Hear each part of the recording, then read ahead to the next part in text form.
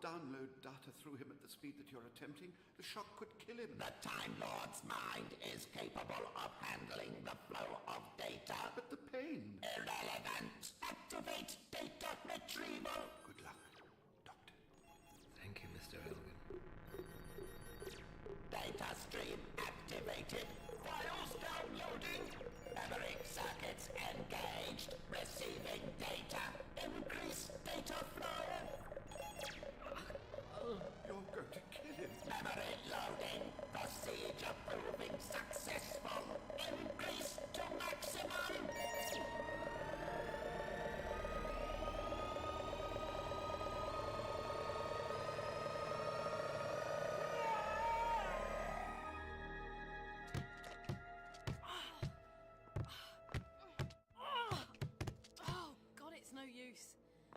Why do they build library doors so well here? Stops people nicking the books, I suppose.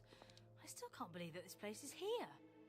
Yeah, well, it's pretty well hidden. What did bring you here? Money. I had a collector on Coralie willing to pay a lot of money for ancient artifacts. Thought it was an easy heist. A planet that no one comes to. An ancient stone thing that no one would miss. Easy money. Boy, was I wrong. Your partner? Repel. Was he... Well, was he... A partner in every sense of the word, yes. Seeing him alive again, it's tough. Well, if the doctor's right, then it's not him. If the doctor's right, then it's some alien entity using his corpse. That doesn't exactly make me feel any better. Sorry. No, it's okay. Come on, let's have another go at this door. There. Wait. Listen. There's something going on outside. Daleks? I'm not sure. What was that? Uh-oh. Here comes trouble. What? Oh, God. Ace. It's him. Oh, it's okay, Bev. It's okay. Repel? We are not Repel. We merely inhabit his form. We apologize if this is distressing for you, but we struggle to save our race. This was necessary. We wished it was not. We mean no disrespect to your dead. Is there anything of Repel there at all? Do you remember me? Yes, we remember you. Beverly? Are you... Dead, yes. But my feelings are still here. I'm not sure I can do this, Ace. Oh, Bev, I know this is going to be hard. But we're out. We're free. Oh, so let's go. Repel or whoever you are. Do you know where the doctor is? They're holding him in the wetworks chamber, but I fear it could be too late. What do you mean?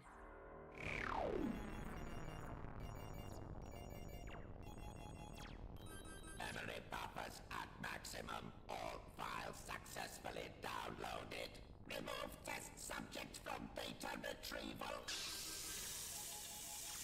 Test subject now disconnected. Release remote operation. Test subject now under self-control. Report on condition.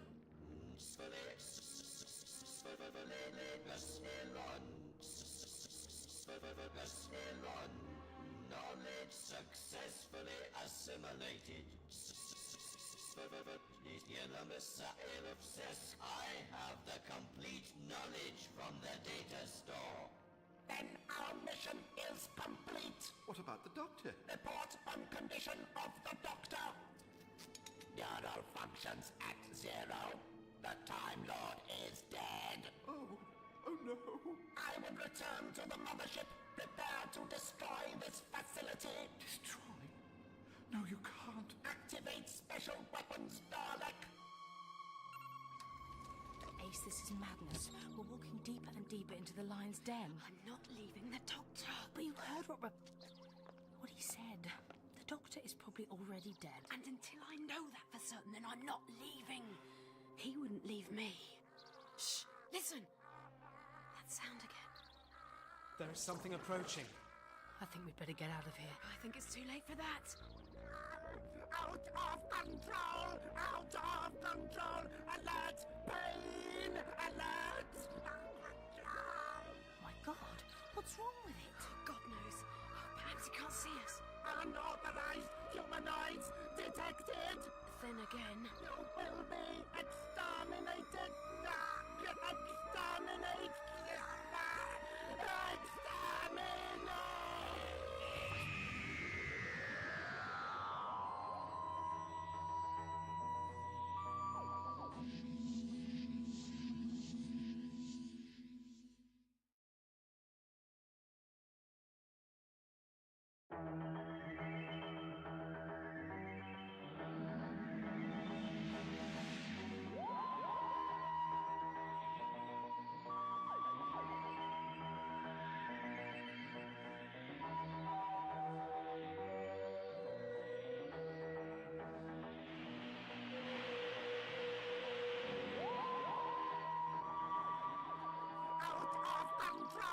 Out of control!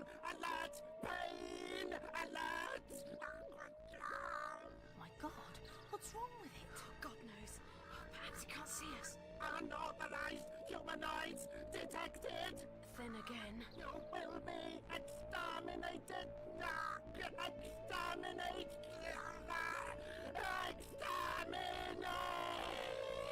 Get down!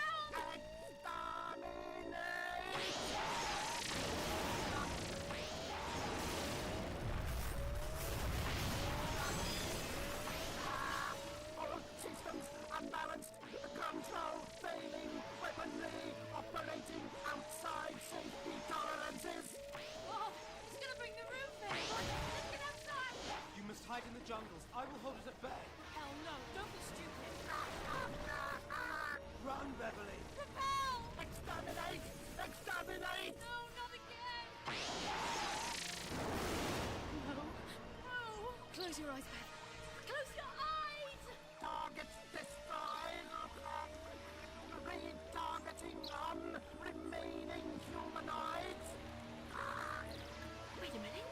What's the matter with it? Vision impaired! I cannot see! Sensors indicate unknown life form in aqueous precipitation! Life form invading casing! Water levels increasing to above tolerance! Motor functions disabled! Weaponry offline! I'm losing control! I'm losing control! What the hell happened? Beats me. Repel? There's nothing left of him, Beth. Who said that? His essence is still here. In us.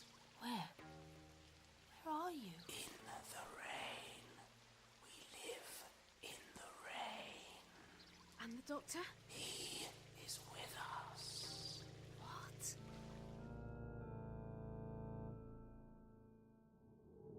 Hello? Hello?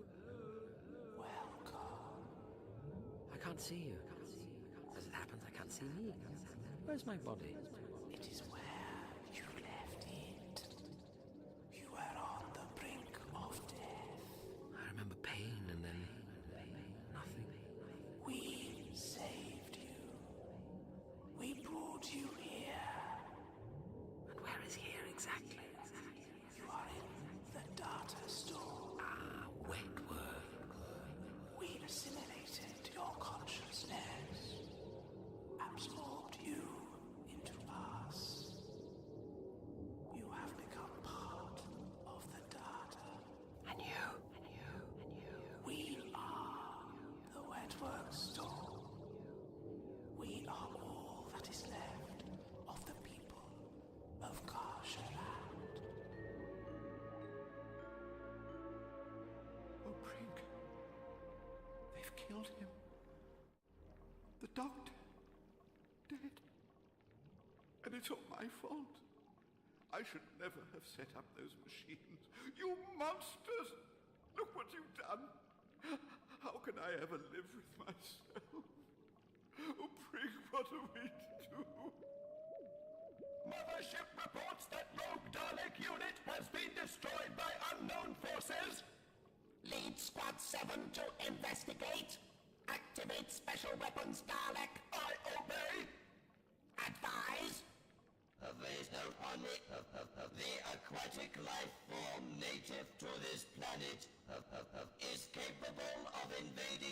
casings and rendering us inoperative. You will advise assault squads on correct procedure for extermination of these life forms. The life forms are non-hostile. They do not require extermination. You will obey? Their destruction is not necessary. You will obey? So, you're an aquatic life form? Not in the sense that you know it. We don't live in the rivers and oceans. We are the rivers and oceans. And the rain? Any water can hold our essence. Including people. Life forms such as yourselves are made up of so much water that it is easy for us to live within you, yes. But no life forms ever come here, so no one is aware of the genocide of our race, of the crimes of the librarians. When you arrived, we tried to talk to you. We tried to talk to you both. Oh, the voices in the rain. Yes. And when we failed, we found the body of the one called Rappel. He could take us where we cannot go. He could take us where it was dry, and gave us the power to communicate with your kind. So you are the phantoms? The phantoms of Kar Sharan? Elgin and the others spread that rumor, so no one would ever take our voices seriously. But why? What has Elgin been doing to you?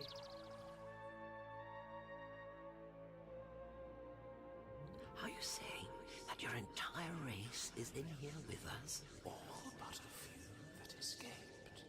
This storage facility is no technological miracle engineered by Elgin. It is a prison where every piece of data is carried in the mind of one of our race. We have suffered in here while the universe has gone on, oblivious to us. So every drop of liquid in here is a living being? This is obscene. It is only through our determination that we retain any identity of self. We have lost so many, their minds wiped clean to hold the data. Your arrival has brought us hope. Will you help us, Doctor? Will you help to free us? How do I get back to my body? The part of the data that makes up your mind can be downloaded back into your physical form. But beware, the Daleks intend to destroy this facility. If they do so, then we are lost forever. Test subject is behaving erratically. Scans indicate increasing neural activity outside of computer projections. Failure to obey commands cannot be tolerated. Remote control cannot be re-established. It may be necessary to prepare another test subject. The death of the Time Lord will affect speed of transfer. The librarian Elgin will be fitted to the machine. No, you can't do His brain is not as suitable as that of the Doctor. His destruction will be certain. Oh, God. Then we will continue to use the remaining humanoids. You can't do this. It's inhuman. I must report to Skaro. You will report to the main laboratory. Prepare another test subject. Report if it is necessary to destroy existing subject. I obey. Oh, God. You are to be kept alive. You will remain here until we have conducted our tests. Leave this room and you will be destroyed. Oh, Brink. This is dreadful. I don't know what I'd do if I didn't have you to talk to.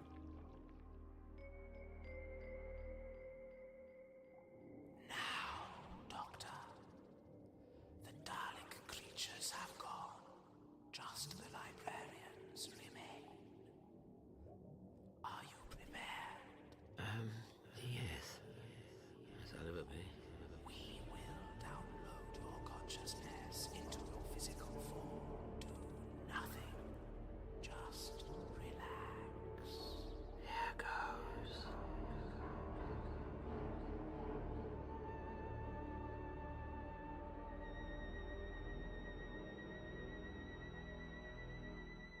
Data retrieval online. Downloading. Oh. Doctor? Prink, look. He's alive. Oh, my dear Doctor, I thought you were dead. By the time I'm finished with you, Elgin, you'll wish I was. I don't understand. To think I counted you among my friends. Oh, you could be pompous, arrogant, selfish. But now I find that the enemies I have fought are like children compared to the obscene crimes that you are responsible for. An entire race, Elgin, trapped in your vile machine. Sentient creatures, trapped, unaware, unable to move, unable to think for themselves, unable to laugh or cry or love, used by men like you who have the audacity to call themselves civilized. This thing is little more than a gulag. You are an abomination, no better than the Daleks. I should leave you to them. Where are the rest of your people? Dead. It's only me and Prink left. The Daleks? They've returned to their ship. They mentioned something about a special weapons Dalek. They intend to destroy this facility when they leave. Good. Let's just make sure they don't destroy its inhabitants. Is there a way out of here? Yes. Yes. Over here. We'll never get past the Daleks. Let me worry about that. Doctor, I'm so... Be quiet, Elgin. At the moment, I have nothing more to say to you. Now, come on.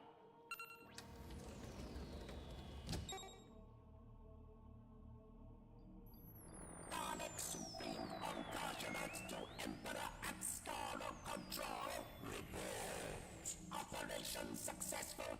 Test subject operational. Then destroy facility. Patrols have encountered unknown hostiles. Make use of data from test subject to analyze hostiles. Test subject behaving erratically. Scientific division advise further test subject created and analysis carried out. Unacceptable. Test subject must be returned to Scarlo immediately. The knowledge is needed to implement final plans for our invasion. Carcerat facility must be destroyed as soon as all data is in our possession.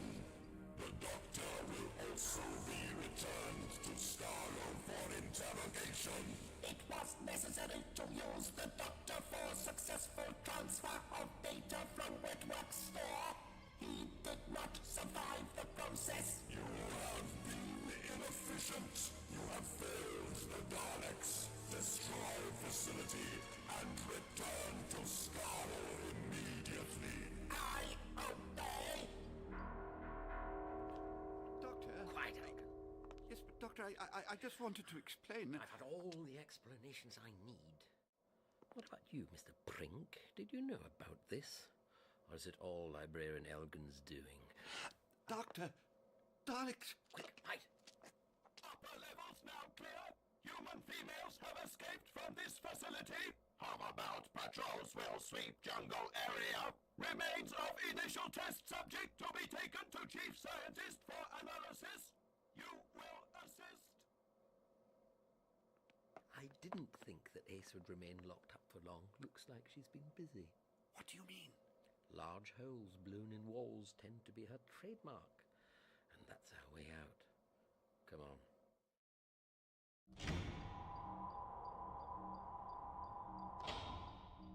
Report casing has been invaded by aquatic life form. Liquid levels have been increased to beyond acceptable tolerances. The Dalek creature has been drowned in its life support chamber.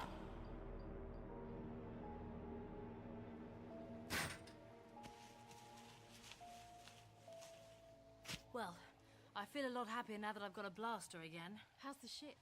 All the systems are operational, but the energy signature is bound to attract the Daleks. I daren't power anything up, and it's going to get cold out here soon. Well, we don't light a fire.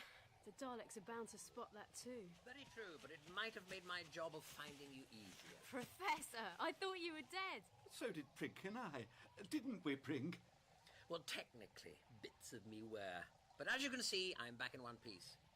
You seem to have made quite a mess of the library. Not guilty. That was a Dalek with an attitude problem. Yes, it wouldn't have been the most stable of Daleks. And how did you destroy that? We were responsible for its destruction, Doctor. I've met others of your kind in the wetworks store. Then you understand what we need. Yes. We have to find a way of releasing the liquid contained in the data store into the rain. Now then, Ace, what do you think we should do? Blow a hole in the roof? What an excellent idea! The prisoners have escaped. And the Doctor's body is gone. He is still alive. He will attempt to reach his TARDIS. There is a possibility he will be successful. Dalek units are vulnerable to attack by indigenous life form. I will be more efficient. The Doctor must be prevented from reaching his TARDIS. I obey.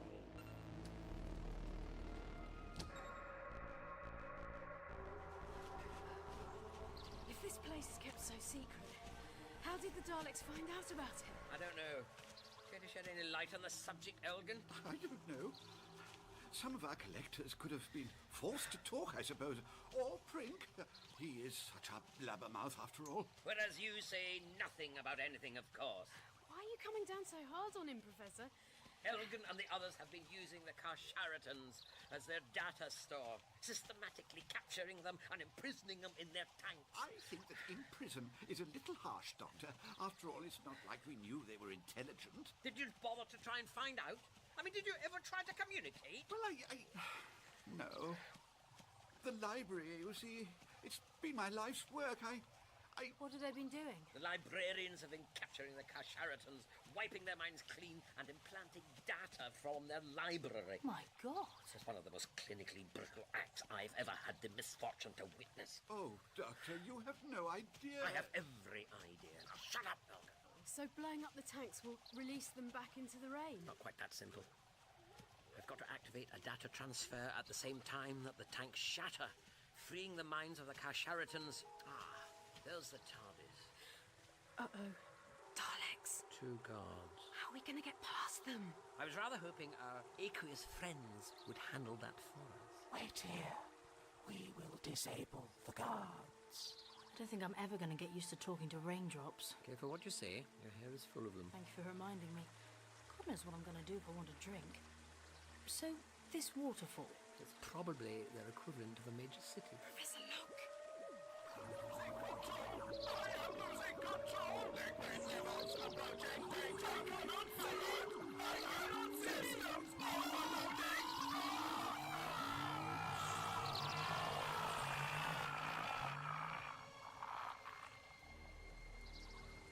The way to your ship is clear, Doctor. Right.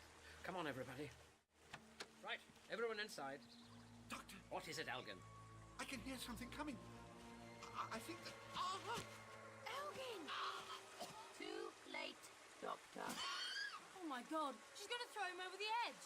Don't let her drop me, please! Don't let her drop me!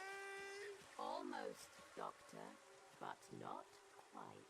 Let him go. And lose my advantage.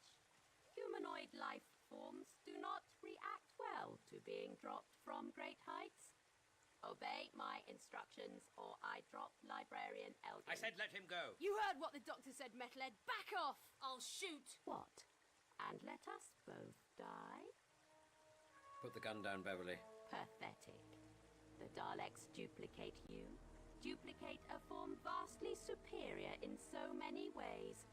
But this reliance on sentiment, you have the potential to be so much more. And yet all I have to do is loosen my grip. All right, all right. Oh, my heart! Prink, do something, Prink! You will surrender the TARDIS to us, Doctor. Another valuable weapon in the Daleks' ever-expanding empire. No! Prink, what are you doing? Give me that gun! Brink, get back. No! There have been too many senseless killings in my library, and I have had enough! You will put down the weapon and remain where you are. Brink, no! Let him go. Quick, save Elgin, Doctor! Oh, thank you, Doctor. Oh, no, it's got Brink. Flesh and blood against Dalek technology. Foolish human. Brink!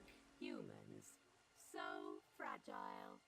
All I have to do is twist. And you die. Brink, no! You can die, Dalek creature. There is no organic element for you to invade. I cannot be drowned. But Mr. Brink has blown a hole through your watertight skin. How much water can you hold? Professor, look at the waterfall! Dear God, it's moving! Gyro circuits overloading. Balance impaired. Weight exceeding engineering tolerances. Now, while it's off balance, push!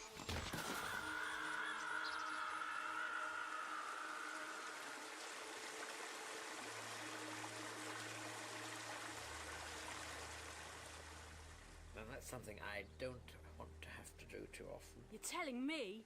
I hate to be a pain, but we did kill the right one, didn't we? Oi! Yes, this one's warm. Get off. Daleks never get that right. Brink? Oh, Brink. Doctor, is he... Dead. Oh, no. And the best tribute we can give him is to destroy the thing that he helped create. Great. So all we have to do is get back into a library crawling with Daleks, set explosives, and get out again before they go off. Exactly, Ace. So I hope you've ignored everything that I've ever told you about Nitro 9. No signal from duplicate. Prepare to abandon facility. Alert. Sensors indicate space-time disturbance. Arrival of time vessel in this vicinity imminent. All Daleks, prime weapons.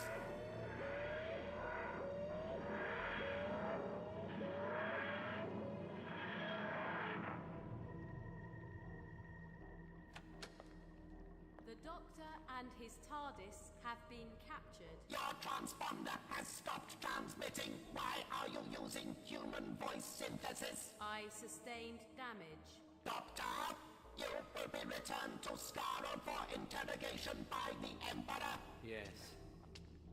You finally defeated me. Where are the other humanoids? Destroyed. It was unavoidable. Prepare to move time vessel to mothership. We are abandoning this facility. I obey. Special weapons Dalek to Wetworks chamber. The destruction of this facility serves no purpose. We must ensure that all knowledge is retained by the Daleks only. The placement of guard units is sufficient. You will obey. Your orders are not logical.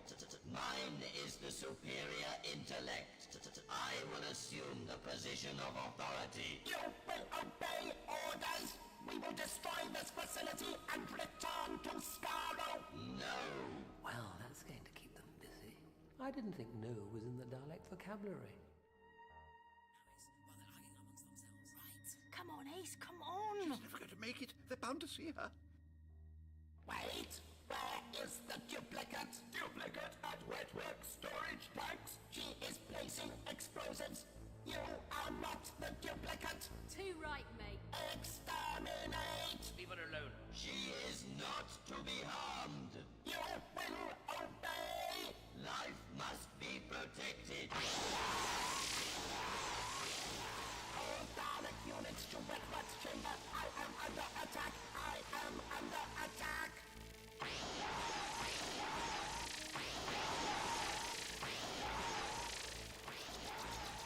Firepower ineffective. Test subject increasing power to casing shielding.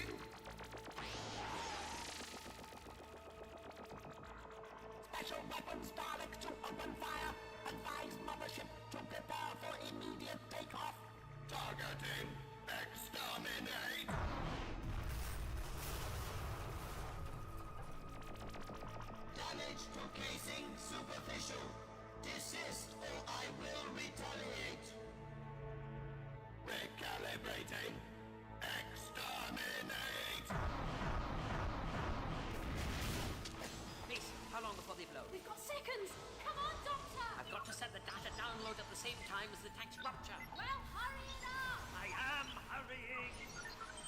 There. Come on, Ace. Into the TARDIS.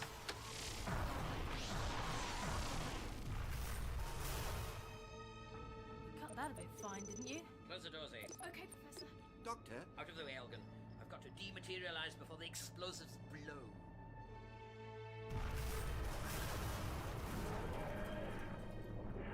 Test subject destroyed. Dalek Supreme aboard mothership. Mothership lifting off. Remove explosives from data storage tanks. Remove explosives. Explosives at Cryx.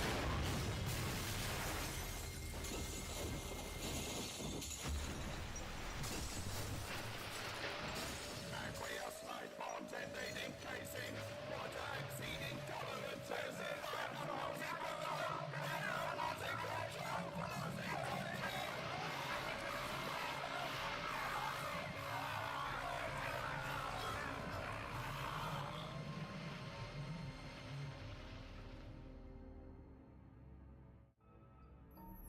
Dalek Supreme on Karjarat to Emperor on Skara. Report. Karjarat mission a failure. Test subject destroyed. Special weapons Dalek destroyed. Dalek assault force destroyed. Data facility destroyed. Unknown alien life form and the intervention of the Doctor. The loss of the data store has jeopardized our plans. You have failed. It was unavoidable. Reasons are irrelevant. Failure is unacceptable. Order Chief Scientist to take command of Mothership. I obey. Set self-destruct. I obey. Activate.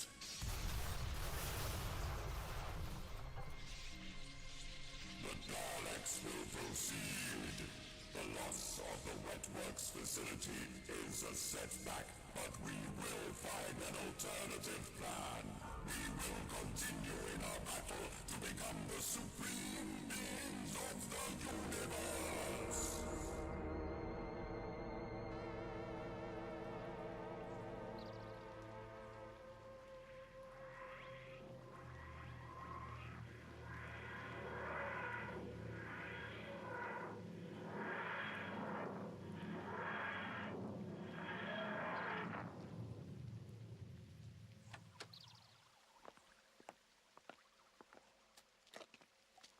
Well, that's made a mess of the books. Yes. Another wonder lost to the universe. My library. My beautiful library. It was a mistake, Elgin. Knowledge at the cost of a species. Yes. Yes. Doctor, we are free. Thank you. Did all your people make it? Most require healing. Some will never recover. But in the streams and the clouds, we will help them. I'm glad. Now we can reclaim our planet. I've turned off the temporal barriers. Soon the jungle will claim the library. It will be as though it's always been here. The Daleks? Drowned in their casing. Oh, that's horrible. Yes, the Daleks always bring out the worst in people. And the worst in me. Well, I doubt anyone is going to chastise you for it. Where will you go, Bev? Back to my ship, away from here. The ghosts on Karjarat have become a little too real for me. Goodbye, Ace. Doctor. Bye. Bye. Will she be all right, Doctor? Oh, I think so. The universe always has room for a talented thief. What about him? I don't know. What will you do now, Mr. Elgin? Everything I knew here is dead, Doctor. My staff, my friends, my work. But your work was criminal. Oh, I know that now. But at the time, all that knowledge, and I could still be so stupid. I'll send a message to the Time Lords, Elgin. The High Council will send a team. Can we take you somewhere? No, Doctor. I'll wait here for the Time Lords to arrive. See if we can salvage some of the books. Goodbye, Elgin.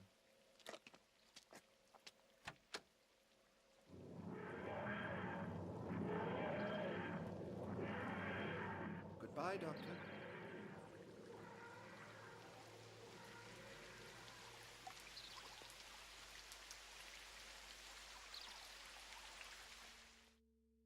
Doctor, that Dalek, the one that saved us, it could have changed the Daleks, couldn't it? Yes. It's strange. A Dalek that has acquired the wisdom of the universe might have helped usher in an entirely new era for them. Who knows?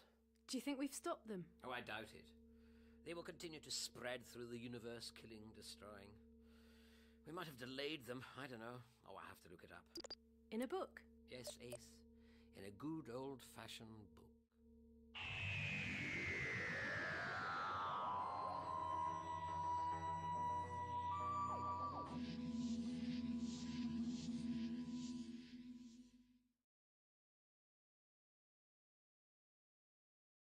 And now, a new 4-part adventure starring Peter Davison in Doctor Who.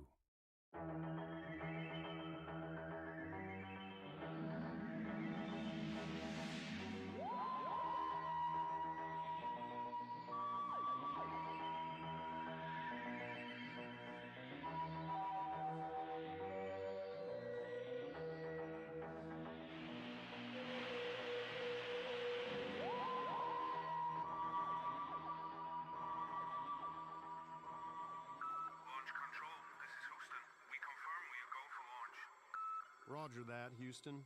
Go for launch. T-minus 10 seconds. Guidance release. 8, 7. Ignition sequence start. 3, 2, 1. Ignition. All engines running. Commence liftoff.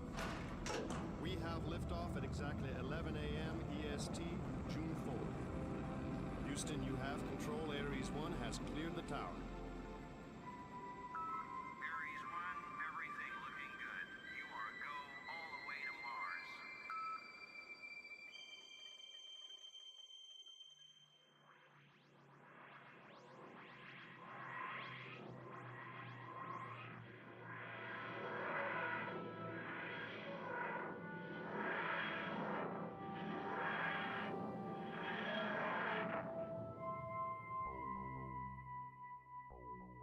We've arrived.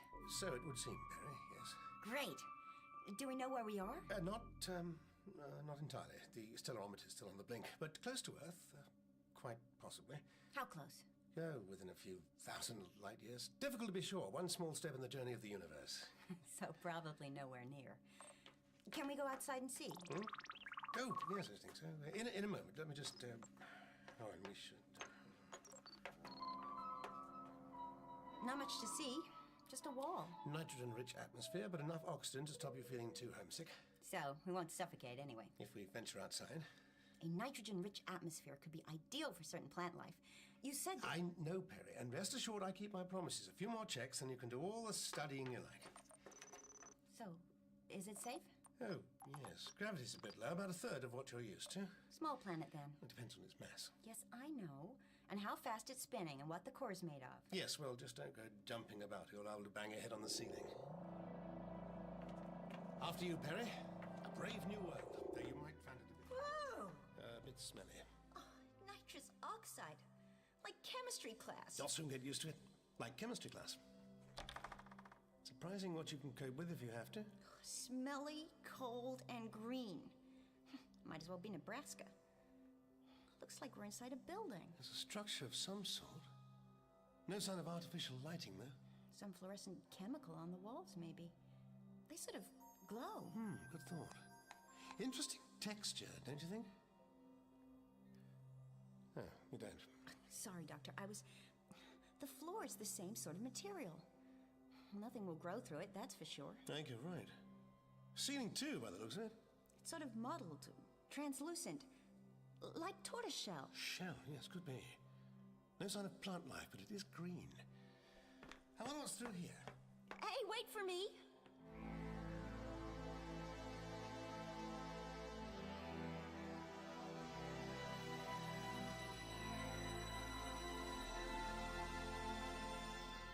All systems green.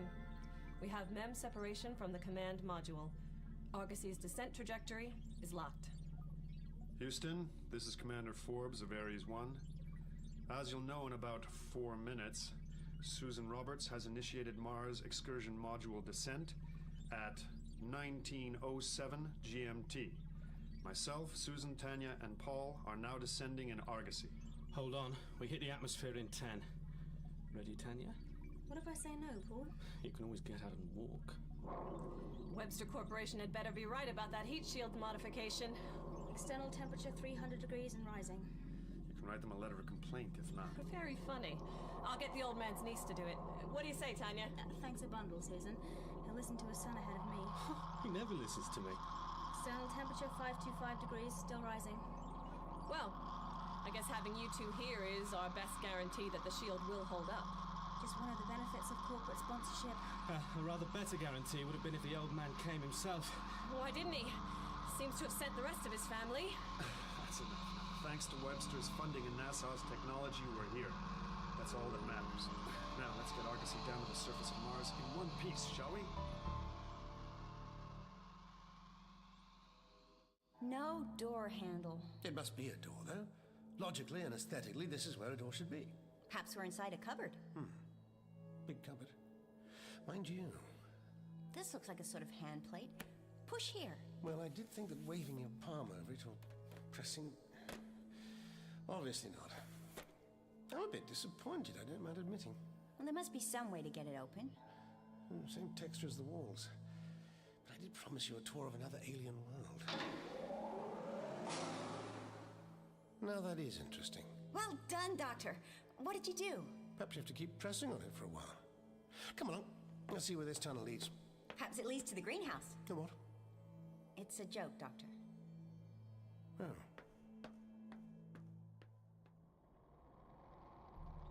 Getting a bit bumpy. We're past 1G. Altimeter now reading 50,000 feet. Prepare to jettison heat shield in 5. Mark. What's left of it? 3, 2, 1. Jettisoned. 2.1 Gs.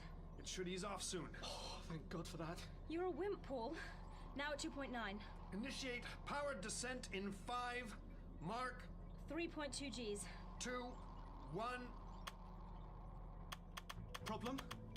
Negative on ignition. Descent engines have failed to fire. I have a master alarm on descent engines. Thanks, Tanya. 3.7 Gs. Recycle. Try again in 3. Mark. 2, 1. Ignition. Descent rocket ignition at 23,000 feet. What now? Landing radar. Not getting a fix. Give it time. Time. We're at 18,000 feet. And switch that thing off. Final abort threshold is 10,000 feet, as I recall. We know that, damn it. Down to 1.8 Gs, if that helps. Thanks. You got a lock yet? Negative. What the hell is that? What? Outside. Looks like dust. We're in the middle of a dust storm. That's why the radar won't lock. You can't see through it. How low do we have to be before it locks on? No idea. Approaching 11,000 feet. Do we keep going? Lee? We can't abort after 10,000. We'll plow into the surface if we don't get a lock. I know that. Descent rate is 154 feet per second. Okay. Prepare to jettison the landing stage. Initiate mid-descent abort in 3. Mark. Landing lock. I have radar landing lock. Confirmed. Radar lock at 9,700 feet. Descent rate now 117 feet per second. Still a hell of a lot of dust out there. Can you see to get us down? I'll let the computer do it. 350 feet. The dust's getting thicker. That's the rockets keeping it up. 200 feet. Descent still slowing. I've got some drift. The storm's blowing us sideways. Compensating. 50 feet. Final descent burn in 3. Mark. 2, 1, now. 30 feet. Contact light. We're down. Kill the engines. All engines stop. Command override off. Engine arm off. Contact arm off. Houston, this is Commander Forbes. The Argosy has landed. Welcome to Mars, everyone. Look at it out there. Not bad visibility, considering it's the middle of the night. Moonlight, mostly. I'll get the floodlights on, too. Still blowing. Hey, I thought I saw something. Just for a minute as the lights came on. The anomaly. Hey, the computer put us down right next to it.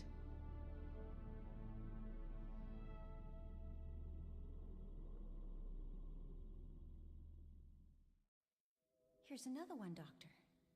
That's 7 so far. Yes, it's odd, isn't it? I wouldn't have thought it was cold enough to keep these blocks frozen. Assuming it's water that the ice is made from. True. Or maybe some supercooling process. Can you see any pipes or wires? Looks like there's something inside. I can't see what it is, though. They seem to be positioned in alcoves close to doorways, don't they? Coincidence? Or maybe there's machinery inside that works the doors. Kept frozen solid. It's funny. Won't open. Maybe it's locked. But why lead us this far, then lock us out? After all, we must be nearly there. Almost where? Wherever it is we're going, unless we're heading away from it. I must say, this whole place is fascinating. Come on. I don't know if it's the echo or the size, but this place reminds me of a church. Or a castle.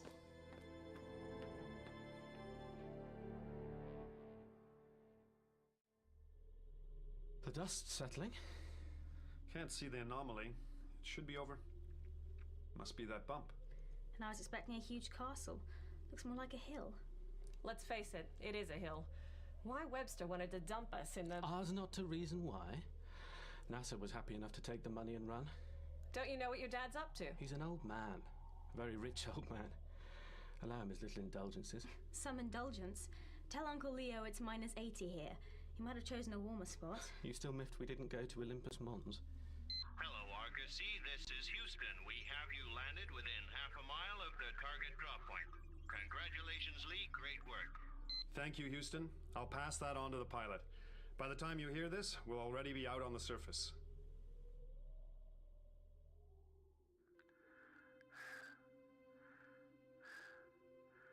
Okay, I'm starting down the ladder. The surface looks powdery. Dark red, of course. Guess the dust storm in our engines really churned things up. We have you on visual, Lee. The pads are settled into the surface. Houston says you'll go for EVA. Just what you'd like to know. Thanks, Tanya. They're a few minutes behind us, as ever.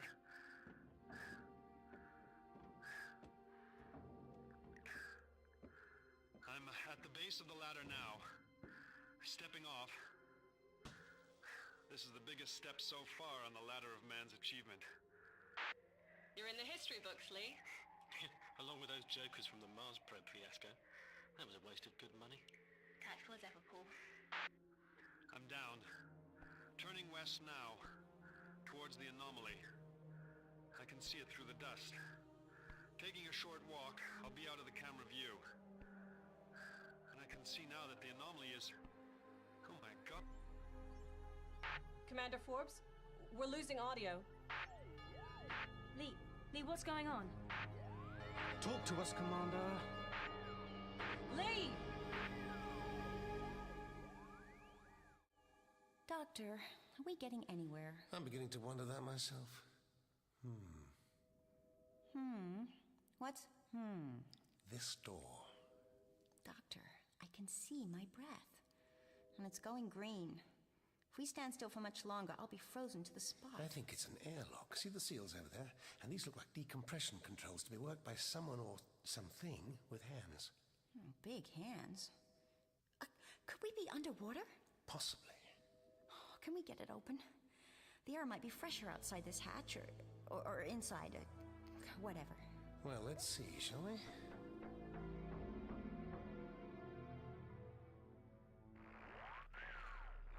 Release the hatch. I'm coming in. Commander, what happened? Just unlock the hatch. Hatch to manual. Clamps released. Commander, Lee. Wait, just a minute. What are you doing, sir? That's the main comm system. Useless. Here, you try. Try what? Just see if you can raise mission control. Houston, this is Argosy. Respond, please. It'll be 4 minutes before... No, it won't. There's no carrier signal. Look, nothing. Try the command module in orbit. They're closer. As if it makes any difference. Ares 1, respond, please. They should come back straight away. Ares, can you hear me?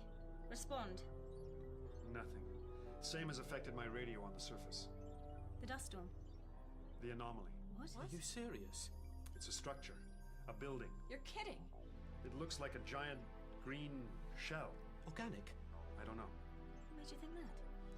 I'm going back out there. Susan, I want you to suit up. This I have to see. Me too. No, Tanya. You and Paul get the excursion gear out of storage. Start with the geology kits. And keep trying Houston. Stay in touch. We want to know. Don't worry. We all want to know.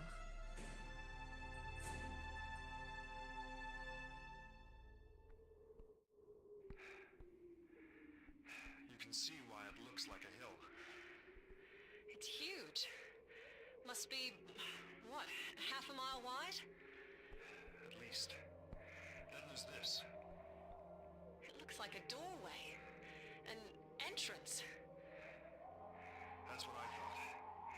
You reckon we can extend the docking tunnel out this far? Distance isn't a problem. If it survives the wind. Let's do it now. Good idea. I can feel the cold even through the suit's insulation.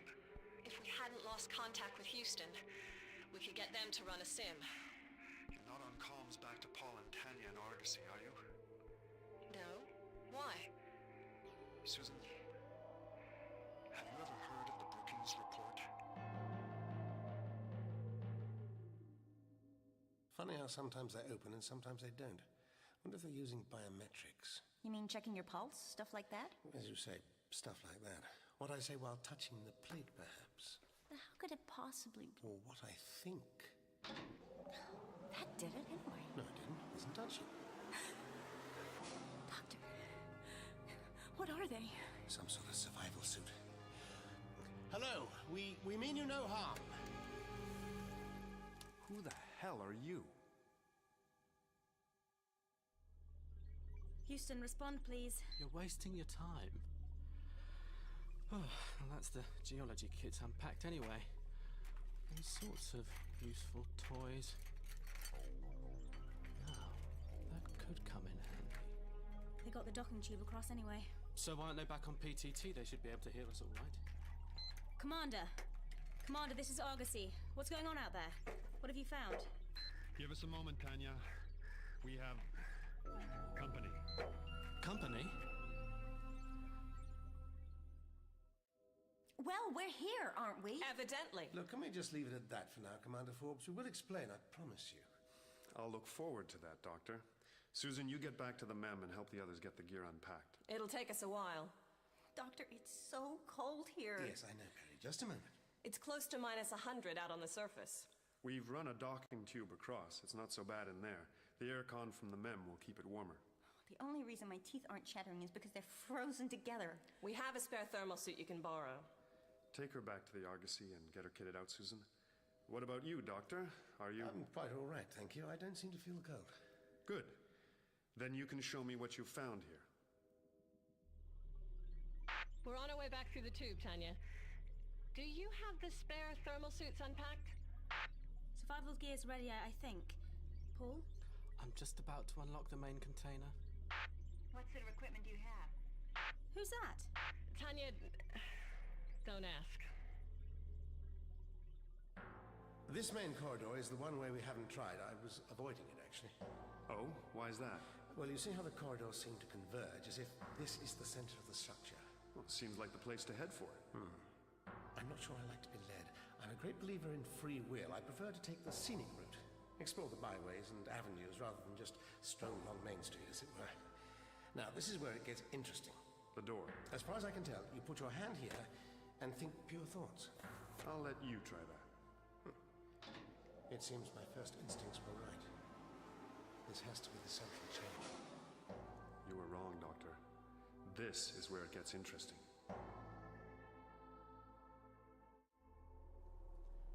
I'll get this gear over to Commander Forbes. You follow with the first load from the container when it's ready. Right. Is this the container?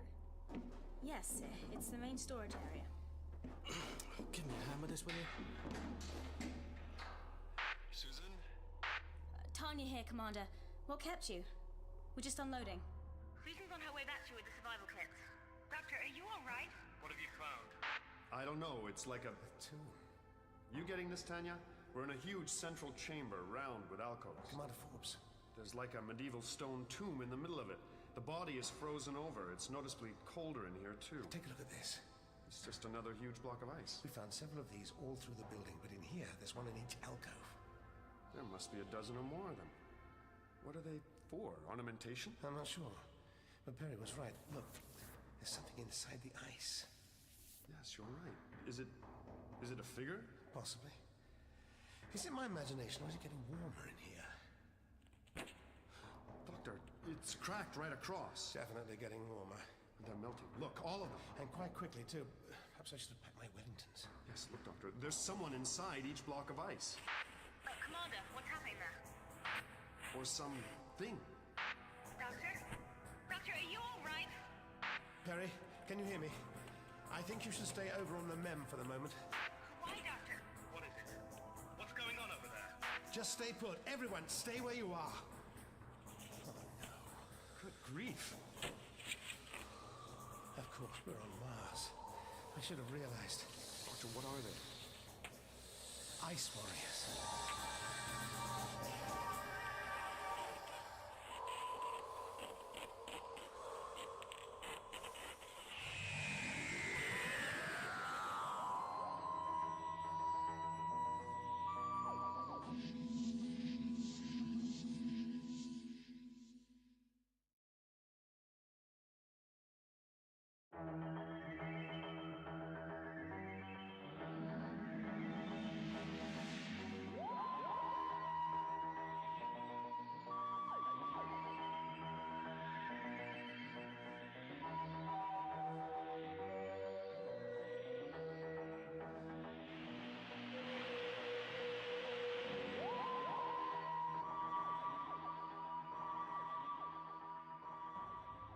Susan's on her way back to you with the survival kits.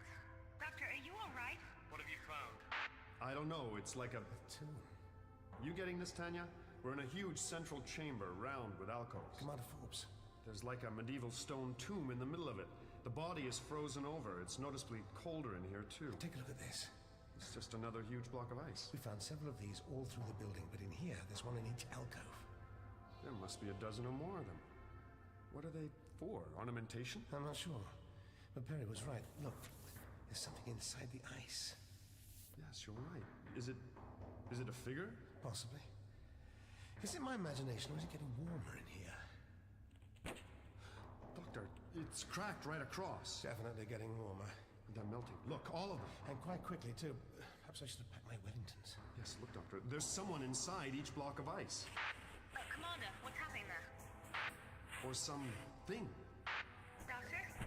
Doctor, are you all right? Perry, can you hear me? I think you should stay over on the MEM for the moment. Why, Doctor? What is it? What's going on over there? Just stay put. Everyone, stay where you are. Oh, no. Good grief. Of course, we're on Mars. I should have realized. Doctor, what are they? Ice warriors.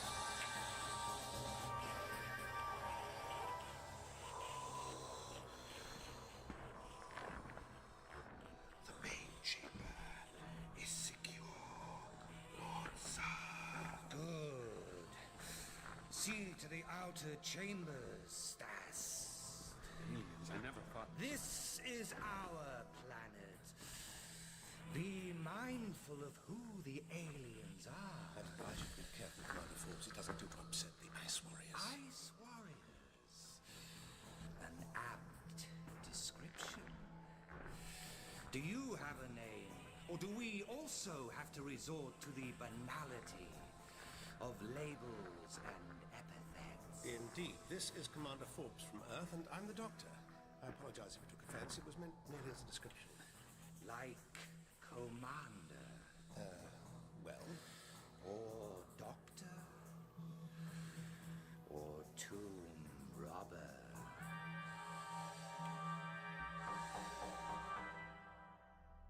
Your father wanted you both to come on the expedition? He likes to keep control in the family, even adopted family. But why did NASA have to listen to him? Funding? NASA's practically broke. The enlightened US taxpayer might have paid through the nose to send Apollo to the moon, but to put a man on Mars? Won't bother. So your father stumped up the cash? Most of it. His money, NASA's expertise. And the condition was that they bring you? That and getting them to land us close to the anomaly. But why, Paul? There are thousands of more interesting features on Mars. Olympus Mons is the biggest volcano in known creation, and it's just across the plain. Yes, I mean, he didn't know that this anomaly would turn out to be an alien building. Of course he knew. We got our fingers burned with the Mars probe missions over 30 years ago, but we've sent landers and robot probes since, while we waited for NASA to get its act together. And brought back some soil and rock samples. So what? Oh, we've brought back more than that, Tanya. Much more. What does Webster Corporation do exactly? What's your business? Everything. Everything? Pretty much. From pharmaceuticals to investment banking, computer software to online publishing. And what do you two do? I'm a geologist with the Oil Exploration Group. Paul heads up another one of the divisions. Investment banking? Defense development. Advanced weapon systems, armament, anti-terrorist technology. Weapons? And you knew, didn't you? You knew what was here. You want the alien technology. Paul? Is that it? We meant no disrespect, I assure you. We're explorers, that's all. And you think those things, whatever they are, will give it to you? Who says I'm going to ask?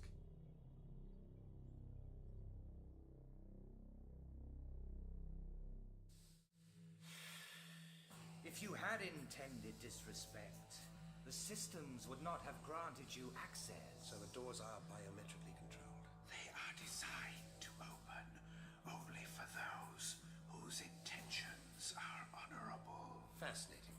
Though you should know that intention and ability can be two completely different things. Susan, stop. No, you stop. This is loaded. Look, really, there is no need. Get over here, Lee. And you, Doctor. Anything else moves, and it's dead. Susan, what are you... Destroy. No, wait! Oh, God. Susan.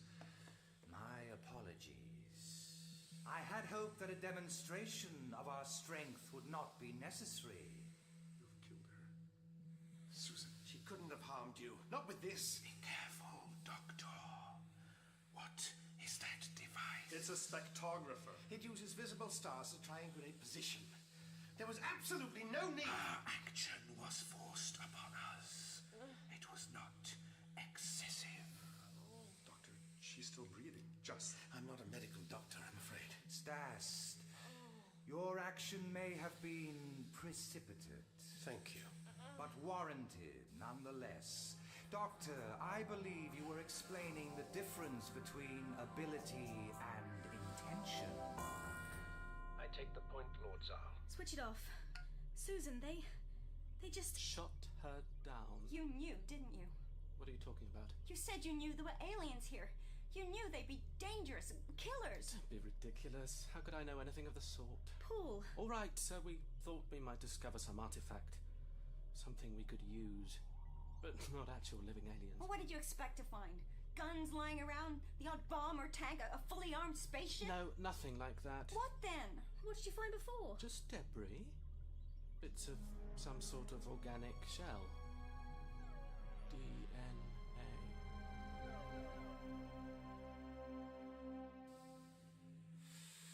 Bring the woman. Where are you taking her?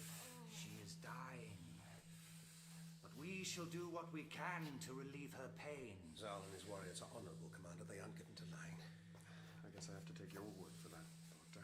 That's what trust is all about. Come!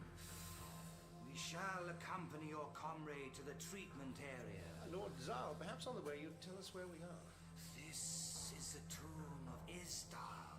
He's the guy frozen solid in the center? Istal was the most heroic of our people. This is his final resting place. And we are the guardians of his vision for our race. Come. And what are you doing here? I thought you all left Mars centuries ago when the atmosphere thinned and the temperature dropped too low even for you. Mission control. Do you think they forced the commander to tell us to stay here? This is Argosy to Houston. I don't know.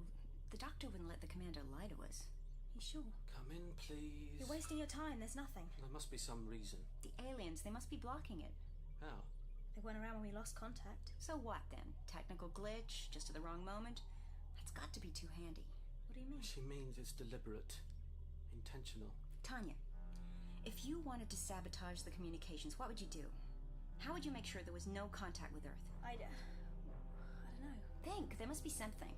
I suppose I'd reset the master cutout and assign a new password. That way it couldn't be rebooted. That's it, isn't it? Well, is it? I don't know, maybe. Maybe? The master cutout's been tripped. That isn't supposed to be possible. I'm rebooting now. It's asking for the password. Which is? Argosy. Access denied. So, what does that mean? It means either Commander Forbes or Pilot Roberts deliberately cut us off. But why?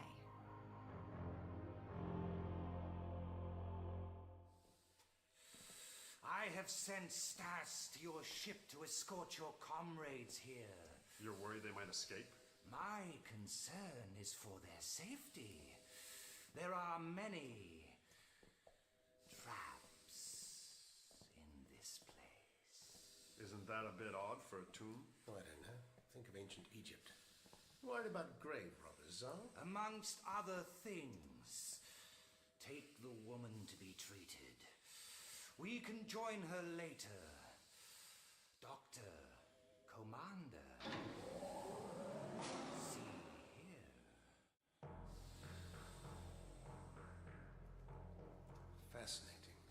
It's like a museum. Statues, weapons. That's craftsmanship. Look at this ceremonial dagger. You are standing in the Hall of Memories. This wall depicts the building of this monument. I thought it was a tomb. A tomb and monument, both. This is the final resting place of our greatest leader. Yes, so you said, but you haven't told us why he is so revered. The construction effort depicted here is extraordinary. He foresaw the coming of the end for our planet and made ready. The change in atmosphere. And the fall in temperature. Isdal predicted the coming of the Red Dawn and organized the evacuation. The Red Dawn? It was the Red Dawn that killed him. A noble death. He died to save us. This is his ceremonial sword. When I was still young, he placed it on my shoulder and made me a lord. The ceremony of Zantella.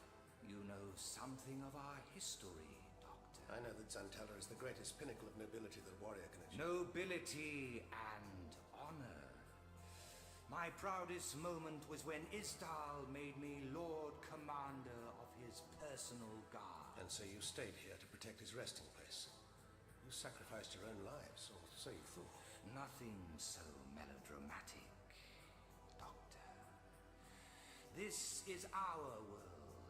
It is right that we should maintain an interest in it. Worried we might steal it from you?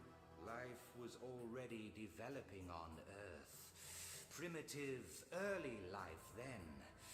But it is useful to maintain a link. Looking out for the neighbors, eh? But you must also know how rich Earth is in minerals. If I were a skeptic, I might think you were waiting for an opportune moment to exploit that fact. The environment on Earth was unsuitable for us. But I do not deny that a treaty might be in our interests. Earth has much to offer us. So, that's it.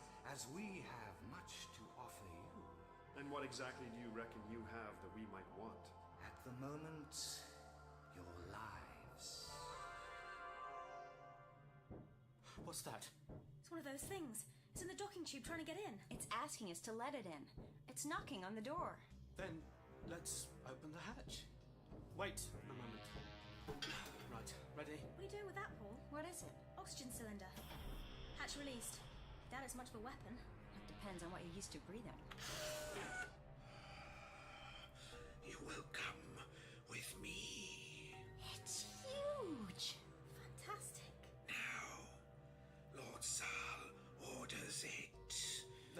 should have said please. You must come. I don't think so. Grab his arm! Don't let it make that thing! Turn it off, Paul. What are you... Just grab him! I've got him! That's got him. More used to nitrogen, are you?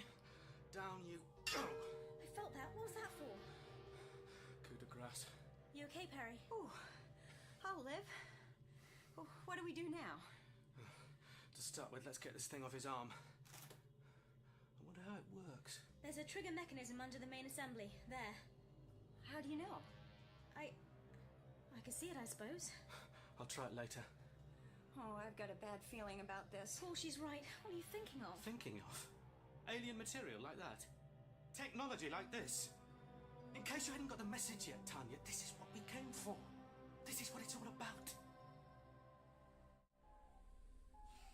How is she? We have increased the flow of endorphins to her brain. She will not suffer. Oh, Susan. But Zal, you must have believed you were making the ultimate sacrifice. You couldn't know that anyone would ever come and trigger the process that thawed you out. There was always that risk. But we never doubted that someone would come, that the tests would eventually yield up a life form as honorable and noble as our own. And here we are. At last. Yes, well, let's not count our chickens. Not looking good. Can't you do anything? She absorbed too much sonic energy. She is dying.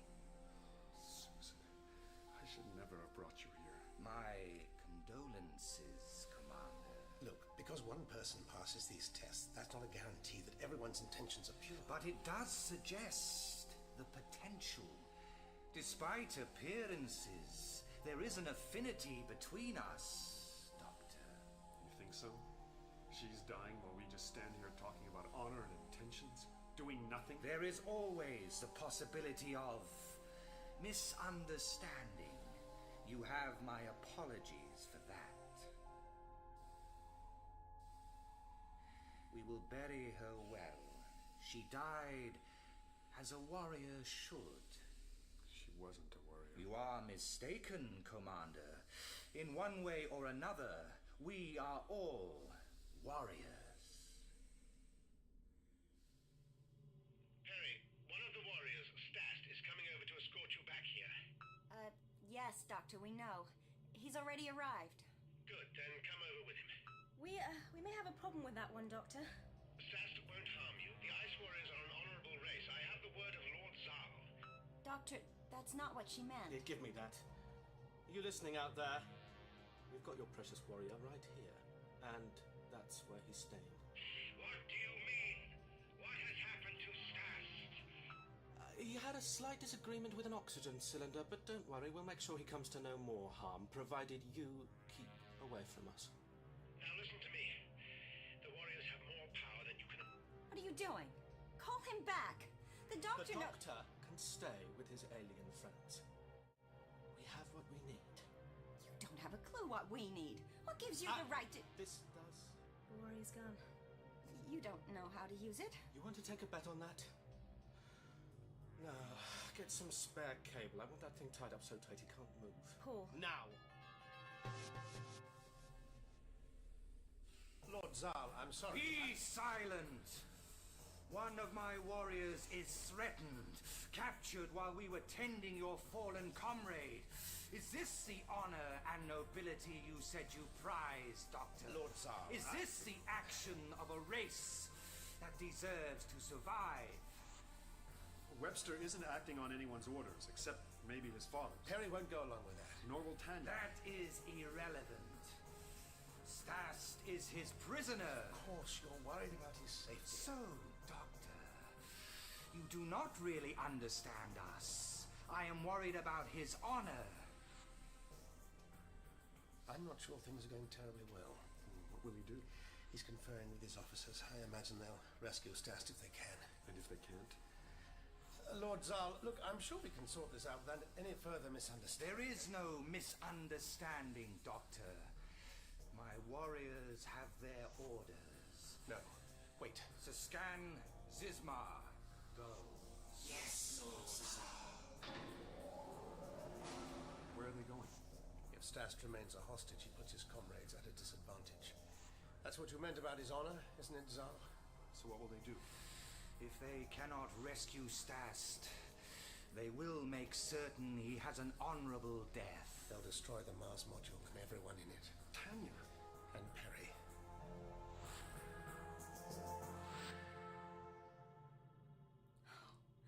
You're mad. Shut up and sit down. I want you strapped in. The Warriors will see this as an act of war. Oh, yes. And what gives you insight into their way of thinking? It's obvious. Tanya's right. They'll want their warrior back at any cost. An interstellar war. Now there's a thought. A thought? With a corporation ideally placed to trade. Trade what? Alien technology. We could even sell our own technology to the aliens. Sell our own secrets? There are no secrets, only commodities. And what's this commodity for? The warrior. He's the final link. The last ingredient. In what, Paul? You really don't know, do you? We have everything we need now. With Van Kopp's cloning technology and the DNA synthesis techniques we acquired when we bought Bionate. What's he talking about? Imagine it. Cloned, armored soldiers, biologically, mechanically enhanced with alien DNA and technology. Oh, no. Earth warriors.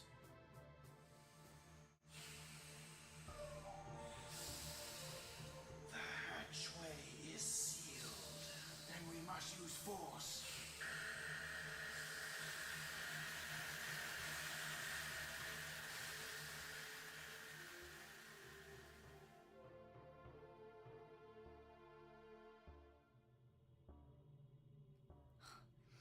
I can smell burning. Look, the hatch, it's red hot. Let's get out of here. What do you mean? You can't be serious. If that hatch burns through, we're not going anywhere. Not ever. If we take off now, we're leaving Commander Force with the aliens. And the doctor. You think I care about them? We have to get this creature back home.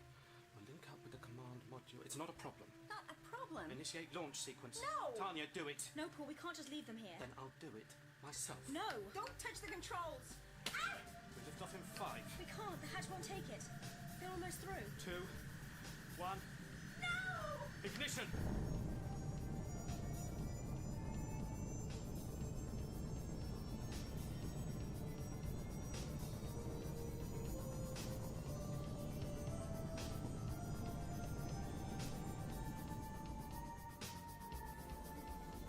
They're taking off. My warriors! Perry. Oh, Perry.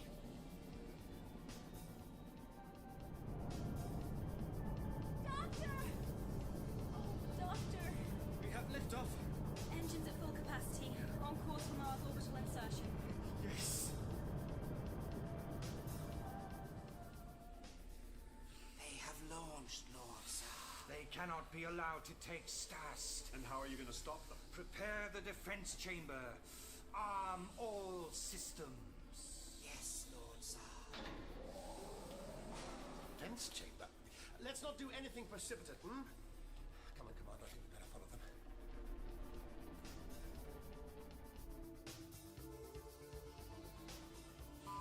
Systems activated. Defensive measures have been initiated. We are tracking the Earth vessel. Acquire the target. Stas deserves an honorable death. No, you can't. There are innocent people up there, Zal. I know. My adjutant is one of them. What are you going to do? They are approaching escape velocity. Target acquired. Weapon systems locking on. Weapons systems? I thought this was a tomb. It's a warrior's tomb. And our warriors defend themselves. This isn't the way. Believe me, I can't let you. I warn you, Doctor, do not interfere. Zal, listen to me, please. You have to stop this. Target locked. No! Fire!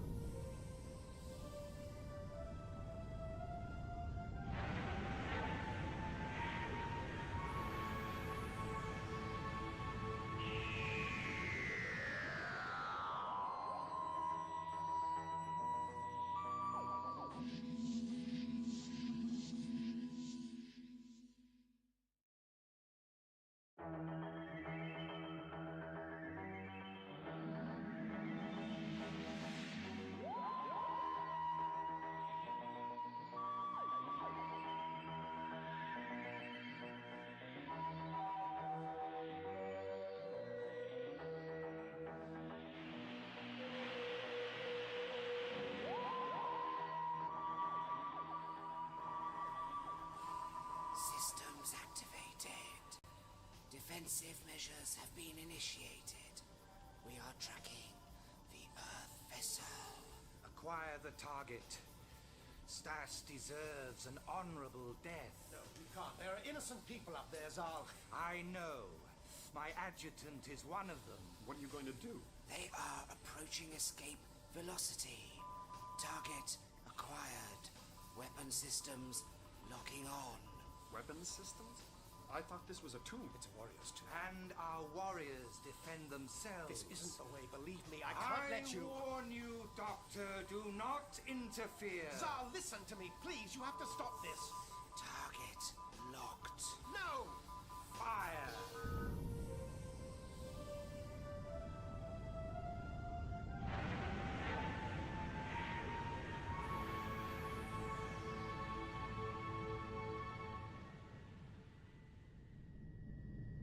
How did you get free?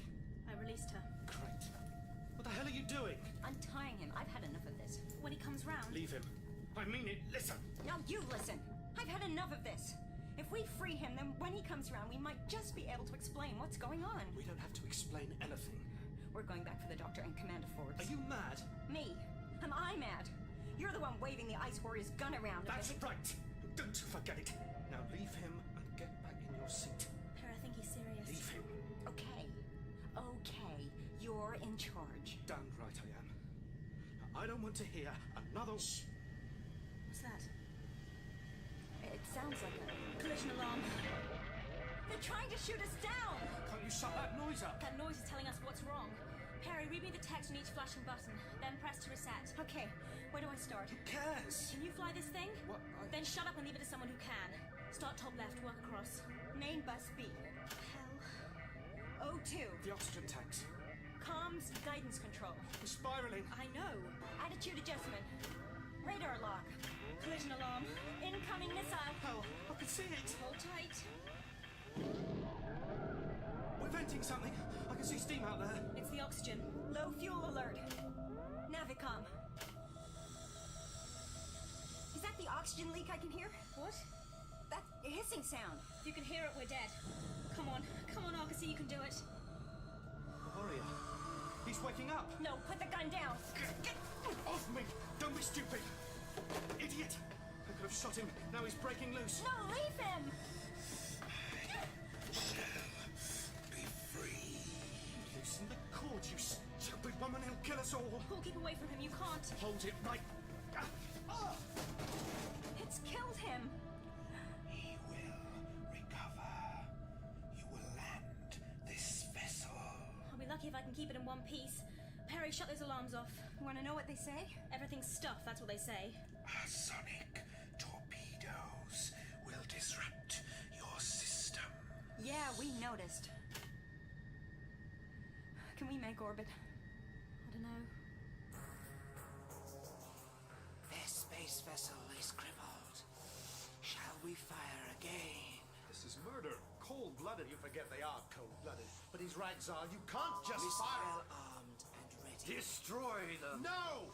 Doctor, this is not our choice. They brought it on themselves. Prepare to fire. The noble tradition of tit for tat. Give me your communicator. What? Your communicator. Quickly, Commander. Target locked. On your command, Lord Zal. What are you doing? Changing the output frequency. We don't have much time. There. That should do it. What are you playing at? The noise! What is that noise? Doctor! Shut off that device! Not until you stand down your weapon systems. Never! No surrender! Fire the missile! Lord, I cannot. Are they dying? Just uncomfortable, I hope. Now then, let's discuss how we get that ship down safely, shall we? That device. Just a communicator. Here, catch. Doctor, you can't hand it over to them. I just did. Thank you, Doctor. I believe that this is yours, Commander Forbes. I suggest you use it to contact your comrades. You're calling off the attack? The Doctor has defeated us and shown mercy. The least that we can do is to return his trust. Mars to Argosy. What's your situation? You may answer blueprint pretty much says it. We've lost main bus B. Power levels are critical. Engines past tolerance, and we're venting oxygen like a burst balloon. That's what I said. What of my warrior? The warrior is... well, he's a bit groggy, but okay. Webster's out cold. I am in command here, Lord Saul. Lee, what are our options? Apart from dying up here, that is. There's nowhere we can make MOI. Stast will assume control of your vessel. No way. It belongs to NASA, to Earth. Your ship is dying. Be quiet, both of you. Let's worry about getting them down safely rather than petty protocol, Now, what's MOI? Mars orbital insertion. She's saying they won't make escape velocity. Then they will crash. What can we do, Lee? Listen, we're going to talk you down. You have to make a landing. You're kidding. We're breaking up already. We've got no landing radar, no altitude control, and we're running out of air. So don't let's waste time talking about it. Let's just do it. Well said, Perry. That's the spirit. Right, Commander, what do they need to do? Doctor, I don't know. What? Their systems are shot to hell. They're probably just about out of fuel. Susan was the mission pilot. Now I just fly planes. The sonic disruption will have affected their instruments. You're saying that they can't trust them? No. No, he's not. He's saying they may be in better shape than they think. Perry, are you still there? Where do you think I might be, Doctor? We're going to talk you down. Getting down isn't the problem. Listen, your instruments aren't reliable. You're in better shape than the instruments say. We know that. You do? Yeah. The instruments say we're dead. Do you have retros? The instruments say we do. But we're not relying on them. O2, tank 3, whatever that means. Better get suited up. It means we're breathing fumes. Now listen up. I want you to use the retros to turn Argosy. Flip her over. Is that our best shot? You're out of time, Tanya. You need a retro burn of about 6 seconds. And they hear us. Push to talk, so not right now, no. What are their chances? Slim to 0. This vessel. What about it? It is a re-entry vehicle, as well as an orbital excursion module. Hell, I hadn't thought of that. You mean they have no heat shield? Not in the ascent stage. They weren't supposed to come down through the atmosphere in it, Doctor. If they are too close to achieving orbit, they will burn up on re-entry. What's to keep us smashing into bits when we hit? You can use the retros to slow the descent. If there's any fuel left. We can rotate them. If you have a better idea, then I'd go with it. Thanks. You, Stast. You watch through there and tell me when the planet's surface is directly above us. What do you want me to do? I want you to time the burn. 6 seconds. Right. Count down for me from 3. You ready, Stast? Ready. Okay, then here we go. 3, 2, 1, go! 1, The surface 2, is not yet 3, visible. 4, The retro thrust, 5, say. 6. What? Oh, right, I have 53%. We need another burn. How long? As long as it takes. But we're shaking to pieces as it is. Terry, I know, all right? It's up to you, Stast. I understand. Okay. 3, 2, 1, now! 1, 2, 3, 4, 5, 6. Tell me when. 7, 8, 9, 10. Stop engines. Now what? Now we crash. You're looking good. You'll need to rotate all retros and fire at 300 feet. You should have enough fuel. How'd you know that? He's guessing. Oh, great. Read me off the altitude. 11,000 feet. We're falling fast. It's already 9,000 feet. Calculating point of impact. I don't like the sound of that. What is the estimated point of impact? The main chamber of the tomb. What? You mean they're coming down here? Straight up, straight down. Right on top of us. 3,000 feet. 2,800. We're hitting some turbulence. We are drifting. 2,300. Passing 2,000 feet now. Rate of descent is 212 feet per second. Those retros had better work. Point of impact shifting. They are drifting. The MEM's very light. It's taking quite a buffeting. Let's hope that's all it takes. They will impact close to our ship. You have a ship of your own? Of course. Dr. Commander Forbes, will you accompany us? I'll need a survival suit. It's too cold out there even for me, I'm afraid. You can use Susan's. I guess she won't be needing it now. 1,000 feet. Ready. 600 feet. Brace yourselves.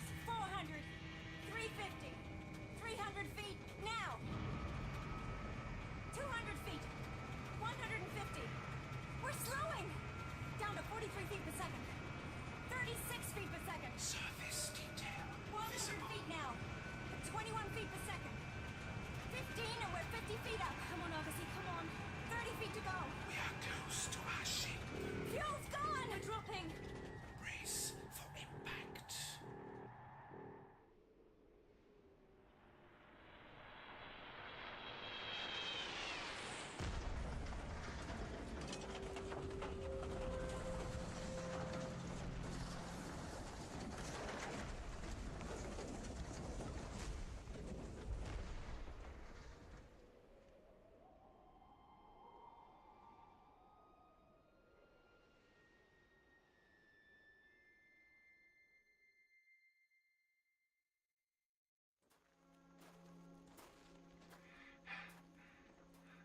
There it is. Looks intact, more or less. Just as long as they've suited up. If there's a leak, they'll lose what air they have left. It's none too warm. Minus 83 Celsius. No sign of life down there. Might get up to minus 30 when dawn breaks. Almost tropical. I imagine it suits you though, Zal. It is too cold even for us, Doctor. We could not survive more than a few days. And the atmosphere has thinned. A planet needs water to support life. Our world is dead.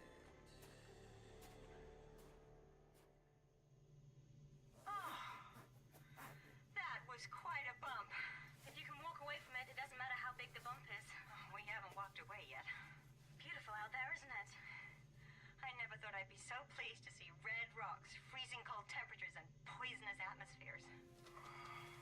Your friend's waking up. He's not my friend, just family, so you can't blame me for human nature. What? I mean, what Paul's done. Do not move. You are my prisoner. Ease up, Stast. He's not going anywhere. You are all my prisoners. Oh. Open the vessel. Yes, Lord Zal. Harry! Harry, are you alright? Yes, Doctor, we're fine. Stast, bring out the prisoners. Prisoners? Now hang on. They have attacked my warrior. Lord Zal, shall I execute them now? Execute? You can't. Silence! You have attacked us when we were at peace. You have captured and held prisoner one of my warriors. Zal, they are not all to blame. Send them home. They can't harm you now. Let the human justice system deal with this. My honor has been compromised. There is honor in being merciful, Stast. There is dignity in forgiveness, just as it is noble to exact revenge. The Doctor knows that. Yes, Lord Zal. We will take these humans back to the tomb. Then we shall send them home. Perhaps. We have a command module in orbit. You can transfer us to that. Thank you, Lord Zal. A noble decision. Be silent, Doctor. Take care that you do not exhaust what remains of my patience.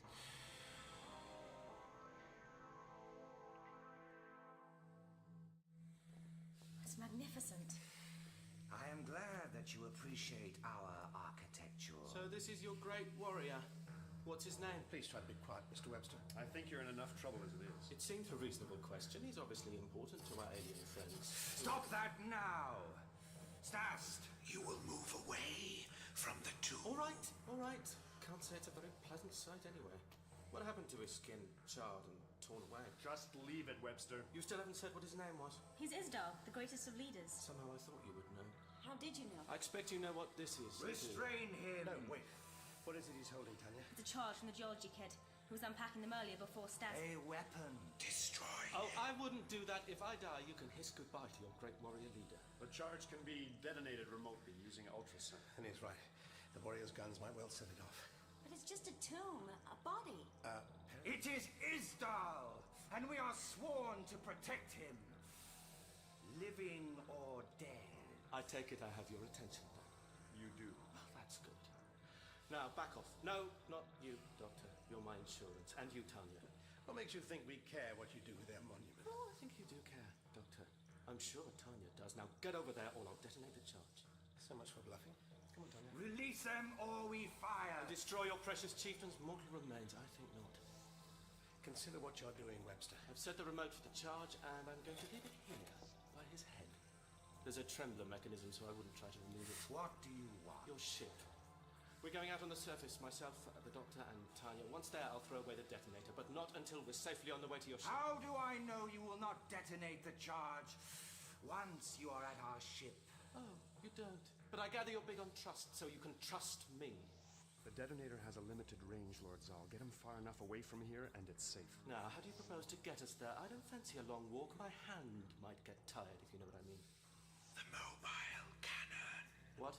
We have an armored vehicle. No, wait, this is not... That will do just fine. I suggest you get it ready. Very well. And I suggest, Doctor, that you come quietly. I will kill you if I have to.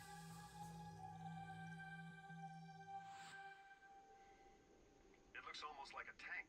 That figures. Webster's an arms dealer, after all. Is there nothing you can do, Lord Zal? Nothing yet. Until we have the detonator. Here you are. Don't say I never keep my word. He's thrown out the detonator. He knows it'll be out of range soon anyway. The question now is, can he get that thing moving?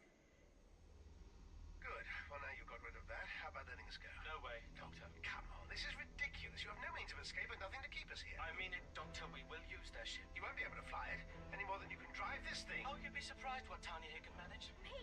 What is it? Come on, Tanya, tell me we're going, I think. Good idea. I think not, Doctor. Great. Staff's gone. I forgot about that. I've had enough of your insults and your prattling, Doctor. I don't need you now. Can you feel that? Is the metal as cold as the warrior's armor, Doctor?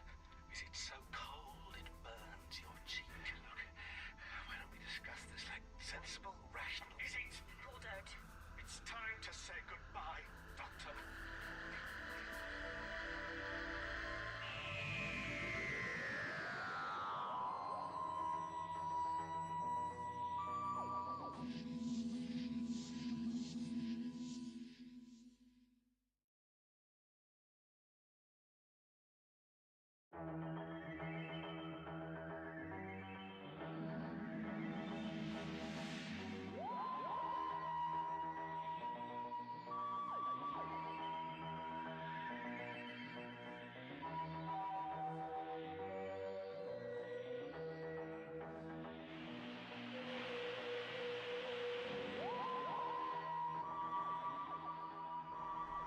Great.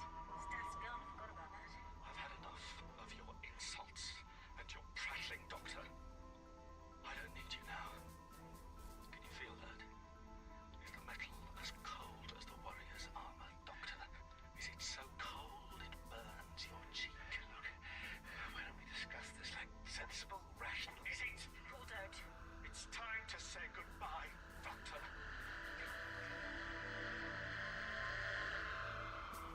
Just so we know where we stand, Doctor. Now it really is time to say goodbye. Wave to your friends. After all, you won't be seeing them again. Ever. Oh, yes, I will.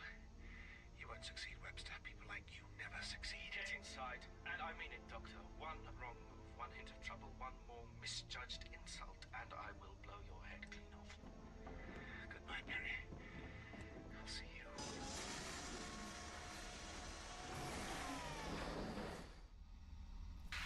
Get to the controls, both of you. What makes you think I can drive this thing? I don't, Doctor. I think Tanya can. Oh, you have to be joking. I can't have never seen anything like this. Oh, you'll manage, Tanya. Look at it. It will make sense to you. Think about it, but not for too long. If you open the hatch, I'm sure I can persuade Zal to send you home. No, we do this on my terms. Quickly, Tanya, or the Doctor dies. You can't expect... You know nothing, Doctor. She'll get this thing working. I don't know how to. You close the hatch. It was just instinct, a lucky guess. Then trust to your instinct. Your Martian instinct. Hurry, please! The hatch is resistant to our weapons. This is an armored vehicle. But you have to get them out of there! We shall. It is just a matter of time. Time? Anything could be happening. They could drive off. They do not have the expertise to pilot the vehicle. Webster could kill the doctor. Nobody is going to kill the doctor. You have my word. Thank you, Lord Zal. We know you'll do everything that you can. But I don't... Come on, Perry. Best to keep out of the way and let them deal with this. What's happening? They are starting the engines. I think I've done it. Activating main drive engines. I knew you had it in you. There must be luck. This is an incredibly complex piece of technology. I don't believe in luck, Doctor. I only bet on certainties. Have you done this before, Daniel? Of course not. Well, it seems sort of familiar, like the Warrior's gun. Let's talk. Get on with it. Right. Let's see if I can get it moving. No, you have to stop this, Tanya. If you guess wrong, you'll probably blow us to pieces. They have started the main engines. We must activate the cutout now. Do so. What are you doing? There is an emergency cutout in the main engine assembly. Stast has sent a warrior to activate it. Actually inside the engine housing? They're about to drive off. Lord Zal, Rasper is reporting. Is there time? Perhaps not. Approaching. Cut off. It is hot. So hot. But nevertheless, it must be done.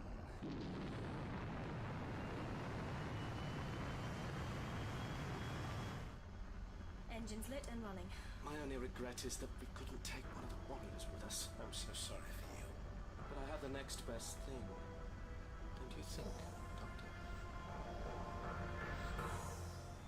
I have located the cutout.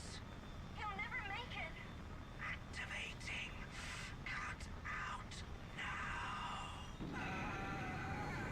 Too late. They're moving. Back, get out of its way.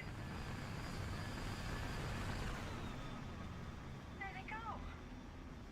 That's it then. The engines have stopped. They're stopping. The cutout must have worked. The systems take several seconds to shut down safely. So now they're stuck. Right in the middle of the plane. We shall return to the defense chamber and contact them from there. You're going to talk to them? We shall negotiate from strength.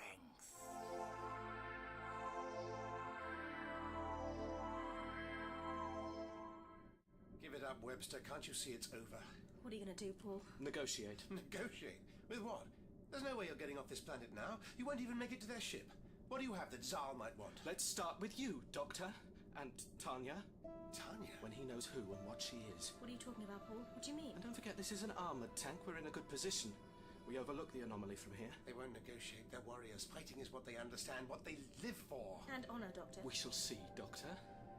We shall see. Yes, well, if nothing else, we have a good view from up here. You mean of the two? I mean of the sunrise across the plain. The dawn of a new age. A new technological order. Their position is defensible. They overlook our position. I thought you were going to negotiate.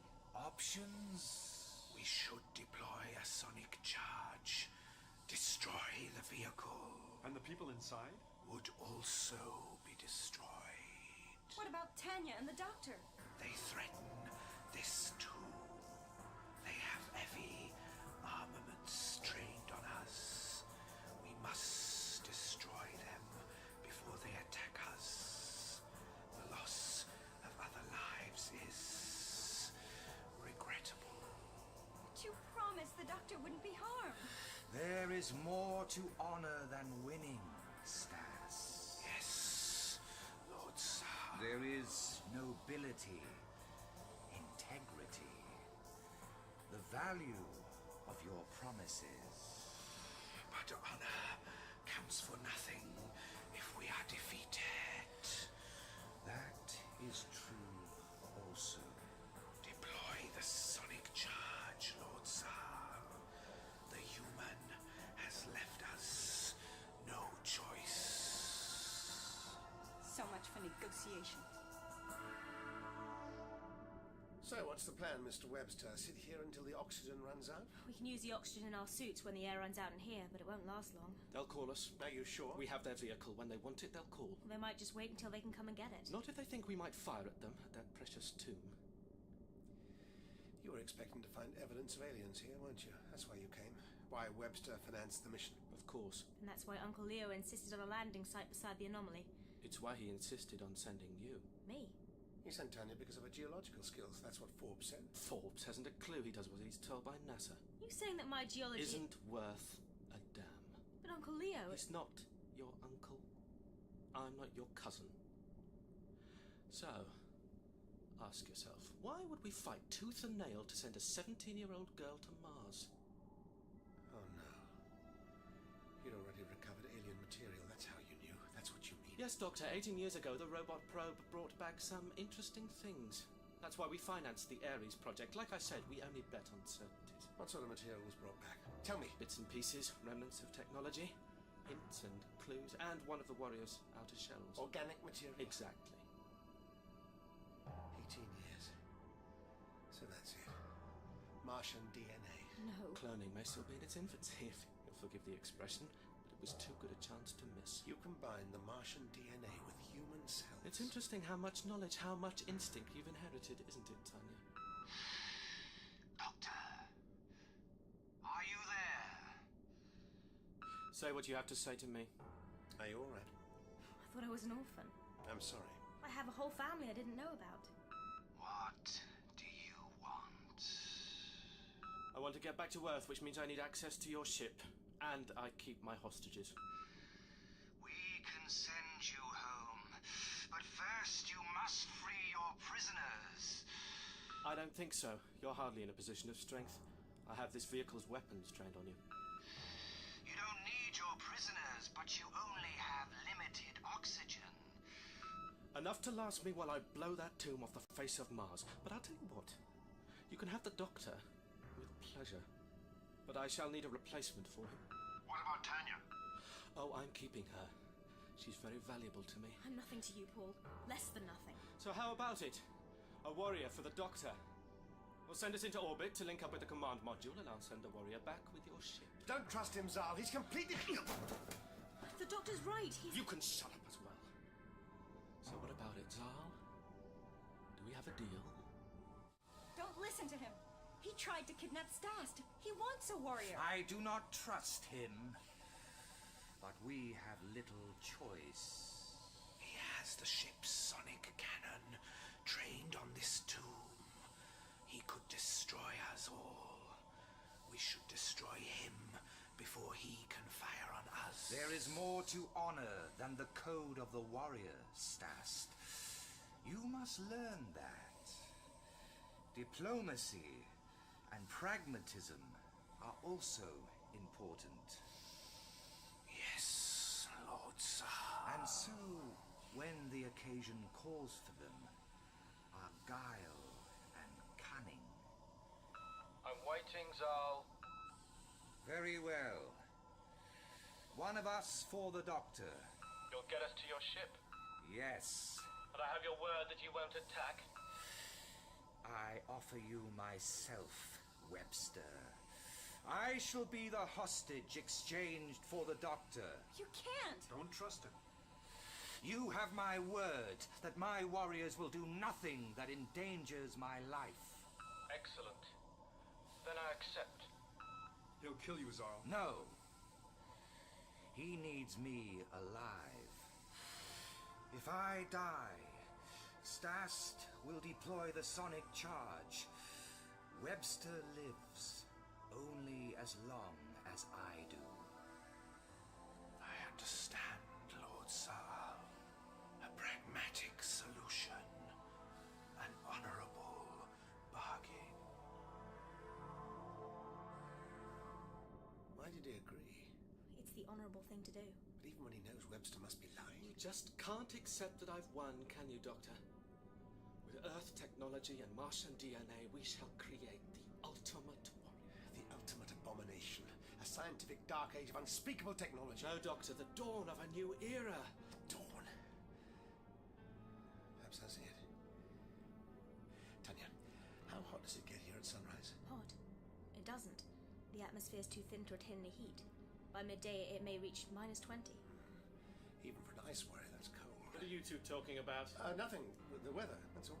Paul, how come we didn't hear about the alien artifacts? It's in NASA's charge to make information available. That depends what information.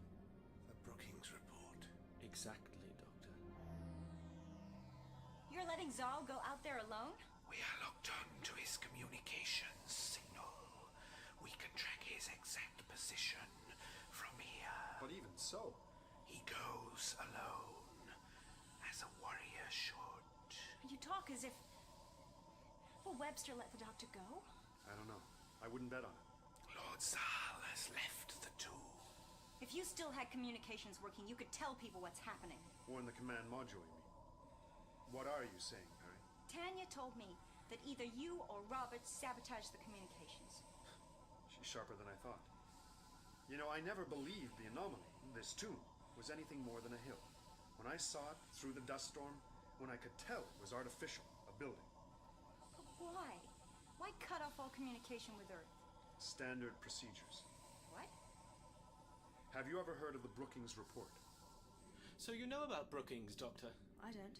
When NASA was set up in 1958, the US government commissioned the Brookings Institute to prepare a report on how NASA should conduct its business. And you're right, Tanya. The recommendation was that NASA make all information public for the good of everyone. With just one small exception. All sorts of experts worked on it. It was approved by the House Committee in April 1961, just as Gagarin was making history for the Russians, ironically enough. You know a lot about it. All mission commanders have to know about Brookings. But why? How can it still be relevant today? Because of one short chapter that starts on page 215.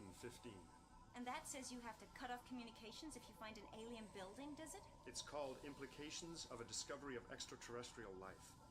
And that's exactly what it says. Lord Zal is approaching the vehicle. If I recall, it says that alien artifacts might possibly be discovered through our space activities on the Moon, Mars, or Venus. They never believed it was likely, but they accepted that it was possible. So how does that give NASA the right to disregard their charter?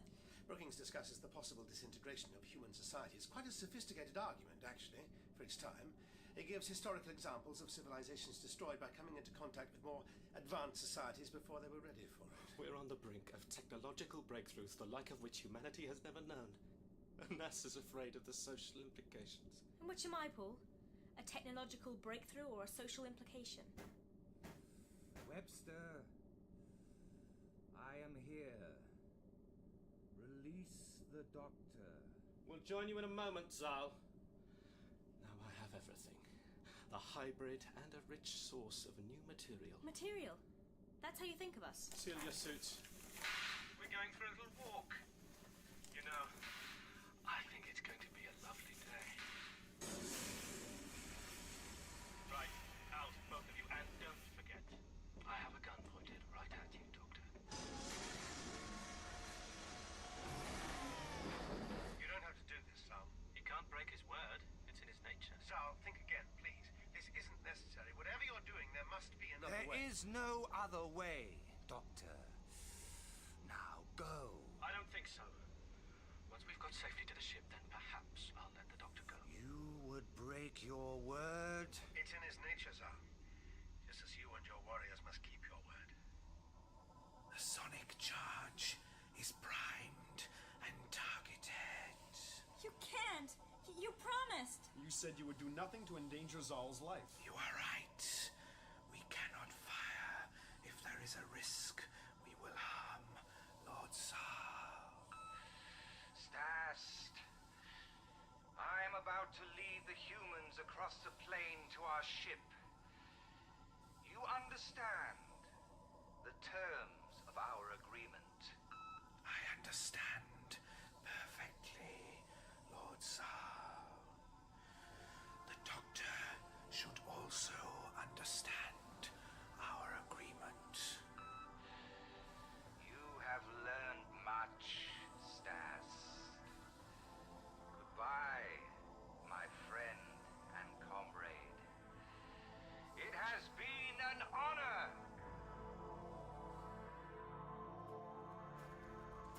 I'm glad you realize you're not coming back.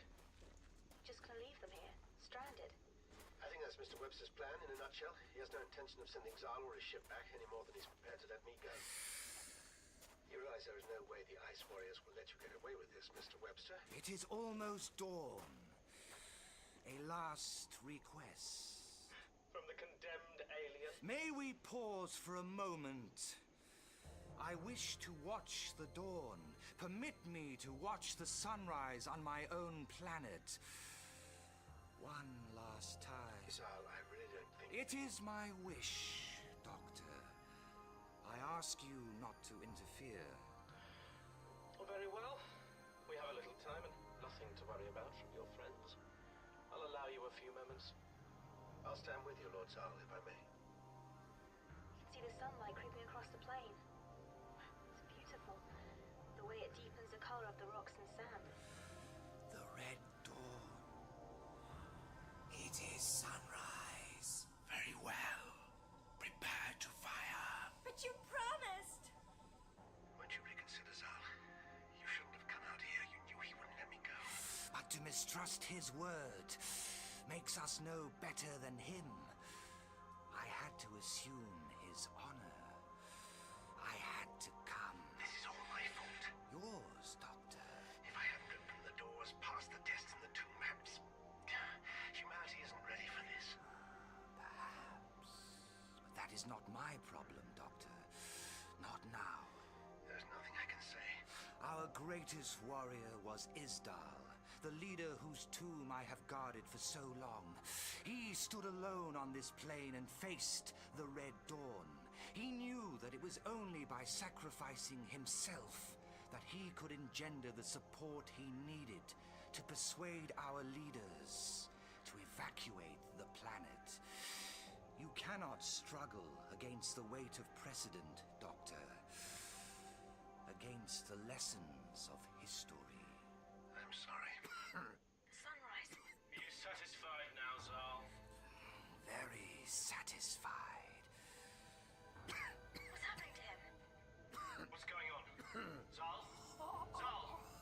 It can't be the heat. The atmosphere's too thin to retain it. I die with honor.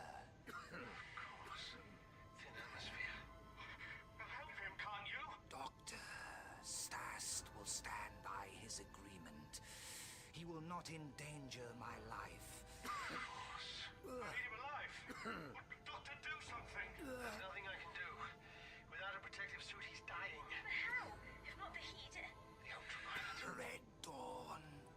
That is why we left Mars. What are you talking about? Ultraviolet radiation is filtered out on Earth by the layers of the atmosphere. It's too thin here. He's dying of sunburn. Save yourself, Doctor. And the girl. There is a nobility in her that transcends the others of her race. Farewell, my friend. Is he? Yes, I'm afraid he is. No! What do we do now? Run. It can't be! Doctor! Doctor, come back! I'll kill you! I'll shoot you down! There's nowhere you can go! You can't. You promised you wouldn't kill Zal. Lord Zal is dead. How do you know? He faced the Red Dawn. He died bravely. Now the target position is locked. We are ready to fire. But the doctor and Tanya, you can't. You promised the doctor wouldn't be I harmed. made no such promise. But Lord Zal may have saved them. Destroy the alien. No, get away from there! Commander!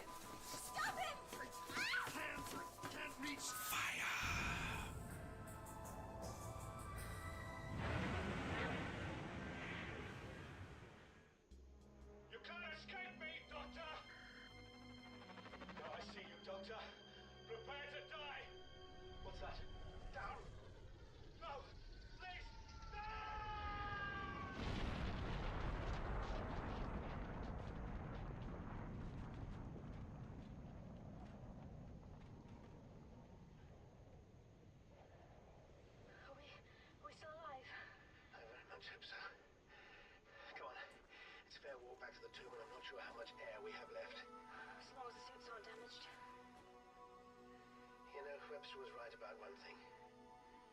It's going to be a beautiful day. Perhaps Brookings was right. That's for you and Stas to decide. We shall contact our people. And what will you tell him? That the humans have much to learn. I'd have to agree with that. But some of them understand honor and nobility. There is hope for them. Well said. He'll have some explaining to do. To Webster's father, at least. Uncle Leo has some explaining of his own to do. Indeed, especially to you, I think, Tanya. No, I'm not going back. You mean you're staying here? Tanya? We have spoken. It is agreed. Whether anything is made public, Earth will need someone to open communications. An ambassador. But you can't stay here. How will I explain all this? I did an exchange with a pen friend in Denver once. Oh, never again. Lee, I've made up my mind. Something good has to come out of all this. We must ensure that Lord Zal did not die in vain. His vision was cooperation with the humans. We must respect that and live up to his vision as he died for it. It sounds as if you've learned as well, Stas. I have a feeling that if he were still with us, Zal would be organizing the ceremony of Xantella to welcome a new lord to the noble aristocracy of Mars. You ennoble me with the thought, Doctor. I've no idea what I'm going to tell NASA. I suppose I shall have to resort to the truth. Come on, Perry. Time we were leaving. Afraid they might start asking questions about your diplomatic skills? No. I'd rather not lock all the doors and turn the lights off when they leave. Back to the TARDIS? And somewhere nice and warm with some plant life? Back to the TARDIS. And then what?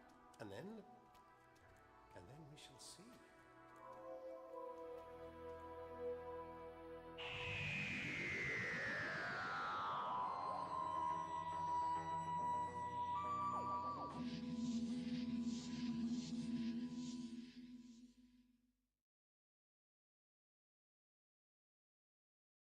And now, a new 4-part adventure starring Colin Baker in Doctor Who.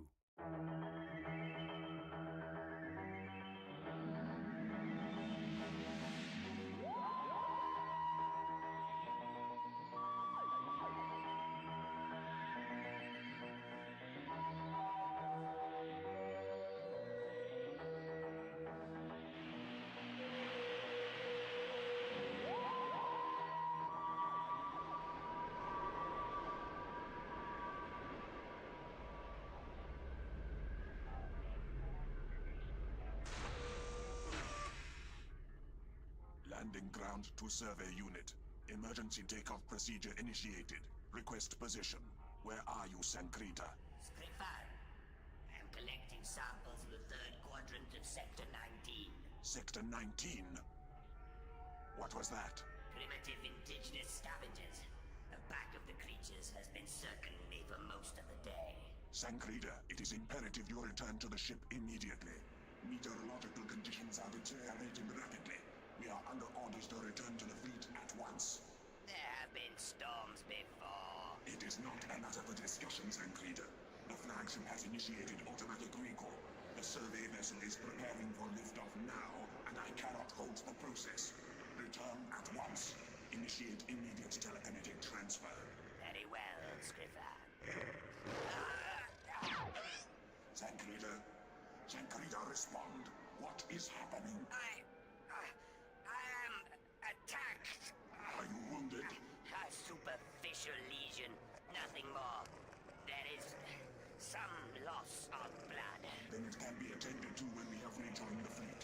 Sankrita, you must return to the vessel at once. Countdown is commencing. I cannot achieve telekinetic transfer. What? How can that be? Check your focusing amplifier. Skrifan, it is lost. The creatures have torn it from me. Then you must run. Run for the ship. We are preparing for liftoff. Very well. It will take more than a few primitive carnivores to stop me. Automatic recall sequence initiated.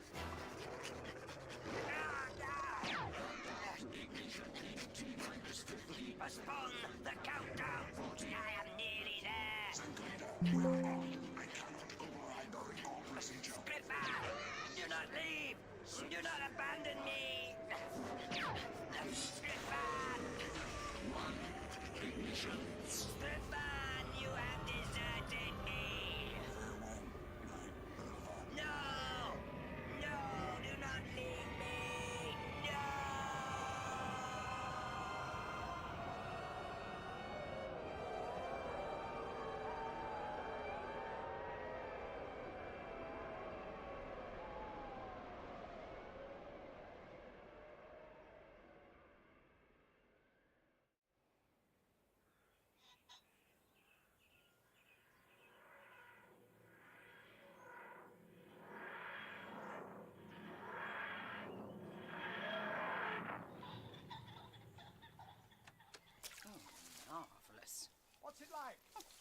could have picked a better spot. We're up to our necks in wet bracken. I expect you'll be needing a Macintosh then. Thanks. Another highly desirable holiday destination, I see. Evelyn, I didn't choose to materialize here. Now, why doesn't that surprise me? Some external force interfering with the orientation circuits. We've been drawn off course. I've heard that one before. Still, I rather like the look of it here. Yes, terrific. The ideal place for you to recover from your cold. It's wet, it's foggy, and it definitely isn't the Galapagos Islands. We're probably in the middle of post-apocalypse Bromsgrove in the 95th century. If this is Earth at all. Well, of course it's Earth. Nowhere else in the cosmos has the same October mornings. But listen. There you are. A pheasant. Oh, come on then. Let's get out of the bracken at any rate. That's the spirit. We'll try this way. Why not? It looks by far the muddiest. Yes. There we are. What did I say?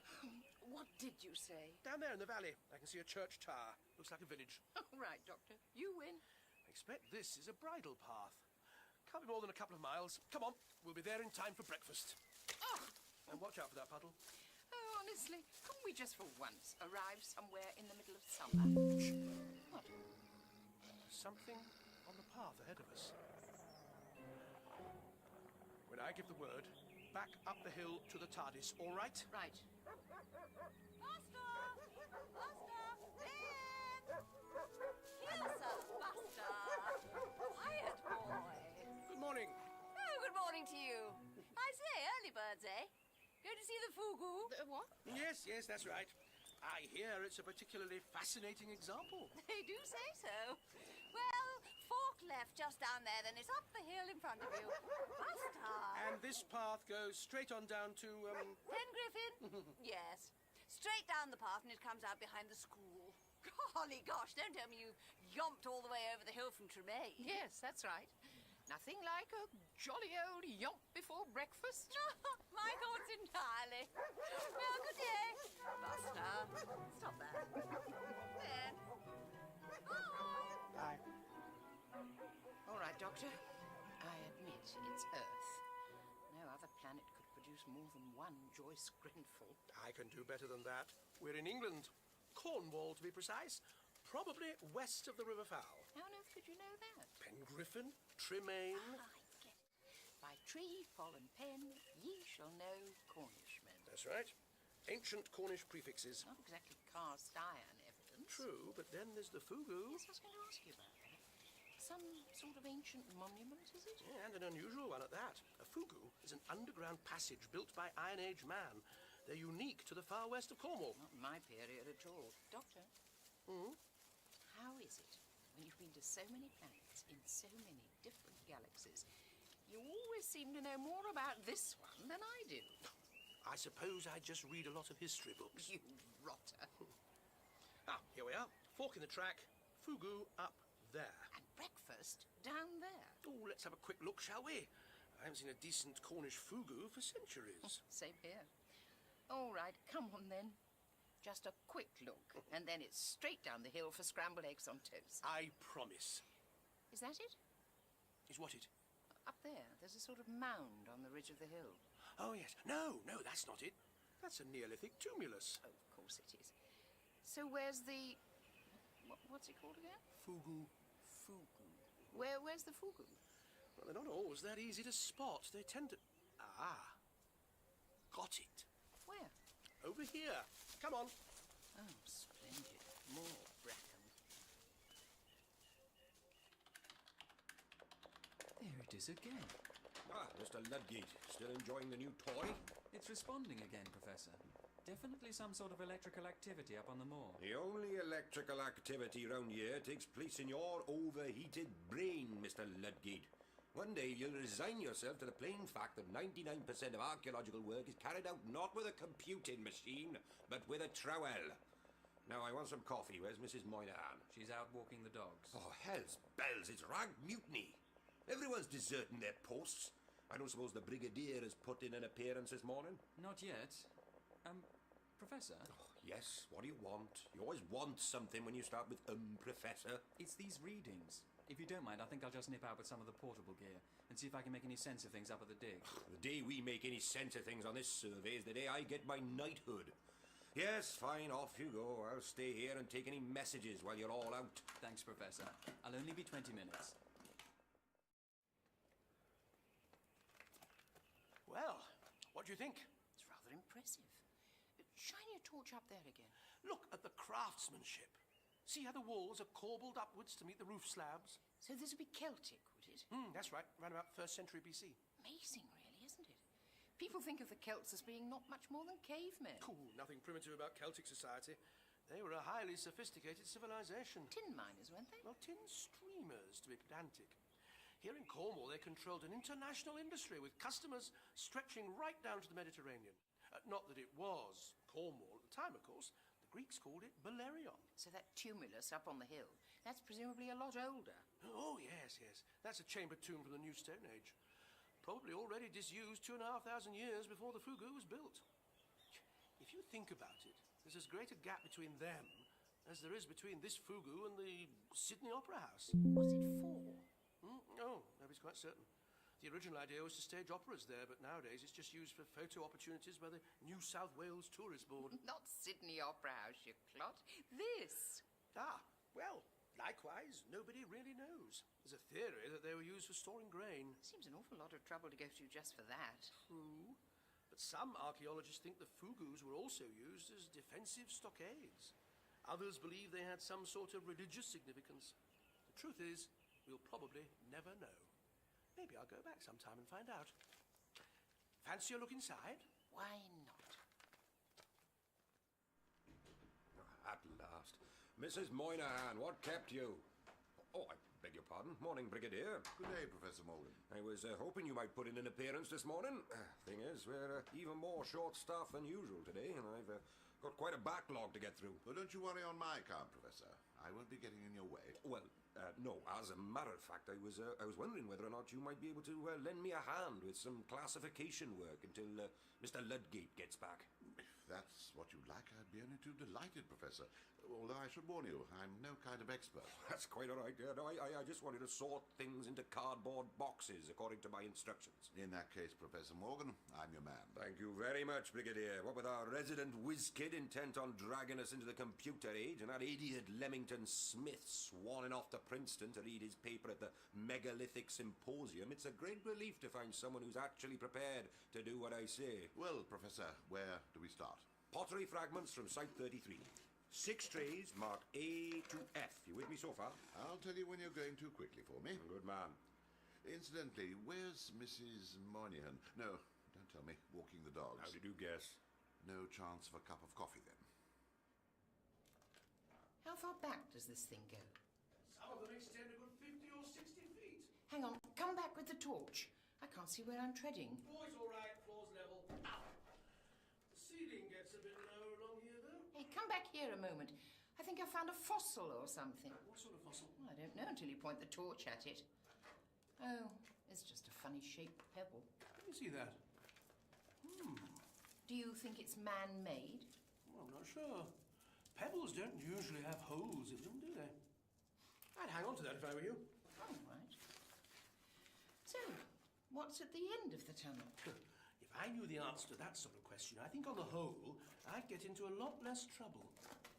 But as far as Fugus are concerned, the tunnel is usually all there is.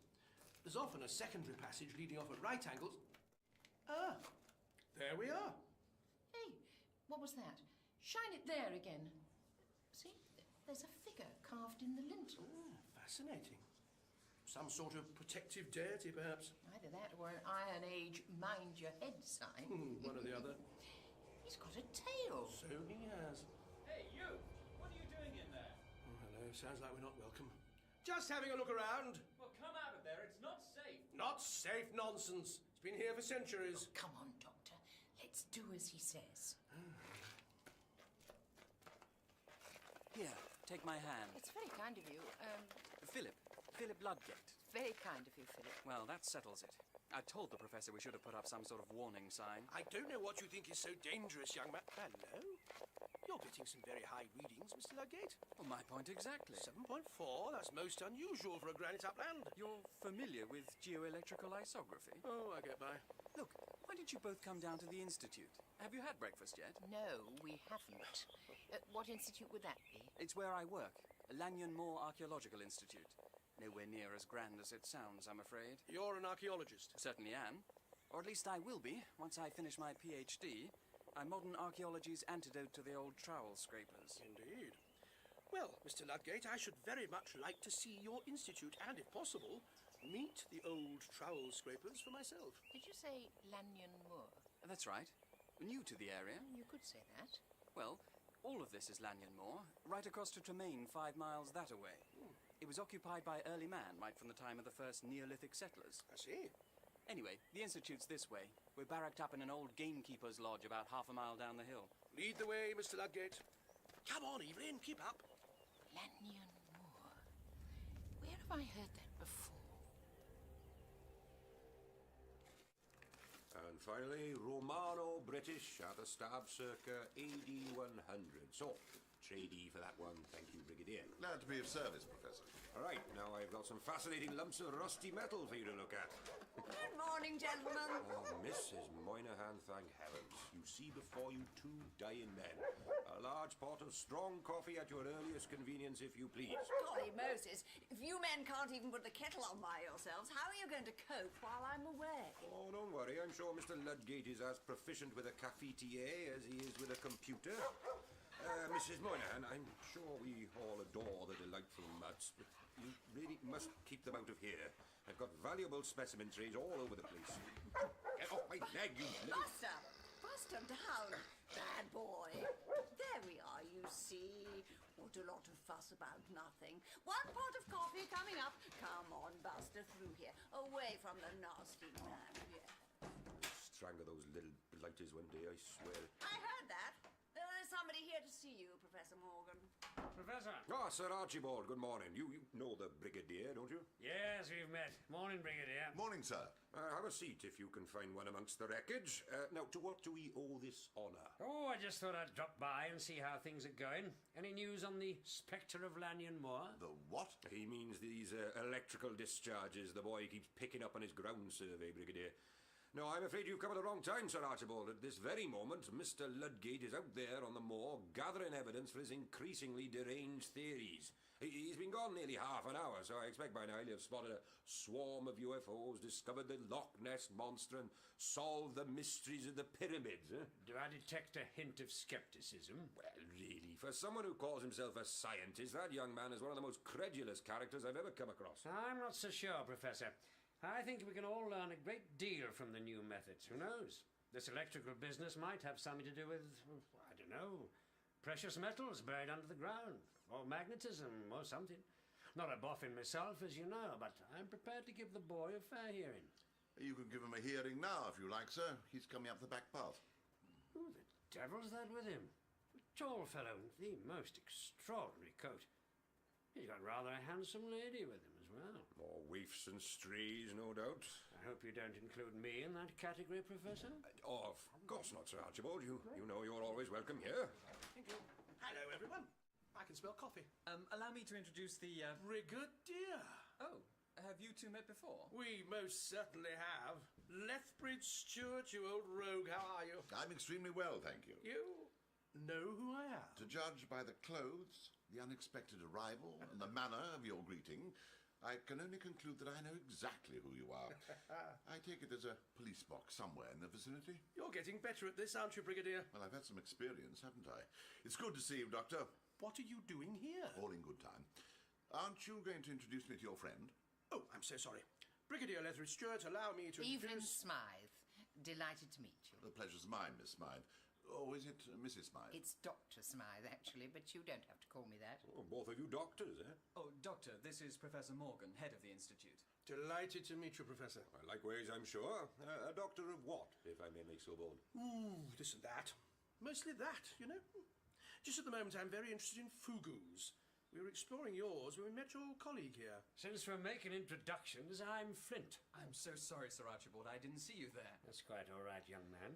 Dr. Evelyn, this is Sir Archibald Flint, 13th Baronet of Pengriffin. Charmed, Dr. Smither. Didn't catch your name, Dr. Are you an archaeologist too, Sir Archibald? Good Lord, no. No, to resort to a current vulgarity, I am the money. Sir Archibald owns Pengriffin Manor and most of the moorland round here. Not only has he very kindly let us use this lodge as our premises, but he's also funded most of our work for the past 6 months. We only get a tiny grant, you see. We're very lucky to have a benefactor like Sir Archibald right on our doorstep. Always delighted to assist a committed cause, gentlemen, you know that. I'm only sorry you haven't found anything terribly interesting on your dig. Well, just a passing visit. I must press on. I'll see myself out. Good day to you all. Good day, Sir Archibald. Always good to see you. He seems very nice. Bit of a funny old buffer is Archie, but we wouldn't be here without him. Was it right, what he said? About what? That you haven't found anything terribly interesting. I'm afraid so, Dr. Smythe. Plenty of standard fare, all good stuff for the county museum, but nothing that's likely to set the academic world ablaze. Ooh, on the contrary, Professor. I think this may yet prove to be one of the most fascinating surveys ever undertaken. Indeed. And what makes you say that? Well, for one thing, the contents of this box. Careful. Those haven't been classified yet. No, don't get them mixed up with the others. Where was this found? In a cremation cyst, a couple of 100 yards from the tumulus on the top of the hill. Now, why? Extraordinary. Well, not particularly. It's just a bronze axe head. Pretty straightforward Beaker period stuff. Well, I lack your expertise, of course, and with this amount of corrosion, it's difficult to be certain. What is it, Doctor? What else have you found at the cremation site? Oh, nothing out of the ordinary. Hairpins, jewellery, remnants of leather and wool. A few charred bones, of course. Can I see them? What, the bones? Everything. May I ask why, Doctor? Oh, just idle curiosity. Well, I'm afraid the answer is no, you may not. It's been most pleasant to meet you, Doctor, but I'm sure you will appreciate that I have a survey to run here, and we're already badly behind schedule. Now, if you go across the hall into the kitchen, Mrs. Moynihan will make you a nice cup of coffee before you go. Good day to you. Now, you listen to me, Professor. The equipment your young colleague here is using to survey the historical disturbance of the terrain has been picking up far more than the usual background radiation. Somewhere on that moor, something is emitting phased electrical pulses. This is not the remains of a bronze axe head.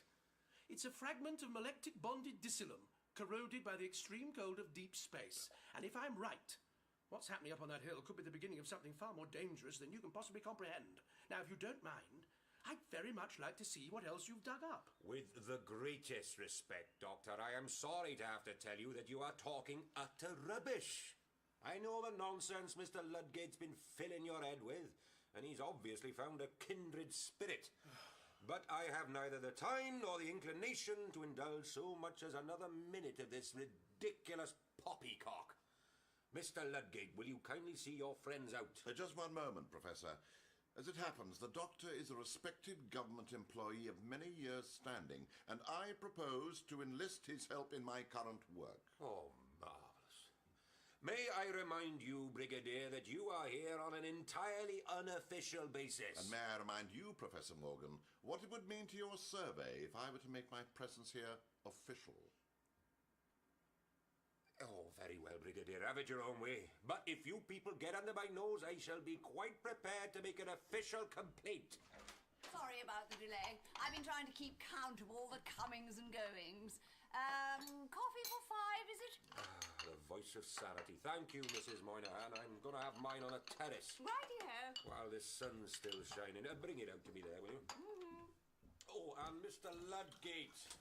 Better show them whatever damn things they want to see. Will do. Dr. Evelyn, this is Mrs. Moynihan. Yes, we met on the moor this morning. Indeed we did. I was taking Buster and Ben out for one last run.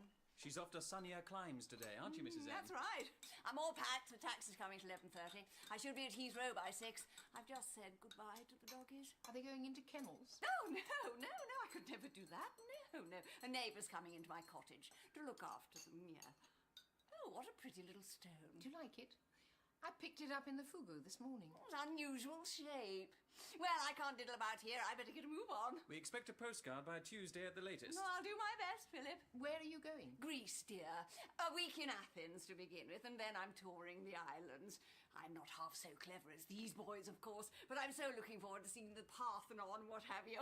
Yes, I've always meant to pop back and see it now that it's finished. Strange sense of humour. Well, I'd better take the professor's coffee outside. The taxi will be here any minute, so if I don't see you again before I go, bye! She's a curious one, isn't she? To be honest, she's a bit of a sad case. Apparently her husband ran off with his secretary years and years ago.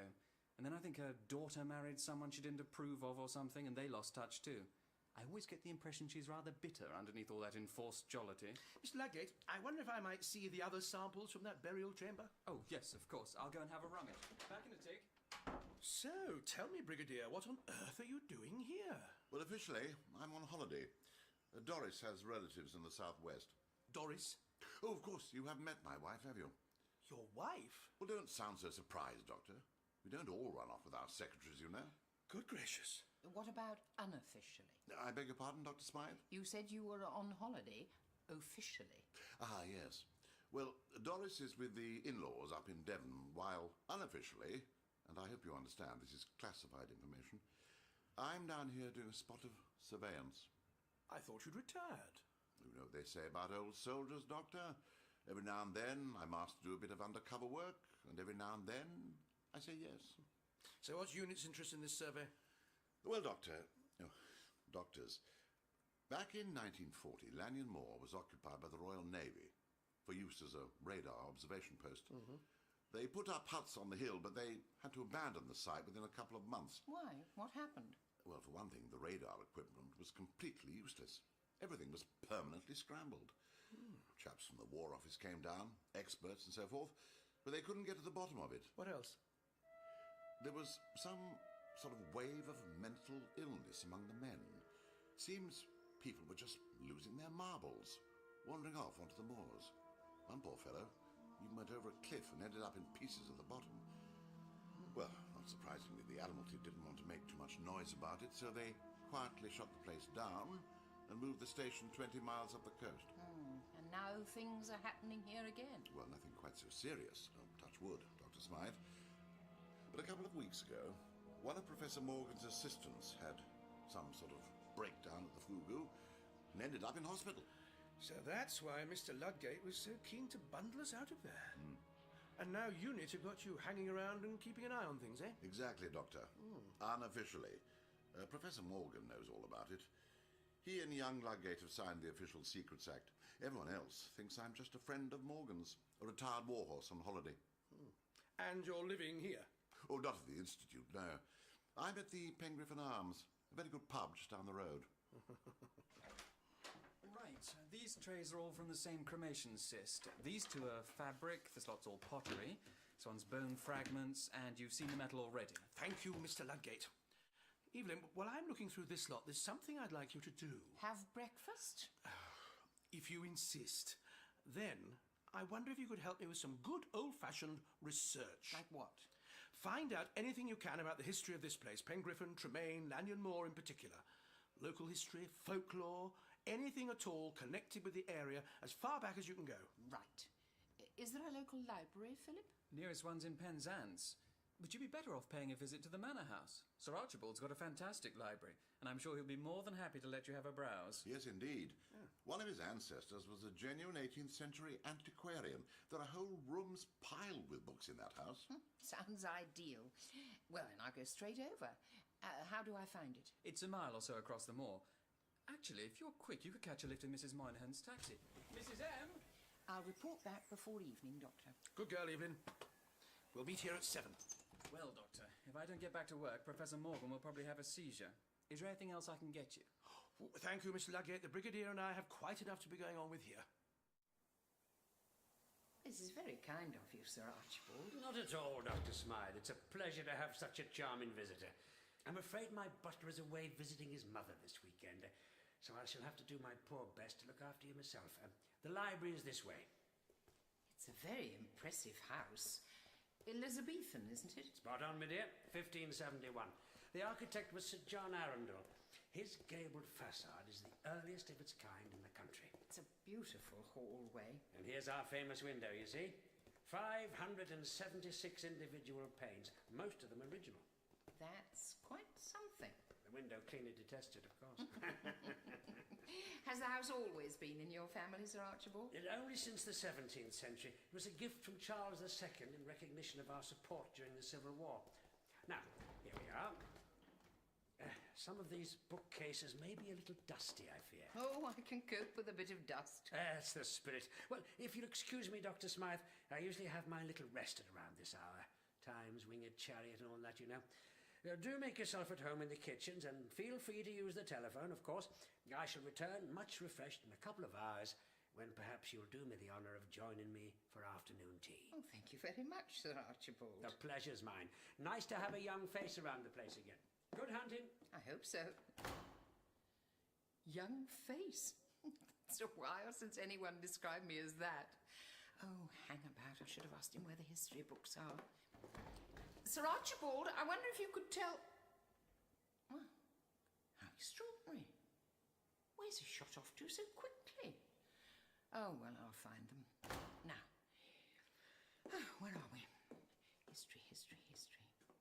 Ah, history. European history, military history, history of exploration, local history. Here we go. He wasn't joking about the dust, was he? Well, Doctor, any joy? I'm not sure about joy, Brigadier. Why? What have you found in the Professor's specimen trays? Irrefutable evidence of imps and goblins? What makes you say that? Oh, just the local hocus-pocus, you know. Cornish pixies and so forth. They lay it on rather thick for the tourists around here. Do they? Oh, yes. Apparently, the local name for the fugu is the Pixies' Hall. Supposed to be traditional, but it sounds to me like a bit of nonsense. Cooked up by the Victorians. They were great ones for all that stuff about the fairy folk, weren't they? Up the airy mountain, down the rushy glen, we daren't go a-hunting for fear of little men. Exactly. That's the sort of thing. Good old bit of bunkum. Yes, possibly. Come on, Brigadier, get your coat. Why? Where are we going? Up to the fugu. There's something I want to take a look at. And there it was, Lanyon Moor. I knew I'd heard of it somewhere along the line. Thank you very much, Gareth. Nice to double-check. All right, then. Next time I'm in town, I'll call you up and we'll have dinner at Mortlin. All right, then. Bye. Have your researches been fruitful, Dr. Smythe? Oh, Sir Archibald, I didn't hear you come in. You gave me quite a fright. Oh, I'm so sorry, my dear. I do apologise. I had no idea I was still capable of sneaking about at my age. Can I tempt you to another pot of tea? No, thank you.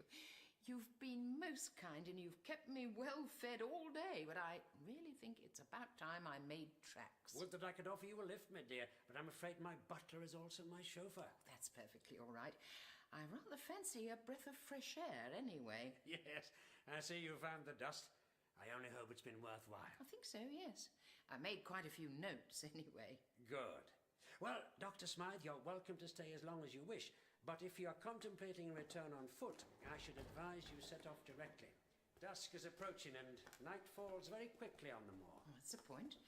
I just keep to the track, do I? That's right. A couple of 100 yards beyond the gatehouse, it joins the old Tinner's Way, and you follow that straight down to the village. It's quite a mist rising, so do make sure you stay on the path, won't you? I will. Well, thank you again, Sir Archibald. You've been most kind. Come back whenever you like, Dr. Smythe. It's been a great pleasure. Goodbye. Goodbye. Ah, there you are. Yes, I thought I heard you lurking in the shadows. Well, I think we may have a problem. This Smythe woman and her friend, the doctor. They both seem far too inquisitive for their own good. Come with me. We must prepare for tonight's experiment. What exactly is it you're looking for, Doctor? I won't really know until I find it. Well, in the meantime, can't you tell me what's on your mind? Oh, the human race, Brigadier, the human race. Would you care to be a little more forthcoming?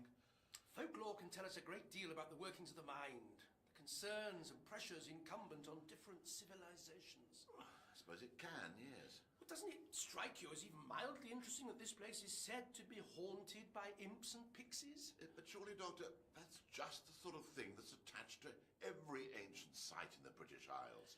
I mean, it's not pixies, it's giants or witches or the devil turning people to stone for dancing on the Sabbath. I mean, jolly good bedtime stories, but no more than that. We both know from experience that that's not always the case, Brigadier.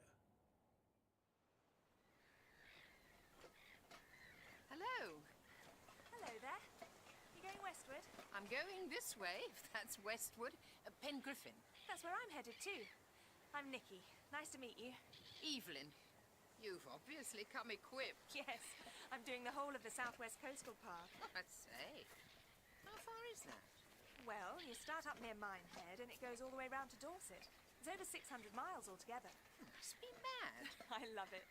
It's my year out before college, so I thought if I don't do it now, I won't get another chance for a few years. And you're just doing it on your own? Not completely, no. I'm meeting up with friends for the odd stretch.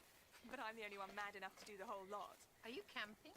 No, staying at youth hostels and B&Bs. It's the only way to get a decent bath. There's a hostel in Pen Griffin, so that's my target for tonight. What about you? I'm staying at the Archaeological Institute. Really? Just hold this for a moment, Brigadier. What the dickens is it? Schlangian power cell. Ask a silly question. Now, ideally, what I need is some copper wire. Now, where on earth did that come from? Oh, never mind. Ah, here we are. Power cell, please. May I ask what you're up to, Doctor? Somewhere in this fugu there's a point of electromagnetic conductivity. What mariners used to call a lodestone. And you think that's what's been causing these electrical disturbances? We're not causing them, focusing them, if you like. Now, if I can find it, we might be a step nearer to understanding the nature of these manifestations. Hold this piece of wire. That's it. No, higher up. Oh. Now, keep it steady while I wind it round this. Here we go. Power level stabilized. Preliminary tests complete. Switch on.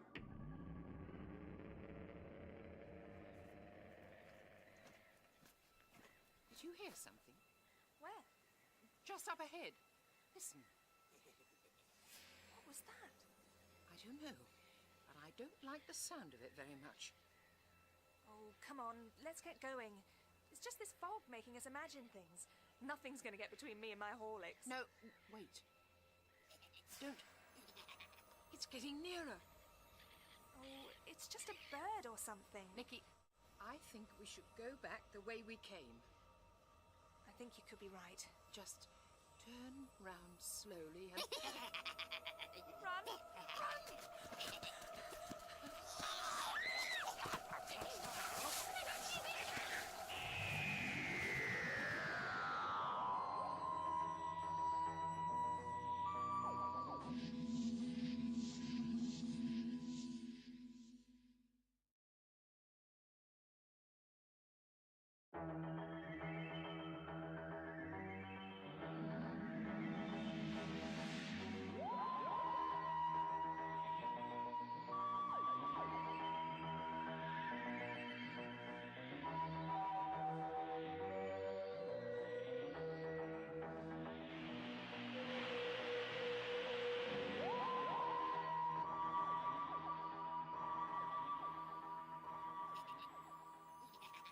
It's getting nearer.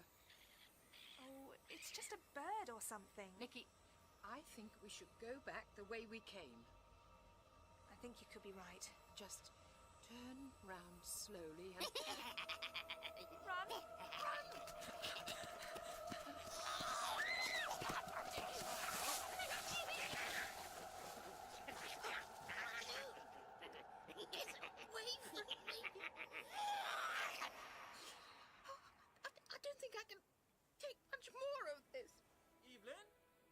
Is that you? Oh, Philip! Thank heavens! Over here! I saw lights on the hillside, so I came to see what was... Great God, what's happened? She's dead, I'm afraid. She looks as if she's been half-eaten. Mr. Ludgate, I'm sorry to be a nuisance, but do you think you might support me? I'm afraid I don't feel well. Come on, let's get you down to the Institute.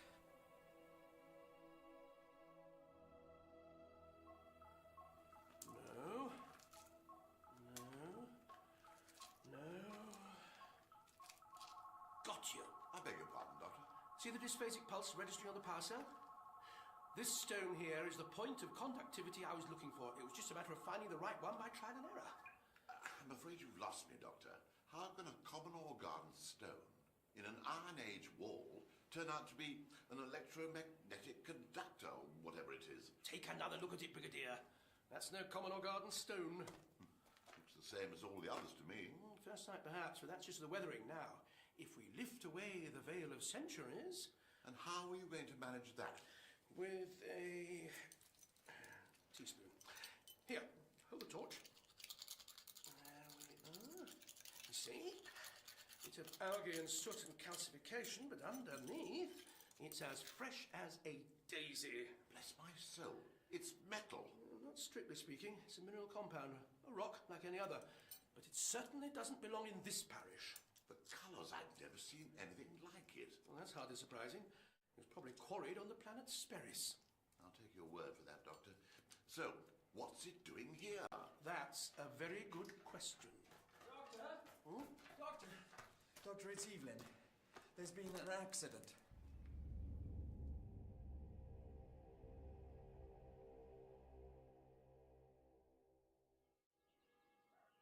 Evelyn, I'm so sorry. I'd have done anything to prevent this from happening. I just can't help thinking about that poor girl. A whole life ahead of her. Try not to dwell on that, Dr. Smythe. You've had a nasty shock yourself, and you must concentrate on making a full recovery. Thank you, Brigadier. I made her quite stern stuff, really. Doctor, it was some sort of creature. An imp, or a goblin, even. Remarkable. A physical manifestation of psionic energy. Oh, it was real enough. Oh, I don't doubt that. A fully fledged manifestation would have the power to influence the material plane on any level it wanted. Which it certainly did. You should have seen what was left of the... Thank you. That will do, Mr. Ludgate. I'm sorry. Look, Evelyn, I'll go and get you another cup of tea. Hot chocolate, if you've got it. Hot chocolate it shall be. What's being done about making her decent? I've been on the line to unit.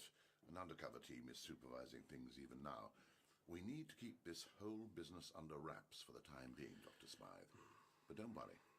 The deceased will be given every respect, and her relatives are being contacted straight away. Thank you, Brigadier. Evelyn, do you feel up to telling me about this creature you saw? Doctor, I really think we But should... Brigadier, it's fine, really. I'm feeling much better now. And anyway, I shall feel a great deal worse if we sit around and let something like this happen again. That's the spirit. Now, tell me exactly what you saw. It was getting dark, Doctor, and it was very foggy, so I'm afraid it wasn't exactly ideal conditions. But the first thing we heard was a sort of chuckling sound. There was something horribly malevolent about it. And then there were the lights, little dots in the mist like fireflies. And then it was just there, on the path, in front of us. It was hideous, Doctor. Like something out of Grimm's fairy tales. It couldn't have been more than about 3 feet tall, but you could see it was incredibly strong and sinewy, I suppose is the word. And it was grinning at us. I'm afraid I don't remember anything too clearly after that. Well done, Evelyn. Fascinating. A complete psionic projection of the creature itself. But why didn't it attack me? I'm not entirely certain. You say it just disappeared? Well, the thing launched itself right at me. I thought I'd had it, but then, quick as a flash, it just melted away in midair. Well, Doctor, what's the explanation? Oh, I don't know. It sounds as though Evelyn must have repulsed the psionic field somehow. Oh, thank you very much. But to do that, you'd need to be surrounded by... Wait a minute. Were you carrying that little stone you found in the fugu? Yeah, I think I put it in my handbag. May I? Go ahead. Do I gather that Dr. Smythe was protected from this creature by another piece of alien rock, Doctor? It's possible. Honestly, Evelyn, how do you ever find anything in this mess? Oh, if that isn't the pot calling the kettle black, I don't know what is. Ah, here we are. Curious-looking thing. It's a bisilicate compound of some kind. I wonder. Some sort of magnetic induction loop, perhaps. It's just a pebble with a hole in it. Yes, it is, isn't it? We're dealing with an entirely alien technology here. Still, the fact that you were carrying this explains how you managed to dissipate the psionic field when the projection got too close to you. What course of action do you propose now, Doctor? I think it's time we got to know our enemy a little better. Evelyn, did you find anything in Sir Archibald's library? Rather a lot, as a matter of fact. Hot chocolate as requested. Bless you, Mr. Ludgate. And would you just pass over my bag? Oh, thank you. Now, then. There's quite a history of things going bump in the night round here. I knew I'd heard of Lanyon Moor somewhere along the line, and yesterday afternoon I suddenly realised where. So I phoned up a friend of mine who lectures in history at Oxford. Now, listen to this. It comes from the diary of a fellow called Edward Hopkins, who fought with the Royalists in the Civil War. In 1645, he was on the run from a party of Roundheads, and he hid in the Fugu overnight. There, read that. Mortal dread was my only companion. For that place, the Fogey Hole has long been called a home of witches and devils. The night was passed in watchful prayer, and in the morning I gave thanks to leave that ungodly pit with my life. I reached a place known as Pengriffin's Nap, whereat I made a strange and wonderful discovery that brought me in mind of how near I had come to my doom. The persecutors of the king's army had made their camp beside that ancient hillock, and around the embers of their campfire I found their pitiful remains. Torn asunder they were to the last man. Whether by the onslaught of some fearful beast or by divine retribution against their wickedness, I cannot tell. Well, he had a cavalier attitude. Don't joke, it's horrible. Yes, it is. What else did you find? Right. There's one of Sir Archibald's ancestors, a fellow called Sir Percival Flint, who controlled the tin mining industry round these parts at the end of the 18th century. Anyway, it seems that Percy was a bit of an amateur archaeologist. They all were in those days. Amateur, I mean. Did more damage than good, digging everything up willy-nilly and not putting it back properly. Please don't interrupt, Mr. Ludgate. I can't abide interruptions. Ah, there you are, Dr. Smythe. Oh, so sorry to hear about your awful experience. I'm much better now, thank you, Professor. What happened to Sir Percival, Evelyn? Where was I? Oh, yes. In 1783, he tried to excavate one of the chambered tombs, and according to him, all hell broke loose. Listen to this. No sooner had the great portal stone been dragged from its place than a fearful wind blew up, which, together with ghastly shrieks and screams, such as might have arisen from the unholiest depths, caused the men to desert their work and flee. Fascinating. Oh, really, Doctor? That sort of thing's all very well for a busload of hippies at Tintagel, but I expect a little more rigour from an academic like yourself. Oh, I think you'll find that the doctor can be quite rigorous when the occasion demands, Professor. Thank you, Brigadier. Go on, Evelyn. Well, it carries on in the same vein for a bit, blah, blah, blah. Oh, here we are.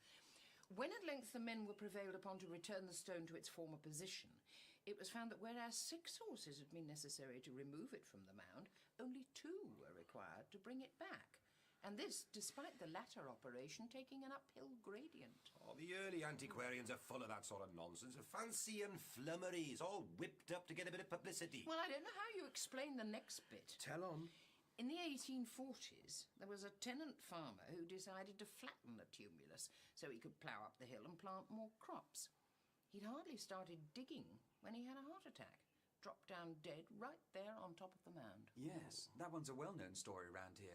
They reckon his entire herd of cattle died within the next month. And when the new farmer moved in, his crops failed for 7 years. Oh, for pity's sake, Mr. Ludgate, don't you start. Remarkable. An enormous release of psionic energy triggered by interference with the mound, I imagine.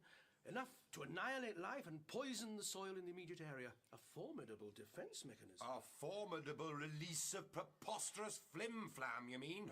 Enough to drive any self-respecting academic to distraction. Professor Morgan, have you ever heard the expression, only the used key shines? You talking about? Wherever I go in the universe, I invariably meet people like you, intelligent, knowledgeable people who, for reasons I can only guess at, reach a point in their lives when they arbitrarily decide to close their minds to anything new. You make it a point of personal pride to scoff, mock, and ridicule anybody who happens to inhabit a larger universe than the one in which you have chosen to imprison yourself. Well, that's your business. You may believe I'm talking nonsense, and I can't help what you personally choose to believe. But I do know this. The only way to learn is to keep your mind open to the input of those who are more knowledgeable than yourself. Now, I suggest we all go downstairs and let Evelyn get some rest. Well, of all the overbearing, condescending. What's your plan, Doctor? We need to trace the source of the energy emissions. Now, I'm going back to the moor to fetch some equipment from the TARDIS, and while I'm away, nobody is to go anywhere near that Fugu. Is that understood? I shall go where I please, when I please. I must tell you that I am not accustomed to being addressed in that manner. And furthermore... Perfectly understood, Doctor. Now, come along, Professor, please. Come on. Mr. Ludgate, let's leave Dr. Smythe in peace, shall we? Come on. Try and get some sleep, Evelyn. Doctor, I'm fine, really. I know you are. But I have a feeling we'll need all the energy we can muster over the next day or so. All right. I'll try. That's the spirit. If I do that, will you go downstairs and apologise to Professor Morgan? What? What on earth for? The man's an idiot. No, he isn't. He's a very clever man at the top of his profession who just doesn't understand what's going on. What? I'm not saying I don't agree with every word of what you said, because I do. But try and look at things from his point of view. Here he is, trying to run a nice, straightforward survey. All of a sudden he's got doctors and brigadiers and pixies and goodness knows what cluttering the place up. And now this poor girl getting killed. Under the circumstances, you can't blame him for taking it out on us. It's a wonder the man hasn't gone completely doolally. Just try and be nice to him. Oh, I suppose you're right. Very well. I'll apologise. Thank you. Oh, by the way. Yes? Good work at the library. Oh, my pleasure. Sleep tight.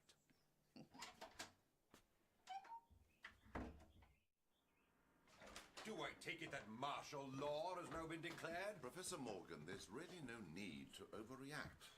The doctor has a brilliant mind, and many years of experience have taught me that it's best to listen to him. I have never been spoken to in that tone of voice. Oh, I agree the doctor can occasionally be a little forthright. He was arrogant. Single-minded, perhaps. Maybe even a little vain, but arrogant? No, I don't think so. Arrogance is a kind of foolishness, and believe me, the doctor is no fool. I'm delighted to hear you say so, Brigadier. Ah, Doctor, how's Evelyn? Oh, she's as tough as old boots. She'll be fine. Professor Morgan.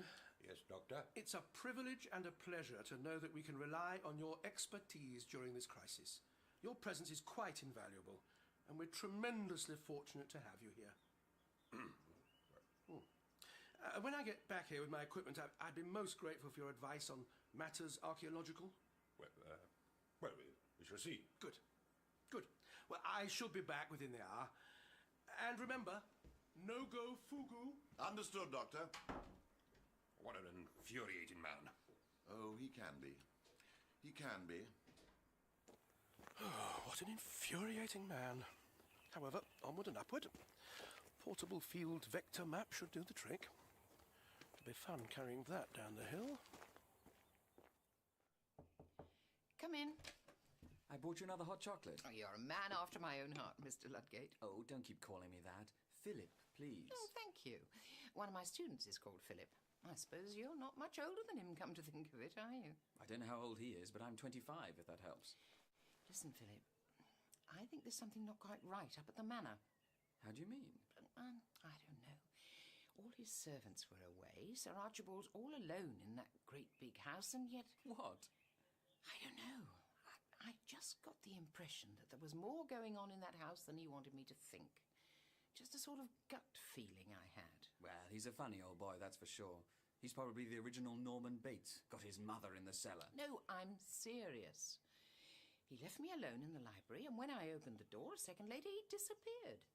There was no way he could have got right across the hall in that time. Well, I should think that old house is full of hidden panels and things. Nothing terribly mysterious about that. But it was literally a matter of seconds. I think there's something funny about him. You mean you think he might have something to do with what's been going on? Oh, I don't know. It seems ridiculous now you've said it. He's probably just a sweet old man, and very old-fashioned, something of which, as you might imagine, I approve. You don't think we should... What? Well, you know, go and have a little poke around. At the manor? Yes. Sir Archibald goes out every single morning. He's always down in the village chairing committee meetings for the local hunt or whatever. We could take advantage of his absence. You mean break in? Well, yeah. That's an outrageous suggestion. Shall we do it? Seriously? Oh, no, we can't. The Brigadier and Professor Morgan would never countenance it. Well, they don't have to know, do they? I mean, after what happened last night, the survey's pretty much on hold, so I'm free to do what I want. And you're up here getting some much-needed sleep, aren't you? So, who would notice if we just slipped down the back stairs and popped over to Pengriffin Manor for a couple of hours? Have a quick snoop around, be back before lunch. This is criminal. Well, a bit. Let's do it. Great. I'll nip down the back stairs and check if the coast is clear while you get dressed. Not a word of this to the others, all right? I'm sure the Brigadier is altogether far too chivalrous to let me out of this room until I'm fully recovered. Which I am, incidentally. Mum's the word. I'll see you in a minute.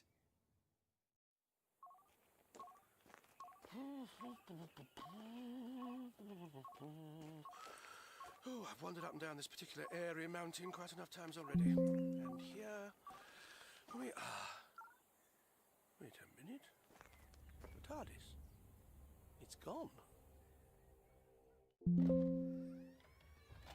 you come. I'm rather glad I was too large to get through the window. I'm afraid I make a rather nervous housebreaker. Well, it could have been a lot harder. We should be thankful Sir Archibald doesn't have burglar alarms. Shh, keep your voice down. Oh, there's no one about, honestly. Nobody here but us chickens.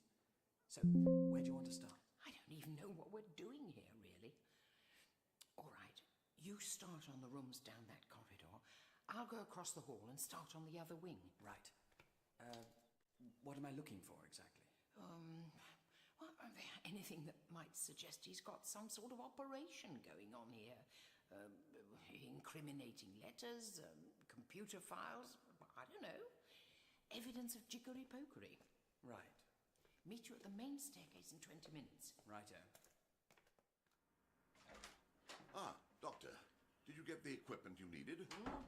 No. Change of plan? You could say that, yes. The TARDIS has disappeared. Taken off without you? How? I don't know. She's either dematerialized or slipped a dimension somehow, but either way, she's gone. Hold on, Doctor. I seem to recall the TARDIS became invisible once before. No, it's nothing like that, Brigadier. This is rather more serious, I'm afraid. This creature, whatever it is, doesn't want me to have access to the TARDIS. I suspect it's already sensed that I might be a threat to its plans. Well, that's just it, Doctor. What is it? And what are its plans? I wish I knew. Nothing here, either.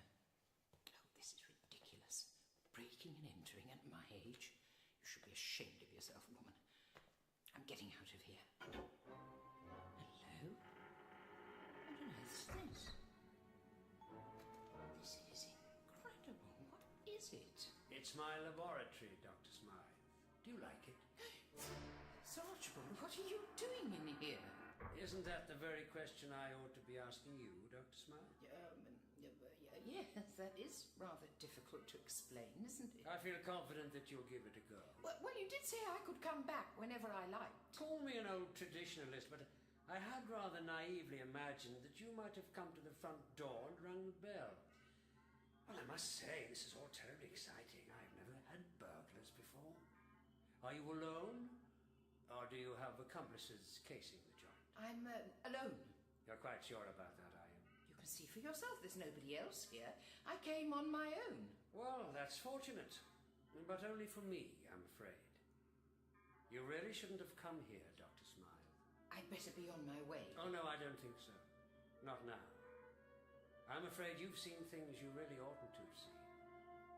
The question is, what am I going to do with you? The question is, how can I trace the source of the energy emissions? Without your gubbins from the TARDIS, you mean? Exactly. Time to empty the pockets again, I think. Oh, that reminds me, I've still got your roll of copper wire in my coat pocket. Shall I get it? Not much help just at the moment, Brigadier. Good gracious. A meta-dimensional rheostat. I wonder how long I've been carrying that around. Any good for the job in hand? Completely useless, unfortunately. I suppose I could lash up a short-range scanner. That'll do the trick, will it? Well, it'll be a bit of a botch-up. I'd have to cannibalise the tracking equipment in here. I'm sure that will endear you to Professor Morgan no end. Well, you can't have everything, can you? There's just one problem. There always is. Clearly, this creature has highly developed powers of psychic manipulation. The moment I switch on, it'll almost certainly realise what I'm up to and set up a field of psionic interference. You mean a kind of jamming signal? Exactly. A jamming signal. The TARDIS's telepathic circuits would have circumvented that problem, but without them... Go on. Well, the only way I can do it is by amplifying my own alpha waves and introducing them as a random factor in the scanning operation. Doctor, as I'm sure you are only too aware, I'm hanging on to this conversation by my fingernails. Are you saying that this device will need your own mental powers to make it work? In effect, yes. That makes it sound more complicated than it is. Isn't it going to be rather dangerous, Doctor, going head-to-head with this psychic creature? Potentially lethal, I should think. In that case, I absolutely forbid it. Brigadier, it's the only way. We have to find out what this creature is doing. There may only have been one death so far, but believe me, unless we get cracking, it won't be the last by a long chalk. There must be another way. If there were, I should certainly take it, but there isn't. It's a necessary risk, Brigadier. If my suspicions are correct, your planet is in the gravest danger. Comfortable, Dr. Smythe? Do I look comfortable? You don't, but as you've already discovered today, appearances can be deceptive. Will you please untie me? I'll be missed, you know. That doesn't really matter. By the time people come looking, I'll be in charge. You're a bit crackers, aren't you? Am I? It's all so subjective, isn't it? Who says I'm cracker? I do. And everyone I can think of offhand would agree if they were here now. But they're not, are they? Intellect, ambition, innovation, bravery, the courage to move beyond the stifling parameters of social conformity.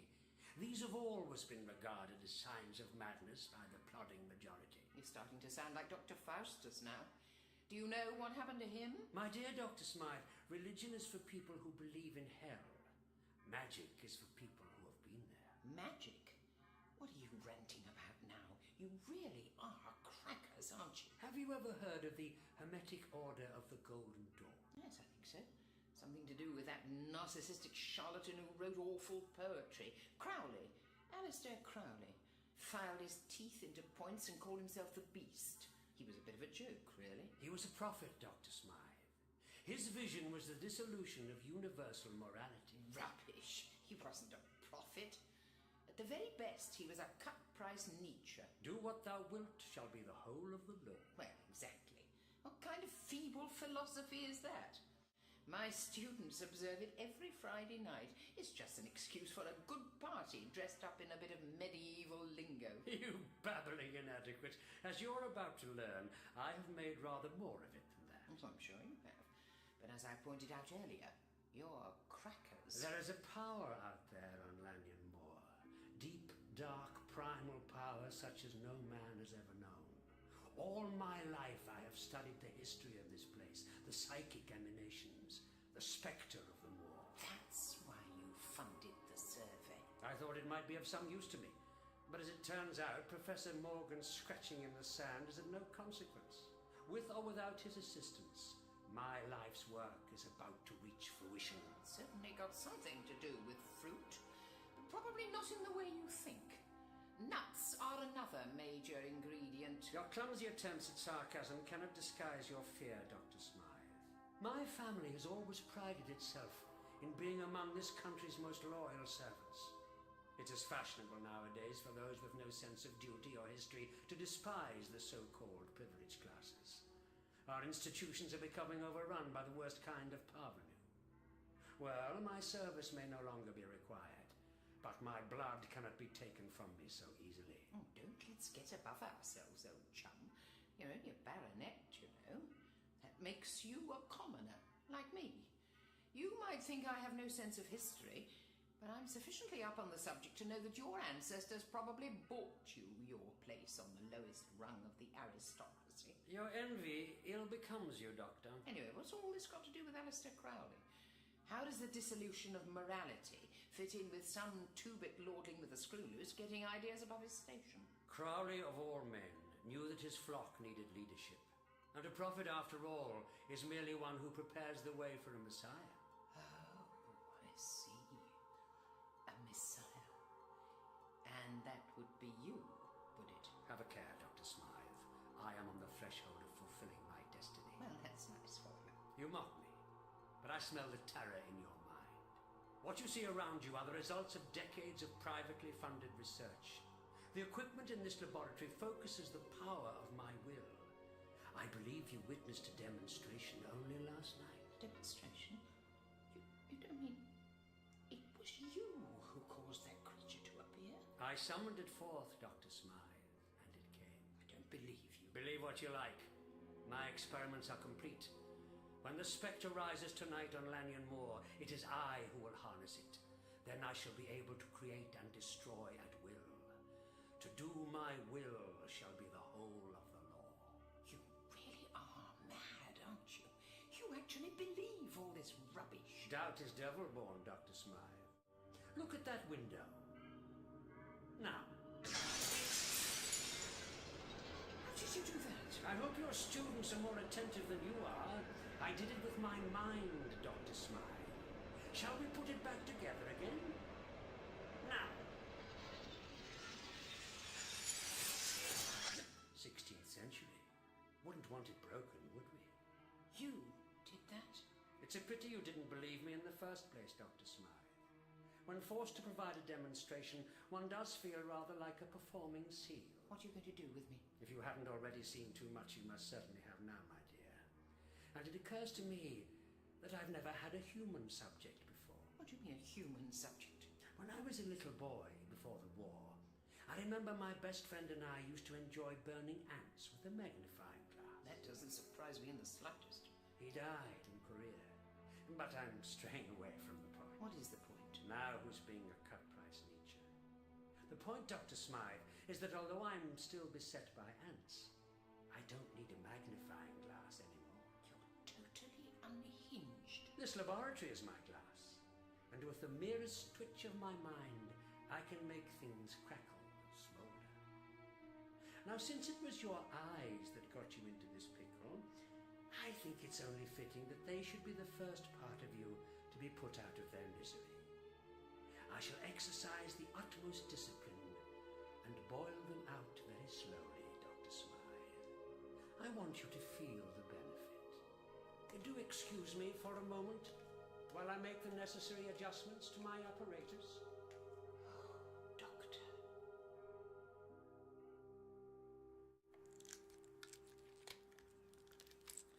There.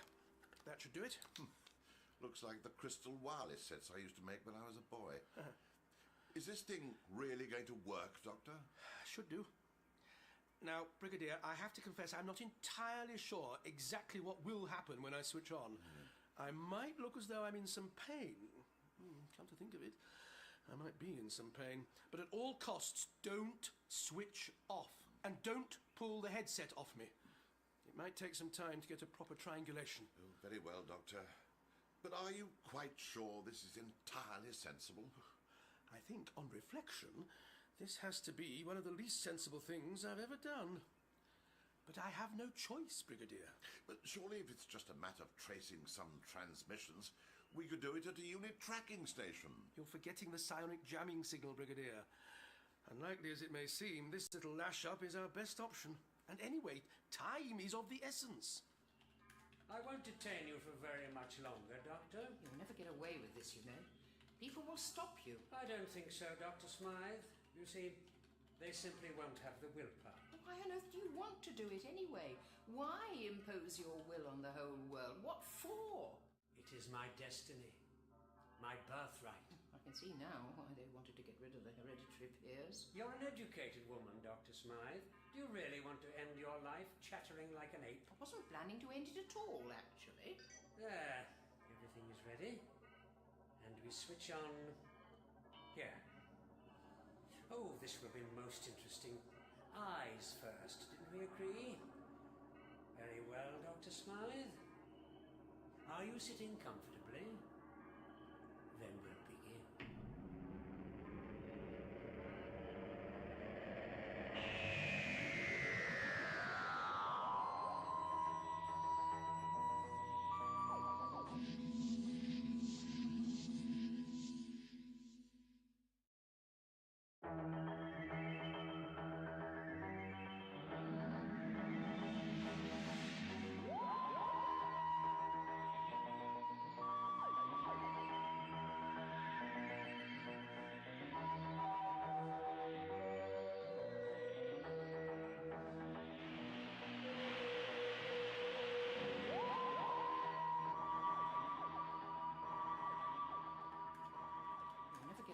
You know, people will stop you. I don't think so, Dr. Smythe. You see, they simply won't have the willpower. Why on earth do you want to do it anyway? Why impose your will on the whole world? What for? It is my destiny. My birthright. I can can see now why they wanted to get rid of the hereditary peers. You're an educated woman, Dr. Smythe.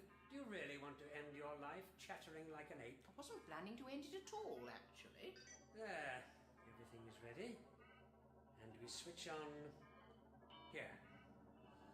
Oh, this will be most interesting. Eyes first, didn't we agree? Very well, Dr. Smythe. Are you sitting comfortably? Then we'll begin.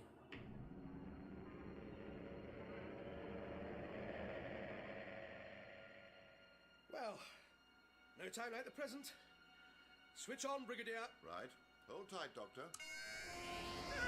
Doctor! Doctor, are you all right?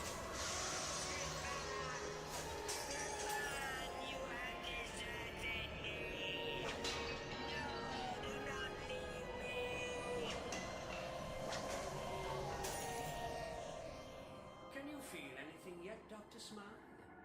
Getting a little warm around the sockets, are we?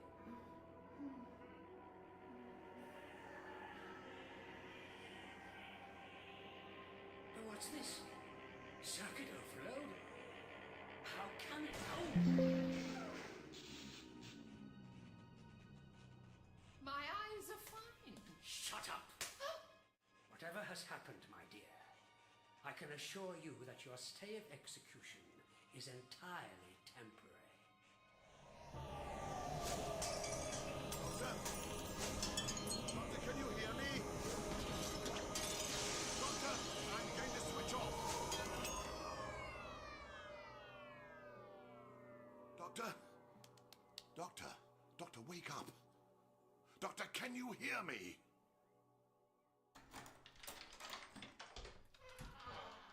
I don't think much of the guest wing. Yes, I'm afraid my grandfather's study has been rather neglected in recent years, Dr. Smythe, but since you've already proved yourself more than equal to the challenge of a little dust, I feel sure you will not find your stay here too incommodious. Oh, that's quite delightful. More stained glass, I see. Indeed. In fact, you may wish to contemplate the subject of this window. It's the Noli Me Tangere. Curiously appropriate, is it not?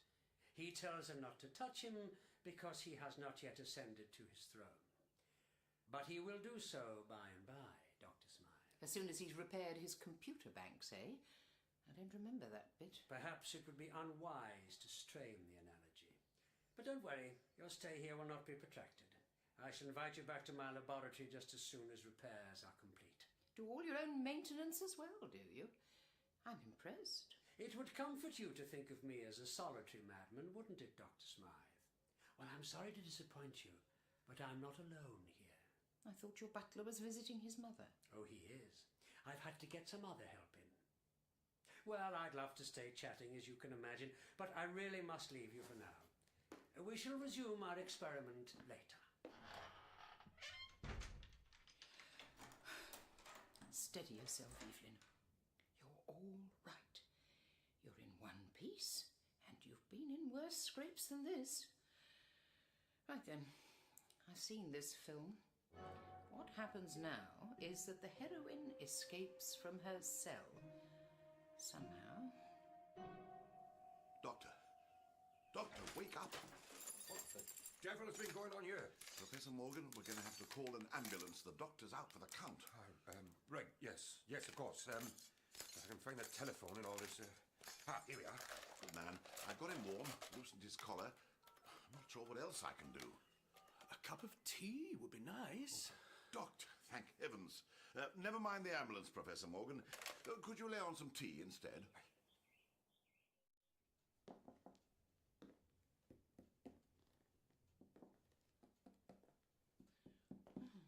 Well, that's the walls, then. I suppose a secret passage would have been too much to expect. Real life just isn't that convenient. Door's out of the question, so that just leaves the window.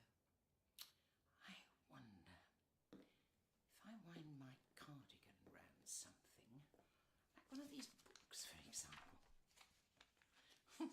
It's worth a try, I suppose.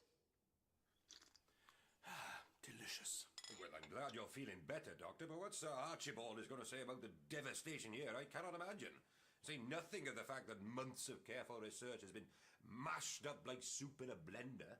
I only hope you got something to show for it. Well, Doctor? Was it worth risking your life and near enough destroying Professor Morgan's lab? I mean, have you got the readings? 2, 3, 6... just working them out now, Brigadier. I'll tell you what would be of the utmost assistance at this moment. Yes? A pencil. Have you got one over there, Professor? Be my guest. Thank you so much. As my old tutor was fond of telling me, you can go a long way with no talent, but you'll never get anywhere without a pencil. Did I say 2, 3, 6? I think so, yes. Good. 2, 3, 6... Oh, there we are then. Very interesting. And pretty accurate, I fancy, considering you did what I expressly told you not to do, Brigadier. If I hadn't switched off when I did, Doctor, I doubt this building would still be in one piece. You could be right. It was certainly a more dramatic reaction than I'd anticipated. You mean all this wind and poltergeist stuff was simply this creature trying to stop what you were doing, Doctor? I'm afraid so. And if he can do that in his sleep, imagine what it'll be like when he wakes up.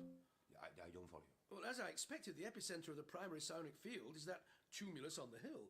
The creature that's lying dormant beneath it has been haunting the moor for centuries.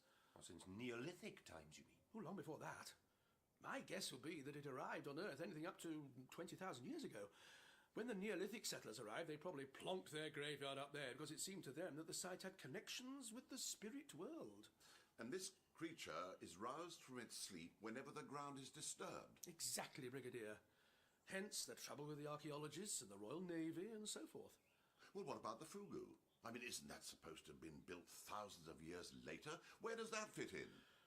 I should imagine it was built by the Iron Age farmers as some kind of refuge when the haunting was particularly strong. Unfortunately for them, they used materials that were lying around the hillside. And in the process, they used that piece of moon rock or whatever it was. Seems likely, so rather than a shelter, they ended up with a custom-built haunted house. So you're saying that the imps that are supposed to haunt this place are some sort of psychic image of the creature itself? That's exactly right. There's supposed to be a whole army of them. Oh, no reason why the creature can't create a multiple manifestation of itself. Mind you, an army of projections will be nothing compared with just one of the real thing. Any idea what kind of creature it is, Doctor? Judging by Evelyn's description, together with the psionic activity and the lodestone in the Fugu, I think I have a theory, yes. And it's not a very comforting one. Well, don't keep us in suspense. I think it's a Triganon, a planet-hopping colonist from the Spurgian system. For a race of 3-foot-high trolls, they're a particularly vicious bunch, I'm afraid. Millions of years ago, they found a way to regulate the electrical activity of their brains with the help of certain psychoactive minerals found in their part of the galaxy. As a result, their entire technology is based on psionic energy and bits of old rock. It makes a formidable combination. It's the most fantastic thing I've ever heard. But you're prepared to believe it, Professor? Well, I've got to, haven't I, Doctor? I mean, after the events of the last couple of days, I think all bets are off. Good man. Because I'm afraid things are going to get a great deal worse. What makes you say that, Doctor? My little lash-up detected something else. A secondary psionic field operating approximately 24 degrees east, 38 degrees north. But that's nowhere near here. No. That must be, roughly somewhere in the Eastern Mediterranean. At a guess, Brigadier, I should think it's Athens. Athens? Great Scott, but that's where... Yes. A bit of a coincidence, wouldn't you say? The next hall, ladies and gentlemen, contains some of the finest examples of classical Greek marble to be found anywhere outside the British Museum in London. But no, to be serious, ladies and gentlemen, all the sculptures in this hall date from the 5th century BC, and they represent the peak of this beautiful art form. Excuse me. A moment, please. Enjoy the sculptures, ladies and gentlemen, and I will join you in a little minute. How can I help you, madam? Could you direct me to the Celtic exhibits, please? Ah, madam, you have come at the wrong time. I'm afraid that gallery is closed for renovation. Oh, what an absolute nuisance. I was so hoping to see them. We don't have so many items of interest in our Celtic gallery, madam. It is very small, I'm afraid. I know, but it's a particular hobby horse of mine. I say, you couldn't give me a little private view, could you? I'd be terribly quick. I'm sorry, madam, but it is not permitted. I'm quite happy to pay. A personal payment, of course. Look, I have some cash here. Would 200,000 drachma be a suitable figure? Madam cannot be serious. I think maybe you don't understand your rates of exchange. Oh, really? Have I got it mixed up? Well, how about 300,000 then? You don't mean it, madam. I assure you I do. Really? Just 2 minutes of your time would suffice. Right now? I mean, this minute? If you please. Okay. 1 moment, please. Ladies and gentlemen, enjoy these sculptures and I shall return to you in just a few minutes. This way then, please, madam. We must be quick, however. So kind. The focusing amplifier, that's what she'll be after. What's that? Part of this creature's spaceship? Not exactly. It's one of the cornerstones of Triganon technology. A cyber-surgical implant worn on the body that slots into whichever piece of equipment they're using at the time. It enables them to boost their psionic energy over immense distances and power up their hardware. Anything from a microwave oven to an interstellar battle cruiser. Now I know what to put on my birthday list. Well, what the devil is this thing doing in Athens? He's had plenty of time to get there, Brigadier. Remember, the Celts traded with the Mediterranean civilizations. I should imagine it was taken from Cornwall as a curio sometime in the 1st century BC. 2,000 years later, it's gathering dust in Athens. It's probably in a museum somewhere. Well, why hasn't anyone spotted it before now? No reason why they should. I told you, Triganon technology doesn't involve much industrial manufacture. This focusing amplifier will be nothing more than a small coil of ferrous metal, about the size of a coffee mug. It'll probably be covered in rust. Doesn't matter. It'll still work. And if Mrs. Moynihan brings it back here, there'll be trouble, I take it. Oh, yes. There'll be trouble, all right. Hang on a minute, Doctor. Are you suggesting that Mrs. Moynihan is in some way under this creature's influence? Well, I doubt it's actually got her hypnotized. Triganons have many powers, but that isn't one of them. Well, then why is she working for him? Why does anyone work for anyone? I imagine she's been promised something in return. Wealth, power, the usual. Are you telling me that my housekeeper has entered into some kind of Faustian pact with a pixie from outer space? It's beginning to look that way, Professor. Right. The minute she gets back here, she's fired. Believe me, if Mrs. Moynihan gets back here, you'll have precious little time to give her her cards. Brigadier, this is serious. That focusing amplifier must be kept away from the moor at all costs, preferably kept out of the country altogether. Right. You better come with me, Doctor. Where to? Goonhilly Tracking Station, about 20 miles away. They've got a unit operative in place there. We'll need to get onto HQ and see about setting up some roadblocks. With any luck, it won't come to that, and we can intercept her at the airport. Splendid. I'll just pop upstairs and tell Evelyn what's happening. I doubt she slept through our little experiment. I'll do that if you like, Doctor. I mean, if it's that urgent, you'd better be on your way. Yes, good idea. Thank you, Professor. Tell her we'll be back as soon as we can, would you? Oh, will do. Come along then, Doctor. We've got a brisk walk ahead of us. What? The car's parked down at the pub.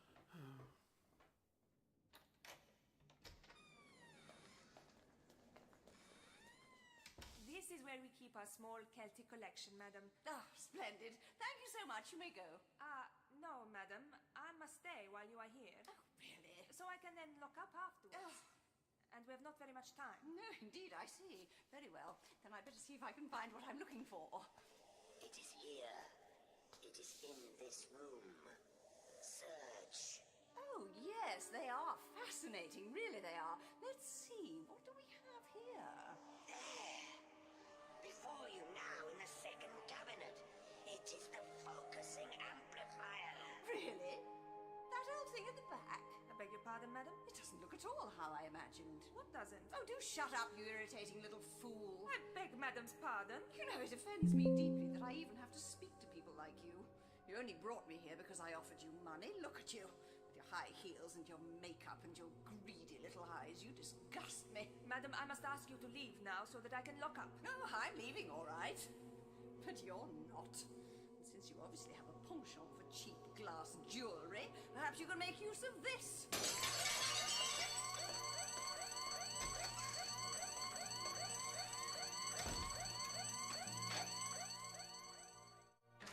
Professor. Ludgate, where the devil have you been? I've been looking all over for Evelyn. You haven't seen her, have you? Oh, I was going to ask you the same thing. We thought she was upstairs, but the bed's not been slept in. Look, I'm just popping down the road to see if she's left a message at the pub. The doctor's at Goonhilly with Lethbridge Stewart. You hold the fort here, all right? Right.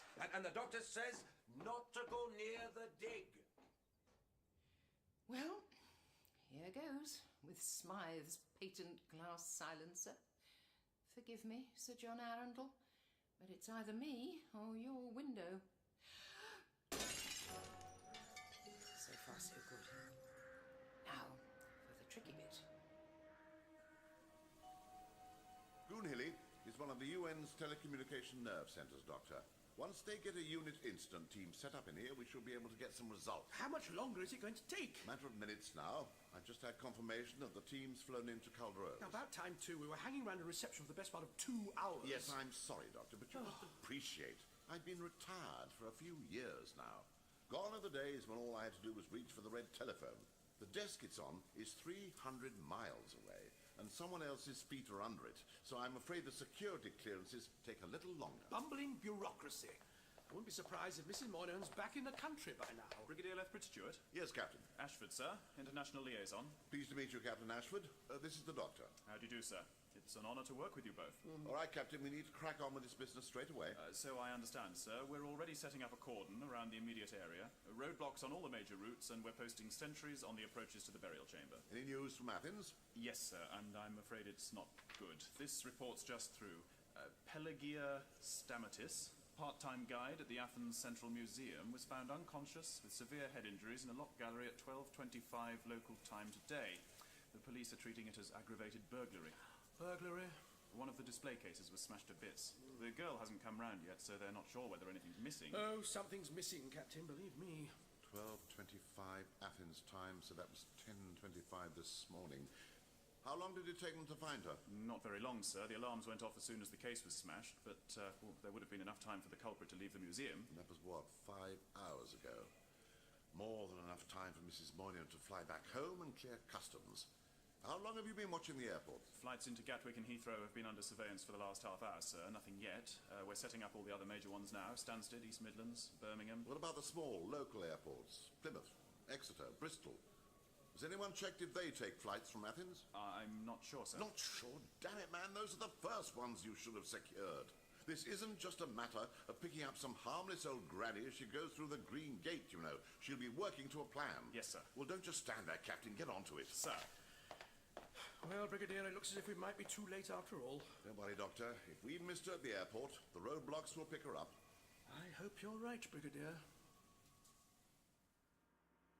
All right. I'll see you in 2 weeks, then. Give my love to Dad. Okay, bye. Oh, Philip, thank goodness. Evelyn, where in God's name did you get to? I've been worried sick. Where's the doctor? He's not here. Professor Morgan says he's gone to Goonhilly with the Brigadier.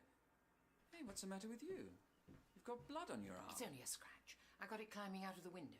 What happened back there? Where did you disappear to? Sir Archibald caught me. Oh, dear. Give you a bit of a telling off, did he? Philip, we've got to do something. The man is completely insane. Oh, come on. I know he's a bit eccentric, but surely that's pushing it a bit. You think so? I only escaped by breaking a window and making a run for it. What? You make it sound as if he's been keeping you prisoner. That's exactly what he was doing. Philip, he's completely off his rocker.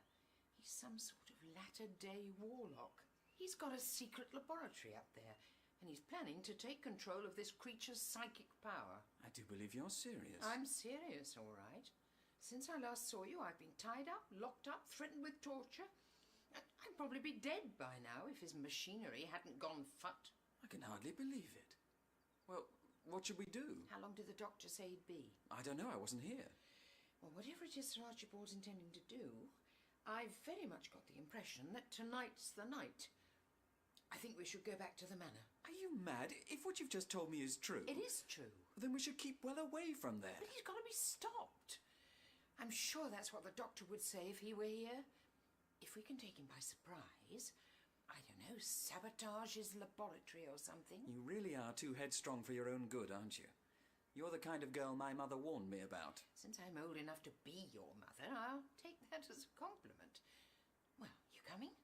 I must be mad. Come on, then. But let's tread carefully. Oh, don't worry, I will. I may have smashed my first window today, but you should see what he does to them. Well, I'm unlikely ever to win the Lonsdale belt, but I reckon I can take on Sir Archibald. Come on then, let's go to work. Philip, thank you. What for?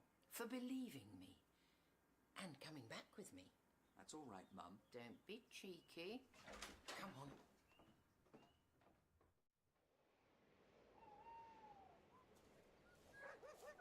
Buster, down, boy. There's a good boy. Good evening, young man. Oh, evening, Mum. What brings you up here? I only live just down the road. It is a free country, you know. So it is, Mum, but I'm afraid you can't come up here tonight. Why ever not? Well, it's just my orders, Mum. It's restricted. There's roadblocks and sentries all around this part of the mall. I say, how terribly exciting. What on earth is it all about? An unexploded bomb? Or perhaps Abel Magwitch has escaped from the prison hulks? I'm not at liberty to say, Mum. Oh, I see. Well, my lad, this is the shortcut I've taken every day for the last 25 years, and I really don't see why I should stop now. It would upset my dogs. I'll just pop through, shall I? Oh, I really can't allow that, Mum. Sorry.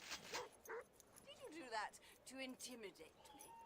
Look, Mum, I've got my orders, and my orders are that nobody is allowed past here. And I'm sorry, but that does include you. Young people today. You're all the same, aren't you? When I was your age, I showed a bit of respect for my elders and betters. Oh, listen, Mum. No, you listen to me. You think you can just barge through life getting your own way at all costs? Well, let me tell you, young man, you're going to pay for your contemptuous attitude. I do not have any kind of an attitude, Mum. Now, I think we've all had enough... What's that? This? Oh, it's just a bit of old metal. But look what it does.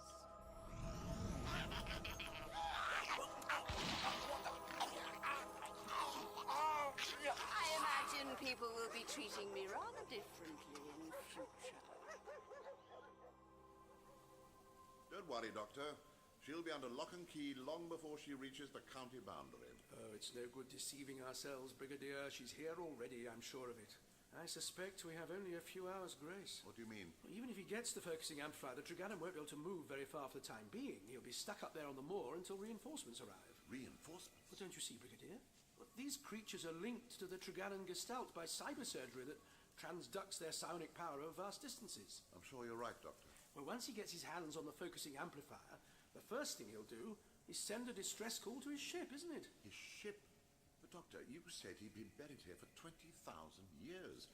Are you telling me he's still got a spaceship flying around up there somewhere? Oh, it's always difficult to explain timescale relativity to different species. They never seem to want to take it in. Triganons live for hundreds of thousands of years, Brigadier. This little interregnum would be the equivalent of you going to sleep for, oh, I don't know, a decade perhaps? Unusual, certainly, and undoubtedly very traumatic for the individual, but well within the time frame of the species. And you say the creature gets its power from the spaceship? Indirectly, yes. Triganon ships draw their energy from the home planet, and it's transferred to the crew by psionic induction.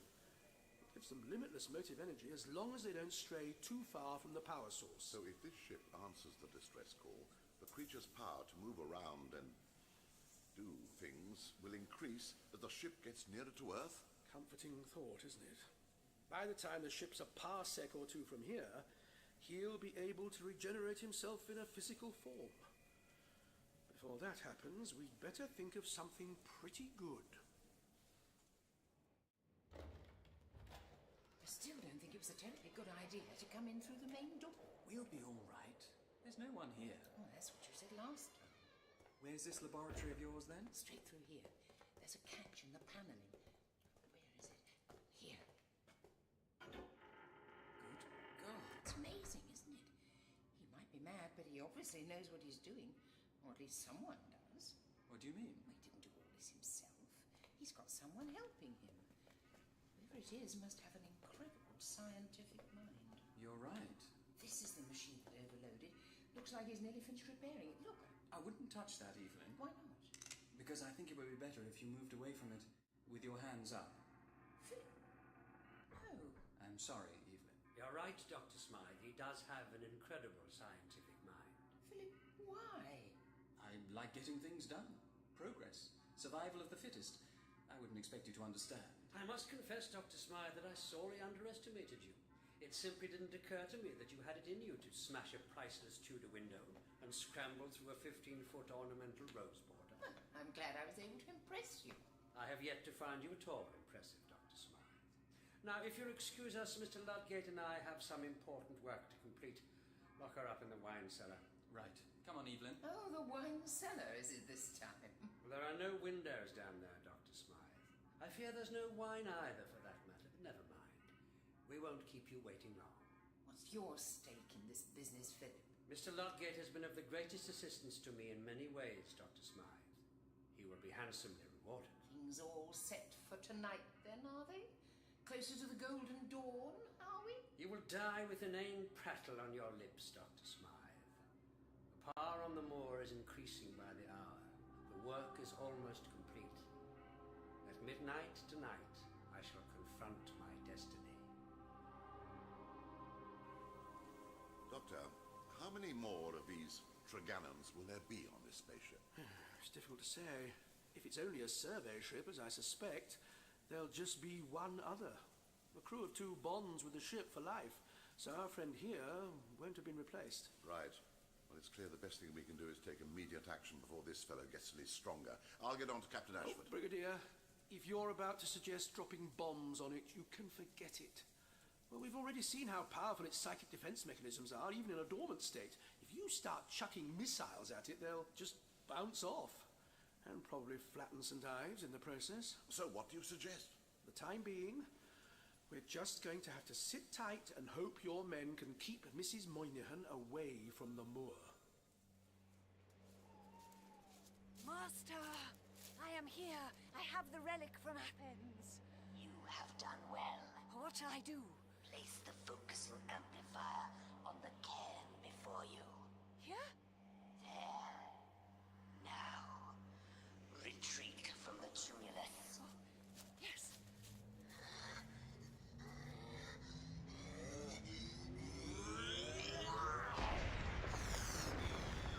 Master, you live! I live at last. And now, after 18,000 years of torment, here on this primitive speck of mud in this benighted solar system, here begins my revenge!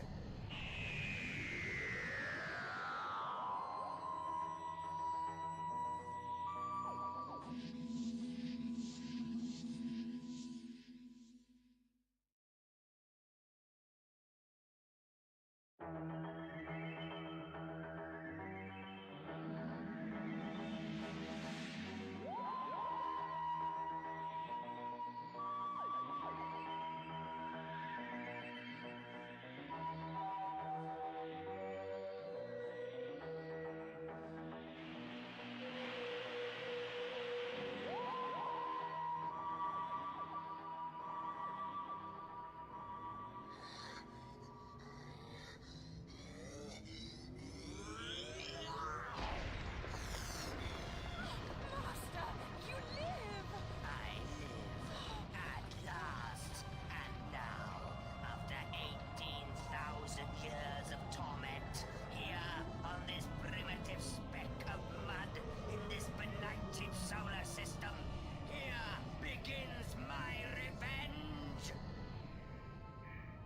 What the blazes was that? It felt almost like an earth tremor. That's exactly what it was, Brigadier. We're too late. You mean Mrs. Moynihan's broken through the cordon? She's taken this amplifying whatnot up to the tumulus? I should imagine that's what we just felt. And this is where things get serious, is it? That's putting it mildly, Brigadier. Sir? Yes, Captain, what is it? We've just had confirmation from Jodrell Banks, sir. Deep space tracking stations are picking up an unidentified object, approaching the Earth at a rate of knots. Still too far away to be able to say what it is. Oh, we know what it is, all right. Sir? Any idea how long it'll take to get here, Captain? Yes, if it maintains its current speed and trajectory, sir, they reckon an approximate ETA of 2,300 hours. Tonight? Yes, sir. Well, that didn't take long. Oh, it doesn't, Brigadier. Not when your technology operates at the speed of thought. You have done well. We aim to please. What would you like me to do now? Return to your dwelling and await my summons.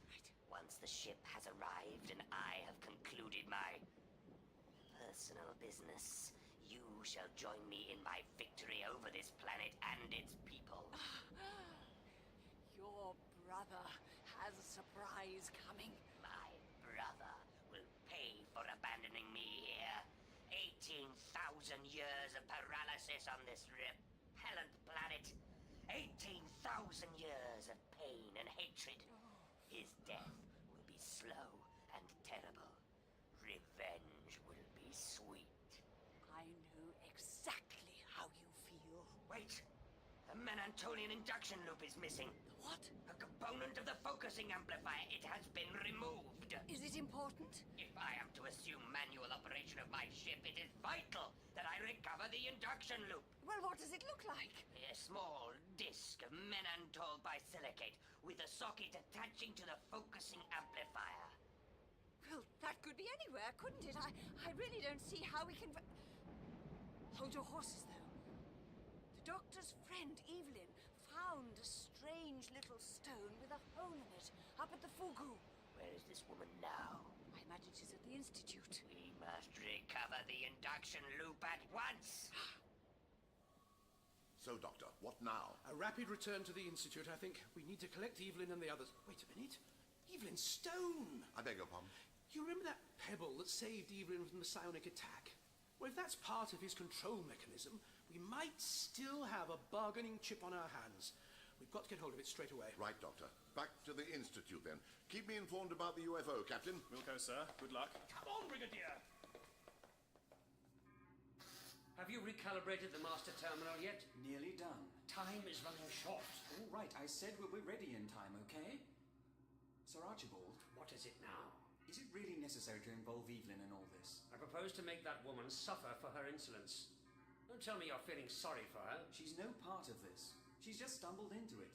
She'll be under your power soon enough anyway, so why don't you just let her go? Oh? And have her come straight back with the Devon and Cornwall Constabulary in full cry? Don't be a fool. You're soft, Ludgate. You'll be telling me next that she reminds you of your mother. Dr. Smythe stays safely locked in the cellar until I am ready to receive her penance. Now get on with your work. Professor? Professor Morgan, Dr. Smythe. Nobody here, Brigadier. What's this? Oh, it's from Professor Morgan. Lethbridge Stewart, Evelyn has disappeared. What? No news of the pub. Have gone to search on the moor. What? Oh, the idiot! I told him nobody was to go up there. Well, what should we do? Go after him? Doctor, Brigadier, there you are. Professor, are you all right, man? Never better. There's a devil of a chill out there tonight, though. Doctor, I've been up to the dig. Yes, I know. We've just seen your note. I thought I expressly warned you. All right. Keep your hair on. Nothing happened. The whole place was deserted. But, Doctor, the tumulus has been broken right open. There's a great gaping hole in the top of the mound. It's almost as though something had burst out from inside. That's exactly what has happened. And you can count yourself lucky that you didn't meet it. Now listen, from now on, we must all stay right away from the moor. That's where his power is strongest. Brigadier, I want you to stay here and hold the fort. Right. Professor, I wonder if you'd mind driving over to Pengriffin Manor and warning Sir Archibald. You could ask him if he'd seen Evelyn while you're at it. I wonder where she's got to. We must find that stone of hers. Stone? A little pebble about so big with a hole in the middle. Evelyn's got it in her handbag. It's vital that we get it under lock and key as soon as possible. Righto, Doctor. I'll get up there straight away. And what about you? I'm going to see an old lady about a dog. You mean Mrs. Moynihan? I thought she was still in Greece. I wish she were, Professor. But right now, I imagine she's holed up in her cottage. I'd better come with you, Doctor. Oh, thank you, Brigadier, but I need you to stay here in case Evelyn comes back. Don't worry. I'll be careful. Very well, keep me up to speed on that. Over and out. Yes, what is it, Corporal? Sir, something started happening to our satellite links. What sort of something? We're losing contact with the geostationary satellites for this whole sector, sir.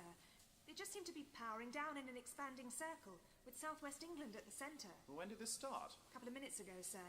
It seems to have slowed down now, but there's a blackout shadow the size of Australia up there.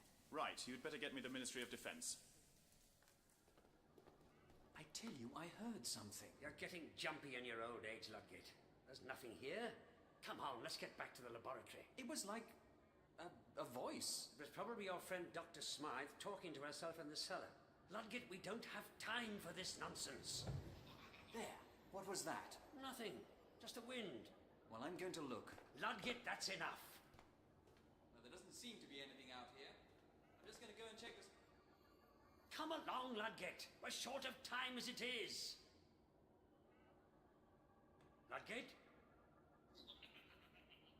Ludgate, is that you? So, can this etiolated weakling be the creature that has so tormented me? What are you? I am Sankrida.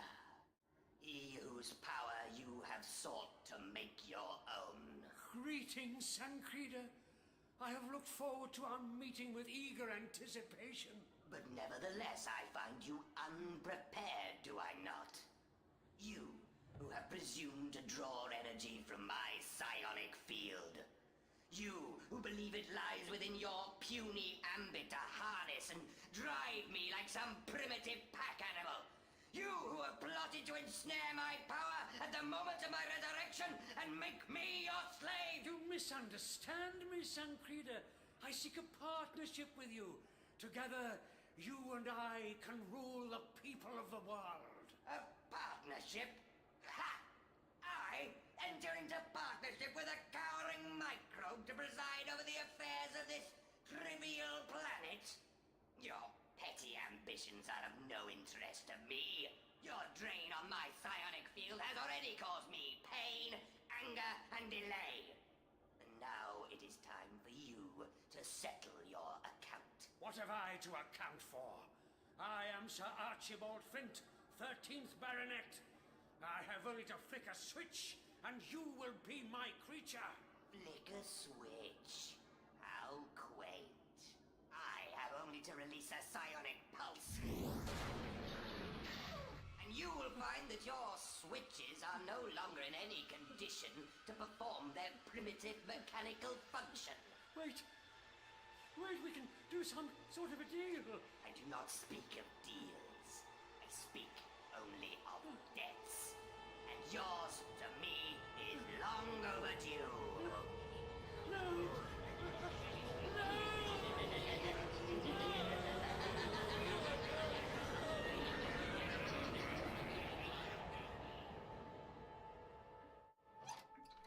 Anyone home? Hello? Buster! Ben, quiet! Buster! Oh, Doctor, this was a pleasant surprise. Holiday cut short, was it? You know, don't you? Yes, I do. Do you want to tell me about it? What is there to tell, Doctor? Well, I thought perhaps you might like to explain to me exactly why you're doing all this. Why shouldn't I? Well, that's not a terribly good reason, is it? All my life, I've been treated like dirt, Doctor. Deserted by people once they've got what they wanted. Buster and Ben are the only ones who've stayed with me, aren't you? Aren't you, eh? Yes. And then, Sankrida came to me. Sankrida? That's his name, is it? So it's his friendship you're after? Good golly, no. Friendship's a waste of effort. I don't happen to think so myself. I don't really care what you think. So what is it you want? Revenge, Doctor. It's a nasty word, I know, but there it is. They do say it's a dish best served cold, don't they? There are certain people who have treated me very badly in the past. Now I've been promised that I'll be allowed to give them their comeuppance. And I have to tell you, I'm rather looking forward to it. You're really a very unhappy person, aren't you? I don't know what kind of doctor you are, but I can tell you that I don't have any truck with all this namby-pamby modern therapy rubbish. So if I were you, I'd just shut up and concentrate on this. It's a back-action hammer Purdy 12 bore. So it is. Go on. Out the door with you. Where are we going? Back to the Institute, Doctor. We've an appointment to keep. Come on, boys. Wookies! Hello? Anybody here? Hello? Professor Morgan? Oh, thank goodness. Down here, Professor. I'm in the cellar. Can you unlock the door? I think so. Hold on. Professor, I've never been so relieved to see anyone. Oh, my God, Evelyn. Look, I don't mean to seem an ungrateful damsel in distress, but are you just going to stand there, or are you going to untie me? Of course, I'm sorry. Yeah, let's have a look. Have you seen the doctor? Yes, and he's very concerned about some stone you found with a hole in it. Oh, that thing again. The doctor says it's very important we get it to a place of safety. Have you got it? Not here, no. It's on the windowsill in my bedroom at the Institute. Look, what's been going on? There was the most incredible racket from upstairs just now. I assume it was mad Sir Archibald trying out his latest bit of mumbo-jumbo. Sir Archibald? You mean you haven't seen... There. How's that? Oh, great relief. Thank you very much. What haven't I seen? Oh, dear. You better come upstairs. It's not a pretty sight, I'm afraid.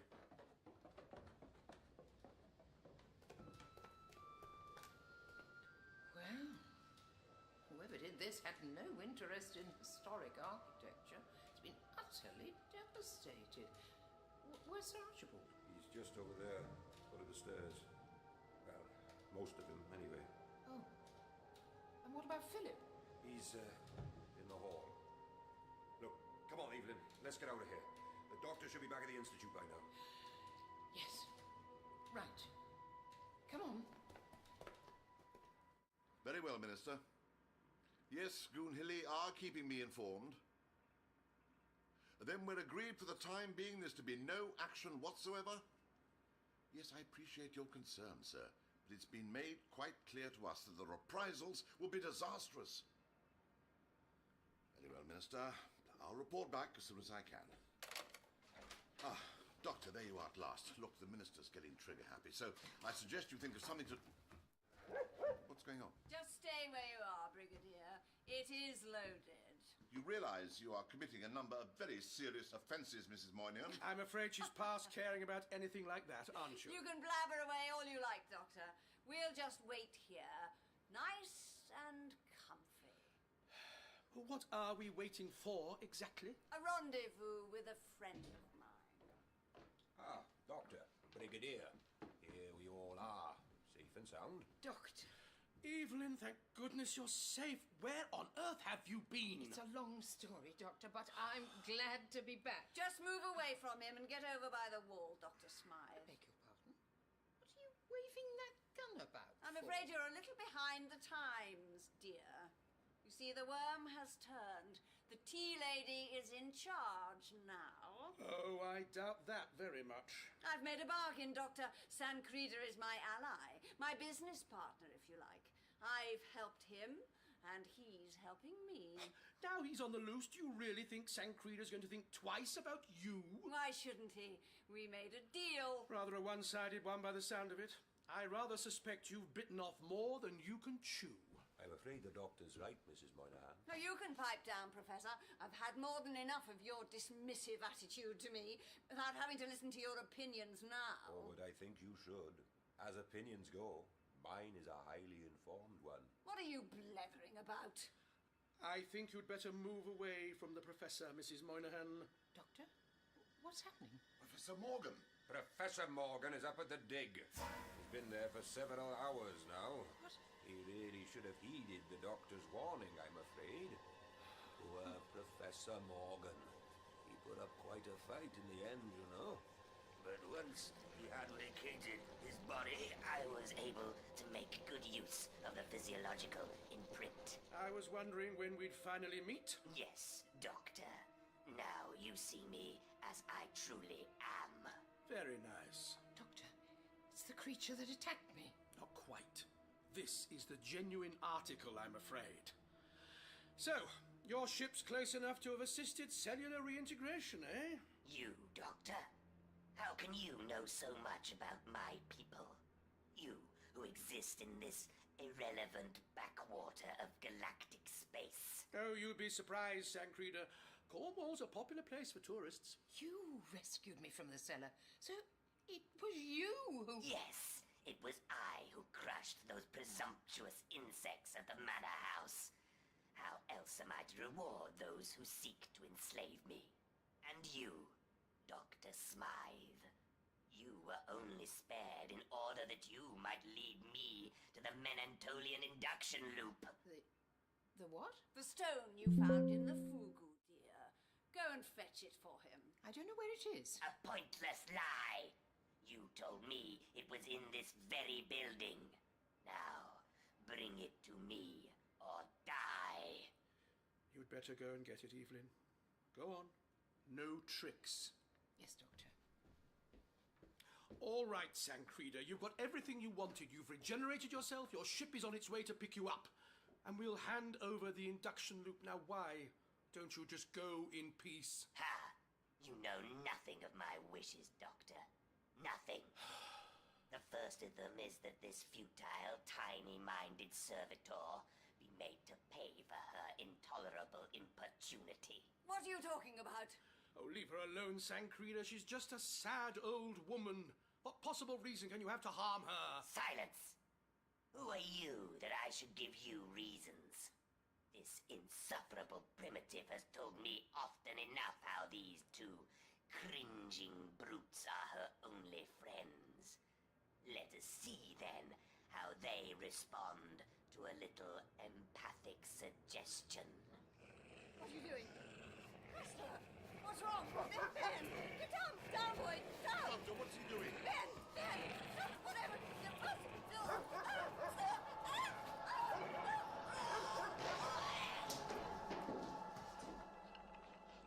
After 18,000 years, patience is a quality I possess in abundance. But this feckless woman tried it sorely. Oh, that's enough, Sancreda. There's no need for this heartless carnage. I am swatting at flies, Doctor, nothing more. What do I care for this planet and its pathetic fauna? Soon, my ship will be here. And then you'll go? Yes, I shall go. But not before there has been a final reckoning. Here's your induction thing. Don't look, Dr. Smythe. The induction loop. The function is unimpaired. Excellent. Now, come, all of you. We must go to the moor. I have an appointment with my brother. Now move, or die. The ship approaches. We shall not have long to wait. Doctor, what do you suppose he meant about a final reckoning? It is no secret. 18,000 years ago, I was deserted on this planet by the pilot of my survey vessel. My brother, Scrifan, left me to my fate. For 18,000 years, I have waited for this moment. And now, at long last, it approaches. So when your ship arrives, it'll have your brother in it? The other half of the two-man crew. And what are you going to do with him? He will die, Doctor. Very slowly. I see. Won't that make it rather difficult for you to escape? The vessel is very easily piloted solo, Doctor. As indeed it has been for the last 18 millennia. So that's what all this boils down to, is it? A petty spot of sibling rivalry? Petty, Doctor? You call 18,000 years of cold, helpless exile petty? Doesn't it occur to you as rather strange that he hasn't come back to rescue you before now? Scrifan is no fool, Doctor. He will know what I am thinking. Then why is he coming back at all? He has no choice. Deprived of the focusing amplifier, I was powerless to act. But once it was returned to me, I was able to transmit an imperative recall signal direct to the ship itself. Silence! Listen. He is coming. Scrifan is coming! Shouldn't we take cover, Doctor? I don't think so. It's coming in for a smooth landing.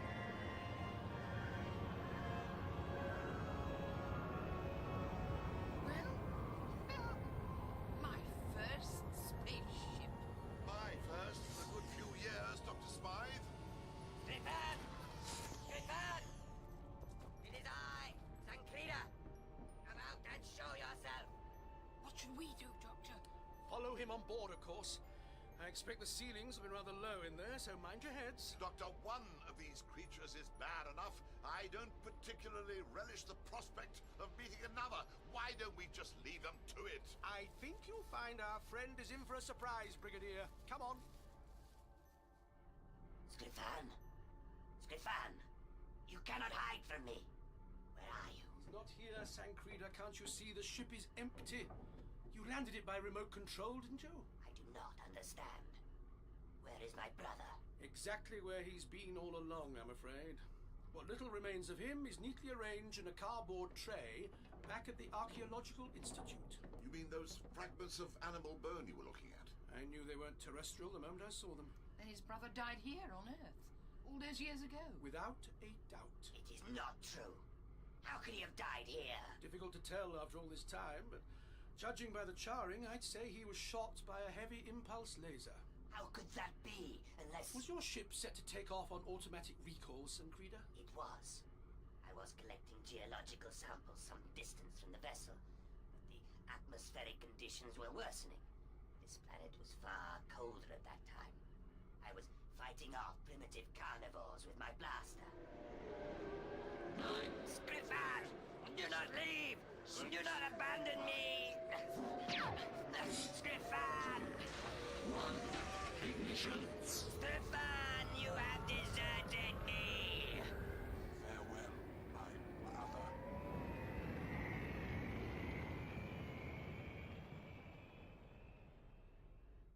Don't you see what happened? In your rush to get back to your ship through the blizzard... You shot him yourself. He wasn't taking off in the ship, he was keeling over in the snow. No. No, it cannot be. You are deceived. You're the only one who's deceived, Sancreda. You've spent 18,000 years meditating on a pointless revenge. You killed him yourself. Very well then, Doctor. So be it. But my revenge will not be empty. My revenge will be on the planet that has been my prison for so long. That's ridiculous. Now you're just lashing out at innocent bystanders. Am I, Doctor? Perhaps I am. It is no matter. I shall lift off on manual control and blast this planet from space with a psionic cannon. For pity's sake, Sancreda. What will be the good of that? Leave me! It's no use trying to reason with him. His mind's gone completely. How much damage could this ship do, Doctor? It draws its energy from the Triganon Gestalt. He can vaporize the Earth if he wants to. Thrust chambers cleared for ignition. Countdown procedure activated. Leave me, all of you. Leave the ship. I can't allow you to do this, Sancreda. Navigation systems cleared and ready. You cannot prevent me, Doctor. Now, I will give you a choice. Am I going to kill you here and now, or are you going to leave the ship and die with your planet? It's not my planet, Sancreda, so maybe I'll call your bluff. You can't unleash psionic pulses in a confined environment like this, not while the ship's preparing for liftoff. Far too risky. Correct, Doctor. So, if you have no objections, I shall be happy to resort to my hand blaster. Evelyn! Brigadier, get out of here! Go on, jump! Don't stop running. We'll take cover down there. You all right? I'm all right. What about the Brigadier? Is he still in there? Brigadier! Have to do better than that, Sancreda. You barbarian fool. You are merely delaying the inevitable. Come out and face me. I got a better idea. Why don't you come and face me? Very well. If that is how you choose to die, it will be my pleasure.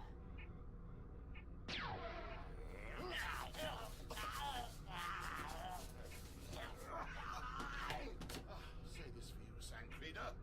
For a little chap, you pack a big punch, as I'm quite sure does this. Do not attempt to operate my blaster, you imbecile. You will be unable to channel the psionic impulse. The energy release will be enough to destroy the entire ship. If it comes to a choice between the whole world or just you, me, and this ship, Sancreda, I'm very clear where my duty lies. Doctor, the ramp's closing. Just hold tight, Evelyn. Come on, Alistair. What are you playing at? You half-witted savage, do not fire the blaster. I have no intention of doing so, Sancreda. Just so long as you lower the ramp and let me off your ship. I could destroy you with a single thought. I no doubt you could. But would you be quick enough to stop me firing this weapon in my death throes? Now, lower the ramp. Very well. Why should I not? Less than a minute, you and all your kind will be vaporized from space. Oh, then. Be gone, and enjoy your final moments of existence. Cheerio. Ignition in T-minus 20 seconds and counting. Wait! There he is! He's out! Doctor! Brigadier! Over here! You had us worried there, Alistair. He's getting away! Doctor, what can we do? Count to 10. What?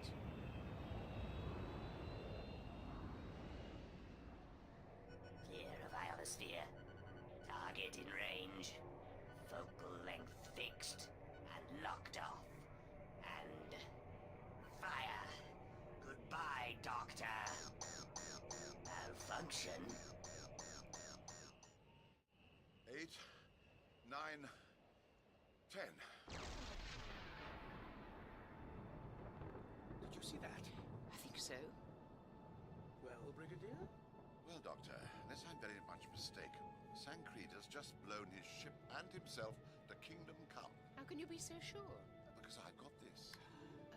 His focusing amplifier. Thought it might do the trick. In my little tussle with Sancreda, I swapped it for your coil of copper wire, Doctor.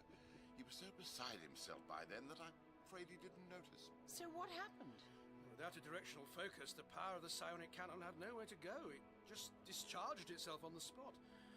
Very dangerous to meddle with Triganon technology, you know, Brigadier. You do realize you've just saved the world, don't you? All in a day's work, Doctor. Oh, here you are then. You'd better take charge of this. Why? Well, I expect the Athens Central Museum will be wanting it back, won't they? Isn't that rather a dangerous thing to have sitting in a museum? Not now that Sancreda is dead. These things are like driving licenses. Eh? Non-transferable. Ah, well, why not? Doris and I have been meaning to go to Greece for years. I must meet this Doris of yours, Brigadier. Well, next time you're passing this way... Incidentally, that reminds me. Where did the TARDIS disappear to? I beg your pardon? Disappeared? Don't worry, Evelyn. If I'm right, then any moment now...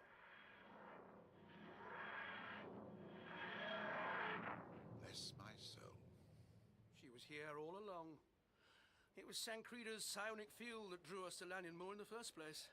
Once the TARDIS realized the danger, she shifted herself onto a different existential plane before Sancreda could start tampering with her. I see. I think. She's a clever old thing, the TARDIS. Well, Doctor, trouble clearly hasn't stopped following you around. Nor you, it seems, Brigadier. Ah, no, I'm not having that. I'm retired. I refuse to take any of the blame. My time of life, trouble should be confined to the occasional spot of blackfire on the nasturtiums. All the same... Yes? It's nice to know we still make a good team, Doctor. So you two go back a long way, do you? Farther back than I sometimes care to remember, Dr. Smythe. You wouldn't believe it, but when I first met Alistair, he still had dark hair. So did you, Doctor, from time to time. Well, this is all very cosy, but can I suggest that there are better places than here to catch up on old times? What do you mean? Doctor, I've had a fairly difficult couple of days. It's coming up to midnight, I'm exhausted, it's freezing cold, and I'm starving hungry. So why don't we ask the Brigadier very politely whether he might be able to use his influence at the pub to wangle us a late supper? It will be my pleasure, Dr. Smythe. Doctor? Why not? That's settled then. Either way, Brigadier. Now, this pub, what's the situation on the chocolate puddings front? I don't have much of a sweet tooth, Dr. Smythe. I have to confess, I'm more of a soup man. I suppose I am beginning to feel a trifle peckish.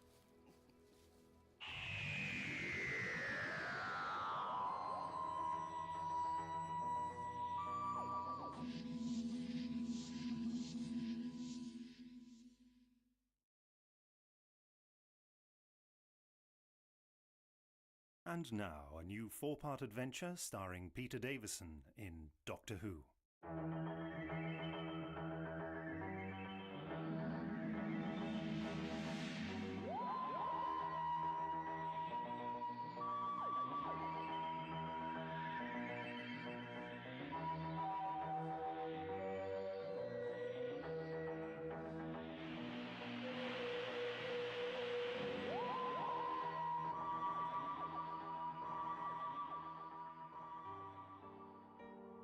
well remember that winter as long as the embers of memory still glow feebly in my mind. That haunted winter night when I met the man who calls himself the Doctor. And if I ever need reminding, I need only dip into my diary, now cracked and brittle and worn with age. December 22nd, 1963. If I was to give a title to this time in my life, I would call it Trapped in the Ghost Academy.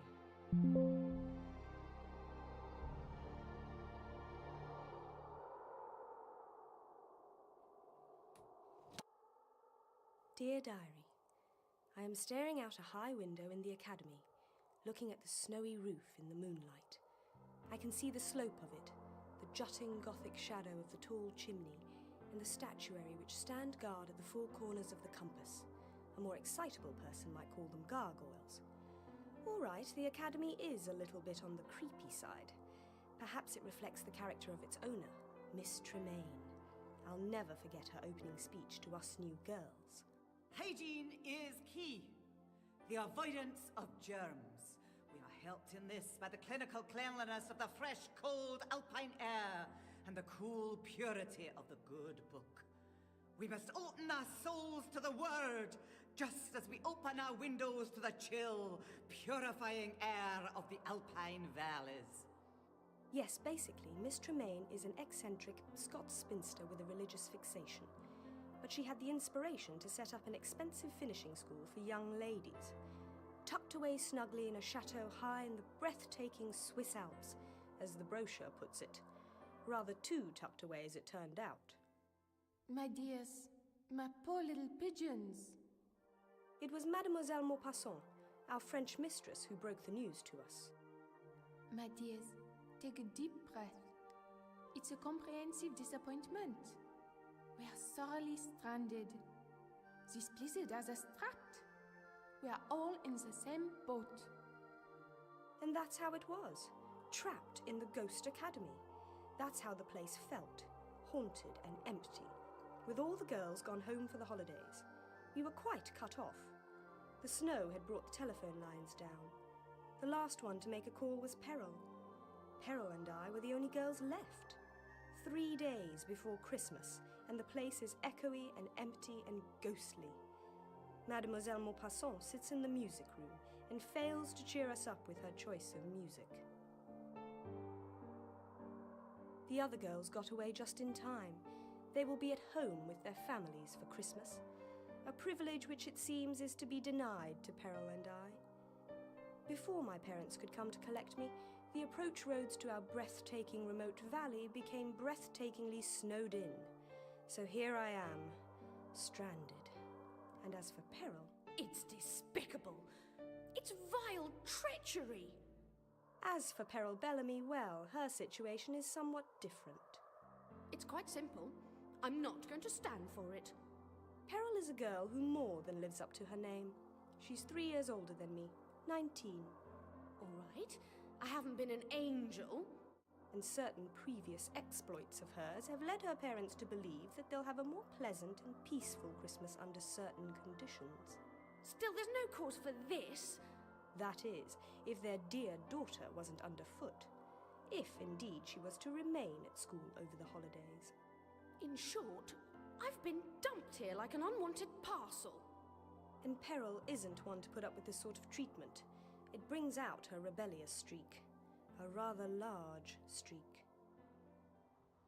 Alison! For God's sake, be careful with that rope!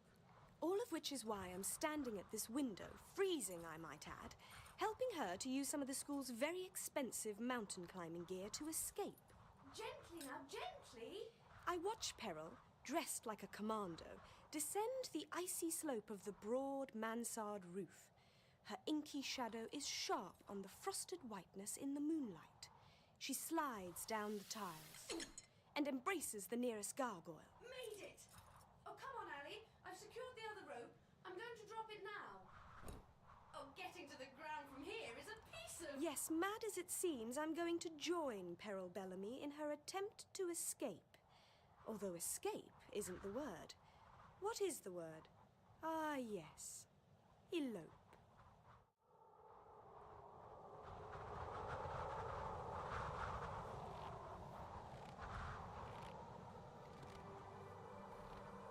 If there is anything worse than snow in the shoes, I would like to know what it is. Oh, just hold this a moment, he says. It won't bite you, he says. I wish it had bitten me. At least I wouldn't be here. And where is here? Predominantly oxygen atmosphere, luckily. Mountainous region. Cold. Oh, very cold. It's worse than Alaska. Serves me right for helping the doctor with one of his experiments. Oh, this is all your fault, Doctor! Who is this doctor, madam? It seems a shame to lay such all-encompassing blame on the poor man's shoulders. Who are you? Oh, I'm sorry. I didn't mean to startle you. I'm Lieutenant Sandoz of the Voluntary Mountain Rescue Force. And it would seem you are very fortunate to encounter me, madam. Call me Nissa. Put on my scarf, Nissa. You must be terribly cold. Oh, thank you. I also have a spare pair of skis here. You also have a gun. Yes, the Mountain Rescue Force serves as the local constabulary in this area.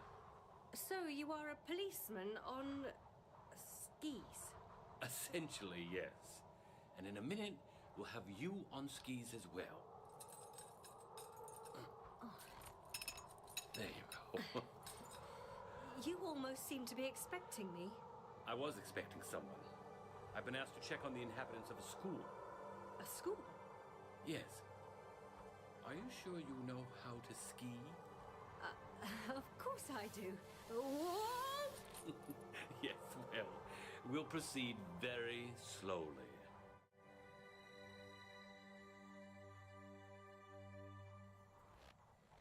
Pearl, are you sure you're doing the right thing? I've got the compass, haven't I? I wasn't really talking about the direction we're travelling. Oh, Alison, what on earth are you on about? Are you sure you should be running off like this? Of course I am. I'm on my way to get married, aren't I? Oh, just wait until my mother finds out. Well, that's really what I mean. Are you sure you're not eloping just out of spite? Oh, don't be daft. I just wish I could see her face, that's all. All right. But are you sure you know what you're doing? I just told you. I meant the compass this time. Are you sure you know where we're going? Of course. It's just that the snow is getting very heavy and the wind is picking up. Oh, come on. Where's your sense of humour?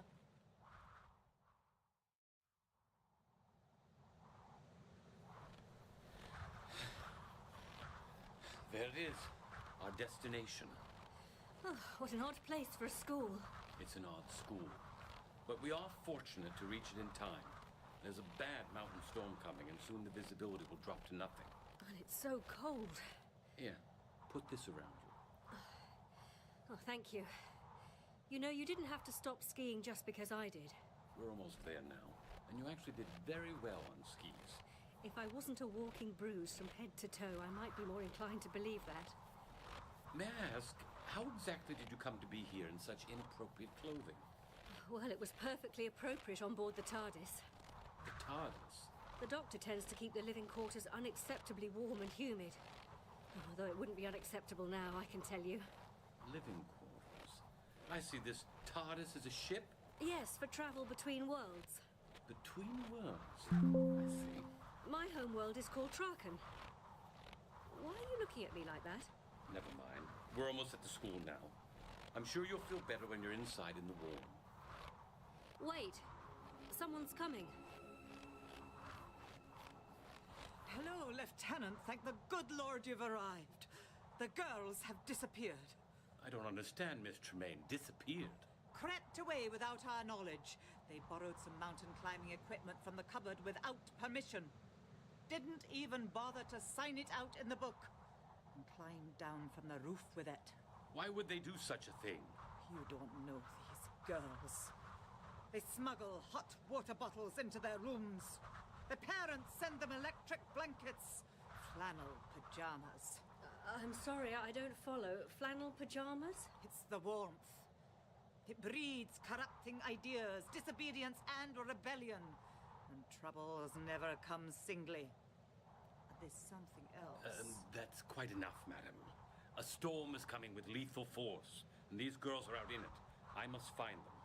Take this young woman. Nissa. Take her inside with you and make her warm. Warm! But, Lieutenant, you haven't heard the worst of it. I must go. I must find the girls before the storm arrives. But, Lieutenant, we need your help. Perhaps I can help. I doubt it. It's a very particular problem. What is particular about it? Spirits. Spirits? The spirits of the dead. Ah, here comes my French mistress. Hello? I am Mademoiselle Maupassant. Hello. You're freezing. Come inside, you poor thing.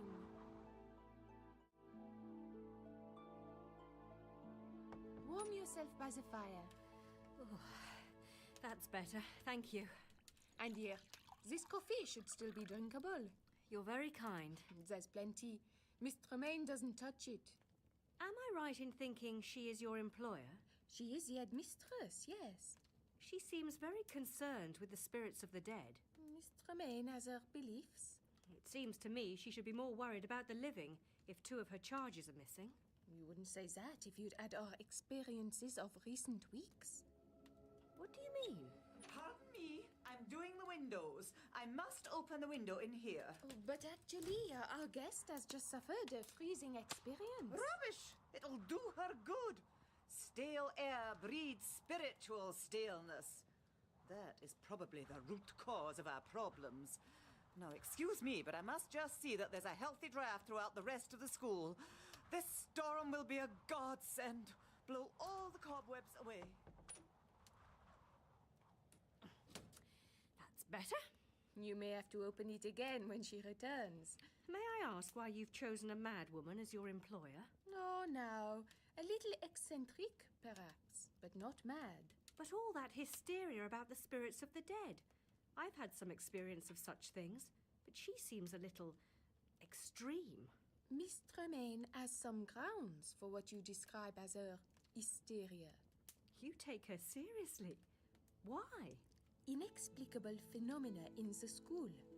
Luckily, we managed to conceal it from the girls. But now, quite frankly, it is beginning to get out of hand.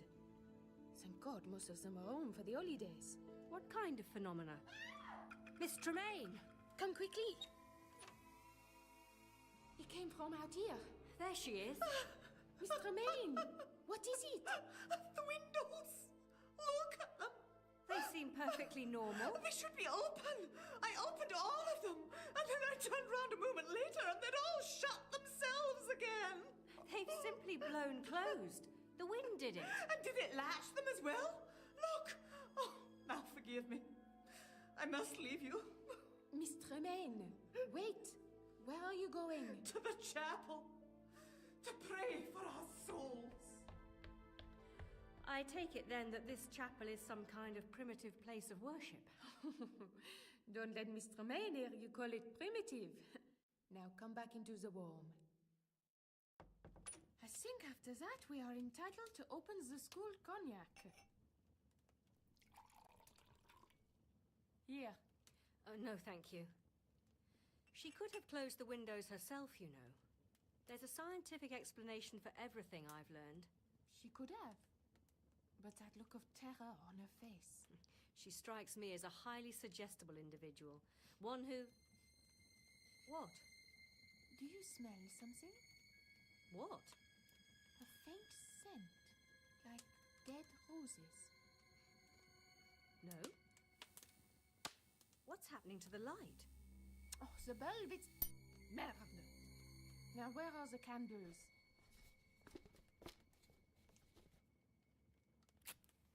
Ah well, brandy by candlelight. It's not so bad. But you aren't drinking. What's the matter? You know, I do smell something now. A faint scent of flowers. Look at the candle flame. It's just a draft. What's that? Out here!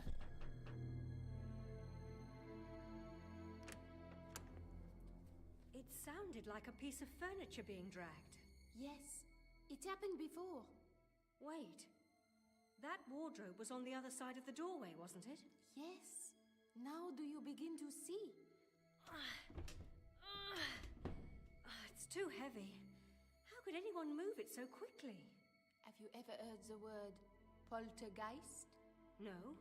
What does it mean? The derivation is German. It refers to a mischievous ghost. Look at the floor here. Long scratches. That's where it was dragged. It looks almost like the marks of an animal. Claws. Mon Dieu! What is it? The door. Won't anyone let us in? Lieutenant Sandos? And it looks like he's found your girls. Quickly, one of them is ill. It's all right. It's just a migraine. I'll be all right. Bring them into the parlor. We have a fire going.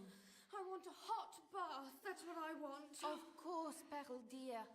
Nissa, would you take poor Alison back into the parlor? Of course. Come close to the fire. That's more like it. Do you often get such attacks? Migraine? Occasionally. And like tonight, they usually begin with phantom scents. What do you mean? I have the vivid illusion that I'm smelling something that isn't there. Was it by any chance a scent of dead flowers? How did you know that? I think I need to speak to your French mistress.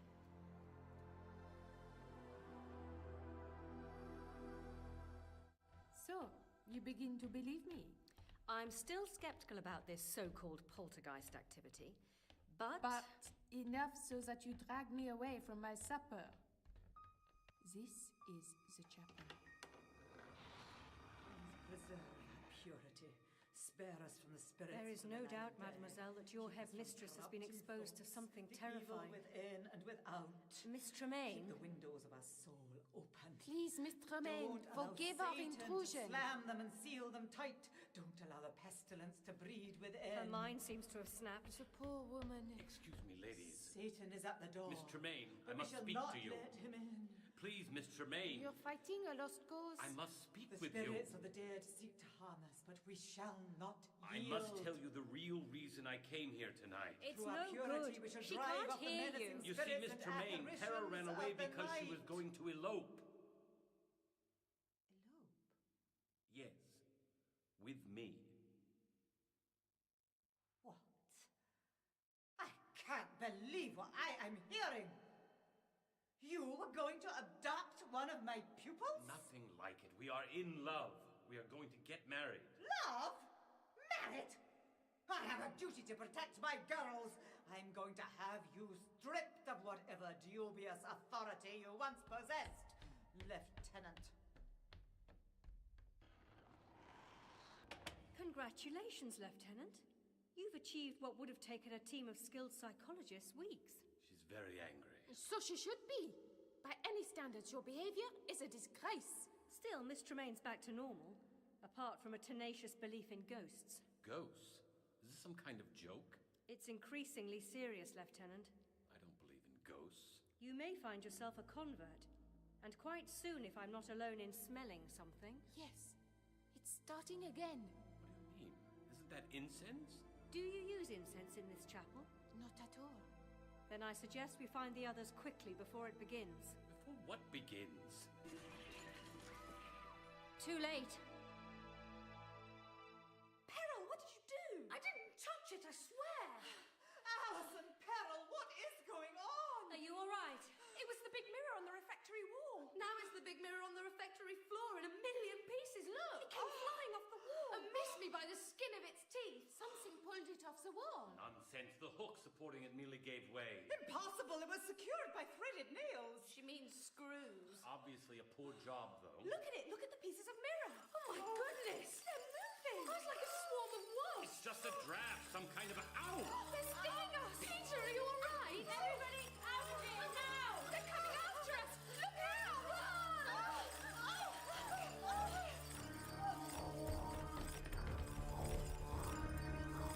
It's all right. We're too quick for it. Don't slow down! We're home and dry.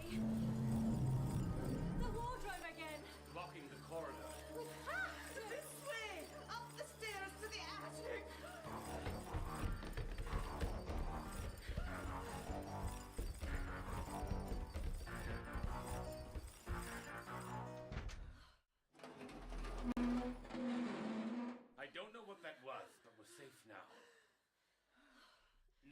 get in here now. What's that then? What? Those trunks in the corner. They're moving. It's just some kind of vibration. Dear, Commend your souls to the Lord. Satan is at hand. it's inside. It's in here with us. Help! Someone, please! What is it? It looks like it can't be. It says police on it. About time. What is that? That, Lieutenant, is the TARDIS. Good evening. I assume it's evening, if not good morning or afternoon. And this is the Doctor. Have I arrived at an inopportune moment? An agent of Satan. Ah, no, madam. I assure you I'm very much... Miss Tremaine! my own agent. Oh, dear. Poor woman. She has fainted.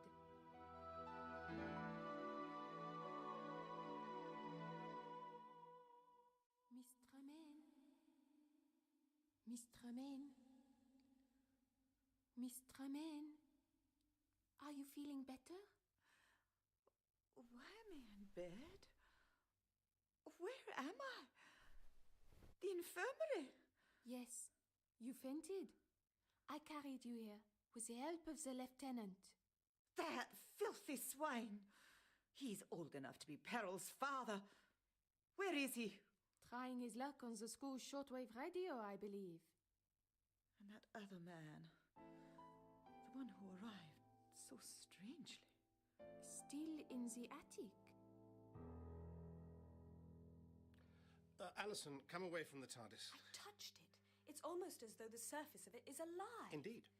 It makes a hum you can feel right down to your toes. It's a shame Nissa doesn't seem to share your enthusiasm about our arrival, Alison. It took you long enough to find me, Doctor. I'm sorry. I can't tell you how relieved I am to attract you down. Relieved and lucky. Yes, I know you're angry with me, but luck had nothing to do with it. When I accidentally teleported you, I made sure I traced your destination. What does it mean, teleported?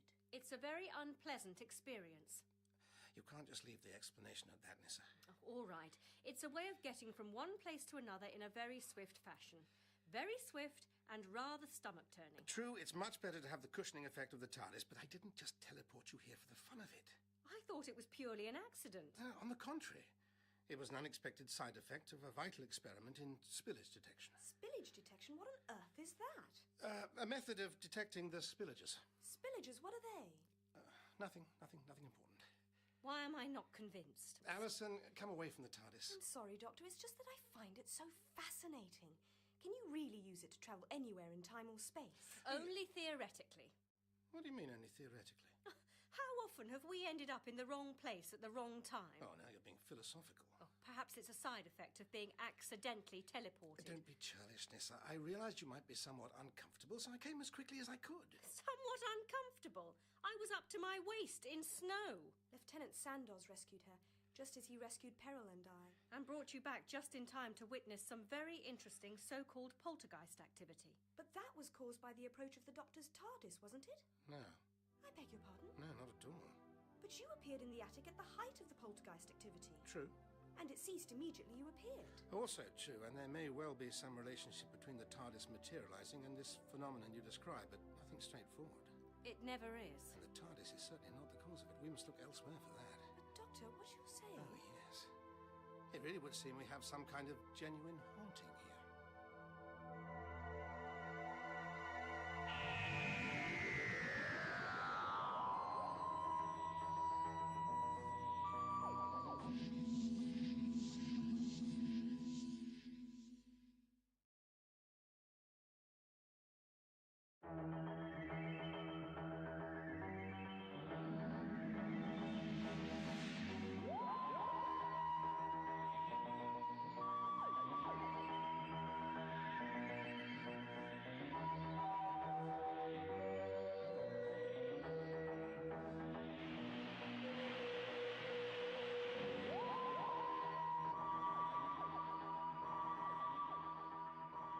Spillages, what are they?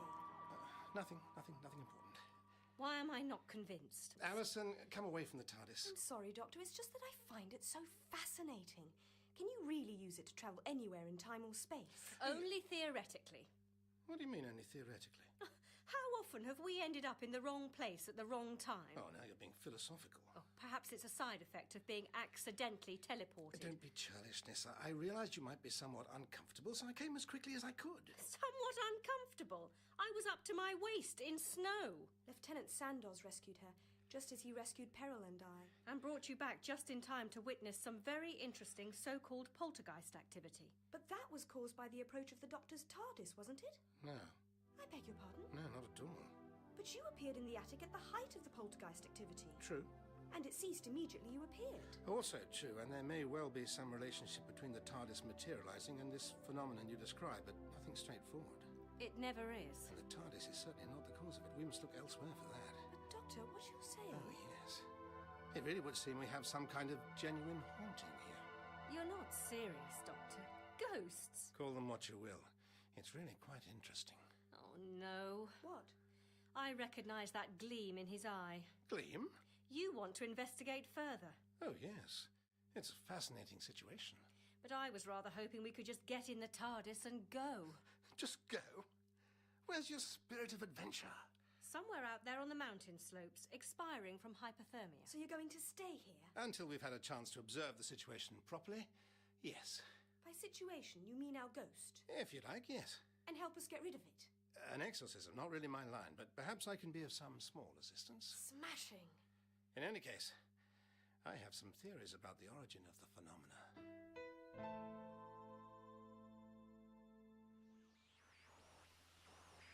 Nothing? No, Peril. I'm afraid there seems to be some sort of interference. I can't raise a soul. Oh, don't talk about raising souls. You don't mean to say you believe in any of this superstitious nonsense? You were here, Peter. You saw. I'm confident there's a rational explanation. Oh, that's good.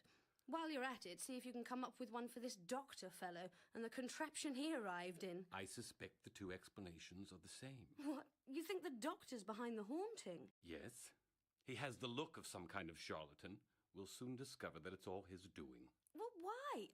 What's his game? What's he doing here? I mean, why would anyone come to this place? I'm only still here because my escape attempt failed. Yes, and that was very foolish of you, my dear. That's it. Call me your dear. My darling. Oh, hold me, Peter. That's better. If only Mum could see us. You might have frozen to death. I'm warm enough now. How could you risk your precious life in that fashion?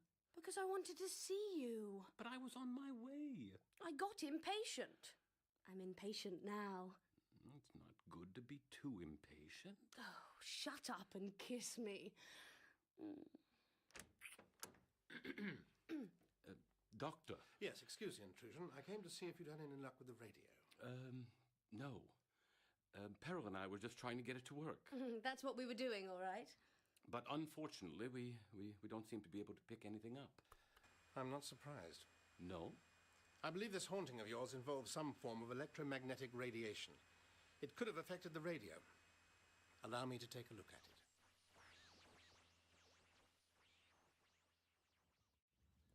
So have you been travelling with the doctor for a long time? When you're with the doctor, time very rapidly becomes relative. But occasionally it feels like a long time. I trust I haven't been a boring companion. Anything but. Hello, Doctor. You've been gone for ages. Have you solved our ghost problem? No, but I think I might have succeeded in getting the radio to work. Where is Lieutenant Sandoz? Well, Peril's in the kitchen fixing us something to eat, so I expect the lieutenant will be somewhere nearby. Yes, I expect so. Perhaps you'll be good enough to go and tell him that he can send his distress signal now. I'll be right back. Poor girl. She's completely awestruck by you. Well, I suppose that's one thing about a dramatic entrance. It does tend to make an impression. And the girls here seem to be very impressionable, as the lieutenant seems to have discovered. But you really don't intend to stay here and embark on some kind of a ghost hunt, do you? Why not? Well, for a start, if the radio is fixed, Lieutenant Sandoz will promptly evacuate everyone. You and I will be here on our own. So much the better. No distractions. We'll soon get to the bottom of this puzzle. You don't really think Miss Tremaine will allow you to remain on the premises. This is her school, and she seems very protective of it. You don't think my charm made any impression on her? Considering you caused her to faint dead away, I don't think so. And don't evade the question, Doctor. Doctor, come right away. Something's happened.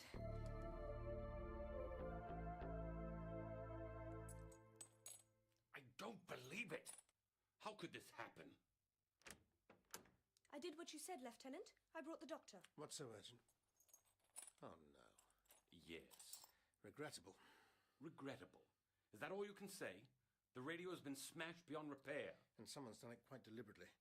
When I left here a few minutes ago, it was fully operational and undamaged. We only have your word for that, Doctor. Lieutenant! Oh, come now. Why would I smash it after I'd gone to all the trouble of repairing it? Again, we only have your word for that. The doctor wouldn't do something like this. Well, for that matter, Lieutenant, we only have your word for it that you didn't destroy the radio yourself. Why would I do such a thing? Interesting question. Perhaps it was the poltergeist. We've seen what it can do. No, it's a more straightforward case of vandalism, I think. Notice that blanket on the chair? It wasn't there earlier. Look a little more closely and you'll see glittering fragments of glass trapped in its fabric. Whoever did this took the trouble to put the blanket over the radio before smashing the tubes, to muffle the sound of breaking glass. Well, whatever the explanation, it is clear that someone doesn't want us summoning the proper authorities. You mean someone doesn't want us to leave here? Well, if that's the case, then they're going to be disappointed. Before coming out to the school, I took the precaution of arranging a contingency plan. Very sensible. Yes, I thought so. And if I don't make contact, the plan automatically goes into operation. An evacuation by helicopter. It will begin this evening, a few short hours from now. In that case, I'd better make good use of the time remaining. Now, where's Nissa? Why did you have to land the TARDIS in the attic? Why not somewhere more convenient? I was looking for you. The attic is where you happen to be. How exactly did you manage to track me down, by the way? Your natural biomorphic resonance combined with an energy profile, which I was able to trace immediately after your accidental teleportation. Is that a genuine explanation, or are you just making it up? Why would I do such a thing? To save yourself a longer, more accurate, but more boring explanation. Would I do that? Almost certainly. After you, Nissa. Oh, hello. Mon Dieu, Doctor. You startled me. The reaction is mutual. What are you doing here, mademoiselle? I came to inspect your, box. The TARDIS? Yes. I saw it appear with my own eyes. Yet I still can't believe it. Well, perhaps you'll be kind enough to remain outside while I go in to collect something. Nissa will keep you company. Can't I just have a glimpse of the interior? As bad as Allison? I'm afraid not.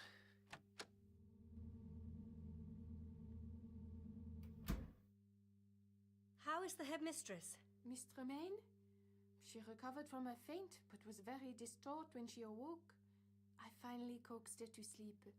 How did you manage that? With the help of pills, I fear. Seconal. Sorry to keep you waiting. I think I've collected everything I need. Are you planning a game of golf, Doctor?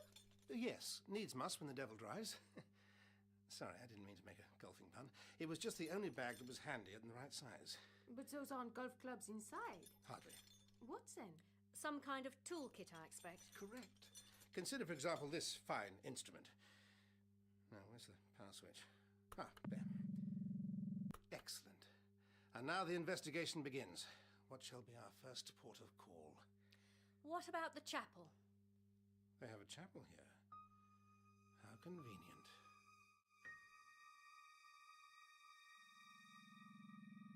Your suggestion has proved excellent, Nissa. This chapel seems to be the epicenter of some strange electromagnetic activity.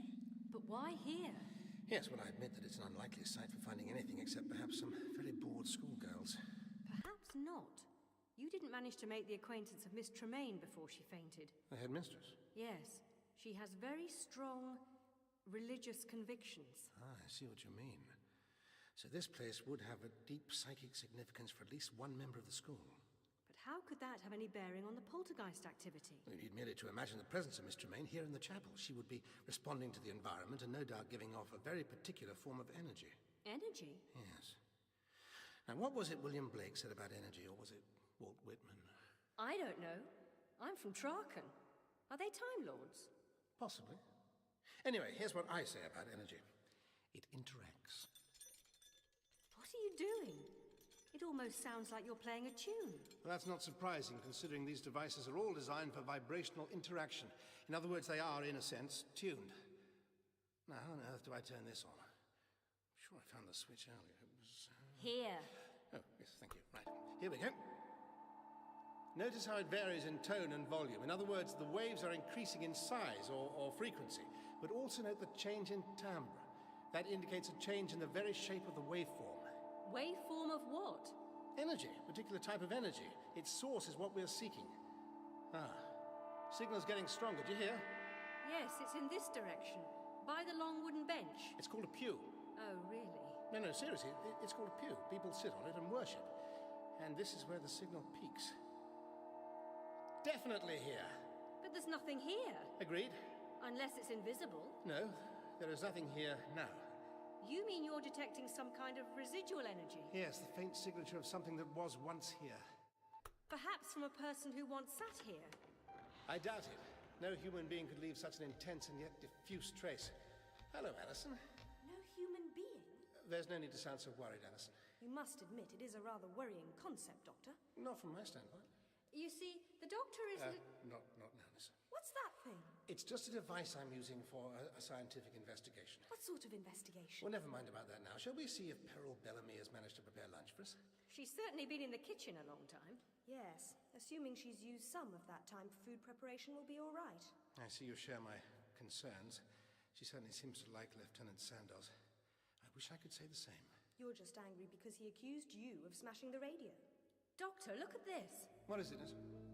A plaque on the wall commemorating a dead mountaineer called Harding Wellman. Oh, yes. We girls often have discussions on Harding. What he might have looked like, and if he would have been ravishingly handsome. Poor bloke. Yes. According to this, he died quite young, didn't he? Do you think he has something to do with the... Strange energy waveforms in this room. Imprint left by a violent death. Let's find out. Now, where's that switch? There! Oh, yes, of course, I remember. There. It's amazing. It's amazing if it works. Well? No, not a thing. Now, let's see about lunch.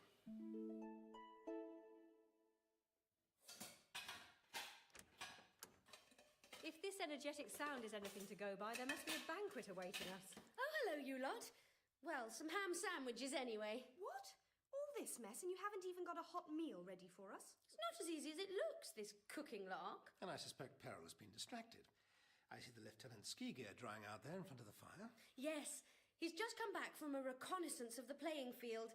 He says it'll be ideal for the helicopter to land, nice and flat. Oh, don't touch his things, Alison.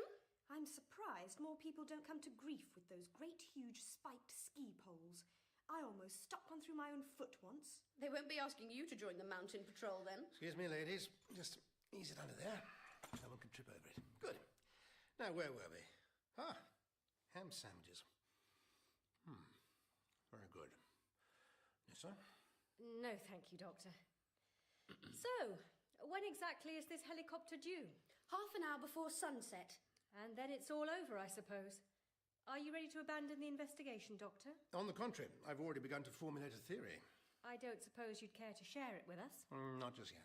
I'm sure Peril can tell you what happens if you open the oven too soon when baking a souffle. I'm sure I could, Doctor, if I'd ever baked a souffle or paid attention during cookery class. Well, basically it collapses, rather like a half-baked theory.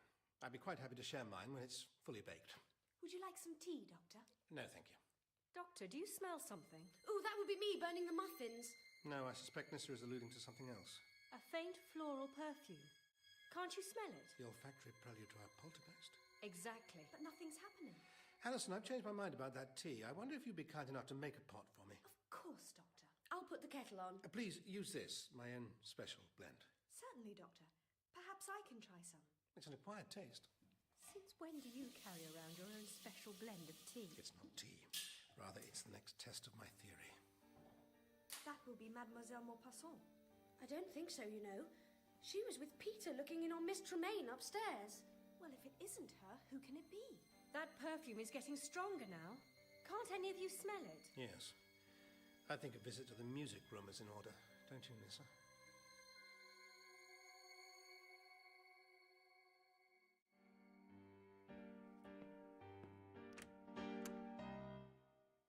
It seems the recital is at an end. Doctor, there's no one here.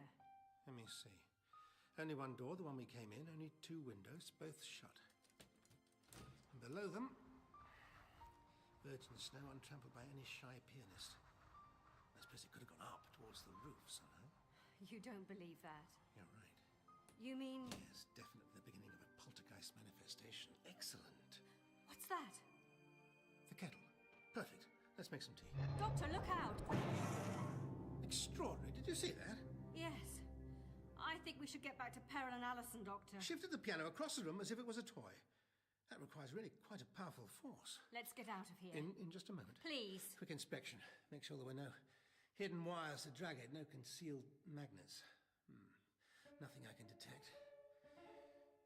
Poor thing's been knocked quite out of tune. Doctor, it's moving again. Yes, it does appear to be. And towards us. What do we do? Run, I think. Quickly, shut the door. What is it? Where's Peril? She took some food up to Miss Tremaine's room. Well, let's hope she's safe with the others. It's coming, Doctor. What is it? Nothing to worry about, Alison. We are merely being pursued by a piano. By a what? A piano. Good job it isn't a grand.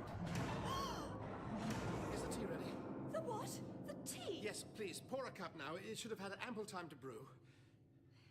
It doesn't seem to be moving anymore, Doctor. No. Although, come to think of it, if it had been a grand, it would have been too large to come down the corridor after us. Has it definitely stopped moving? I don't know. I can't hear. Alison, is it really necessary for those taps to be running? I didn't turn them on. Ah. They're stuck. Here, I'll give you a hand. They really are stuck. That's it, they're off. More or less. But I'm not sure I didn't prefer them running full blast. Fascinating. Patterned randomness. Chaotic order. It's like music. Or Morse code. I wonder what it's trying to tell us. I wish it would stop. I'm scared, Doctor. Don't be. Have you poured that tea? Oh, it stopped. As you wanted. I wish it hadn't. It feels like something else is going to happen. Something worse. What's that? The lieutenant's ski poles. They fell over in the fireplace. I didn't touch them. Look, they're still moving. Don't touch them, Nissa. Stay away from them, Alison. I don't believe it. They're rising up. They're floating into the air. They're... Nissa, get down! Doctor!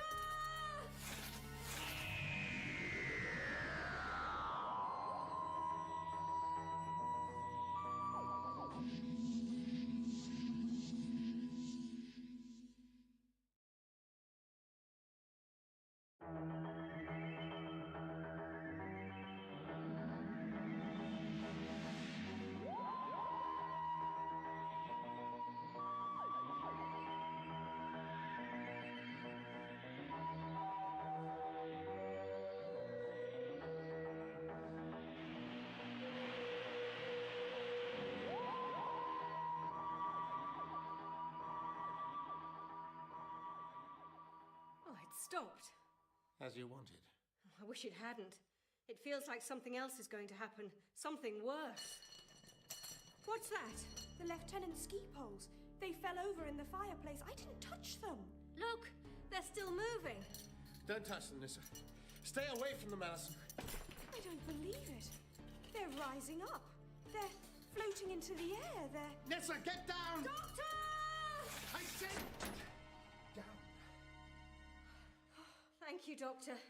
You saved me. You were right in their path. Yes. Look at this. Stay away from them, Doctor. No, it's all right.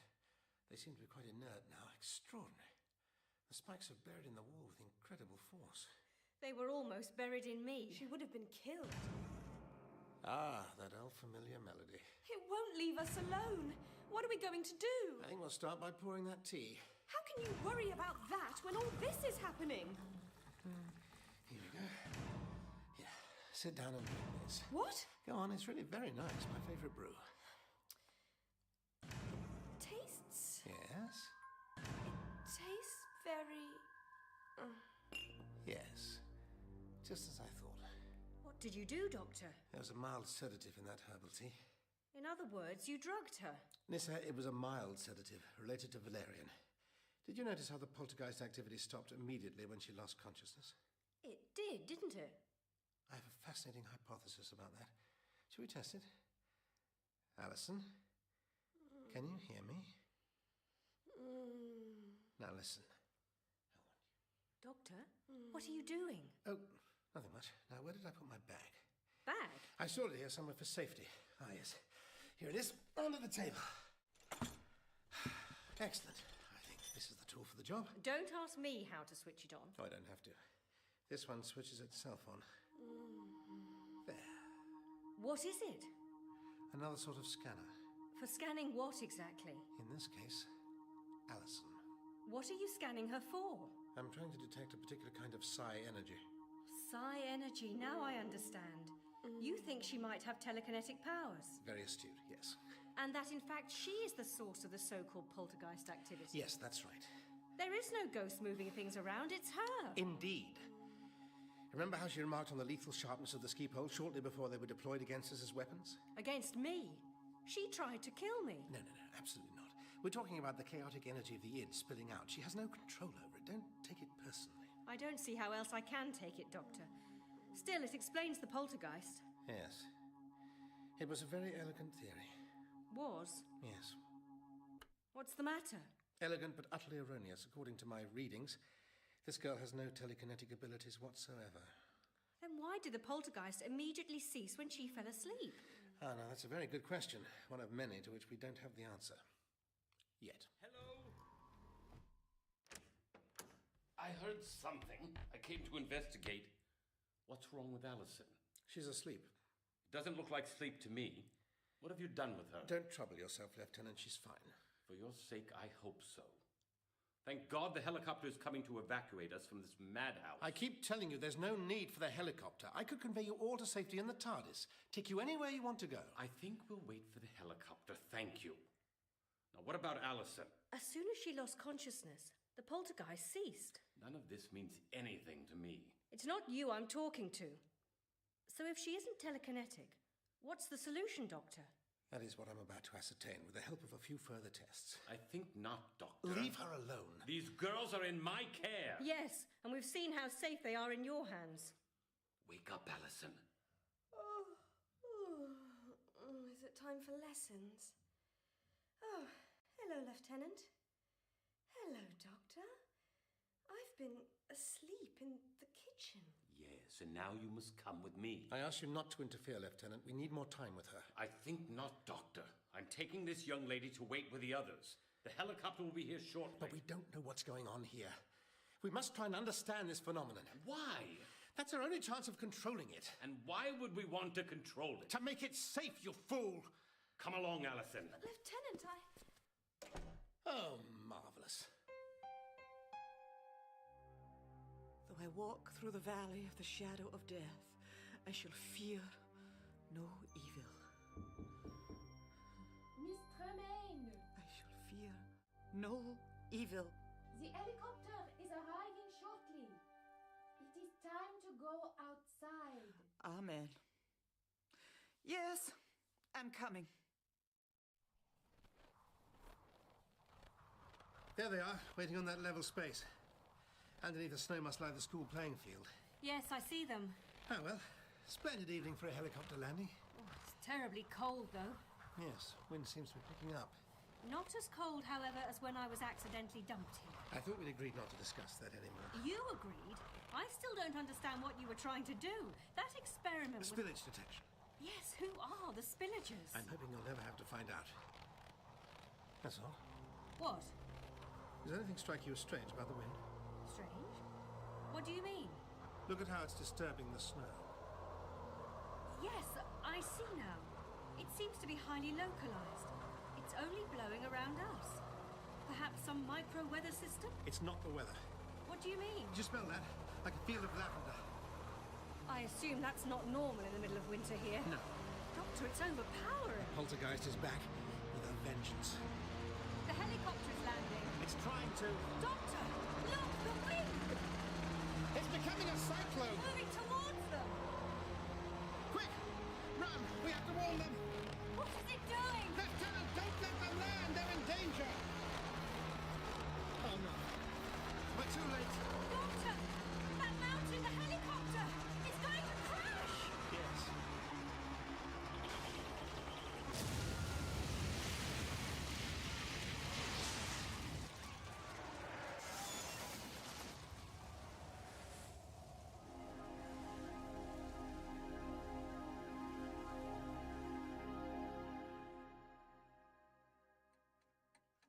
get it out of my mind. It's all right, my dear. It's all right. It's like a bird caught in the wind. It was horrible. Poor pilot. There was nothing we could do. It must have been some freak gust of wind. It looked like it was grabbed by a giant hand and then just smashed. Quiet, my dear. You're being very graphic. You can still see it from the window. Still burning on the mountainside. Stop it, Allison. Close those curtains. I'm sorry.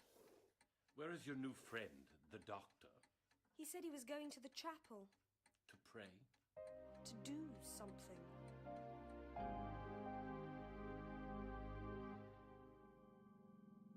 There's no mistake. This chapel is definitely the focal point of the activity. You confirmed that before. Shouldn't you be doing something? Doing something? To put a stop to this thing. Nissa, I know you were shocked by what happened to the helicopter, so was I. Trust me, I am doing something. But we're going over the same ground. Yes, and for the first time, I think I'm beginning to recognize the terrain. Look at this plaque. Harding Wellman. Died in the mountains. Very moving. But you've already confirmed that the peak area of activity is not anywhere near the plaque. In fact, it's over here. Yes, the pew. Sit down, would you? Here? Yes. Now, what do you see? The plaque. This is the exact spot where someone would sit looking at the plaque. Yes. Looking at it and thinking about it. So the centre of energy is here. Correct. But you said this energy wasn't from a human being. Not from a single human being, but from a group of people over a period of time. Yes. Miss Tremaine. I saw it with my own eyes. Please, take your pills. I saw the helicopter crash and burn. And I saw Satan smiling in the flames. Please? I felt the heat of them. Did you not feel it? Hot, corrupting, enticing, seducing. Here, take these. You'll feel better. To be resisted at all costs. I don't want any pills. Bring me my Bible. Ah, Alison. I was hoping I'd find you here. Hello, Doctor. Nissa. Why were you looking for me? I'm afraid I need to run some further tests on you. Will I have to drink the tea again? No, that won't be necessary. Do you remember how I planted a post-hypnotic suggestion in your mind earlier? No. While you were in a trance under the influence of the tea? No. Well, let me assure you that on some level you do remember. Now, please resume that trance. But I don't feel anything. Oh, dear, quick, help me catch her, Nissa. There, got her. Thank you. Should have told her to sit down. Yes, you should. There, that's better. So are you still trying to test your psi theory? Yes. If the good lieutenant hadn't interrupted me, we might have avoided the helicopter crash and the death of that poor pilot. Now, there's my golf bag. It really is the most ridiculous object. Here. Good. Now, help me with this, please. Must I? Yes, what's wrong?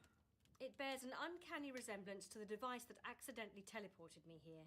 No, it doesn't. It does. Doesn't. Look, just hold it for a moment. That's what you said last time. Don't be ridiculous. I don't fancy being instantly sent to another planet. All right, I'll do it myself. Really, Nissa, this is a completely different device. It appears suspiciously similar. It was a hastily improvised unit for spillage detection. You still haven't explained what that really means. Spillage detection. That's because I'm hoping I won't detect any. The spillages are a species to be avoided at all costs. Anyway, this is a completely different mechanism, a more or less mass-produced trinket available on any advanced planet. You'll get a better idea when I switch it on. Once again, it's a kind of vibrational scanning tool. It will tell me if Alison has any psi abilities. But you've already answered that question. No, I merely tested her for telekinesis. The ability to move objects at a distance. And she has no such power, but just listen to this. Conclusive. What is? While Alison may not have any telekinetic ability, she does possess another sort of psi talent. What sort? She's a natural telepath. So what does that mean? It's the ability to detect or transmit I thoughts. know that. You might recall I'm prone to it myself. Yes, of course, the Zeraphim. And those Permian creatures. Oh, but your gift is passive. What we have here is active. Aggressively so. Still, how can she be causing the poltergeist activity? Well, she can't. Not directly, but perhaps at one remove. You mean by sending signals into someone else's mind? Yes. And that someone must be the person who possesses the telekinetic power. Who is it? I'd say the most likely candidate is... Who? Come with me. Let's find out.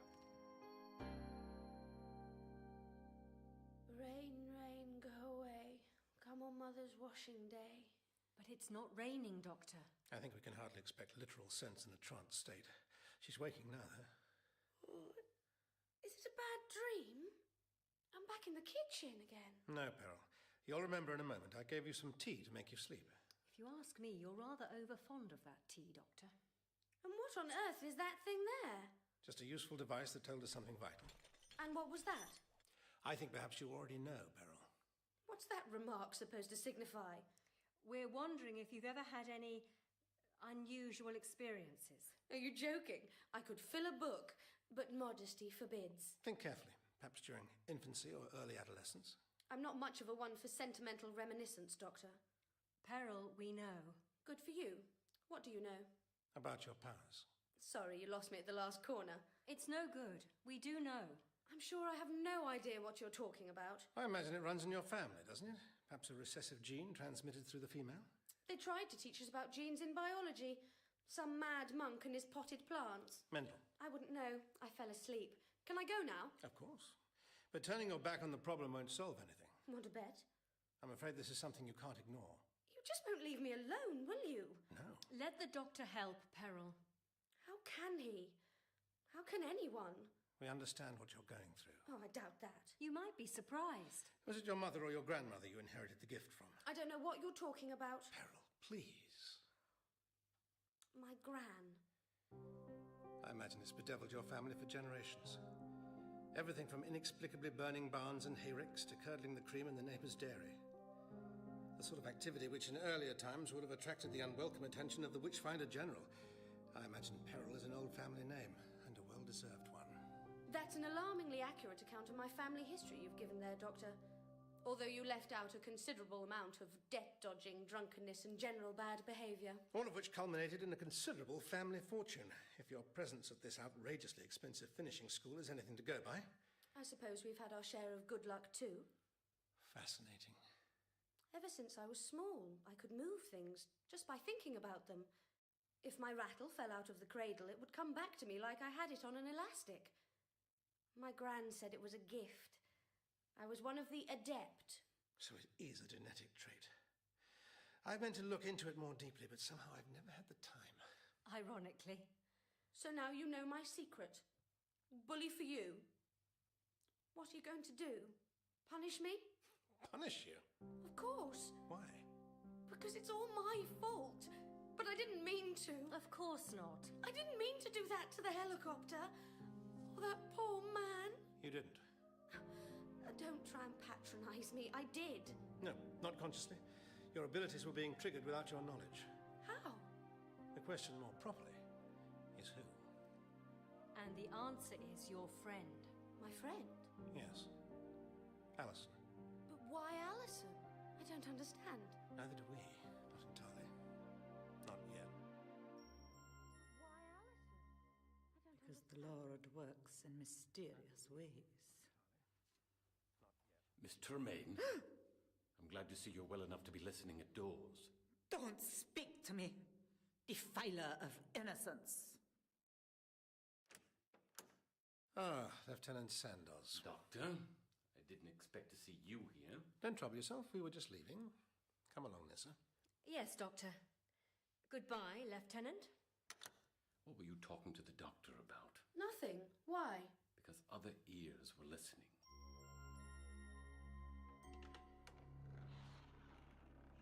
Miss Tremaine, I found you at last. Found me?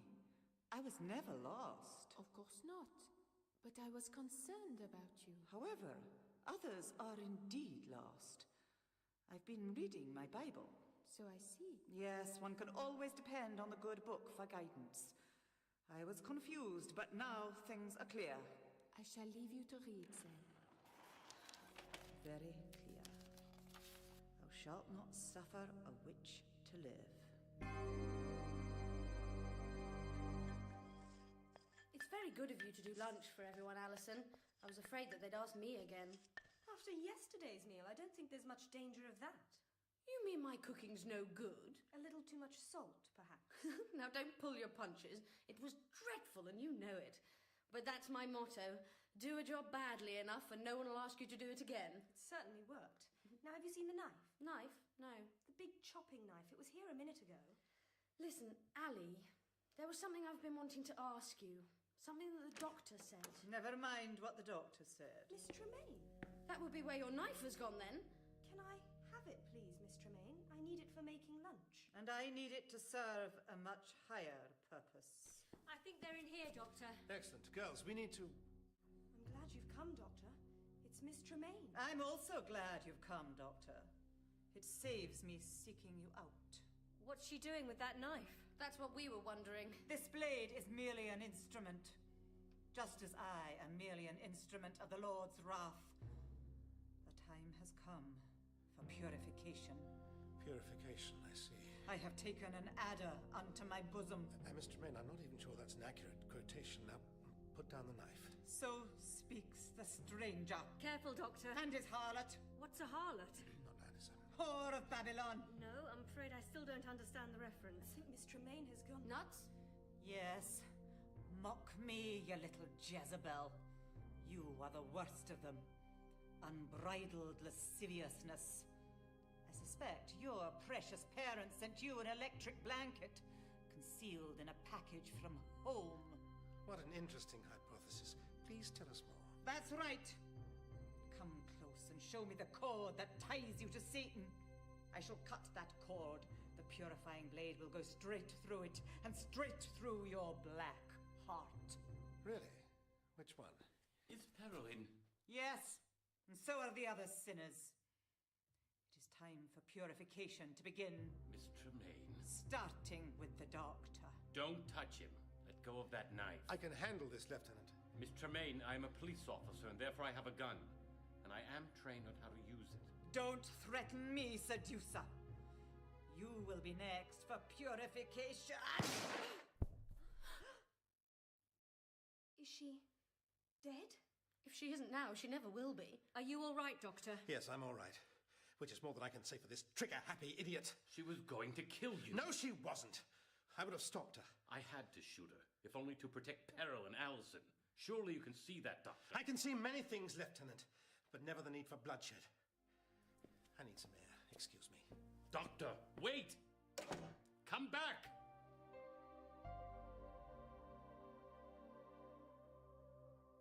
Doctor, here you are.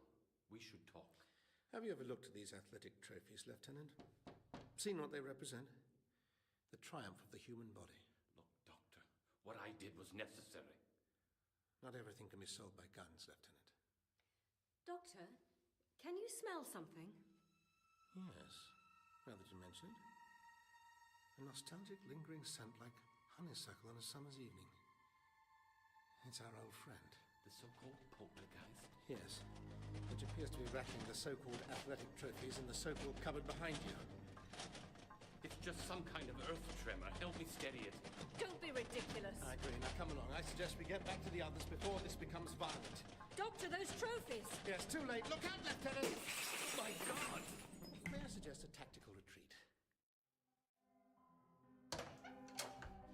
Excuse the rude intrusion. Ah, Mademoiselle Maupassant, have the girls brought you up to speed? Yes.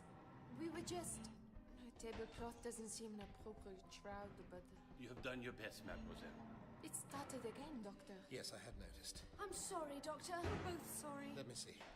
All 6 of us are in here. So? So that means none of us are playing the piano. Which suggests our poltergeist has a talent for more than mere brute destruction. Although it has a talent for that, too. Can't we do something about it, Doctor? Indeed we can. Peril. Allison, you'll remember that while you were under the influence of that tea, I implanted a post-hypnotic suggestion. I don't remember. Trust me, you will. When I say the word, I want you both to go into an immediate trance. Doctor? What? Oh, yes, please sit down first, would you guys? There. I feel foolish. Trust me, not for long. Are you sitting comfortably? Good. Now, a trance, please. Remarkable. They are both instantly gone to sleep. You haven't even noticed the most remarkable thing. The poltergeist. It has ceased. This is no natural sleep. What have you done to Peril? I demand to know. Yes, I thought it had been a while since you demanded something, Lieutenant. I ask you, tell me, what have you done to her, to both of them? Please. It's a kind of hypnotic trance. You have used it to stop this poltergeist? Alison is telepathic, and she triggers Peril, who is telekinetic. Stop the girls, and you stop the ghost. I couldn't have put it better myself, Nissa. You see, mademoiselle, your two students are the poltergeist. In that case... Who is playing the piano, Doctor? Yes, that is a bit of a puzzler. Let's go and find out. Mademoiselle. Oui? Would you mind awfully staying here and keeping an eye on the girls? I should stay, Doctor. There's a dead body in here, too, remember? I think we're all well aware of that, Lieutenant. But I think it's safer for the mademoiselle in here than out there. And besides, I don't carry a gun, so I may need you. After you.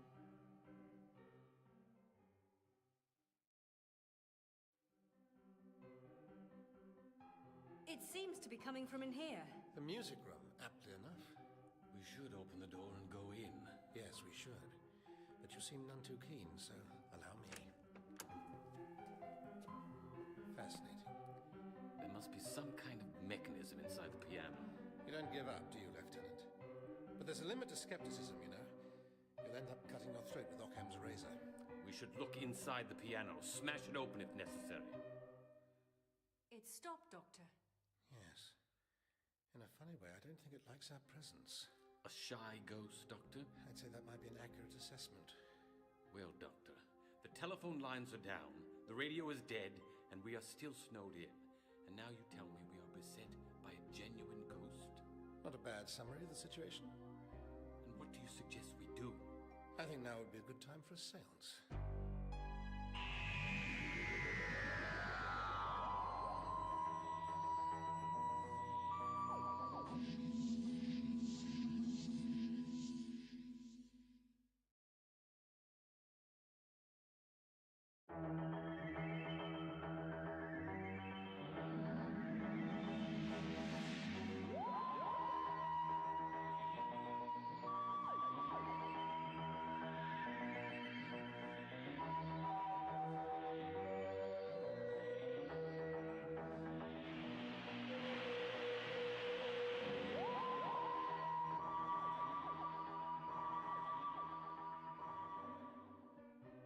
Fascinating.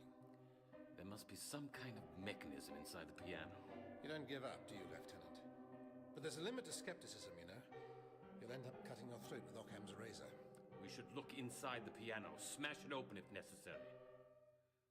It's stopped, Doctor. Yes. In a funny way, I don't think it likes our presence. A shy ghost, Doctor? I'd say that might be an accurate assessment. Well, Doctor, the telephone lines are down, the radio is dead, and we are still snowed in. And now you tell me we are beset by a genuine ghost? Not a bad summary of the situation. And what do you suggest we do? I think now would be a good time for a séance. A séance, Doctor? Don't be absurd. Absurd or not, it's the next logical step. Come along, Nissa, we'll make the necessary preparations. I refuse to have any part of it. What a disappointment, Lieutenant. We'll try and manage without you. Doctor? Good evening. I was hoping I might find you here, mademoiselle. I enjoy the library, Doctor. It is serene. And with what has happened to poor Miss Tremaine, and then moving her to the chapel, well, I wanted some time to myself. I do hope you can understand that. Of course. And now surely it's almost time for you to begin your project. Almost. However, I was hoping I might prevail upon you to change your mind and take part. I'm afraid not. Very well. I'd better be getting along to the music room, then. Why the music room, Doctor? It seems as good a place as any for a séance, and our friend the poltergeist seems fond of playing the piano, so I thought it might be tempted to manifest itself in there. Are you certain this is an entirely safe course of action? The children are, I fear, now under my direct protection, and I would not wish them to come to any harm. Nothing is ever entirely safe. Are you sure you won't join us? Please try to understand. I can't. I'm too frightened by the idea. And the good lieutenant's already refused to take part, which just leaves Alison, Nissa, and Peril. We won't need a very large table.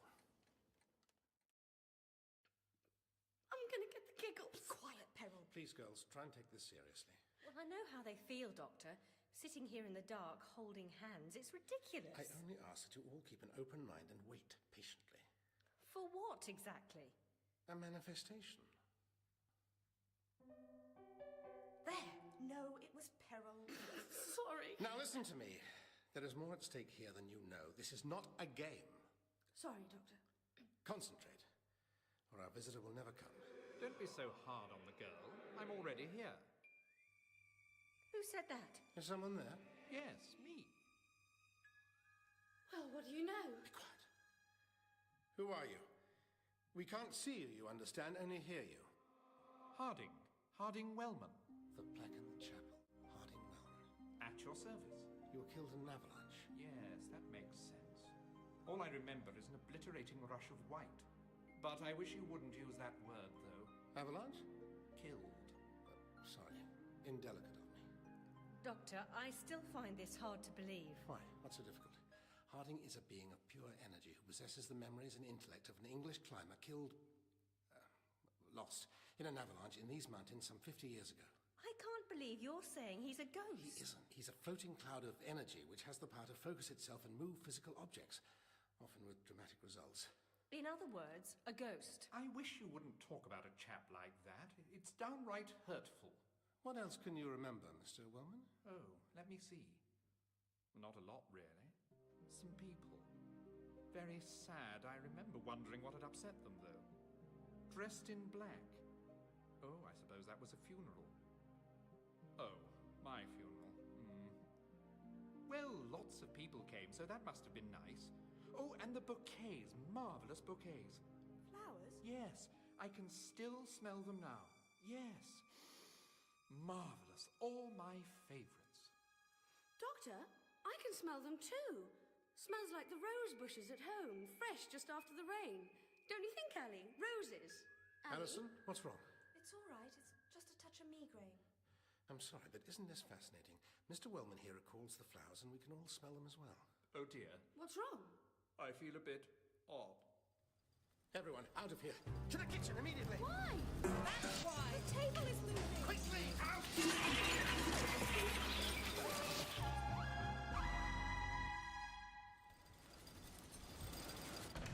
Is everyone all right?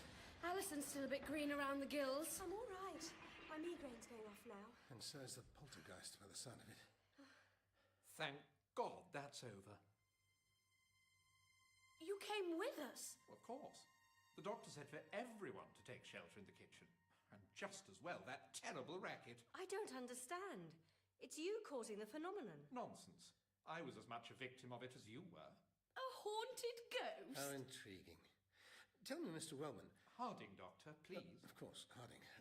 Tell me, what were you doing in Switzerland when you had your accident? Oh, on holiday. Once a year I came out here. Been doing that since I was a boy. Marvellous countryside, you see, and lots of friends in the area. Started skiing as part of... Well, I wanted to get away now and again. Oh? From what? Ah, yes. But awkward, really. Chap doesn't like to talk about such things. It's not the sort of thing a fellow wants trumpeted around. Times change, Harding, and I think it might be very important.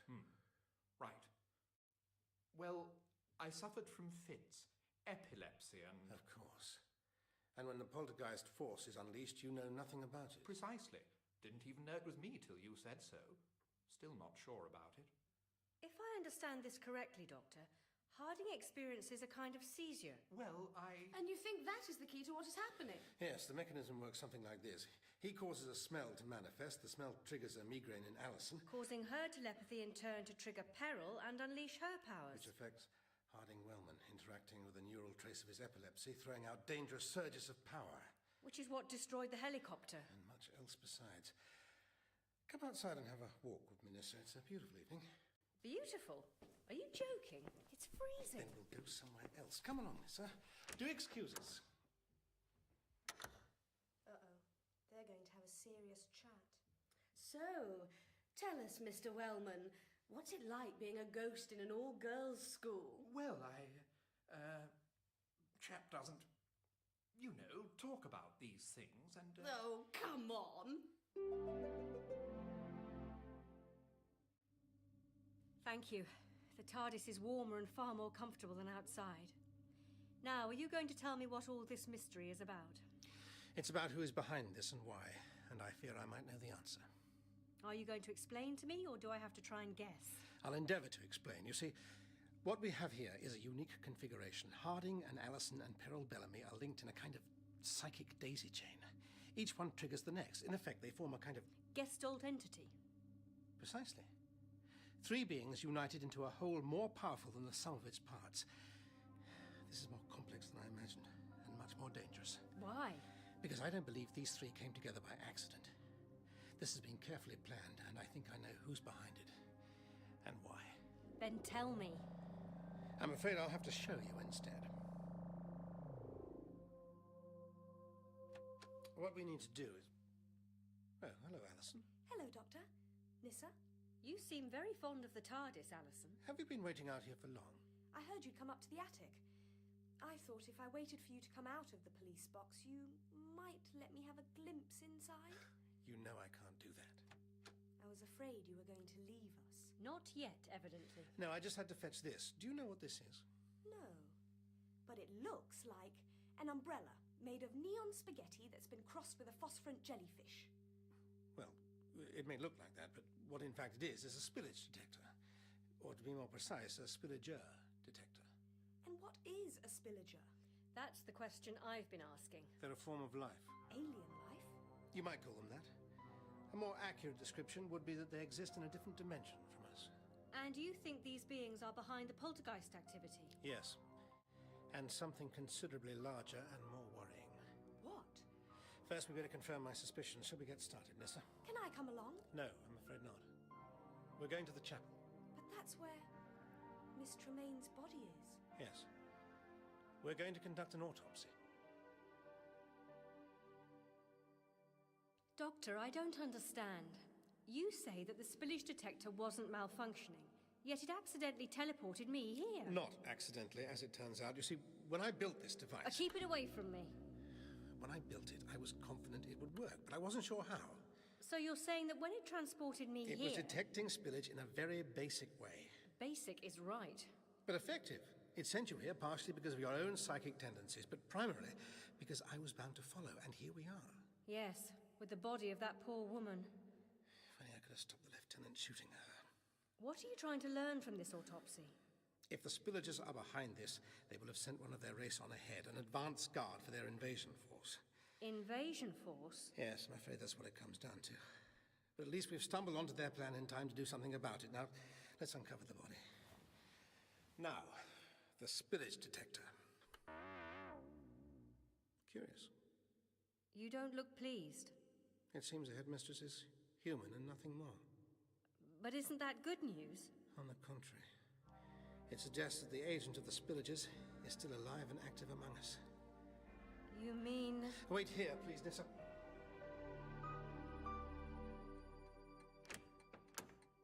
Hello again. I'm sorry to disturb you, mademoiselle. On the contrary, Doctor. I'm delighted to see you. Mademoiselle, I wonder if you could tell me who was responsible for selecting the students who came to this school. Miss Tremaine, naturally. Naturally. With my help, of course. Why do you ask? Because I believe someone has been systematically selecting girls with a history of psychic ability and assembling them here. Oh, creating a school for witches? If you like. Though Peril Bellamy would call them the adept. Really, Doctor? Why would anyone do such a thing? It's a kind of talent hunt conducted by the spillagers. The spillagers? Or to be more accurate, a spillager advanced scout, one who was preparing to open a gateway. Advanced scout? Gateway? Really? You've lost me, Doctor. I don't think so. A gateway is what this is all about. That is why the special girls, the adepts, were brought here. That is why the Gestalt was being created. To open a gateway? That's right. For the spillagers. An odd name. A sort of combination of spiller and pillager. I doubt it's what they call themselves, but that's how they become known to the rest of the galaxy.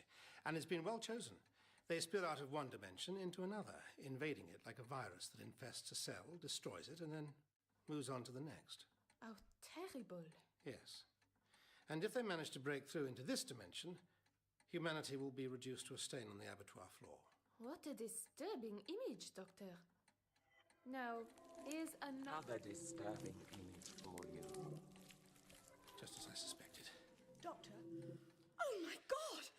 What is that? It was your French mistress. Now, however, it's reverting to its true form as a spillager. It's vile! What do we do? Run, I suggest, to the kitchen. We must find Peril and the lieutenant.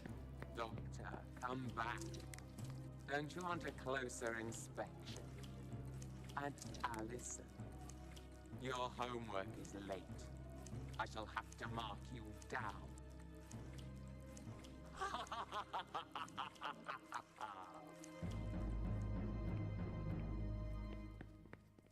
The door, quickly!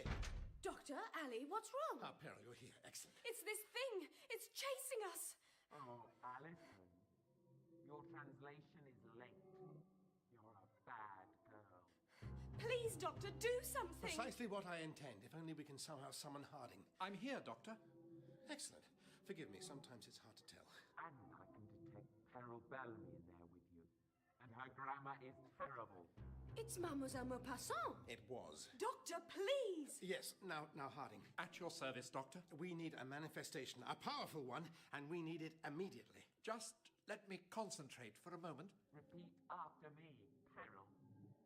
Vous êtes? Nous sommes? Harding. I'm trying, Doctor. I can smell something. Like Christmas punch and scented candles. Cloves. Now, children, let me in. Open the door. Doctor, my head. The migraine is starting. That smell of cloves, it's terrible. I'm liable to choke. Sorry, my fault. The pain is terrible. Braveheart, Alison, it's only for a moment. This is not funny.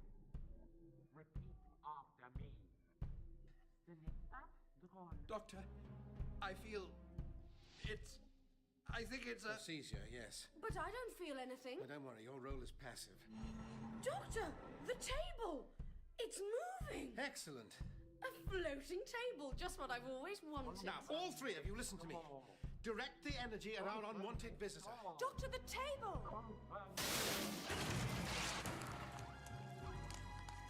Well, I suppose that's one way of opening a door. You call that passive? That thing. The spillager, it's crushed. Yes, dead. Good Lord, it's hideous. It didn't look much better when it was alive. That's the first time I've seen a kitchen table used as a deadly weapon, except perhaps when my mum was cooking. Don't touch it, Doctor. It's horrible. Oh, thank goodness it's all over. Far from it, I'm afraid. I'm sure you're mistaken. I tell you, I heard something. Good Lord. Doctor, what happened? What is that thing?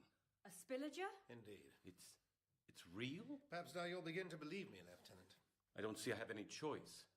What do we do with it? This particular spillager is no longer a threat, but we still have the rest of its species to contend with. What? There's more of them? Where? Not here, not yet. That doesn't sound very promising. On the contrary, this is an opportunity we can't pass up. An opportunity to strike a blow against the spillagers. Harding, Nissa, girls, you go to the music room. Another séance, is it, Doctor? Something like that. Smashing. What are you going to do? With the Lieutenant's help, I'll take this body outside. A fully transformed spillager tends to decompose rather quickly and unpleasantly. Oh. Off you go. Now, Lieutenant, if you'll just help me. Yes, of course, Doctor. Is it safe to touch? Come on.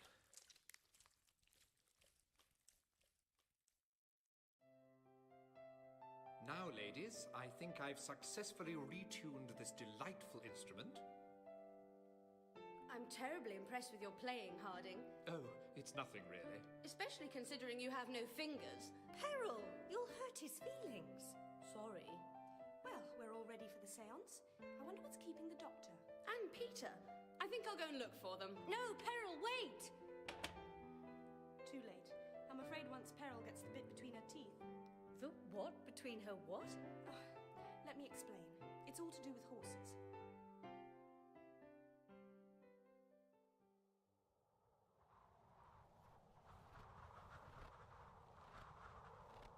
Surely this is far enough, Doctor. We'll be up in the mountains if we don't stop soon. All right, I suppose so. And this thing is heavy. It's hardly a proper burial, but I suppose we could put it down here. And now we can turn back to the school. Yes, the spillager will soon liquefy and vanish into the snow. How disgusting. No dangers of any alien autopsies, though. We don't want to confuse the Swiss authorities, do we? I suppose not. Peter! Doctor! Darling! What are you doing here? I missed you. We're all ready, Doctor. Excellent. But why another seance? Because the correct ritual context should be very useful. Correct ritual context for what? For striking back at the spillages. Their space fleet will begin massing as soon as we open the so-called gate, which in fact is a wormhole in space. You make space sound like a mouldy apple, Doctor. Not an entirely inaccurate analogy. Anyway, once the wormhole is open and they attempt to come through, we shall crash it shut, causing a shockwave that will destroy their invasion fleet. It's a good plan, Doctor, but I fear there might be a flaw in it. Really? What might that be? Peter, what are you doing? Don't point your gun at the Doctor. You believe there was only one Spillager advanced scout, when in fact there were two. And I am the second. Ah, yes. Well, then you're right. That would constitute a flaw.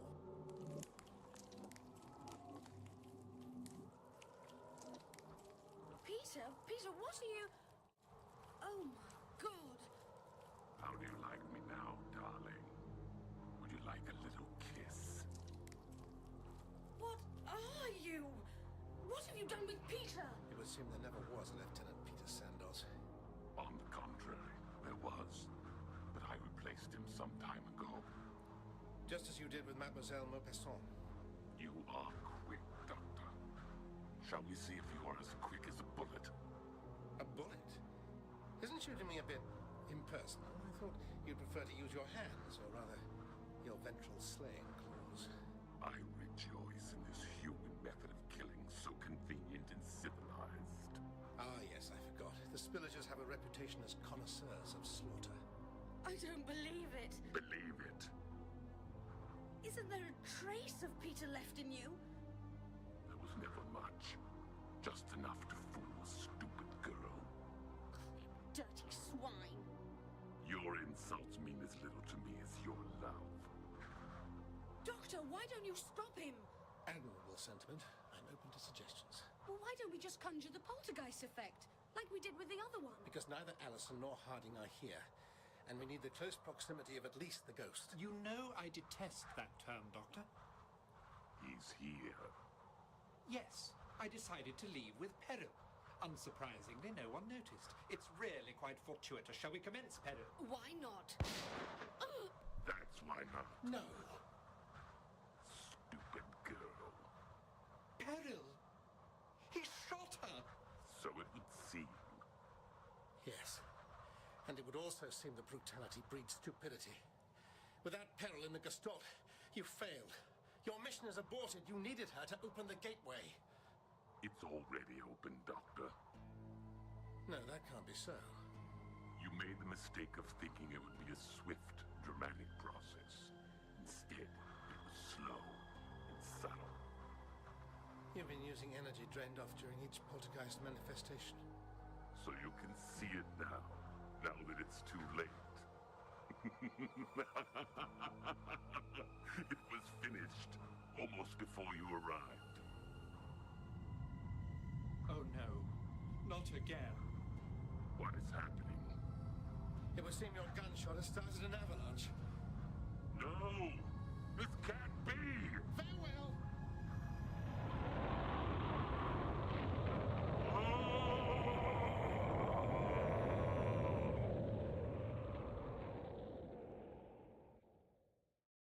Where am I? In your bedroom.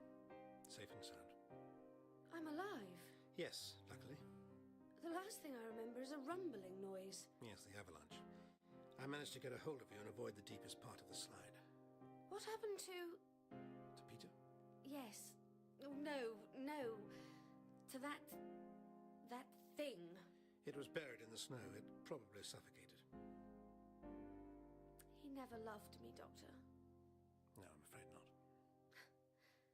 Now I feel like I'm buried in the snow.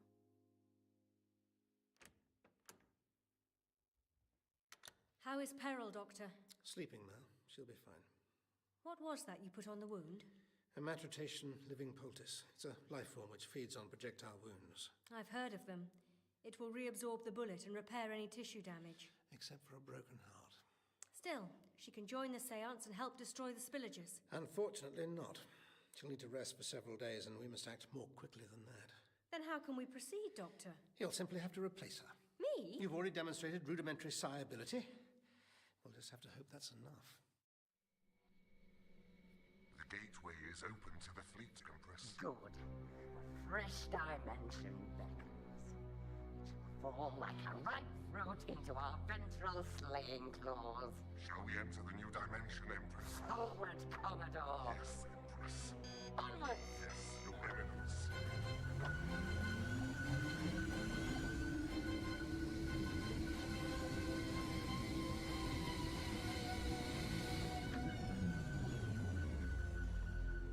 We've slowed down.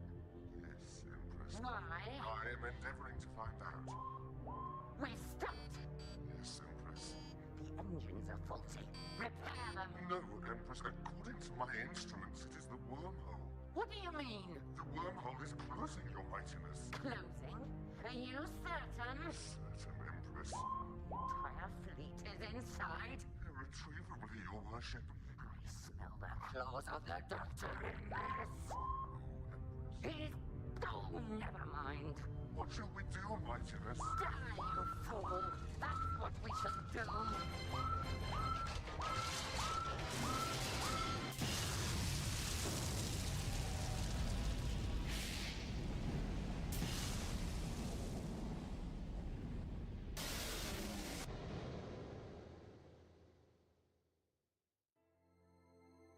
Look, Doctor, a shooting star.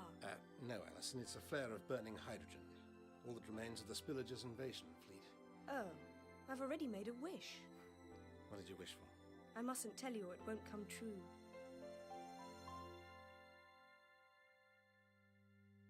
So why did the Doctor want me here in the attic, Nissa? Yes, he told me to be here too. I imagine he wanted to say goodbye to you. On the contrary, Nissa, I wanted to offer our friends a ride. A ride? In the TARDIS. I'll take you home. But where is home? I don't feel I can stay here, but where can I go now? Come with me. I beg your pardon? Come home with me. Really? Oh, sure. It'll be fun. Well, you'll fit right in. And won't Mother be surprised? Please, step inside. Good heavens. Very impressive. But it's bigger on the... Yes. You sound positively bored.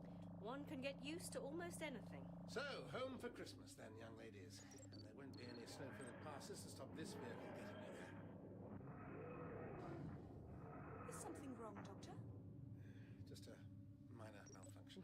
We're stranded. Don't be ridiculous. Stranded in this freezing place. Don't be so absurdly pessimistic. Here we go again. Fetch the toolkit, please, Nissa. Peril, Alison, Mr. Wellman, I wonder if you'd settle for home for Boxing Day.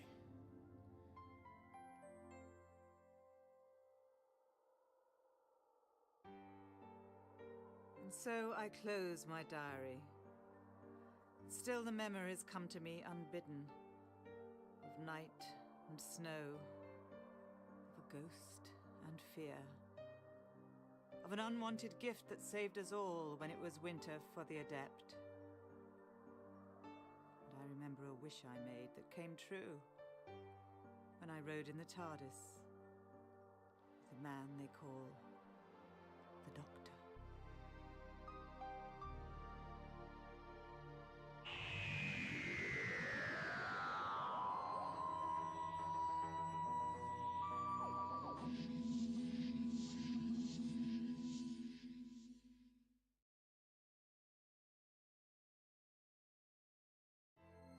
Look, Doctor, a shooting star.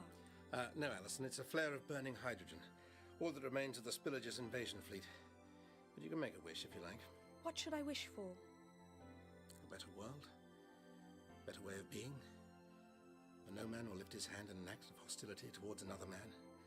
A peace, an all-pervading peace that will span the universe where love and joy and human kindness flow without cease. And the little baby Jesus. Let's not forget the little baby Jesus. Are you all right, Doctor? Yes.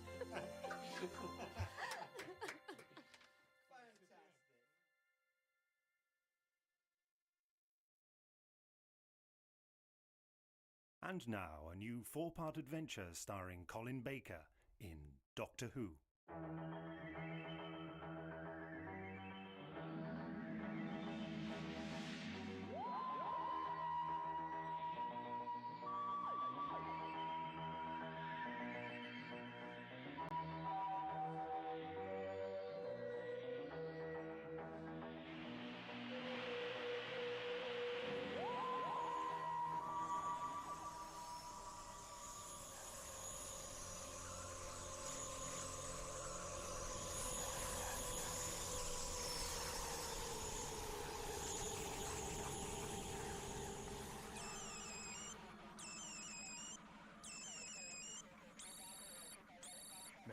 vessel initiating materialization sequence. If you mean it's landing, Ensac, please can't you just say so? Shields reactivated, Monitor. My name is Trinket. Please, Ensac, how many more times? Forget the monitor stuff when it's just the two of us. Yes, Mon. I mean, I'll try. Inform our glorious leader his last visitors are arriving. Hi, Minister. This is Assistant Monitor Ensac in Central Control. Monin host arrival imminent. Please proceed to berthing bay. This is Monitor Trinket. Ceremonial escort to berthing bay, confirm. I said confirm. Confirm, Control. The Minister will do the welcome bit. Just stand by to take them straight to the delegates' relaxation rooms. Blue route. Confirm? Same old routine. Confirm. Then you can go off shift. Enjoy. Out. Monin host vessel materializing now. Repeat. Hardly seems real, does it? What? 20 of the greatest powers in space-time? Yes, that.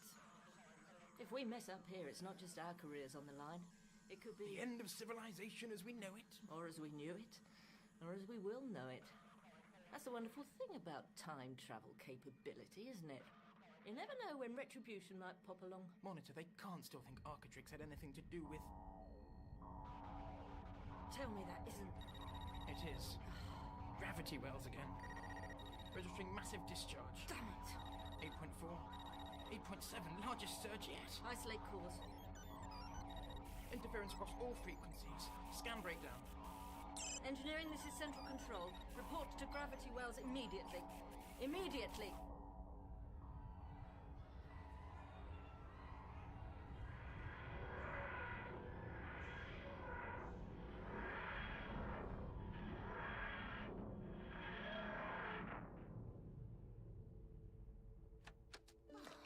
Anyone would think you travelled in a cocktail shaker, not a police box. What was that we went through? That, Evelyn, was some kind of temporal disturbance, as if something very large was tearing through the vortex. And we got caught up in its wake. If you like.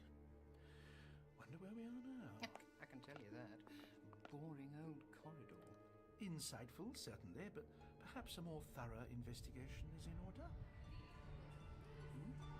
What's that? One way to find out.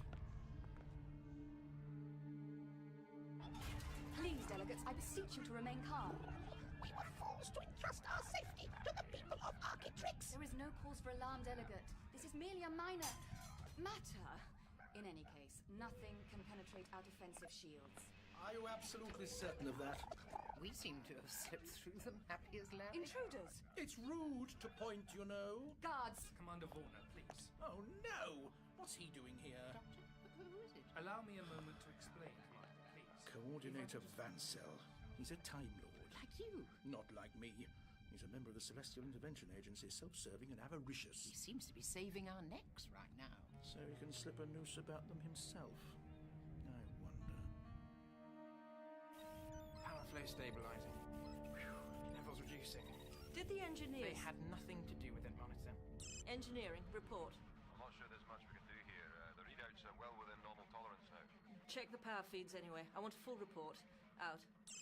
Damn things need a complete overhaul. Why will no one listen to me? The High Minister did inspect the instrumentation banks personally only yesterday. Interfering busybody. Anyway, the problem's not in the instrumentation banks. Anyone can see that. Uh-oh. Looks like Vaughan has got her hands full in the delegates' suite. You better get down there and... Wait. Ensac, we have a full record of every individual attending this conference. Of course, Mum. I mean... So who are those two? I must apologize on behalf of the President of the High Council of Time Lords, Commander. Can't he do it himself? Delegate Vansell, as you are well aware, these people have no authority to be present at the conference. As I say, I must apologize. But the President never travels anywhere without his personal staff. Personal staff? He simply never thought to declare them. I feel like duty-free. The other powers assembled here discover the Time Lords are reinterpreting etiquette. I am telling you the pure and simple truth, Commander. God my, his bare-faced cheek. Essential character attribute for the Celestial Intervention Agency. Normally they're a pretty shadowy bunch, but for Vansell here to be escorting the President... But just what is this conference about? Control must be informed. and the High Minister. Of course. I'd quite like to be further informed myself. Ah, here's the High Minister now. And that man's in control, isn't he? Please, Commander Warner, inform away. Evelyn, go with her. There's something wrong here, I can feel it. In your bones or in your water? Which reminds me, subtlety and discretion to be employed at all times. Naturally. See you later, Doctor. Doctor, I must speak with you immediately. And are you? Personal staff. A moment, please, High Minister. Warner, who are these people? The Doctor and Miss Evelyn are personal secretaries to the Time Lord President. And no one thought to tell us. Get her over to control and have the two of them processed before Trinket goes berserk. Yes, Ensac. Evelyn, will you accompany me? Lead on.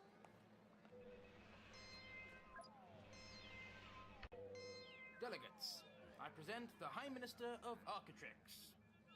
Together with our final arrival, Delegate Nahal of the Monin Host. We commit ourselves to the ideals of the temporal treaty. Well said, my friend Monin. Please accept my humblest apologies on behalf of all Architrix for any distress the recent tremors may have afforded you. There is categorically no cause for alarm. This was an entirely natural phenomenon of no consequence. Your sense of timing is appalling, Doctor. I'm thrilled to see you, too. Quickly, in here. Our quarters. We can talk safely here. But first, I'll have your eyesore of a TARDIS translocated to the berthing bay before the High Minister stumbles upon it and has a seizure. Well, be careful. The old girl's just been rattled by some kind of chronic disturbance. Slipstream from the Monin Host ship, no doubt. Their engines are strong enough. You probably picked it up when you slipped through the shields with them. But we didn't. We've only just arrived. But speaking of Monins, what was all that about a temporal treaty? Doctor! Lord President, what an unexpected surprise to find you here. With him. Well, now that you're here, I suppose we'd better put you in the picture. Yes. Since when did Gallifrey seek the approval of other time-travelling races? There are weightier issues that concern us. Are there indeed? Well? Your address went very well, High Minister. Thank you, Ed. Thank you.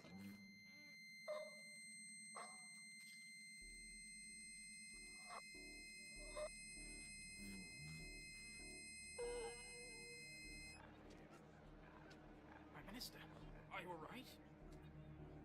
You will help me to my quarters, Assistant Monitor Ensac. Of course. Quickly.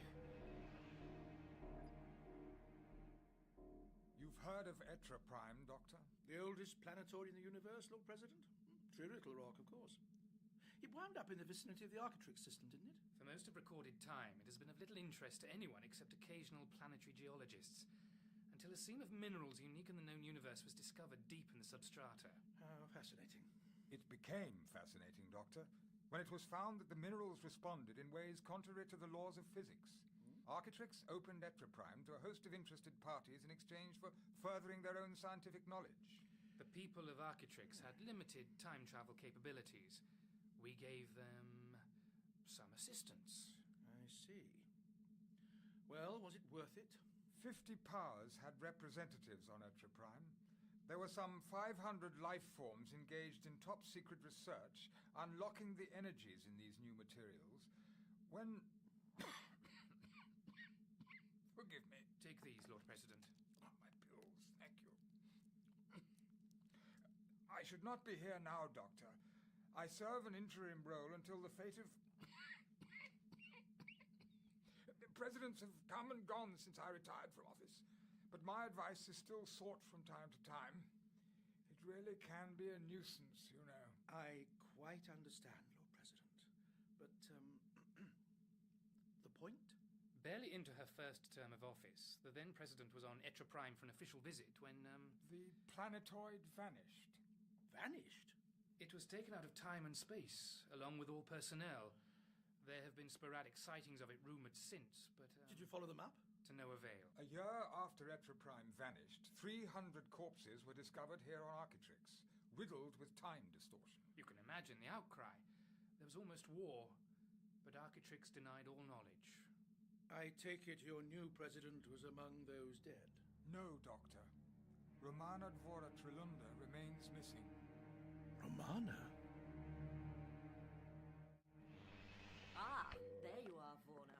Evelyn, Monitor Trinket. One of the presidents... I know. Ensac told me. Now, your registration details, Delegate Evelyn. Oh, what a lovely bracelet you're wearing. It's a wrist communicator, Delegate Evelyn. We all wear them. Oh, yes, there's Warner's. Silly me. Still pretty and functional. That's good. That's really... shouldn't you switch off your alarm clock? Damn. No, that can't be right. Ensac, report to control immediately. Ensac, confirm. What's the problem? Where is he? We're registering some kind of gravitational disturbance. Where? Our sector of space, only a few parsecs from here. Some kind of attack? It's too big to be a spaceship. Would now be a good time to check your defenses are working properly? Shields functioning normally. Except the power levels... Well, Ensac's the expert. Ensac, this is control. Respond, please.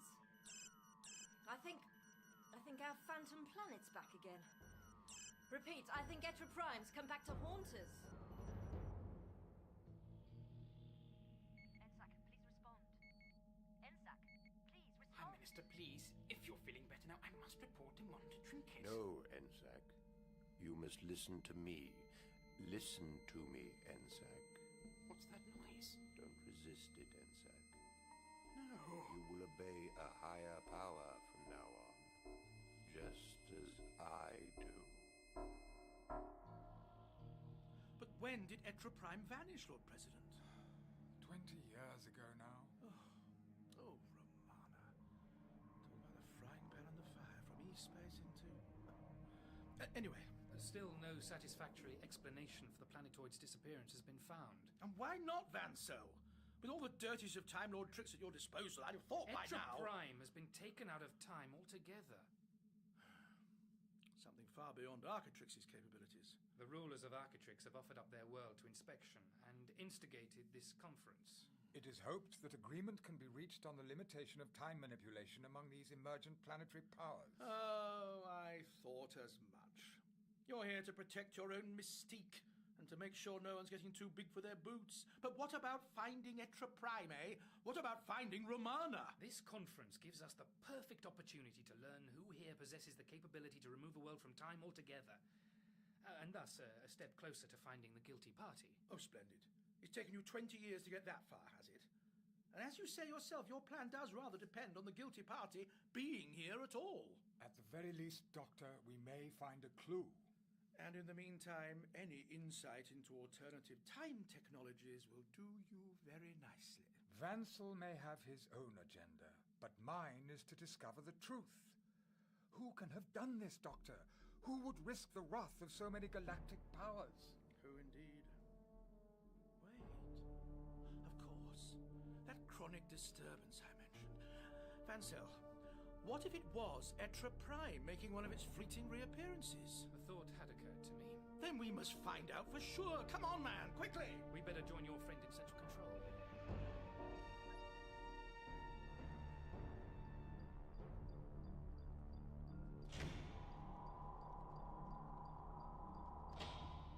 Unit 7 reporting. You may approach the Black Dalek. Speak. Etra Prime now approaching Architrix. Has the Architrix an agent been prepared for our purpose? He obeys without question. The time grows near. Soon the Daleks will attain their greatest triumph. Ensac, about time. Where the hell have you You are been? picking up some kind of signal, Monitor? I think it's Etra Prime. Impossible, Monitor. Trinket, how many more times? Drop the monitor. Oh, never mind. Look, I checked. It's in the same region as those rogue sightings that were The logged. readings are wrong, Trinket. What? The instrumentation is faulty. Well, the math seems slow. I must power down the instrumentation panel. Ensac? But you've shut down the external scanners now, too, and the shield controls. I must check the instrumentation. Ensac, are you all right? Yes, Trinket. Look, just get it sorted, okay? Quick. I will do as I have been instructed. engineer. He obviously doesn't fancy the delegate's buffet. All right, let's split up. We'll look less conspicuous. Right. I'll take the west wing, shall I? We'll meet back in 20 minutes. Is that space minutes? Good old-fashioned Earth minutes. I'm sorry? Oh, never mind. 20 whatevers. See you then. Excuse me. Thank you. Yes. Primitive Earth woman coming through. Oh. Aren't you an interesting colour?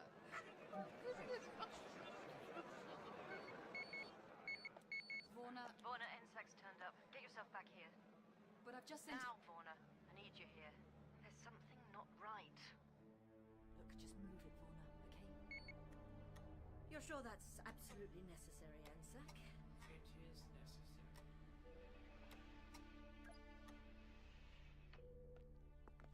That's all I need. May I help you, Delegate Vansel? And Delegate... I'm known as the Doctor, although I imagine I may be known by some slightly more colourful names around here. Ms. Doctor, this is Monitor Trinket. Well, personnel restrictions do apply to Time Lords too. You've placed us in a difficult position, Delegate Doctor. For which I cannot apologise enough, so I shan't even start. Now, tell me, Monitor Trinket, have you noticed anything untoward in this sector of space recently? Well... Something planet-sized? How could you? Then Etra Prime has returned. No, it's impossible. I thought there was something out there, but the instruments are faulty. Faulty? Must be. Anyway, the object's mass didn't correlate to our records of Etra Prime. So it's been thoroughly mined. Anything else? It was moving too fast to be a planet. What do you mean, moving? Ridiculous, isn't it? It was heading this way. Piloted. So the detectors must be faulty, right? And your young friend there would be fixing them? Ensac's the expert. I must do as I have been instructed. Must you indeed? So effectively, you're saying we're blind here? Better than trusting to faulty detectors. I wonder what they'd be showing you now. Well, he's not in engineering. Oops. Oh, goodness. Who's this, then? I obey. Who do you obey, I wonder? Mr. Highly Suspicious Minister. Birthing Bay access requires authorization code. Thank you, Prime Minister. Code accepted. And what can you be after in there? Monitor Trinket. I came as soon as I could. All right, Vorna. Not in front of the delegates. I'm pretending everything's fine. You mean it isn't? I don't know. But if the Time Lords get wind of any problems... Yes, I could give you a hand, Ensac. I'm quite proficient at this I kind must of thing. complete the repairs. Oh, come on now, I can help. Leave me alone! Steady! Ensac, get off him! What are you doing? That's enough, Ensac. Vorna, restrain him! For such a slight girl, Vorna, you pack quite a wallop. Consider Ensac restrained, Monitor. That probe. He was going to put a hole in your head. I had noticed. Delegates, I can't apologize. Then don't. I think it's more important to see what he was up to. He's coming round. Ensac? I must carry out my instructions. Whose instructions? Well? Units are nearing target undetected. Our agent is in position in the birthing bay. Architrix in range in 20 rows. Victory for the Daleks is assured. Where's he gone now? Inconsiderate devil. How does he expect me to see what he's up to in the dark? The device is in position, Master. Device? That sounds nasty. And it looks... Oh my God! Ensac's wrecked the scanners and altered the shield settings in some way. What do you mean? Well, they're jammed on. I don't understand. Ensac, were you trying to keep something out? Are all of us in? I must carry out my instructions. No, could he perhaps be moved somewhere soundproofed? I need to think. If I can get the external detectors functioning. We need to know whom he's working for. He's not working for anyone. This is an internal security matter, Delegate Vansel. Must There we are. Oh no. What is it? Right outside. The detectors are picking up life signs. What? How many? Nearly 30. If I can just get visual back online. No.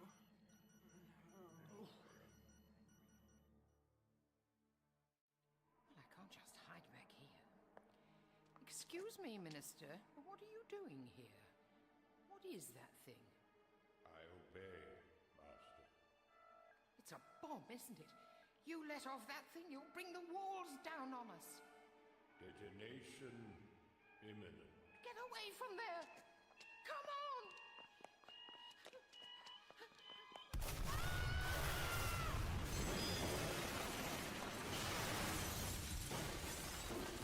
Secure the birthing bay. Crush resistance. Proceed to engineering section. Exterminate all personnel. Proceed. Proceed.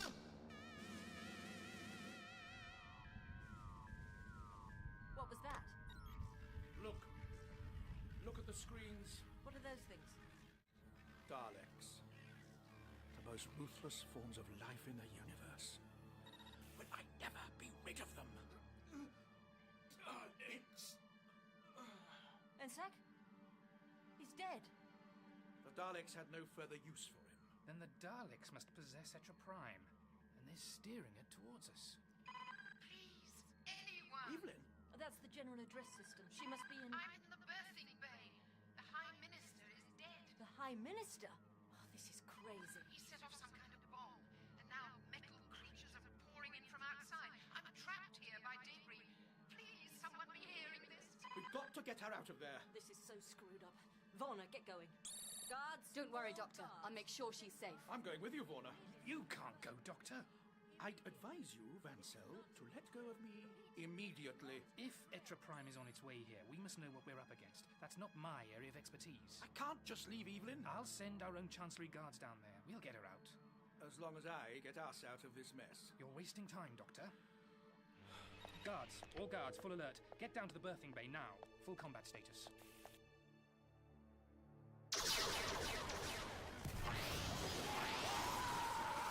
Warning. Humanoid counter-offensive. We are under attack. Here comes the cavalry. Over here.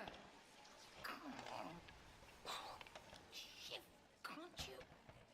I'm stuck over here. Please. Exterminate. Oh, God, I wasn't talking to you.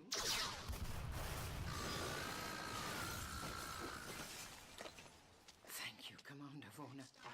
What on earth are these things? Daleks. I take it they're not on the guest list. That came from engineering. Warner, your people must fall back. But surely we have to hold them here. In case it escaped your notice, the Daleks just wiped out engineering. They've got further than we. Look out! Exterminate. Can you not hold them? I don't know. I don't know! Anything coming through from Etra Prime? Not yet. I'm broadcasting a distress signal on all frequencies, but Daleks don't make for the most sympathetic audience. Oh, I see. It seems the Daleks have shut down our external communications links. We're completely cut off. I'm afraid so. This is Vansel. Evelyn? She's safe. Warner has her. Oh, good work. Good work, Warner. Trinket, they've destroyed the engineering complex. All personnel dead. Now they seem to be regrouping here. More reinforcements arriving now. Quite a mixture. Look after Evelyn for me. I think she thinks she's looking after me. Out. All my engineers. I'm sorry. I just can't believe that the High Minister could sabotage what we've been planning so long. The Daleks could have many agents in your government. At least it explains why he was personally inspecting the shields yesterday. Allowing the task force safe passage, yes. But why enter via the birthing bay, I wonder? And why regroup there now instead of attacking? Like fixing the shields and fixing the engineers must be to stop us leaving. But then the Daleks are trapped here too. The shields are temporal in nature, I take it. Right, everything inside the barrier exists a good minute in the future. It's all powered by the gravity wells. Of course, the key to your time travel. Even they've been playing up. Really? Well, that disturbance earlier. We can't understand why, but the power surges have always been within safety tolerance, just about, so no one's been bothered. Well, NSAC's done too good a job of wrecking the shield controls here with engineering at. I have to see the gravity wells. Perhaps we can manipulate the shields from there. You expect me to open the wells to to an outsider. We're all outsiders to the Daleks, and we'll all surely die together unless you give me access. All right, come on. The Daleks could take us easily. Why are they staying put with just a few sentries to stop us getting too near? It's like they're searching for something. Something like that big grey box by the look of it. Of course. The Monan hosts ship, the most powerful vessel here. We have to stop them. You want them to stay? If the shields are jammed on, how can they? That's the one ship here that might bypass them. The Monan craft is still at a fairly embryonic stage, but our observations suggest their power supply is phenomenal. Like nothing we possess. Not that that had anything to do with your attending the conference. Planning a little snooping, were we? Wait. What are they? They can't all fit inside. Not dimensionally transcendental, then. Did you see how many got in? 8, maybe? Makes you feel better, does it, Vansel? Happy camper now? They're doing it. They're breaking free.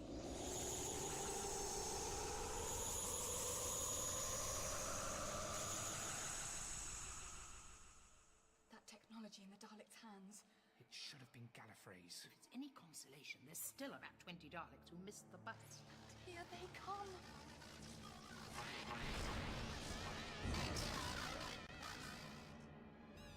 Black Dalek to Monan time vessel.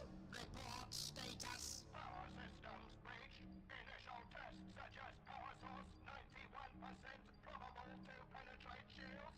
As predicted. Commencing dematerialization. Hurry. The temporal drive is needed here on Extra Prime.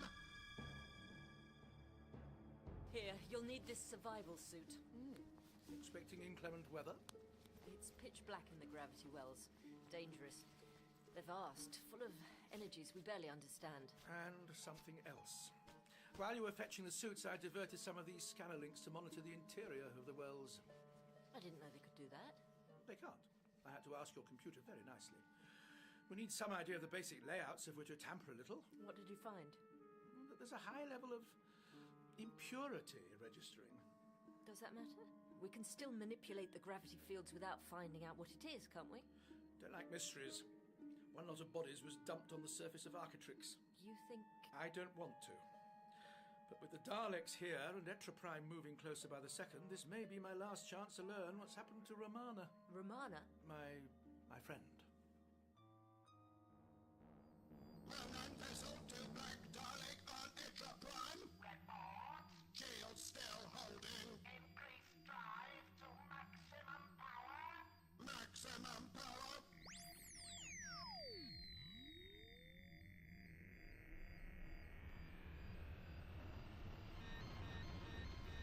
Shields giving way.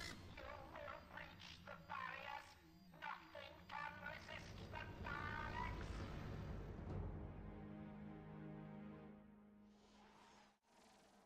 Uh-oh. The Daleks are getting restless. They're fanning out. Is it an attack? They're not even watching us. Out of here, quickly! Everyone out! Those Daleks approaching. They're going to self-destruct. What?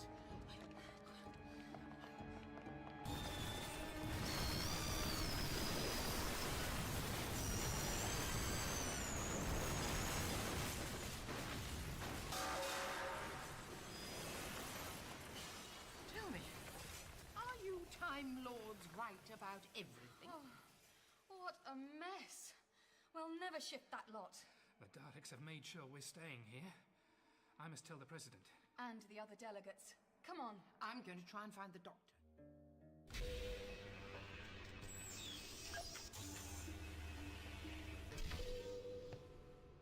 So, these are your gravity wells. It's zero gravity once beyond the safety zone. Use your boot plans. Ah, yes. There should be an inspection ladder down here. Down into the darkness. I'm glad the torch is working. Ah, sign. No unqualified personnel beyond this point. Splendid. Here we go then. Doctor, Yeah?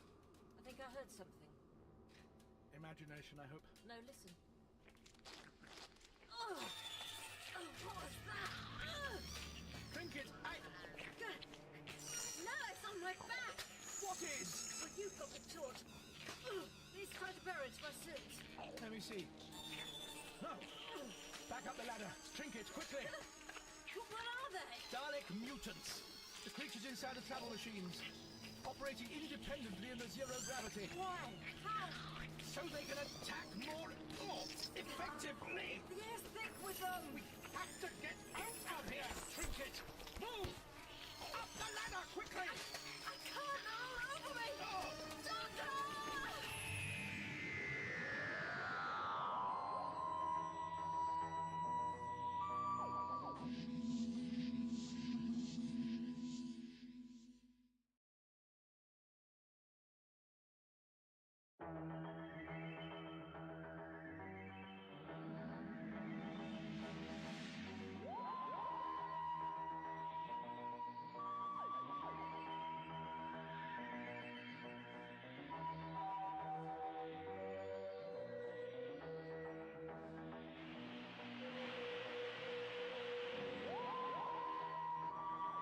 Trinkets, quickly! What are they? Dalek mutants. The creatures inside the travel machines. Operating independently in the zero gravity. Why? How? So they can attack more effectively. The air's thick with them. We have to get out of here. Trinket, move! Up the ladder, quickly! I can't. They're all over me. Oh. Doctor!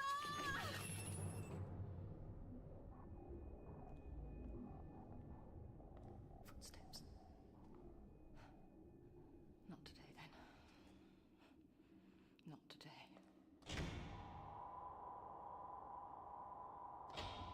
Unit 117? You are Unit 117? It's not over yet, then. Is... Even after 20 years. I still fear them coming for me. They leave me here in the cell for days at a time. No distractions, no exercise, no food. And you never hear them coming. And it's dark, and so you never see them. They roll along that metal floor, closer and closer. Soundlessly. Nearer. Nearer. Stop outside the door. Please, Then the voice, the orders, the pushing you down the corridor for the special service, and you see them crowding around you, all sharp lines and angles and sticks, watching you do whatever it is they can't or choose not to do for themselves. I am not one of the slave elite. They may look like the robots, but you know what you've become. And just as we wouldn't thank a robot, when the work is done, they send you away again in silence. Silently up the corridor, the black plastic poking you in the back. And you look down and you remember when your body was full and young and fit and not emaciated, atrophying in some stinking hole in the rock. And you can't pack, step after step. And the numbers are always the same. Just as the days and the nights are always the same. But all that's changing is a little bit of you is dying, day after day. You're Unit 117, and I am not Unit 117! I am Romana Voratrelunda! I have no choice but to let the Daleks dehumanize me, but I will not tolerate the same treatment from you. Who are you? Unit 63. Your name, you idiot! You have a name, don't you? Or have the Daleks taken that from you with everything else? My name is Vrint. I am Vrint of the Monan Host. Oh, that's better. And why have you come for me, Vrint? The Daleks want you. Want us. I am not a member of the elite. I have been mining the rock with the others all this time. So what are you doing here with me, now? The Daleks are too busy to fetch you themselves. Before they took us all, I was an engineer. Now the Daleks possess a Monan time vessel. They've brought it here? The technology is new. The Daleks say you must help me carry out my orders. A time machine? Huh? Oh, to travel again. To open a door and not know what lay the other side. What are your orders? The Daleks will be waiting. Perhaps we can talk to each other as we go. Romana Call me Romana. Perhaps we can, Vrint. Perhaps we can. I can't hold on! Don't give up! You're nearly there! Leg, a mutant's No, that's me! I've got hold of your ankle and I'm going to push you up, all right? Get ready to reach out for the safety bar. Here we go! Oh, I made it. You there? Good, keep moving! Get to the doors! What about you? Just get out of there! Too many... I can't! Doctor! What? Oh, it's all right. Oh, they're weakening. That vibration, someone's tampered with the power couplings. Increasing the gravity field. Probably saved our lives. Not for long. If the power supply isn't properly regulated at all times... Come on! Delegates, please! We must remain calm. We must apply ourselves to our predicament. Vansel, thank goodness. Lord President, the Daleks have sealed off the berthing bay. We're trapped. What can the Daleks want? The Monan host ship, for a start. They've hijacked it. Our ship? Stolen by Daleks? Explain yourself. I fear the Daleks will spare you the effort. Look, there on the view screen. No, it can't be. Attention all life forms on Architrix. This is the Black Dalek. Resistance is useless. You are now prisoners of the Daleks.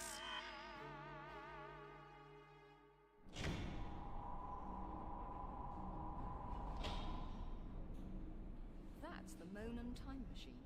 Yes. Right in the Dalek throne room. That's obviously highly important to them. Now perhaps we might learn why they've been mining this rock hollow. What those Dalek scientists are up to on Architrix. Units 117 and 63 will disengage the main drive. You will follow Dalek instructions. Armed escort. No chance of escape. Let me see this plan. What is this? You want us to construct some kind of temporal centrifuge? What for? Some chemical compound you've been synthesizing? Is that what your scientists have been up to on Etra Prime? You will obey or you will be exterminated! Same old choice for 20 years. Vrint, let's begin. Why is that Dalek black? It's their leader. Very well, Dalek. You're here to gloat. Do so and be gone. Delegates, we are launching attacks on the most strategic of your home worlds. With councils mourning their dead leaders, retaliation will be less effective. Nonsense! We're still very much alive, and your Daleks have entombed themselves in the berthing bay. We are taking the secrets of your ships. We shall use this information against you. Damn them, there's no way to get back at them. You won't get the chance, Dalek. Do you seriously think the rulers of Architrix will stand by and let your atrocities go unpunished? Even now, they must be working to free us. Dalek duplicates replaced the rulers of Architrix many years ago. They will not act against the Daleks. You're trying to trick us. We are responsible for the disappearance of Etra Prime. We are responsible for the massacre of its people. What of our president? What of Romana Dvoratrelunda? Your president heads our slave elite. You hear that, Vansel? She's alive! We have manipulated you all. Using us. Through the Most High Minister. Through our own fear of reprisals. All this time they were hiding in the shadows. We've all been the Daleks' fools. Now you will be exterminated. Etra Prime is set on a collision course with Architrix. The time of the Daleks has come.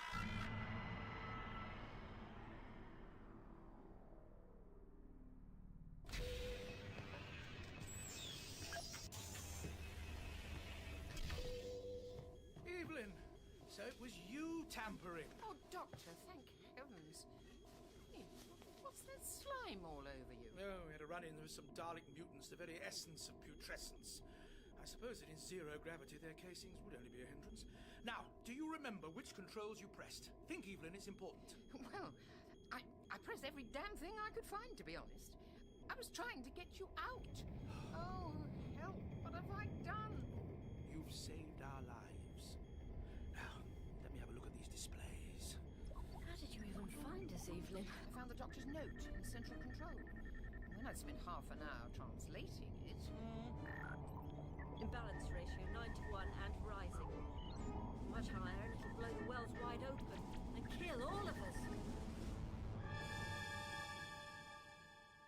What can we do? The Daleks will destroy us. We have to get back to our time ships and hope the Doctor can bring down the shields. At least there'll be fewer Daleks in the bay now. But we can't get through that wreckage. Not with engineering all dead. Everyone will have to help. It's the only way. And even if we can escape, the Lady Romana Dvoratrelunda must still be trapped.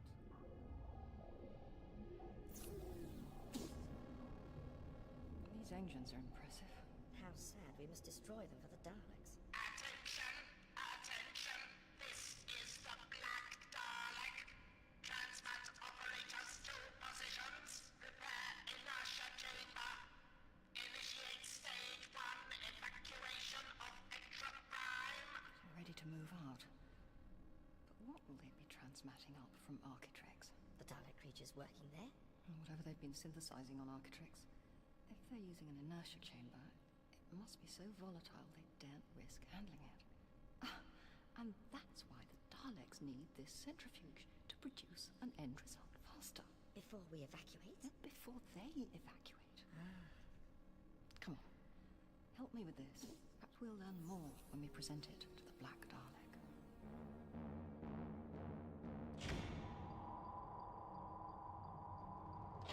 Report! Architrix units report massive disturbance in gravity wells. Fatalities estimated 45%. The Dalek scientists will all die in the collision. Is the element damaged? No, it is protected and ready for dispatch. All must be prepared for the harvesting. Proceed.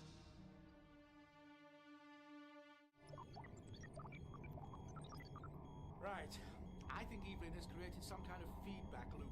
That is, after all, my forte. As tidying up after others is mine. Hold on. Steady. If I can set up a counter vibration to stop the harmonic imbalance... You did it! Imbalance ratio falling. So the shield's down now? Can we get away? No. But we can manipulate the fields from out here and... Why are you looking at me like that, Doctor? The exterior console's now exclusively dedicated to countering the feedback loop. You mean... The only way of shutting down those shields is to go back inside and do it manually. Oh, dear. I'm not sure I can go through that again. I wouldn't dream of making you.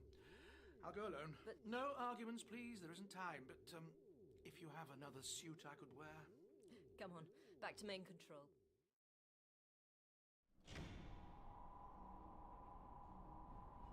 Friend, the Black Dalek. What is that crystal? I don't know. It doesn't suit him. Slaves will approach. We've constructed the temporal centrifuge as requested. Put down the device.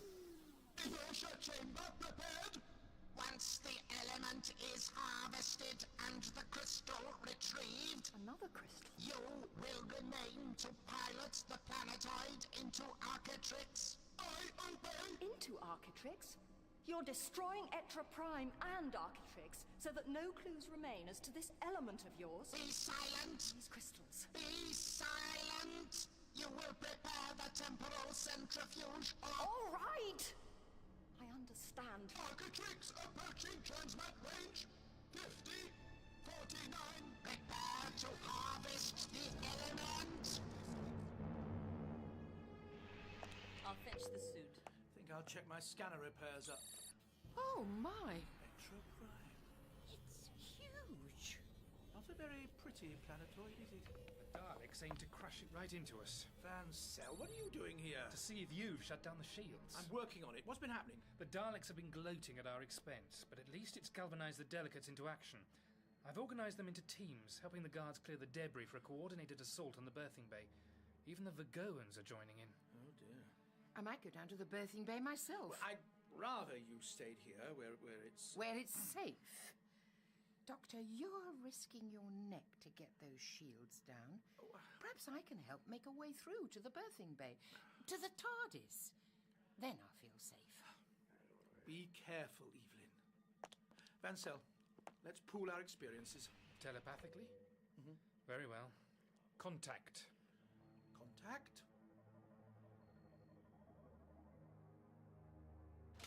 That's right, Delegate. Help me with this. We'll be through to the bay if we can just... Ah, well done. I can see light. We are through. Get down. Take cover.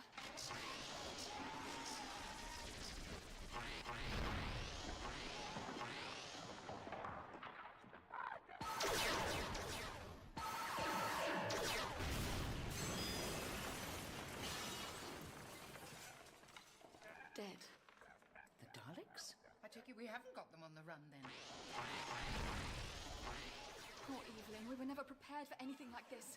We put so much faith in our brilliant shields. And now, even if we fight our way into the bay and take every Dalek waiting for us, their threat is still hanging over us. Hanging over? I'm sorry? Fauna, surely there's some other way of getting into the berthing bay. An inspection hatch or something. Even gotta help us a ventilation shaft. I'd have thought you more than anyone would have noticed the ceiling coming down. There might be something. Or do you want to sit here playing Dodge the Dalek till the sky really does fall in? Oh, right. Let's take a look.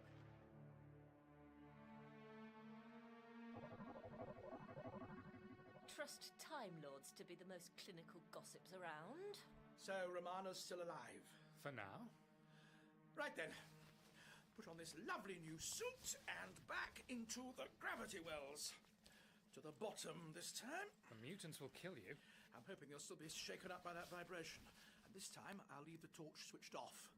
In the darkness, they may not spot me in time. Now, I'll need you, Trinket, to guide me from here. Van Cell, you get back to the bay. Look after Evelyn and the others. Yes, Doctor. Receiving transmission from Architrix. Friend, did you see the way the crystal glowed? That must be it. The crystal channels Dalek mental energy in some way. They couldn't transmit messages from Architrix by conventional means without risking discovery. The apocalypse element is prepared. Apocalypse element? Don't like the sound of that. Architrix is in range. Activate transmat now.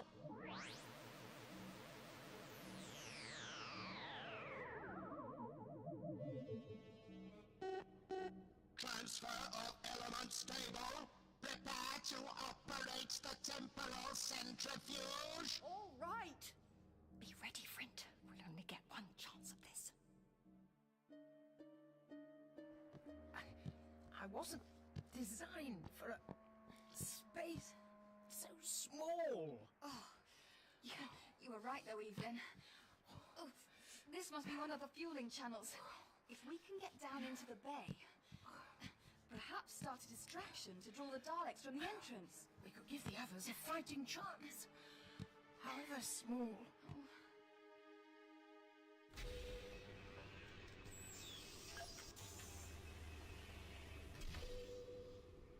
I'm in. Just feeling for the inspection ladder.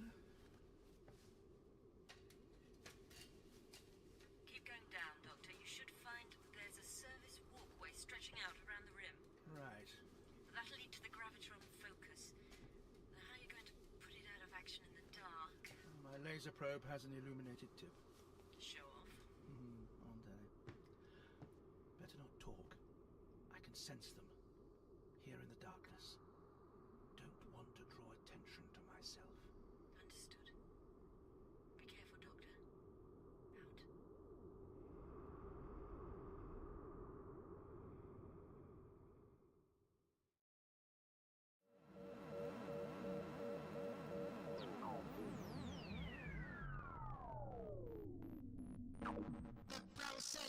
complete. Place inertia chamber within the centrifuge.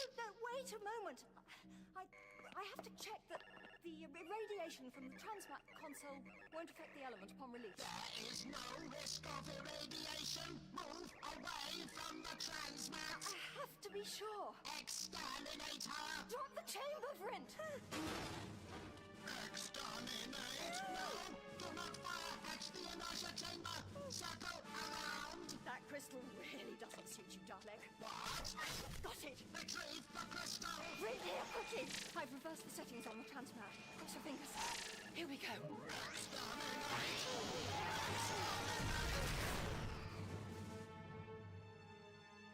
right, Fauna. Standing by. Out.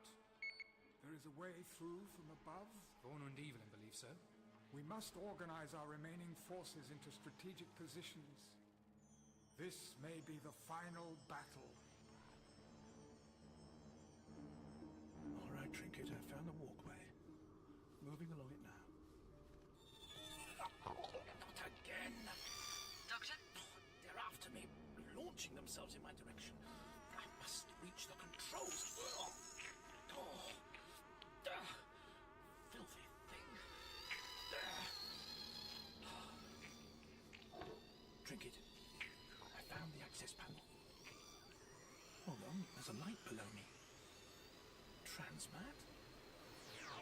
Look out down there! What's happening? I'm not sure. I think someone's in here with me. Some of the Daleks are leaving me to attack whoever it is. I'm just removing the access plate. Off me! Romana? Doctor, if the Daleks already know you're there, switch on the lights. How can I? Master override should be Quickly, Trinket! It should be to your left. Right. Neither I left, but a mutant. It's got my...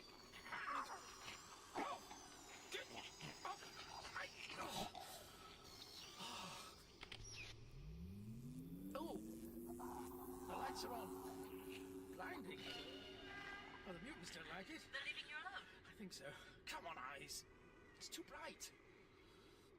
Still, all the master craftsmen can do a job like this with their eyes closed.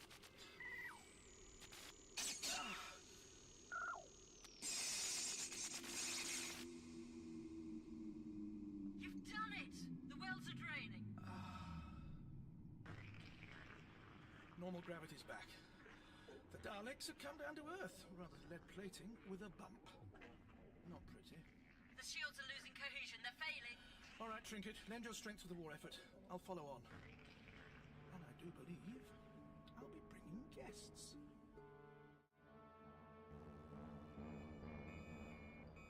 The female has taken the focusing crystal. Element and centrifuge undamaged. Transmat bay destroyed by Dalek fire. Then the second crystal is out of reach also. The female has escaped to Architrix. The Dalek task force there must retrieve the crystal. Romana! Doctor, I don't believe it. Don't you know how dangerous it is to be in here without a protective suit? So good to... But... you're wearing the wrong body. No, I'm wearing the right body. Just not necessarily in the right order. Who might you be? This is Vrint, one of the Monan host. Etra Prime is on a collision course with Architrix. Yes, that hadn't escaped her. Attention. Look at all this equipment. Alchemist's dream. They've been synthesizing some kind of raw material. Taking advantage of the unique conditions here. Look, these creatures are all wearing little crystals. Like the big one you stole. Like the one right behind you. Let me see. Now, what are you for, I wonder? I've got plenty of theories I could run past you. Run being the operative word. There's not a moment to lose. A moment, Doctor? I've been a prisoner for 20 years. I know, and if I know you, you must be desperate for a good race against time. After you, then? Age before beauty? Welcome back, Romana.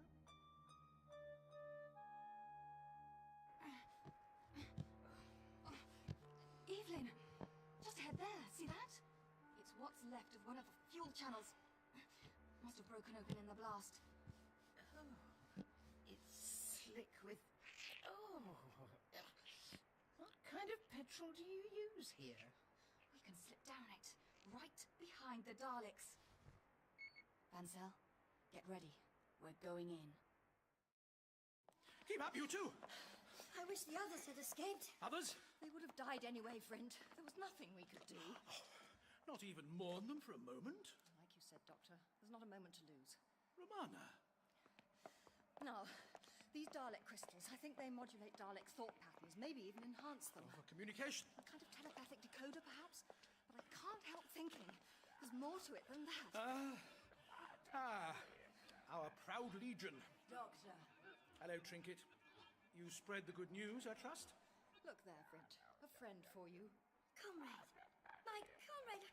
I never dreamed I would see another like this. President Romana Dvora Trelunda. Oh, my own Lord President. Please, won't you call me Romana? Romana. So I've not been deposed, then? Mere weeks into your presidency?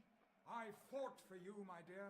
I'm glad you've arrived safely. Oh, Coordinator Vansel, it's you. Well, what is it? Warner and Evelyn are through, Doctor. They're unharmed? There are decoys. Everyone be ready. The attack begins now.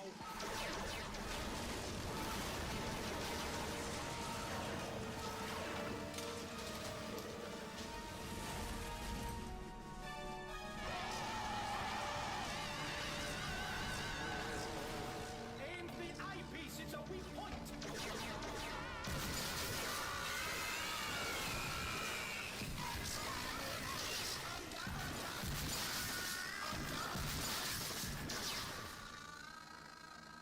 The way's clear. Come on, into the bay. Evelyn, look out!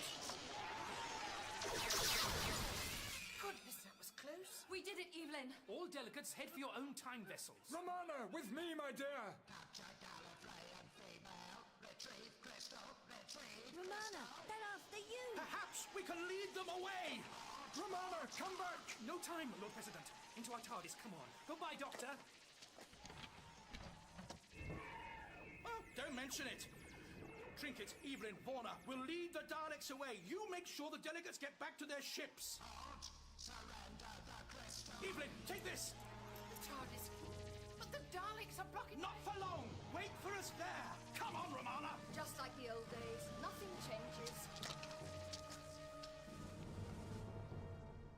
As soon as they saw the Doctor and that woman, they just ignored us. Feeling slighted? Go on, get these delegates safely away from here. We need a bit of good PR after today. But we have no ship. Well, you're a Monan, aren't you? You're going to hitch a ride with the Andromedans. And that goes for you too, Warner. Get on with it. And you? I'm going to watch out for the Doctor. Reckon we owe him that much. I'll come with you. Be careful, both of you. Push off, Warner. Come on, then. Delegate. I'm not a delegate. Goodbye, Warner. Only 5 minutes till impact. Oh, goodness me. We better dash.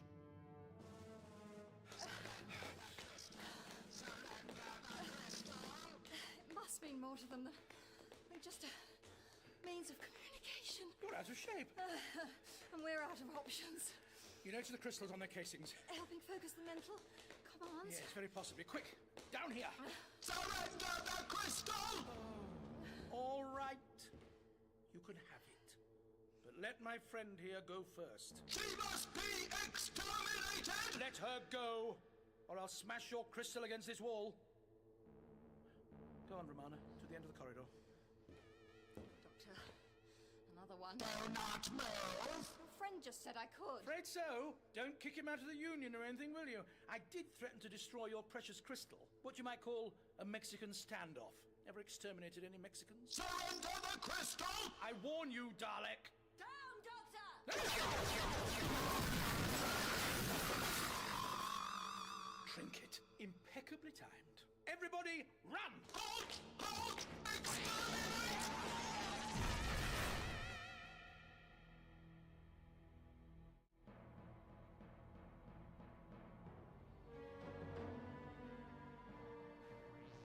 I demand a meeting of the High Council immediately. Gallifrey sleeps, Lord President. It is the middle of the night. Ah, Guard Commander Reldath, at last. Lord President, we welcome your safe... We must summon aid to Architrix, Reldath. The rightful president is trapped there. There's no time, Lord President. Collision is imminent. Monitor the situation, Reldath. We must know what's happened to Romana and the Doctor. It will be done. Forgive me, but I have urgent news myself. In your absence, a deposition from the Monan host world has encroached on Gallifreyan space, seeking sanctuary. What? On what grounds? Observation posts confirm their world has been attacked by the Daleks. Just as they said they would. They insist they must speak with you. Insist? They're desperate. No time for this. I'm so very tired. We can brook no aliens on Gallifrey.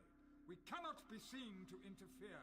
The High Council has advised them there is little that can be done, but they keep signaling. Put them on the conference screen. Now? You cannot be suggesting At least let's listen to them. The situation may afford certain opportunities. The TARDIS! This way! Come on! Oh, if you want your precious crystal so badly, catch! Good gracious. Crystal retrieved. Oh, now I've seen everything. A Dalek silly mid-off. We must report to the Black Dalek immediately. All units evacuate. We've given the crystal back to the Daleks. Oh, don't worry, we have a spare. There's no... Extra Prime! It's hitting! We're too late! It's never too late! The key! Evelyn! Into the TARDIS! Now!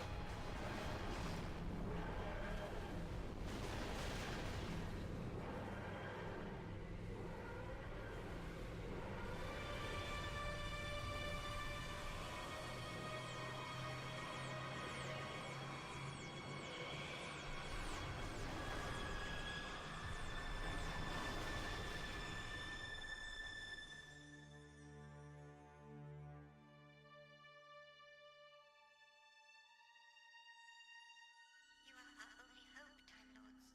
If the Daleks are not shown that the galaxy will stand together against... We understand your position, and as fellow survivors of the Daleks' terrorism, we sympathize. Our world has been ravaged, our population decimated. All we request is a sanctuary for our Supreme Executive, that we may formulate a plan of campaign. We beg this of you. We shall consider your plea, Nahal. We are grateful, Lord President. Switch them off. I sympathize with Nahal's predicament, but Gallifrey cannot be seen to interfere. Not in matters of war. Ordinarily, I would agree, Lord President, but consider the Monan timeship. Look at it. A graceless box. One of the most powerful craft ever devised. And it's a different design from the one we saw, do you see? It seems even smaller. Sleeker. Doubtless an improvement on the model they brought to Architrix. They were obviously hoping to keep this vessel secret. You're obsessed, Vansel. Gallifrey does not need alien secrets. There is much we could learn from the Monans. With their designs known to us, we could build the TARDISes of the future. And once we've offered them non-committal sanctuary, we can set our terms. I don't like it, Vansel. The Monans come to us in good faith. Forgive me, Lord President. Our observation posts report Etra Prime has collided with Architrix. And Romana, the Doctor? 2 craft were detected in the vortex nearby, one of them a Type 40 time capsule. It's coming this way. Then they survived. There's more. A Dalek fleet is approaching Gallifrey, my lord. A Dalek fleet? They wouldn't dare. Surely they wouldn't dare. Too much to consider. Everything's happening so fast. Perhaps they intend to wipe out the remaining Monans. Very possibly. In which case, this could be our last chance to study this. Silence, Vansel! Very well. Admit the Monan deposition. Just their flagship, though, Raldeth. That ship only. I will not have Gallifrey overrun with aliens. I suppose we should greet them upon arrival.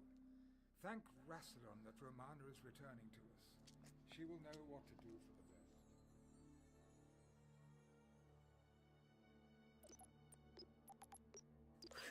By the skin of our teeth. My world. Destroyed. I'm sorry, Trinket. It's so strange to be back here. I'd forgotten the TARDIS was so quaint. Oh, don't worry. We'll soon have you back shuffling papers on Gallifrey. Wait a minute. Trouble. Picking up a transmission. I'll put it through. The Daleks are moving in for the kill. Our fleet cannot hold them. Daleks. They never stop. Never. Delicate Nahal. The Lord President will receive your flagship only. Repeat, your flagship only on these coordinates. Extraction barriers lowering on my mark. We thank you, Gallifrey. Doctor, listen. Engaging That's Nahal, the Monan ambassador. And French, presumably. Something's all right. What do you mean? The President's offering them asylum, letting them through. He's letting something through.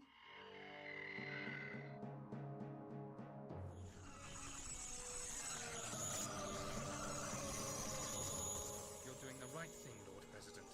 We'll put their secrets to good use. I will decide the right thing here, Vansel, not you. Greetings, Monans. We cordially welcome you in the name of... No! Back, Lord President! Exterminate! Open fire!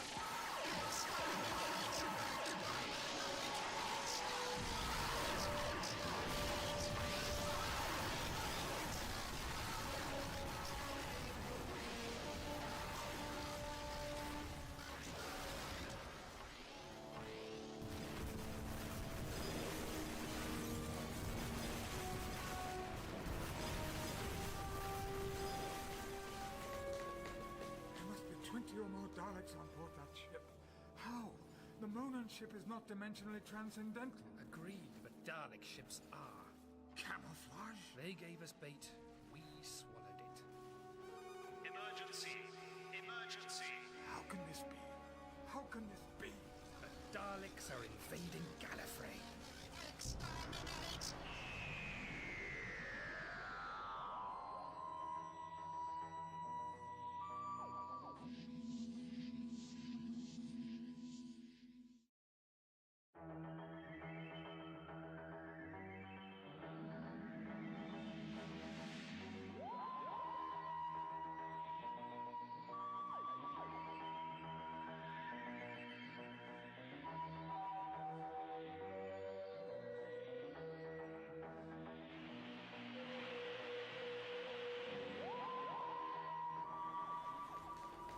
There must be 20 or more Daleks on board that ship. How? The Monan ship is not dimensionally transcendental. Agreed, but Dalek ships are.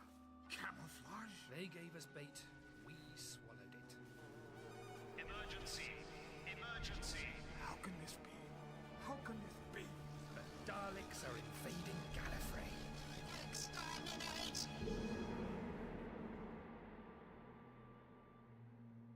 Doctor, the President wouldn't just let through any... Wouldn't he? Exhausted, under strain, his anti-Dalek fervour all stirred up. And Vansel was desperate to get hold of that Monan ship. But why are you so sure something's wrong? Doctor, what about my world? Is it... Doctor? I'm not sure. I have to see. I might be able to help, to do something. I can't take you back until I know for sure. That your world is still safe. I understand. I'm sorry, Trinket. Let's see what the view's like over Gallifrey. But do you mind? There's a whole flotilla of Monan bric-a-brac out there. And time distortion is off the scale. They're time ships. What would you expect? Of course. That's exactly what they are. Now you worked it out. Perhaps you could explain. Those ships are simply part of a short-lived regressive time loop. Temporal projections playing over Gallifreyan space. They're not real. Oh, they were real, undoubtedly, and it seems recorded for posterity before their destruction. So Gallifrey thinks it's getting exactly what it wanted. Access to Monan ships. Look at the screen. They're changing. Back into Dalek ships. Why have the Daleks dropped the illusion? Quite apart from the enormous power required to generate a projection on that scale. The Daleks have no further need for stealth. I imagine that unimaginative, avaricious, half-wit Vansel invited them in through the front door. They're going to do to Gallifrey what they did to my world. Destroy it. So what do we do? What do you think we do? We stop them.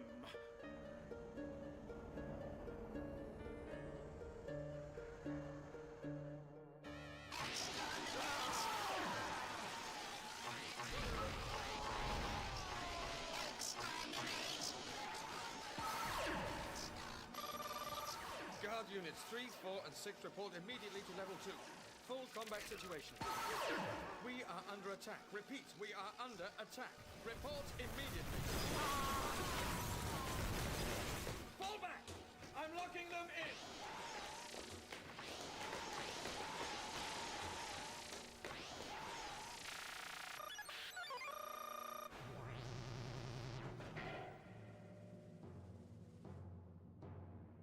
Doors sealed off!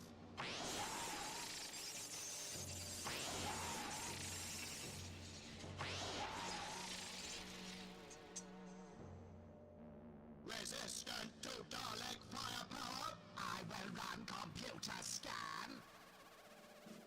Scan suggests technology based on retina scan. We require a Gallifreyan eye. This soldier is not yet dead. But his legs are damaged. That does not matter.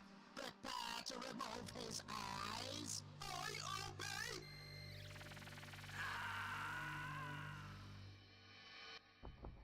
Oh, it's no good. The transduction barriers won't give us access. You'd think one of my old presidential codes... Infernal cheek. I was president, Doctor. I still am. All those years, the Daleks could never take that from me.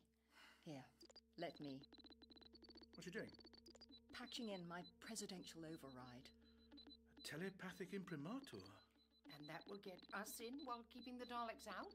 Well, it had better.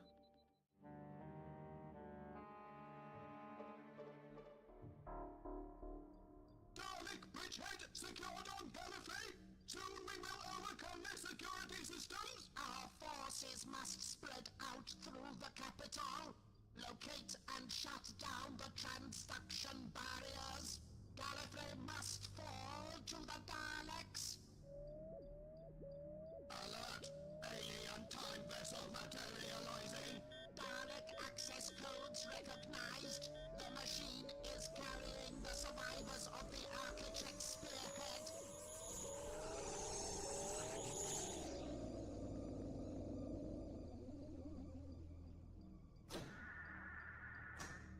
Report! I have recovered the transference crystal from the Doctor. Was the Doctor on Architrix when Extra Prime collided? Insufficient data. The Doctor must not be allowed to interfere with our plans. Undertake sensor sweep of surrounding area. I obey. Our scientists require the transference crystal immediately. I will take the crystal to the laboratories. Proceed.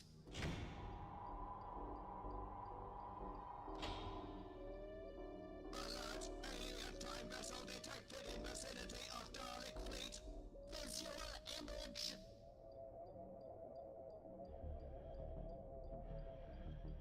It is the Doctor's TARDIS. Activate temporal disruptors. Come on! Why is it taking so long? This TARDIS is practically antique. The synaptic equations are proving too... The Dalek broadside, they know we're here. They're going to destroy us. Be quiet, can't you? I've got to concentrate. This idiot ship. Don't resist me. She doesn't mean it, old girl. Work with her.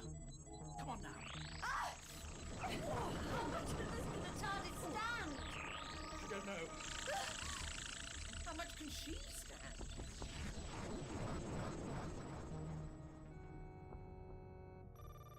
Reldath, report. Are you still containing the Daleks in the TARDIS cradles? We have them, Coordinator Vansel. They're locked inside. I've been here before. So while the Daleks can't get at us, we can't get at them either. And no one can leave Gallifrey. We were lucky to hold them at all. Wait. Was that the door? Yes. Security override instigated. What?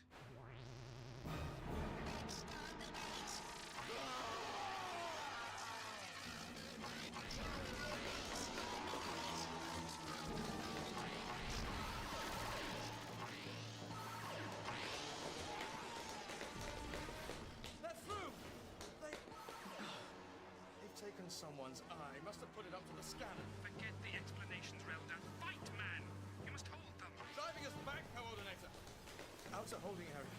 We can't afford to lose much more ground or the Daleks will spread out through the access ports to all levels. We need reinforcements. Now! Now! That's in hand, Reldath. Vansel out. Hold them, Reldath. You've reached the High Council? The Castellan is supervising evacuation of the residential areas and making arrangements for an emergency council facility in case the Daleks... In case the Daleks tear through the capital, destroying all in their wake. How can I have been so gullible? We know the Daleks have their own version of the chameleon circuit. They simply showed you what you desired most, Vansel. You and all the CIA acting on your own agenda. With respect, Lord President, we are beyond recriminations. You overreach yourself, Coordinator Vansel. I draw any boundaries we may cross. I am President of Gallifrey, sworn to defend my world. Barely do we recover from one crisis, then we lurch to another. I save my recriminations for myself, for listening to you at all. Schematic.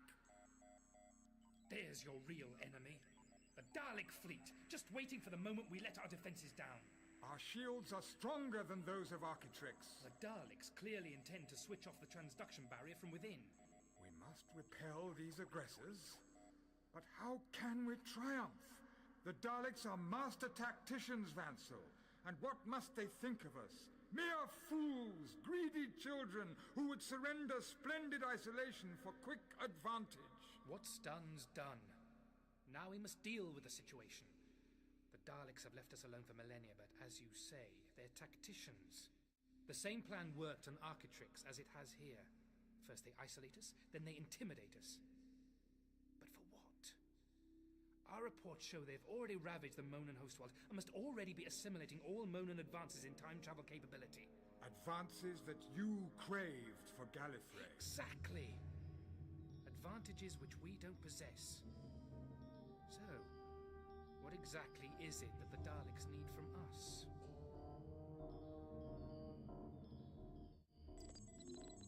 They're trying again. Hold on, everyone. Did she feel that? Yes.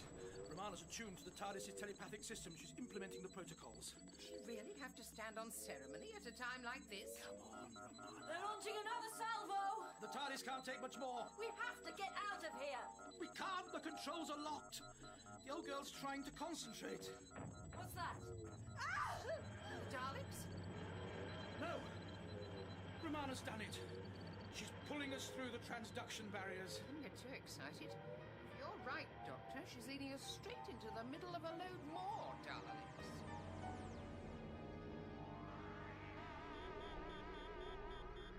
The Doctor's TARDIS no longer registers on our scanners. It was not destroyed by Dalek firepower. The Doctor has found a way to reach Gallifrey. Alert Dalek Spearhead. The Doctor must be captured and destroyed. Strategic advantage could be lost. Progress through capital is... We now have the means to override Time Lord security. Gallifrey will still fall to Dalek might. Alert Dalek Spearhead. Obey! Obey!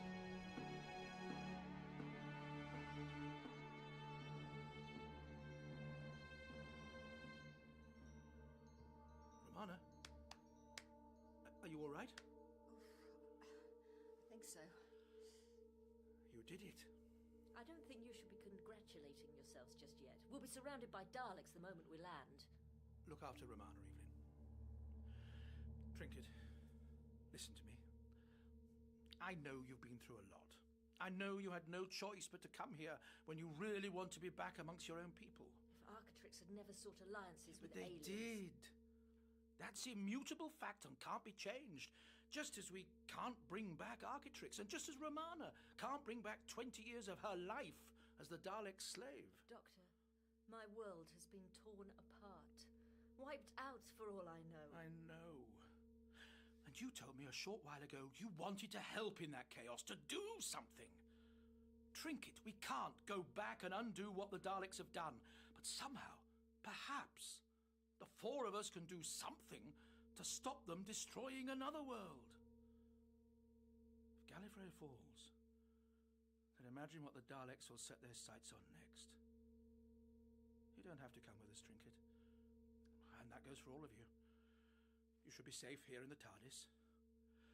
I've brought the fight to the Daleks. And I'll fight them alone if need be. You will not. You'll probably make a beastly mess of things. And you need me about to tidy them up.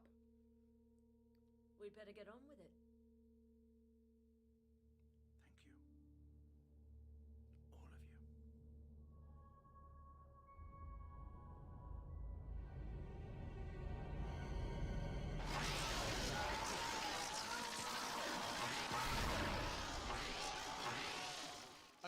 8-man squad stationed at 20-meter intervals along this section. We barely have 8 men alive, sir. All right. Groups of 3, then. Go on! Reldath, what's the situation? Bad, Coordinator. We must hold the Daleks. We may be able to lock that retina they're using out of the security systems. And what good would that do? This place is littered with casualties. They'll only butcher someone else. Just hold them, Reldath. We'll be blocking the Daleks' way with the sheer volume of corpses if this slaughter continues. Wait. That's a TARDIS coming through in the cradles. And some of the Daleks are turning back. New orders! Imperative! New orders! We've got them on the run. Come on, after them. We'll finish them off. Reldath, had it occurred to you this could be a trick? New orders! The Doctor is present. Seek, locate, exterminate. A trick to be played on the Doctor, it seems. I'm on my way down there.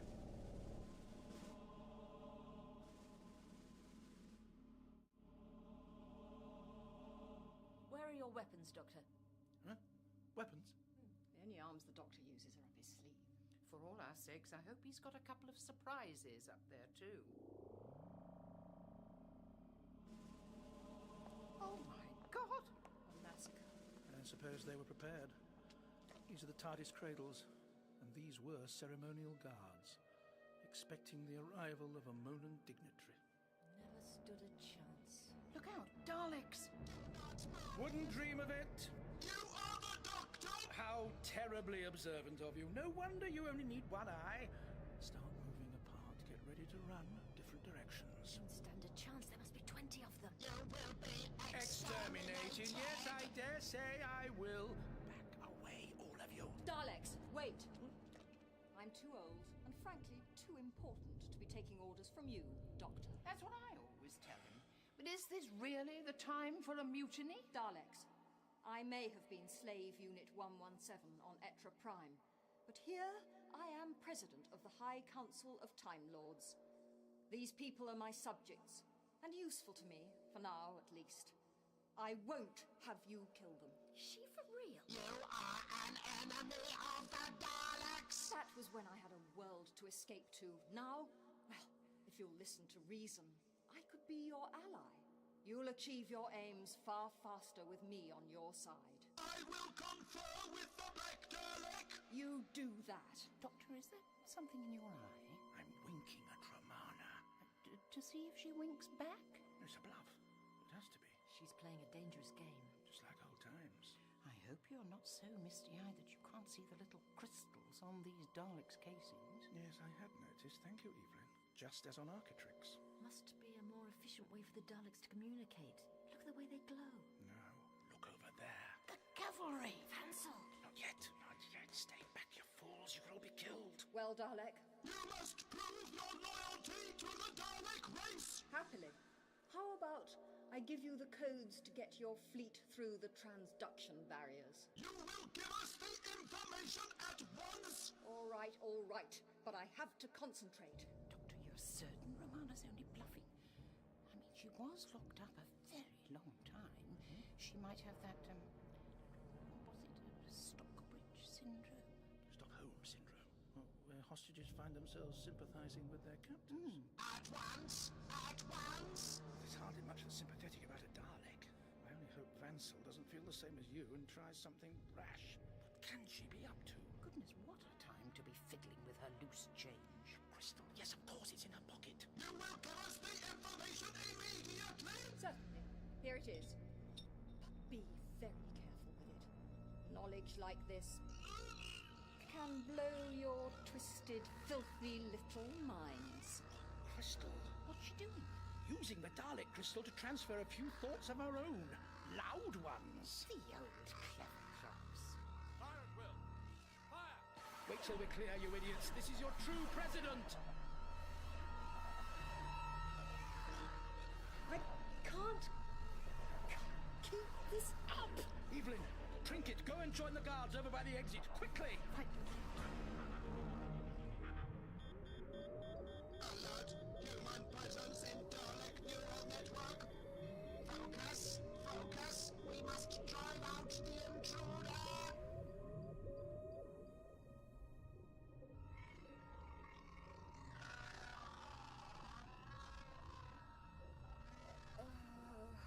Romana?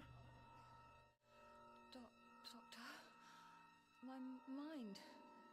The Dalek mind. Touched. I felt... Doctor, the Daleks are using that crystal for something terrible. Something ancient. Evil. Something with no boundaries. The apocalypse element. All it can do is kill. Kill everything. Doctor, get over here, quick! The Daleks look like they were starting to wake up. You are coming with me. Yup. There.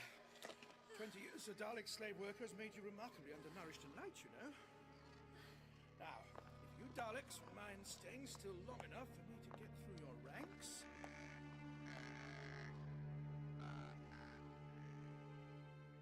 What's happening? Oh, it's you again, is it? Romana's done something funny with the Dalek crystal. And it's affected them. What are you waiting for, Reldath? Open fire while the Daleks are still sluggish. I did, Coordinator. You can hit the Doctor, your own president. We'll never have a better chance. Now, Reldath. Look out, Doctor! Open fire! Steady! What are you doing, you trigger-happy... Oh. Hello, Vansel. What an entirely expected disappointment. Romana, you look terrible. Vansel, I must speak with the president. He's in the council chamber. Guard escort her. Down! Our stazers can barely scratch them.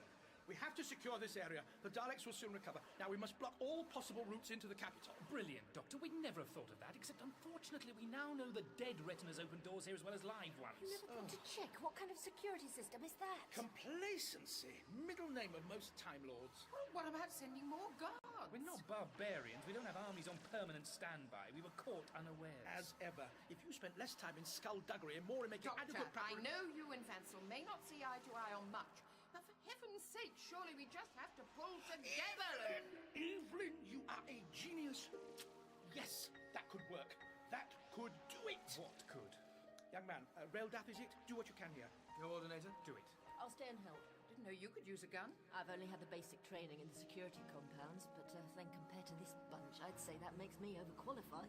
We need as much time as you can buy us. Our credit had better be good. So what is your brilliant idea, Doctor? Come on, the operations complex.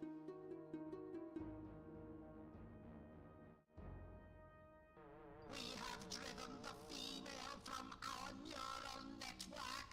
She has the transference crystal from the gravity wells. Yes, but our plans remain intact. Science unit reports a usable amount of the element has been prepared. You will take the element. You will travel to the center of Galaxy 17A53. Then you will set your craft to self-destruct. I obey. Through this act, we shall demonstrate the power we hold over the entire universe. Vansel, I imagine you have some small power invested in you by the more conventional powers of Gallifrey. Tell these operators to stand down. All right. Leave your posts. Wait outside. If you would only tell me what your plan is... Time is of the essence, Vansel. I'll explain as I go. Evelyn, sit down. Happily. My legs are killing me. Now, let's have a look at these controls. Vansel, I take it the transduction barriers are operated from here. Certain of their functions, yes. The President has his own console in the council chamber with access to our entire defense network. That's no small measure of power. Which is why the CIA have full override. I see. Well, none of that's actually relevant to what I'm planning. But it could well come in handy. Thank you. Doctor? All right. It's really very simple. Technology here is based on retina scans, yes? I'm not a child, Doctor. Well, a child could see what I was doing in a trice. Think about the current population of this planet. Thousands of privileged Gallifreyans, all enjoying full security access around the capital. And then we have just one solitary Evelyn. You're going to make the Earthwoman's retina the master print. Exactly. Then wipe all the records. The Daleks won't be able to butcher their way through any more doors. We'll hold the only key. You make me feel so loved.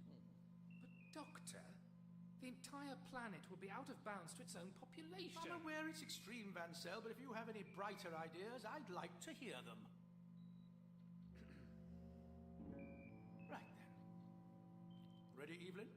But puts a whole new complexion on ID, doesn't it? I suppose so. Scan matrix initializing now. Look out, Relda!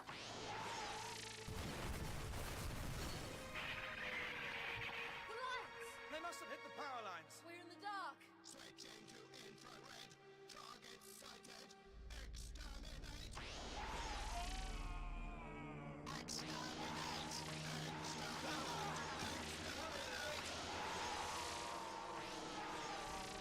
It's hopeless. Move out. We can't just What leave it. choice do we have? Give the order. Relda, you've got seconds to get out of there before the main doors lock you out. Move! Now! Everyone out of here! Now! Fall back! All right. Do as she says.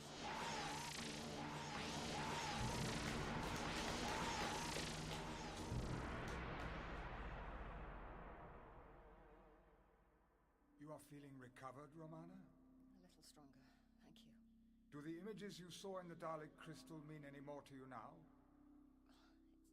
It's all so hazy. It felt like my mind actually entered the crystal. I was like an insect, looking into an enormous cavern. I sensed the power in there, the power of so many Dalek minds. Like a communion. An unholy communion. Ah, Doctor Vansel. I'm Evelyn, Your Grace. You mean to say you'd forgotten?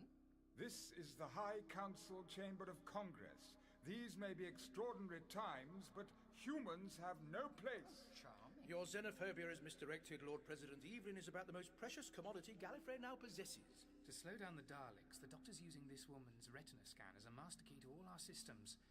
Gallifreyans and Daleks alike are shut out. What? Clever, Doctor. It's vandalism. Nothing will work. TARDISes won't function. People all over Gallifrey will be trapped in their homes. In blissful ignorance that there are Daleks coming round to call. I'd say being stuck inside was the best place for them, wouldn't you? They'll assume it's some kind of tedious glitch in the systems, or they will when they're told as much. The Daleks are doing their best to jam our transmissions. However, I'll try. Evelyn, you must prime the console here. Communication system, scanners. The works. I see. That thing there, is it? Righto. Should anything happen to the Earth Woman? It won't. I won't let it. But I have a copy of the retina print. Doctor, our forces will be in disarray with so little technology operational. Some will be cut off, unable to fight. I must walk Evelyn around, pull our men together. And there's me thinking I'm too old to be giving squaddies the eye. Evelyn, be very careful. With all those lovely men watching out for me, I'll be all right. Goodbye, Doctor. Vansel? Doctor, things are starting to fall into place. Tell me. The ancient essences mined from Etra Prime, but they're so delicate and so volatile, they were only viable in the depths of the gravity wells, and could only be handled telekinetically. Of course. By mental power alone. The real purpose of the crystal, a focusing device. Channel-free communication is just a bonus, I'm sure. It must take hundreds of Daleks to keep the network operational. And the Dalek mutants, they left their casing so that nothing, not even the interfaces of their travel machines, would hamper the mental link. But why? And what do the Daleks want from us? Romana, you said you felt something in the crystal network, something ancient and destructive? Yes. The element they created must be so imbued with mental energy, it has... well, it has a resonance. A feel. It was so evil, Doctor. Romana. You're going to ask me to look into the crystal again? I do so myself. But I've been there before. I know. All right. Doctor, the experience has weakened her too badly. She must... She must, Lord President. If we have just some idea of what we're up against, it might help us fight back. Somehow. I wonder how long we've got. Don't. I'm depressed enough as it is. Depressed? At least you're not ashamed. What? Back there, in the dark, I let you take command of my men. I froze. we could all have died. Look, we're all out of our depths when it comes to the Daleks. Hey, I'm just a barbarian compared to you, Raldoth, right? A lowly, primitive biped who's got into more fights than she should have over the years. And most recently with our friends the other side of that door. Growing up on Gallifrey's a different matter, I'd guess. Don't suppose someone like you has had much action beyond polishing your breastplate? None of this seems real.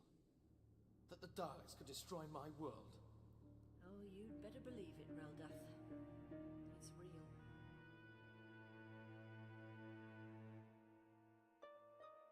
That's right, Romana. Concentrate.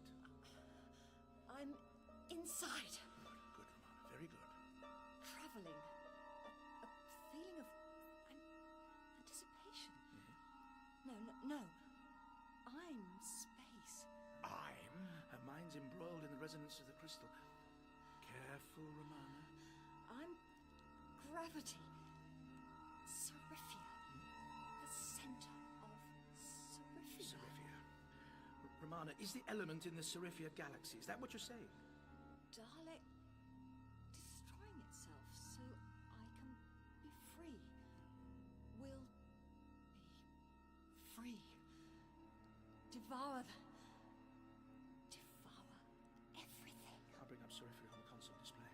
What would the Daleks want with an unremarkable galaxy? A neighboring galaxy. That picture's breaking up. Oh! And let me check the wiring down here. Doctor, the screen! What? Attention, Time Lords! Surrender to the Daleks! Surrender or be destroyed! I believe I've heard that somewhere before. Doctor! Dalek. Don't you wish you had a name at moments like these?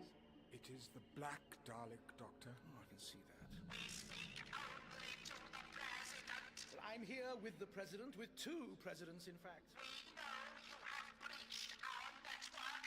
So, we forced your hand, have we? Well, figuratively speaking, of course. Nothing can stop the Daleks! You will surrender to the Daleks, or we will destroy Galaxy 17A53! An entire galaxy? Oh, isn't that a somewhat grandiose claim, even for a black Dalek? Doctor! Something's building! We have the means to destroy the entire universe! Do not force us to use it! A ridiculous bluff! If you do have the means, what do you want with Gallifrey? The means of control! Doctor, it's true. The element. It's free. Reacting now. I'm space. It's reacting with the fabric of space. What? Twisting it. Reshaping it. The element will make the universe a tinderbox. With the Daleks holding a lit match to it? Now you understand! What kind of ludicrous, abominable scheme is that? Has it escaped your attention that if you set light to the universe, you burn yourselves out of a home? The weapon can be contained! How? We have studied the shields on Architrix. If time is distorted around the effect, space outside will remain inert. Of course. Even if the temporal separation is only a billionth of a picosecond, like setting a row of dominoes toppling, then taking one away to stop the collapse. And only Gallifrey has such mastery over time and space. Yes. But that's not a weapon. It's impractical to use and almost impossibly dangerous to control. With Gallifrey's resources at our command, augmented by Dalek technology, we will have total mastery over space and time. The universe will bow down to the Daleks, or every living thing shall be exterminated!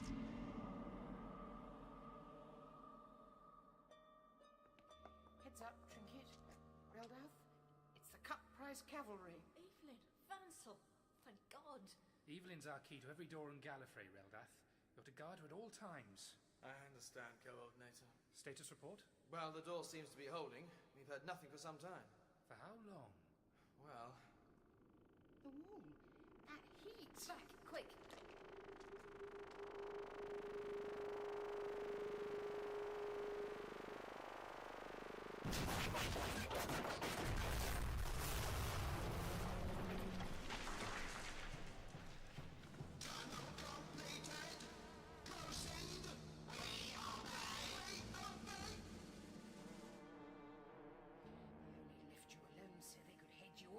We've got to get away from here. This way! No, that'll take us back to the landing bay. There'll be Daleks waiting. They've got us trapped. We will never accept your ludicrous demands, Dalek.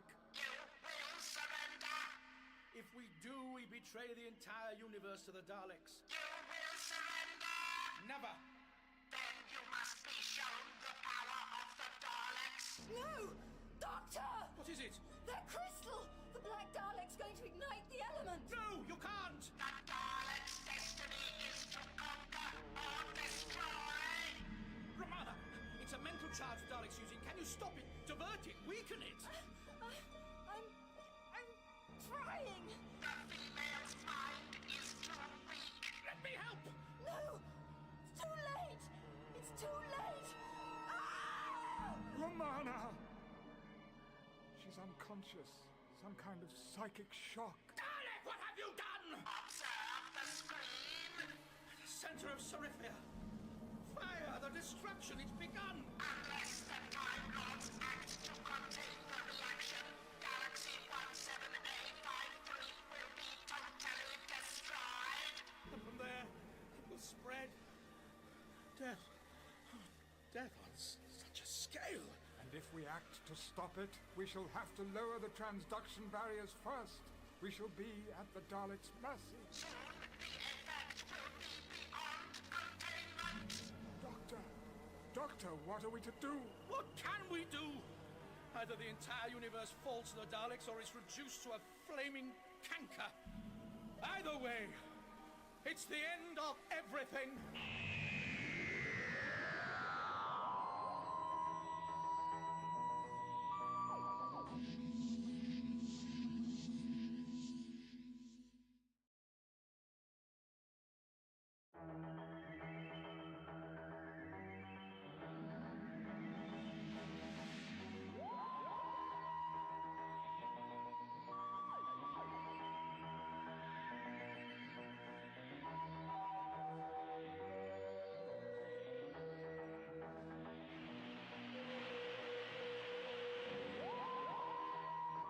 Doctor, what are we to do? What can we do? Either the entire universe falls to the Daleks or it's reduced to a flaming canker. Either way, it's the end of everything. You must act immediately to contain the effect. With every second we delay, countless lives on innumerable worlds are lost, devoured. This is Vancell. Lord President, Doctor, we're in trouble. Vancell, is Evelyn all right? The Daleks have got us trapped in Section 12. But there isn't time. You don't... Every second we delay... Vancell, I'm on my way. Lord President, look after Romana. But the Daleks, Doctor, the effect, there's no We can't just leave them. I'll be back as soon as I can.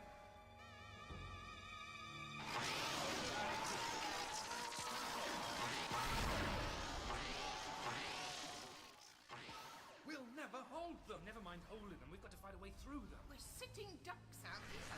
That masonry, behind it, quick! What? That wouldn't shelter a starving field mouse. It's all we have. Aim for the eye stalks. I can't see. Emergency. One down, 20 to go. What's that smoke? Steam. They must have ruptured a water supply. It'd make us harder to find.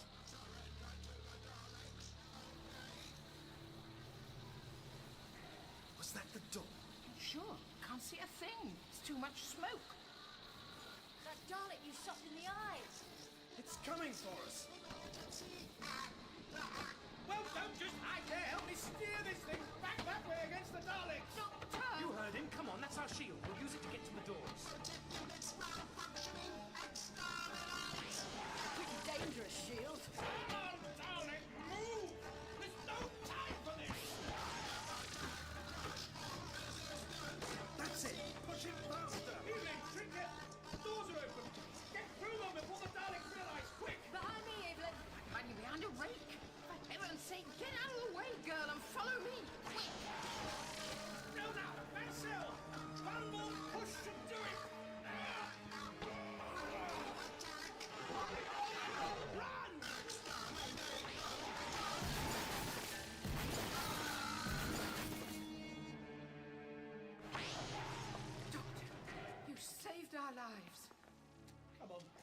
You don't seem very pleased. Pleased? The Daleks are setting the entire cosmos alight. And if we try to contain the fire, the Daleks will simply stroll in here, take control, and start the killing all over again. There's just no answer to that. What? Doctor? Doctor, wait! What did he mean? Setting light to the cosmos? I should go after him. Wait, Evelyn, please. It's time to face facts. I think we all know there are no reinforcements coming now. We're all that stands in the way of the Daleks. There's 3 more bulkheads between here and the council chamber. Evelyn, if we move that way and you lock the doors behind us, that will delay the Daleks for a while. All right. Then we'll dig in. When the Daleks do come, we'll fire in concentrated bursts. Now, they advance in lines, so you 3 men take the far left, you 2 the centre, and Trinket... I'll take the right, shall I? Commander Relda?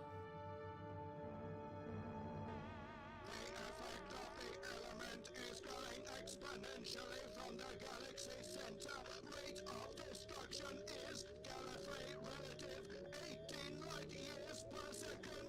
Is the destruction radial? Yes, and exceeds our predictions by 23%. In 6 hours, Galaxy 17A53 will be destroyed. And the effect uncontainable.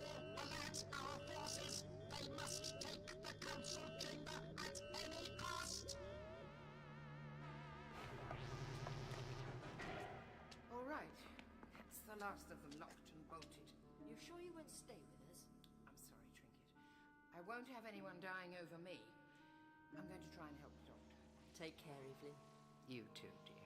You too.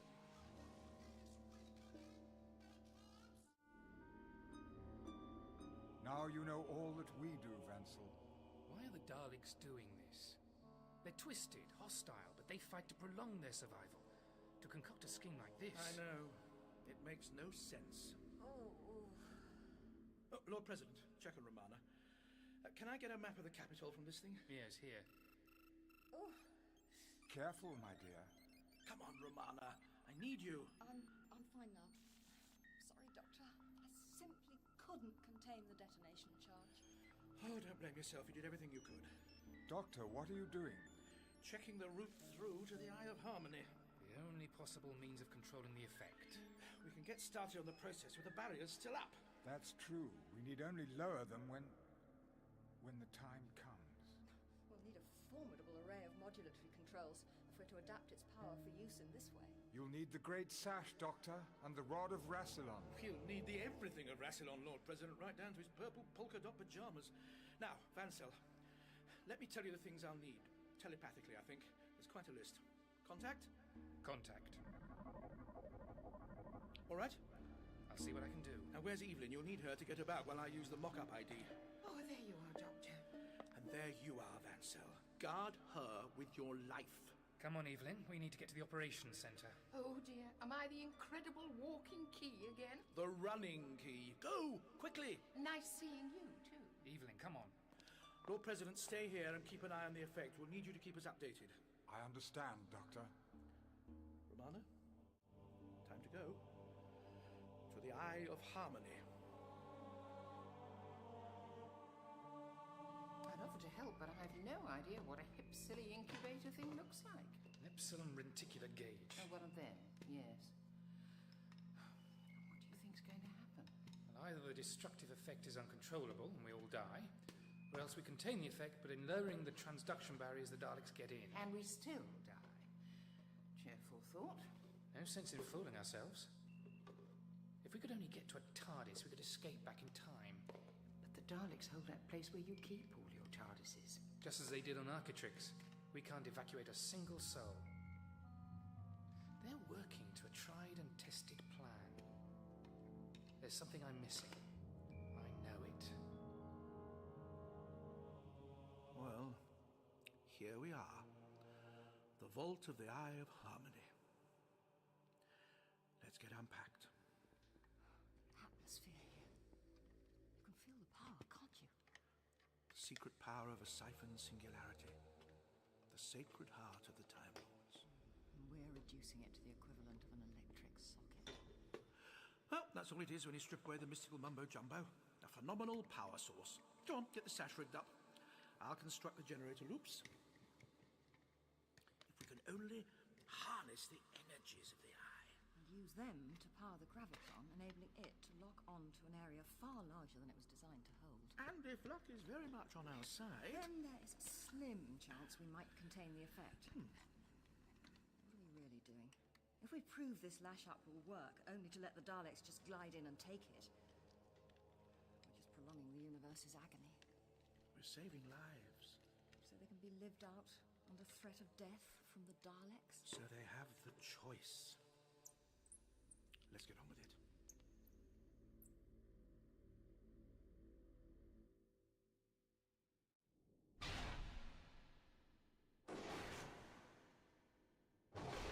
Listen to that. Sounds like the Daleks are throwing themselves against the doors. Quite frantic, aren't they? Wait. Those explosions we heard. With that self-destructing thing they did back on Architrix. Of course. Well, they must be doing more damage to the doors that way. Less Daleks to deal with, I suppose. Shows you how confident they are of victory. Or how desperate they're starting to become.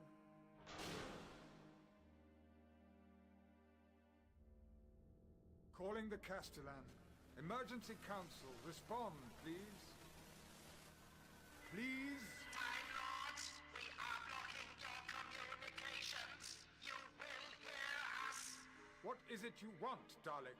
The reaction is spreading faster than predicted. There is insufficient time to contain it without Dalek assistance. You must take us for fools. You will lower the transduction barrier. I will not be your slave, Dalek. We have nothing more to discuss.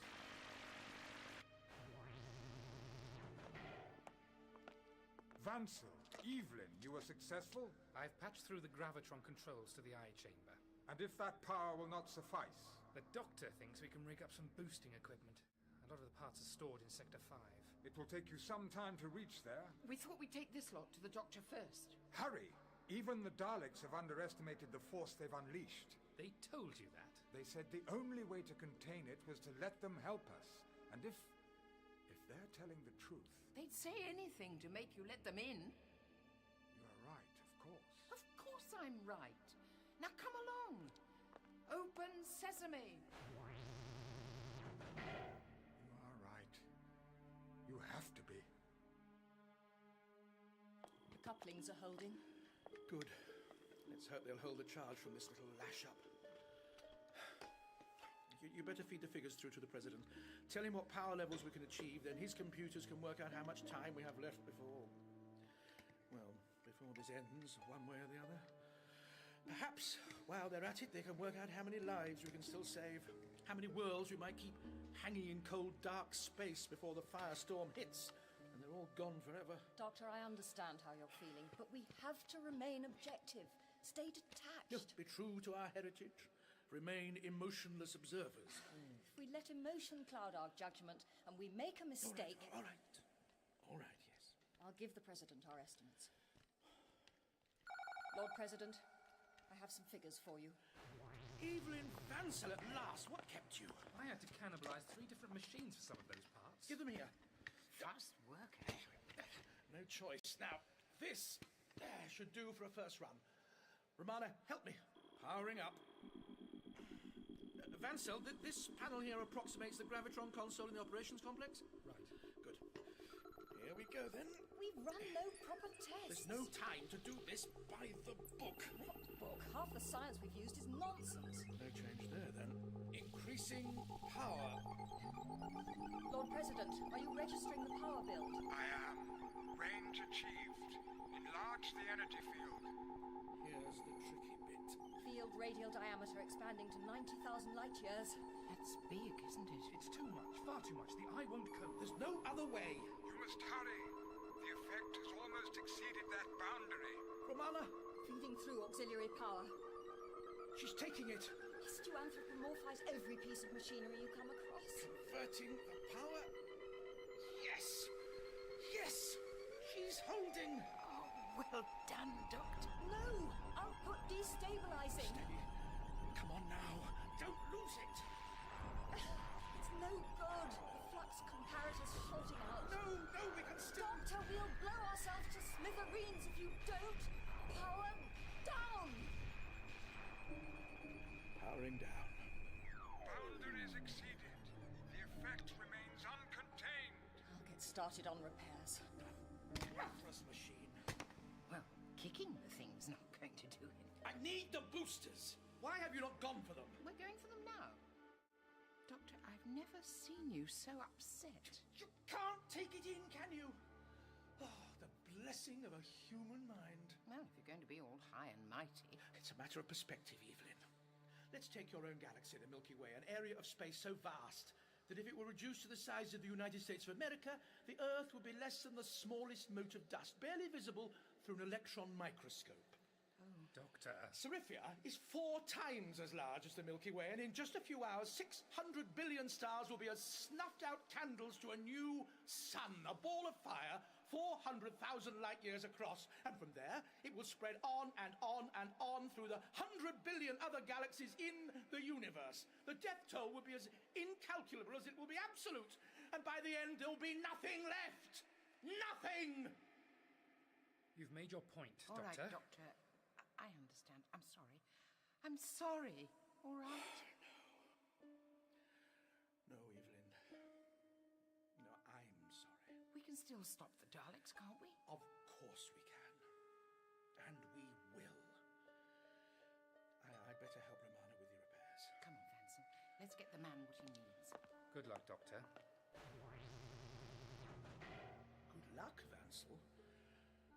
Things really are serious. While you were waxing lyrical, the President gave me the results of the equations. And? The effect's moving faster. I reckon that even with the boosters configured, we've got less than an hour before the destruction outstrips our capacity to contain it. Less than an hour. Come on. We have to be ready. No time. No time at all. May my people forgive me for what I must do. Black Dalek, this is the President of Gallifrey.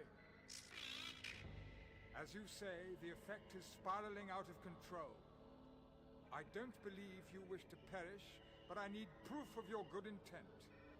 I will not leave Gallifrey defenseless without a show of trust. Continue. Order your Dalek forces here to self-destruct. If you do so, I will place my own life in your hands. I will be your willing prisoner and will allow a limited, unarmed Dalek scientific presence through the transduction barriers in my own ship. These terms are unacceptable. Consider them, Dalek, or die with the rest of us. These are the Daleks' terms. Go on. How's the flux comparator doing now? Say, it keeps changing. Let me see. So it does. Oh, that's flux for you. There. Now what? We recalibrate the range so it's as broad as we dare. And try again. Where have Vansel and Evelyn got to with those parts? Everywhere's so deserted. Evacuated. Where to? I don't know. The north, perhaps? There was never any provision for a catastrophe like this. If it had happened so easily. Well, you'll know for next time. Oh, these things weigh a ton. Don't you have, I don't know, robotic drones or something to do the heavy lifting? Only primitives depend on robots. You'd save yourself a lot of hernias. What was that? What? Listen. You are certain this part of the capital's been evacuated? You have done well, Commander Reldath. You must get to shelter. It's not safe here. Don't tell me you've got a taste for the front line now. It is my duty to speak to the Daleks. But, Lord President... The Daleks claim they want to help us. Time is running out and we must do all we can. I've spoken with the Black Dalek, who has given me his word that his Daleks won't harm us and will submit to disarmament. Disarmament? What, provided we let them through first? They will then proceed to help the Doctor. After all the Daleks have done, you'll trust them? The doctor said they'd set the universe alight. And the Doctor and Romana have tried already to contain the effect. They have failed, and I have grave doubts of any further attempts proving successful, if not aided. But you don't have grave doubts about dealing with Daleks. The Daleks have one urge that is as strong as their impulse to conquer, and that is to survive. If the universe should perish, so too will the Daleks. They're almost through. Good. They will find me waiting. I will go to meet them. Alone. But you can't, Lord I have agreed it with the Black Dalek. I must make the show of trust myself. If I am wrong in this, and if the Daleks should kill me, continue to defend Gallifrey, Commander Reldath, until the end. We can't let him do this. Come on, we'll follow.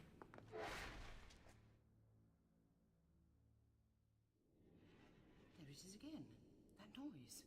I heard it too. Well, what was it? Daleks! Here?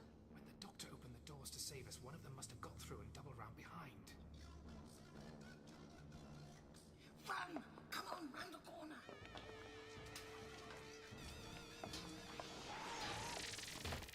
My leg! Evelyn, you have to get up. I can't even feel my leg, let alone move it. Proximity to the Dalek ray, the paralysis should pass. Very reassuring. If the Daleks get hold of you, they'll have access to anywhere on Gallifrey. Look, Vansel, that Dalek is on his own and he's armed. He'd need some kind of, I don't know, butcher's knife to cut my eyes out, like that other poor fellow. Therefore, he'll need to keep me alive, and while I'm alive, I'm safe. Reasonably. But if the Doctor doesn't get these boosters... Here, can you manage? I'll have to. All right, the Dalek's coming. Delay it for as long as you can. Halt! Halt! You mustn't mind him. He's hard of hearing. Exterminate! No, don't! Don't! It's my eyes that the security scans respond to. My eyes! Verify what you say is true! I will! I will, if I can walk. Oh! Move! Sorry, Doctor. Move! You could help a girl up, Dalek. A pretty face like mine could open a lot of doors for you.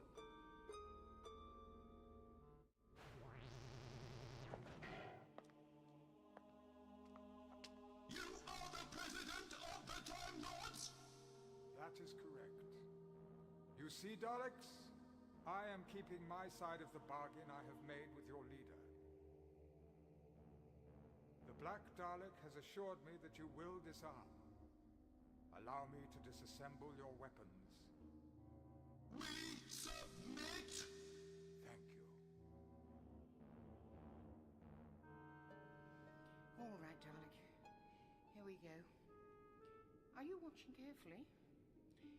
I simply place my eye here.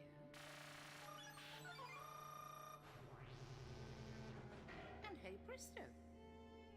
Oh, hang on, his crystal's glowing. Must be having a natter. Yes, I picked up this Earth female with the most astounding eyes. Dalek Scout to Troop Leader. Retina override now in Dalek control. Access to Council Chamber now assured. Your weapon, Dalek. Release it. Thank you. I acknowledge the trust you show in allowing me your weapon. That crystal on your casing, it's glowing. What are you... We no longer require Gallifrey's cooperation! Exterminate! What? He's dead, Reldath. There's nothing we can do. We can grab that Dalek's gun. With pleasure. Well done, Reldath. Now, come on, you must leave him. Fall back! Gallifrey will fall to the Daleks. Advance.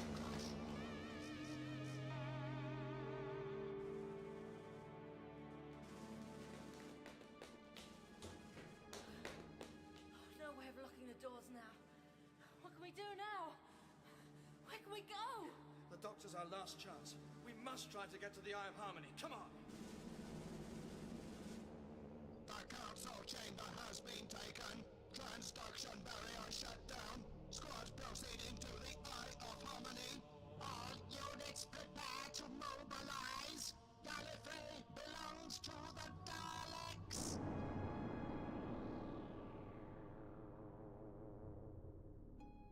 Well? I think we're about there. I can't get through to the President. We need to know our parameters without him monitoring. I'll get... Evelyn! Evelyn, you're safe. And sorry. Sorry? Do not move! Well, if we don't move, then very soon you and everything else will cease to exist. So, maybe, under the circumstances... You will await Dalek orders! Oh, with bated breath. Do you mind moving out of the doorway? You're blocking my light.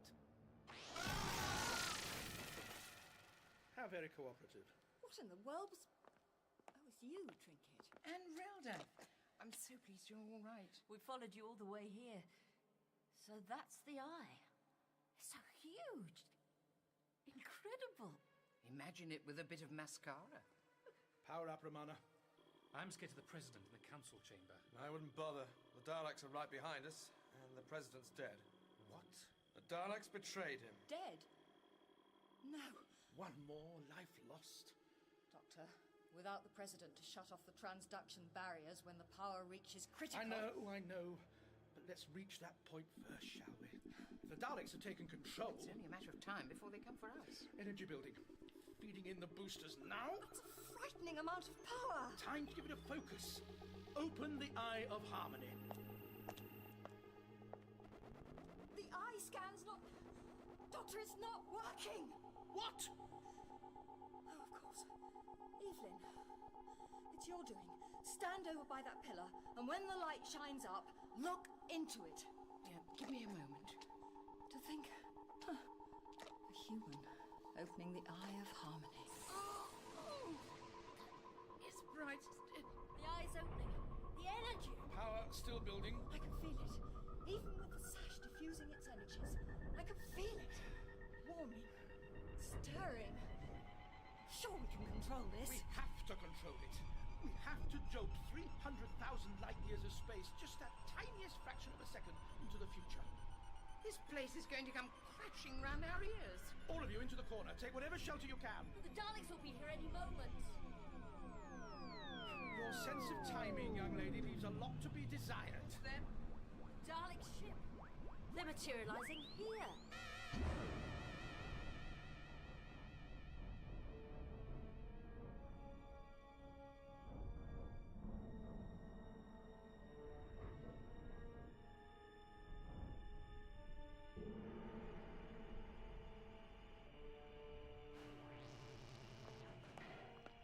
Hurry, Romana! These readings, Doctor, we don't have enough power. We must do. We're so close.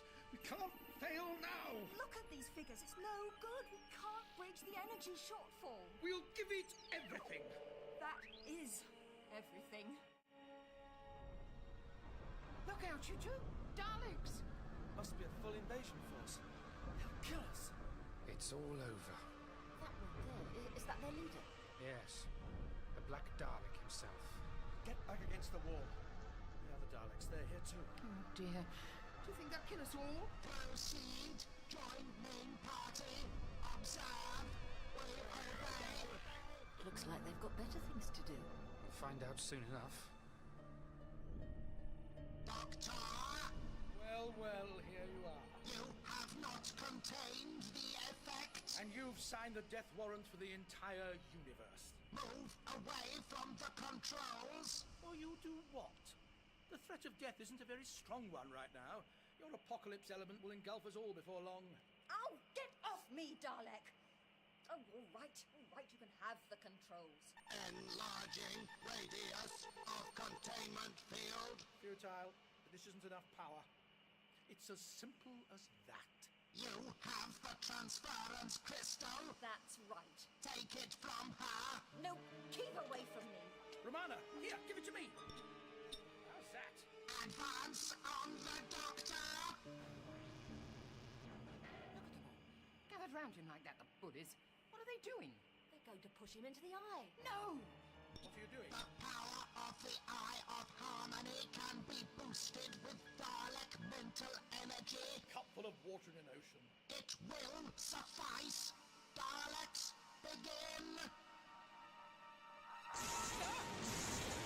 Energy!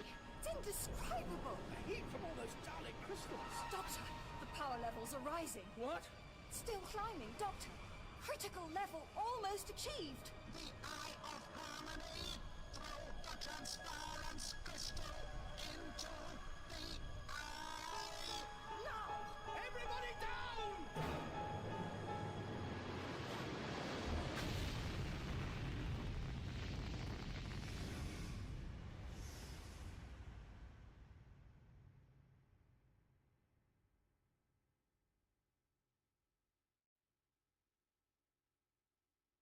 Still here?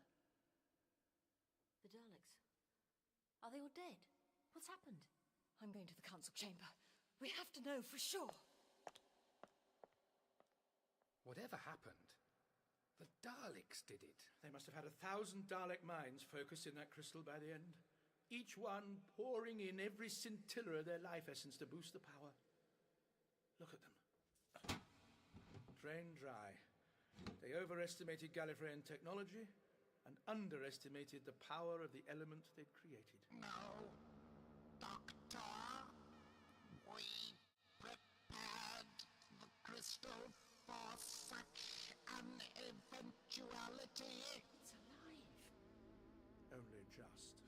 Fensel? This is Romana. Go on. The scanner confirms it. Serifia is all but consumed by the fireball. But the effect has been contained. Oh my goodness! Yes! Oh, well done, Doctor. It's over. It's over. To the end, Lord President. All those lives. So many magical worlds I'll never know. Doctor, wait. The time field around Serifia won't be stable. Seems the Daleks have thought of that too. Look at the readings here. Before the Dalek operator died, it set time within the containment field into acceleration. Allowing the effect to run its course. It's incredible. Even as I watch, the effect is dying away. And in its place is new matter. Nebulae, stars, planets. The building blocks of a new galaxy. They're all forming. Life from death. You hear that, Dalek? Life wins. No, Doctor.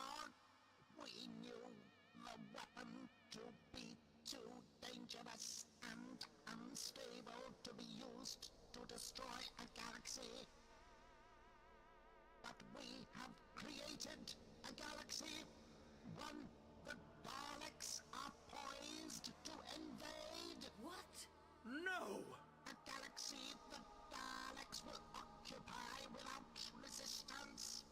We shall rule over 1,000,000 Scaros, Doctor. We shall form a power base from which the Daleks will become the supreme power of the universe. Gambled with the universe. Simply to propagate your endless war against it. Life falls. The Daleks have attained victory. No, you'll never win! Trinket, do you think you could put down the Dalek gunstick now? Is that it now? Well, this battle is over. At last. Good. Because in that case, I think you could do with a little sit down.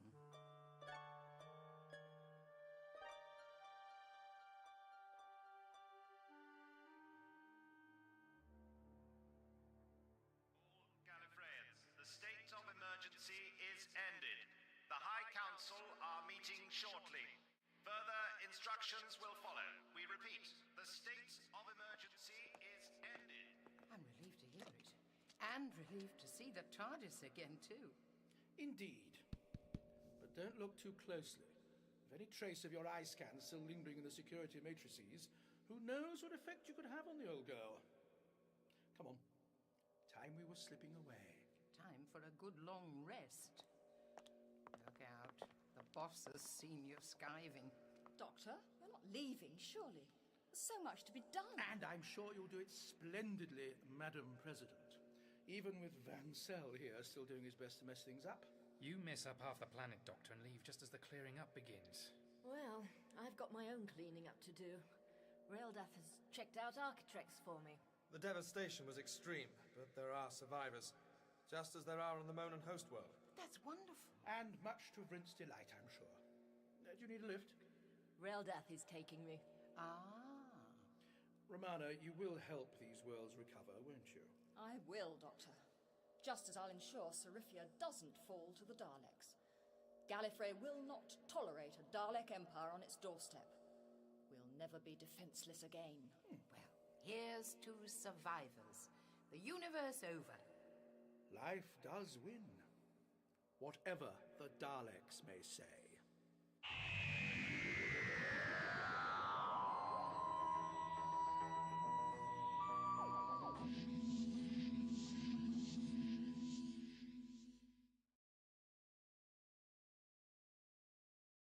And now, a new 4-part adventure starring Sylvester McCoy in Doctor Who.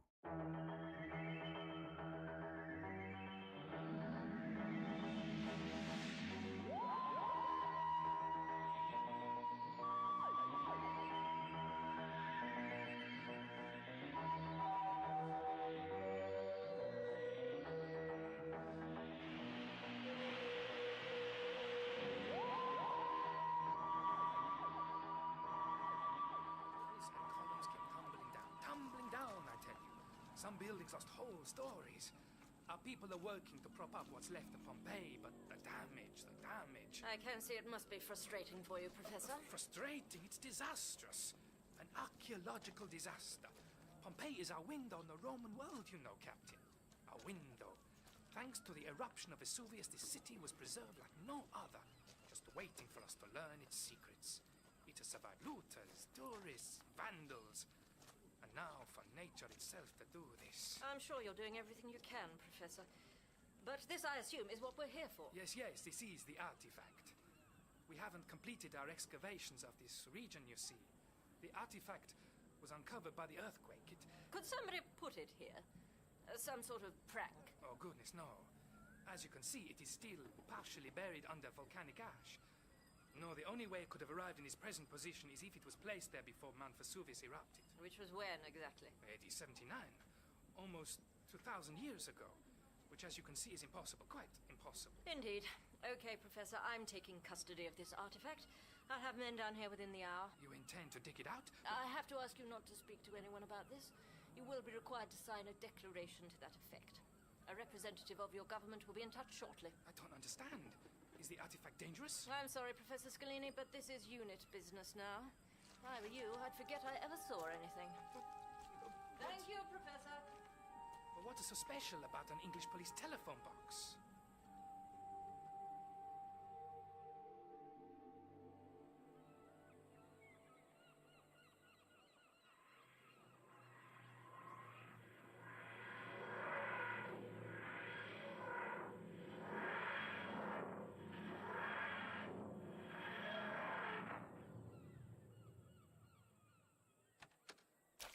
Doctor, I've just soaked my best shoes. Our first clue, Mel. Wherever we've landed, the drainage system isn't as advanced as you're used to. I think we should keep to the pavements. I think you're right. It smells awful. Oh, you'll get used to it. We're on Earth, I think. It certainly looks like it. Those buildings are Roman, aren't they? Roman or Greek. We must have come a long way into the past. Millennia, from your point of view. This could be one of the older residential parts of the city. City? What city, Doctor? You said you didn't know where we were. I don't. The old girl wouldn't tell me where we've landed. Oh, Doctor, you don't need to make it sound so sinister. The TARDIS malfunctioned, that's all. It's always happening. I don't know why you don't just... What is it, Doctor? It's all right, don't worry. We aren't going to hurt you. My lord, my lady, I beg your forgiveness. I did not mean to intrude upon your conference. You weren't intruding. You, saw us arriving? Take my eyes if you wish, Lord. But I witnessed the arrival of your chariot from the heavens. I was fetching material for my own, and a sound. Like 100 elephants. You mean somebody owns you? He's a slave, Mel. See that belt he's wearing? It's inscribed with the name of his mistress. Eumarchia. We aren't going to punish you. No, we certainly are not. We're simply, messengers. Is Isis then displeased with our offerings? Oh, no, nothing like that. However, we would like to keep our presence here a secret, if you could perhaps... Oh, I swear, Lord, I will speak of this to nobody. Splendid. Well, run along now. Oh, no, wait. One more thing.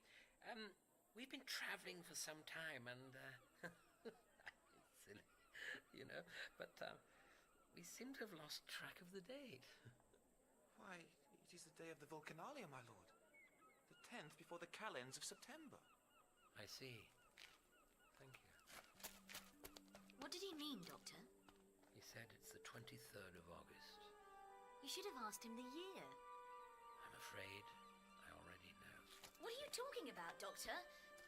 Doctor, how can you know? We can cross the road on these stepping stones. Be careful. Where are we going? You want to explore or don't you? What's wrong, Doctor? Where are we? Doctor? So this is it. The final journey. I had hoped for a while longer. Time to prepare. Time slipping away from me. Only just arriving. But we've already stayed a lifetime. Too many lifetimes. Withering like roses. All right, Doctor. What's going on? I'm sorry, Mel. What for? Tell me, Doctor. The year is AD 79. The Roman Empire is under the short-lived rule of Titus. We're in the city of Pompey, a prosperous trading center on the Bay of Naples. If you look between the buildings over there, you can see a mountain by the name of Vesuvius. The volcano? Yes, the volcano. I've never seen a real volcano before. I remember we made a model of that particular one in primary school out of papier-mâché. We had red liquid pouring out of the top like lava. Actually, that's not quite what will happen. When will Vesuvius erupt, Doctor? I think it might be better if we just leave. What? Leave. Go back to the TARDIS. Why? Because you aren't dressed for this time and place. Because beneath their sophisticated veneer, the Romans are quite a barbarous people. Because we have a habit of attracting trouble, and because this is your history, and no good can come of our meddling in it. It's all right, Doctor. I get the idea. You want to go? No. It's your decision, Mel. It has to be your choice. Well, can't we at least have a quick look round first? I mean, there's no reason why we should go rushing straight off, is there? None whatsoever. I wish you'd tell me what's wrong. Nothing's wrong, Mel. Quite the opposite. Events are proceeding precisely as I expected they should. And Mount Vesuvius? Will erupt, burying Pompey and killing thousands of its people at approximately midday tomorrow.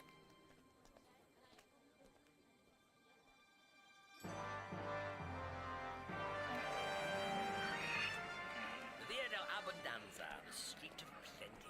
There are certainly plenty of people about. We're celebrating, Mel.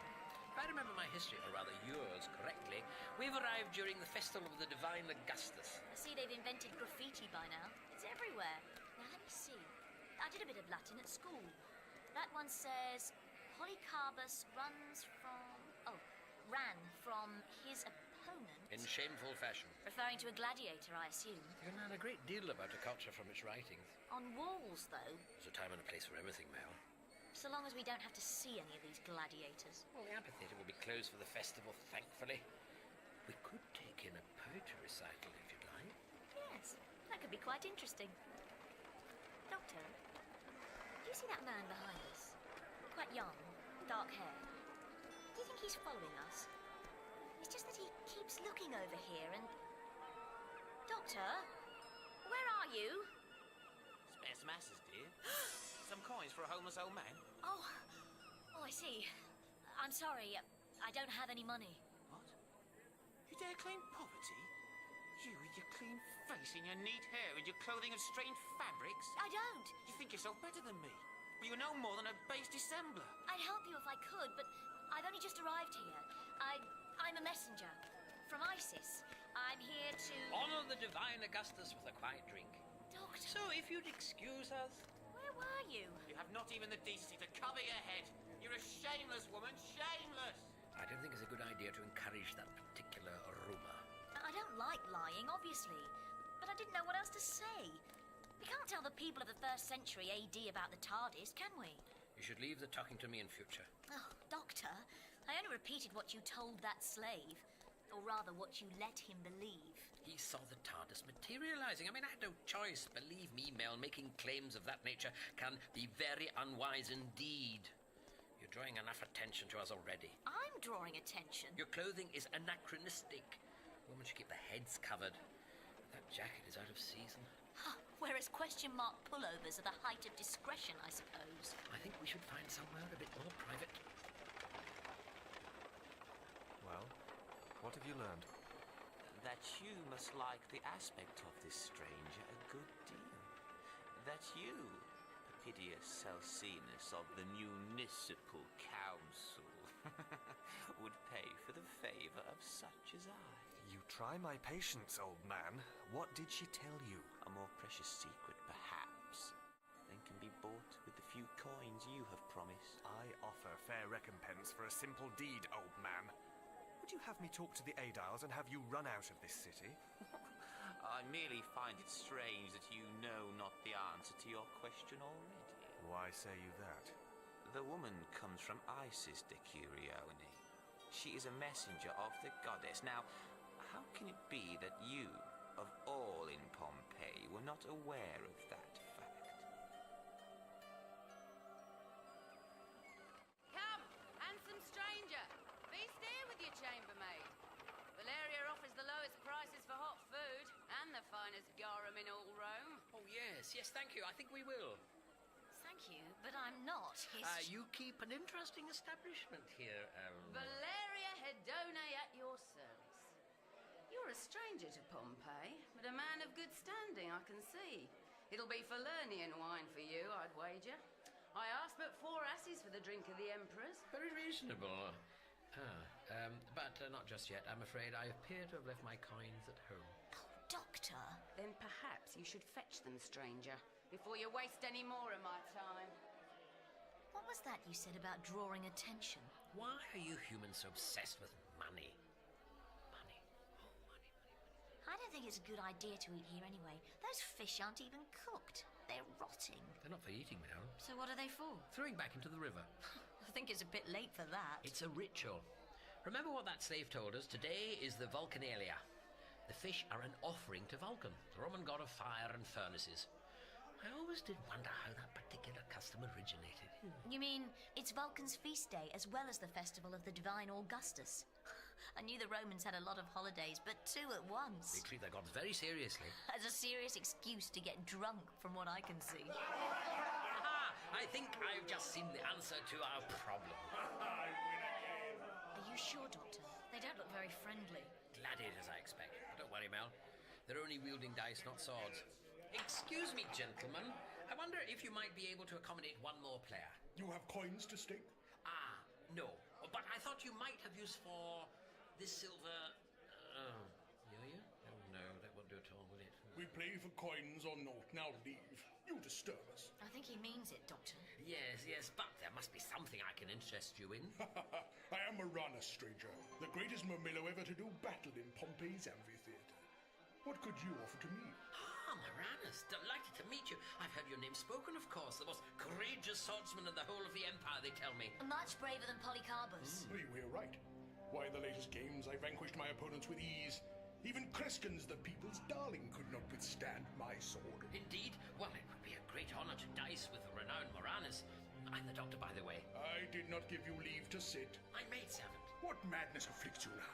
My maidservant. I mean, she's worth, 2,000 sesterces at least, wouldn't you say? The girl? Doctor? The girl. I mean, what's wrong, Maranus? My wager too rich for Pompey's finest warrior? I will stake the girl against just 30 sesterces. Then you are a fool, Doctor. You must know the gods will favor he who fights and wins in their name. Then you accept? I hope you know what you're doing. Aye, Doctor, I accept. Splendid. Well then, perhaps you'd like to first roll.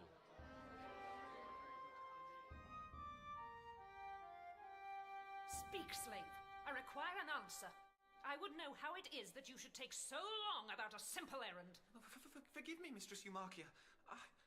I am pledged not to say. To whom? To whom would you show greater fealty than to your mistress? To she who feeds and clothes and houses you? Only to the gods, I swear it. Ah, then 'twas the gods who obstructed your work. Were my husband still alive, he would flog you for such lies. It was... They're messengers. Do not mumble so. They're messengers, mistress. It is the truth. I swear it. I would scarce have believed it myself, and yet I saw their temple as it descended from the heavens. What temple is this? That a priestess of the true religion knows naught of it. It was sent to us by Isis, mistress. Ha! The foreign goddess. Then these messengers be false prophets indeed. Lady? Their deceptions may fool one such as you, but they will not long stand in the light of the true faith. I believe we agreed on 30 sesterces. By Jupiter, Dr. the Lares smile upon you today. Apparently so. And now, if you'll excuse me. What is this? Surely you will not take your gains and leave so soon. Well, time is pressing. That is not the way of a sportsman, Doctor. I would test your fortune further. You will agree, I am sure, that I should have the opportunity to recover what I have lost. Oh, very well then, just a little longer. Valeria! Valeria! Yes, Doctor? Oh, I wonder if you could do me a small favour. I'm sure you've noticed how my maid-servant here is dressed. Most inappropriate. I wonder if you could, For this price, Doctor, I'll clothe the girl in the finest robes. I've one more task for you, Agley. Take these coins to Vasonius and purchase a stole of the Doctor's maidservant here. I'd say she has your build. But my lady, it is a festival. My mistress expects my return. You will do as I say, girl. Asalina will not miss you for a few minutes more. As you wish. Hello, you're Agley, aren't you? I'm Melanie Bush. Mel to my friends. I'd like to come with you if I may. Will your master allow you to leave his side? You must be joking. Anyway, he seems to have other things on his mind at the moment, and I'm attracting just as much attention here as I would be outside, so let's go. I will enjoy your company, Mel. Well, there's nothing like a bit of shopping to relax, is there?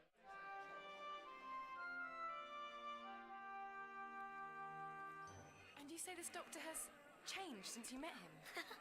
Oh, Agley, you don't know the half of it. I was beginning to think he didn't need me anymore. But since we arrived in Pompeii, he's been acting very strangely. All quiet and brooding.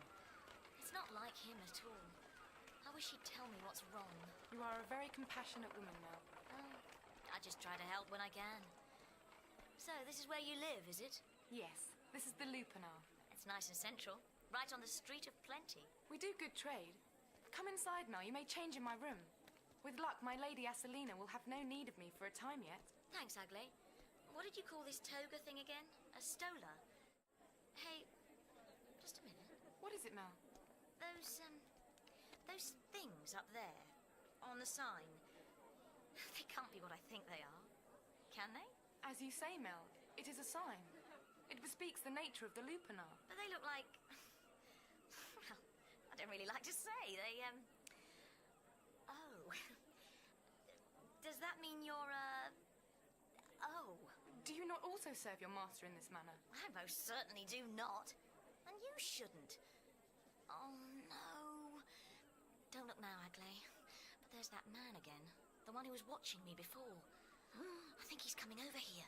Mel, that is Popedius Celsinus. He's a decurione, a member of the municipal council. I don't really care, actually.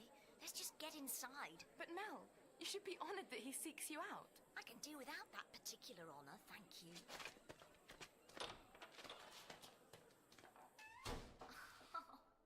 Oh, wonderful. Just wonderful. Does something vex you? No, Agley, not really. It's just that the local creep makes a beeline for me. So what do? Run straight into the nearest brothel. Talk about giving somebody the wrong idea.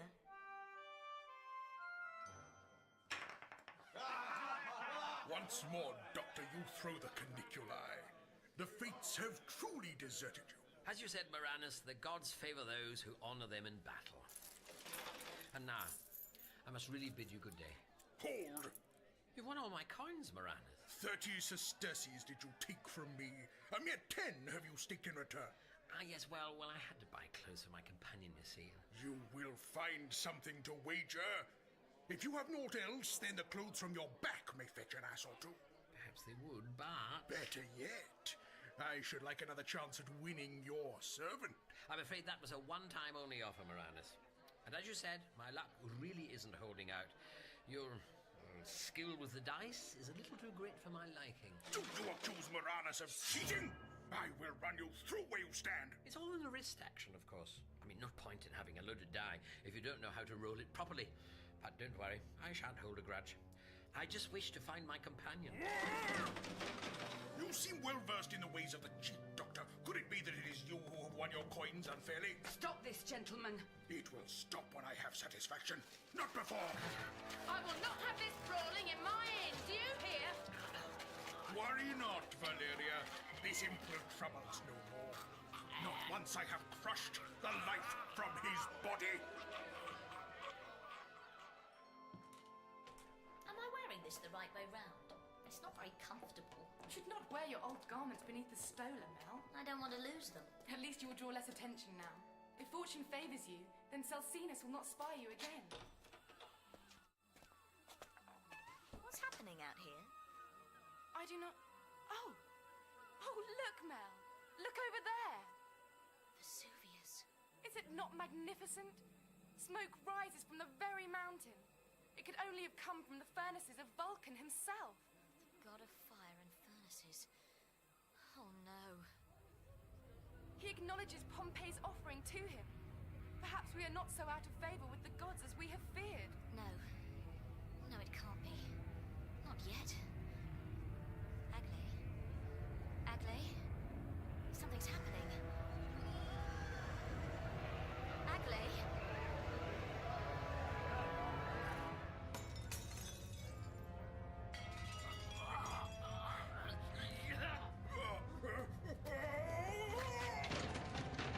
Oh dear, you seem to have slipped. Enough, I say.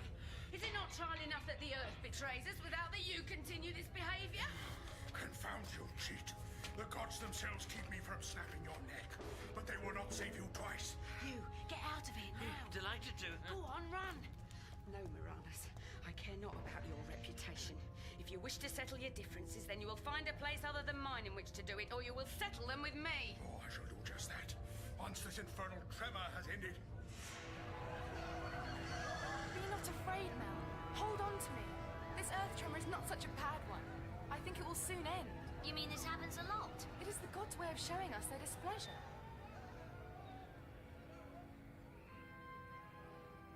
You see, there has been no real damage. This was but a warning. We shall have to honour our gods more diligently. You're not making sense, Agley. A minute ago you were telling me how pleased Vulcan was with you. Now you're saying the gods are angry. It is true. I fear that the earth shakes more often and more violently these past weeks. None can remember such ill omens since the upheaval of 17 years since. Well, then why doesn't somebody do something? Doesn't anyone realise what's happening? We observe the rituals. We make offerings. We pray to be forgiven. What else can we do? Ah, there you are, Mel. Oh, very fetching, yes. Oh, thank you for your help, young lady. Agley. Oh, Agley, yes, well, thank you. Now, come along, Mel. Doctor? There are at least two very good reasons why we ought to be somewhere else. Wait for me, then. Well, thank you for everything, Agley. It's been lovely meeting you, but it really does look like I've got to go. I understand, Mel. Your master has need of you. Something like that.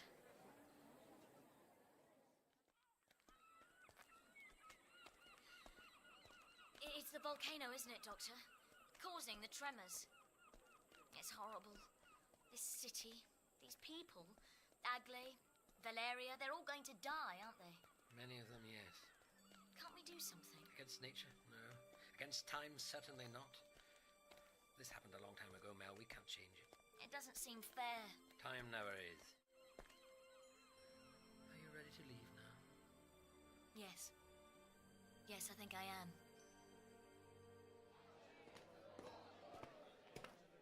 Moranis, so, you did not find your foe? I did not.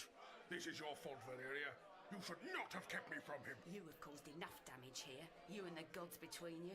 I hope you have returned to help put things aright. Oh, I will do that, Valeria, and I will put things right with this doctor also. If he has any wit about him, he will leave Pompeii before I can find him, for I swear he will not have the chance after. So, you did cheat then? Well, only in the first roll. I observed our gladiator friend's technique and used it and his own dice against him. Well, it sounds like cheating to me. It's only cheating if you get caught. Whereas you got clean away with it, I suppose. Well, if you want to know what I think... Doctor? Doctor, what's going on? No. This can't be how it ends. We are in the right place. I know we're in the right place. I should have known. We should have turned back as soon as I realized. It was the earthquake, wasn't it? It brought that building down. And the TARDIS... The TARDIS was right underneath it. But how could I? Time marching on, the future laid out before me. We've already stayed a lifetime. Doctor, tell me we can get the TARDIS back. I mean, it's just a bit of concrete, right? Look, those slaves are already clearing the wreckage. We can dig it out, can't we? We can get away before... I'm sorry, Mel. Now, wait a minute. What do you mean you're sorry, Doctor? It's time. Don't you see? Time working against us. No, I don't see. What's wrong with you? I'm sorry for dragging you into this, Mel. I should have known. I did know. I found out a long time ago. Found out what? Doctor? I've seen the future, Mel. I know what will happen, what must happen. In the year 1980, the TARDIS will be discovered, dug out of the ash that will rain upon this city tomorrow. You don't mean... We can't escape it, Mel. No matter what we do, time already knows. We've already lost. But... We won't see the TARDIS again. Nobody will see it. Not for almost 2,000 years.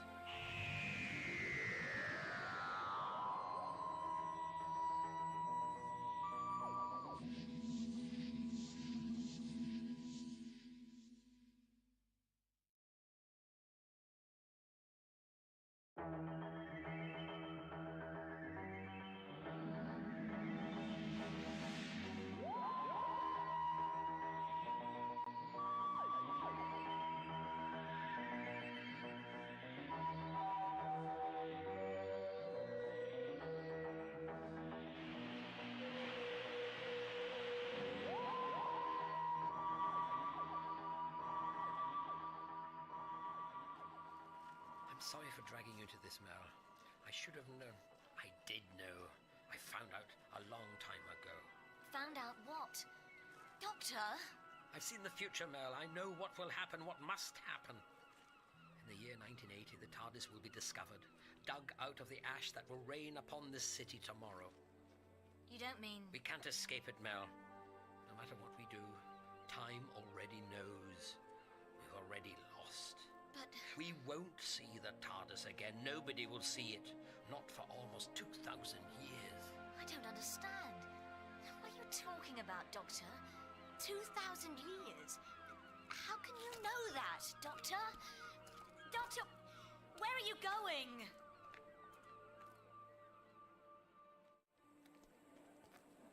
I wish you'd talk to me, Doctor. Well, come on, Doctor. You knew we'd lose the TARDIS, didn't you? How did you know? It was a long time ago, Mel. I was in my 5th body, I think, yes. I visited your world, this world, in the early 1980s. I was contacted by an organization called UNIT. I know who UNIT are, Doctor. Yeah, of course you do, of course. They'd found my TARDIS in Italy. An earthquake had revealed it beneath the volcanic ash that covered Pompeii. Only my TARDIS was still sitting at Hyde Park Corner where I'd left it. They'd found your TARDIS, but it was the TARDIS from the future, right? I mean, from the past. No. Hold on, I mean... It's one of the pearls of time travel, Mel. I was given a glimpse of the one thing no one should ever see. My personal future, my destiny. Perhaps my own death. Death? I don't know, Mel. I didn't want to know. The UNIT people had taken the TARDIS into storage. I refused to see it. The less I knew about the circumstances in which I was fated to lose it, the better. But I couldn't forget what I had already learned. That the TARDIS would end up buried here? I didn't know that for sure.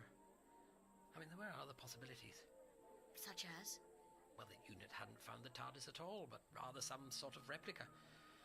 That it may have found itself beneath the ash in some other way. I even considered that one day I might choose to retire to your world in this time. I might abandon my ship here in Pompeii, expecting it not to be seen again. I pushed my suspicions to the back of my mind, Mel. The important thing was that I didn't know for certain what the future had in store. Until we landed here, the day before the eruption of Vesuvius. And then I knew. The old girl tried to keep it from me, to protect me.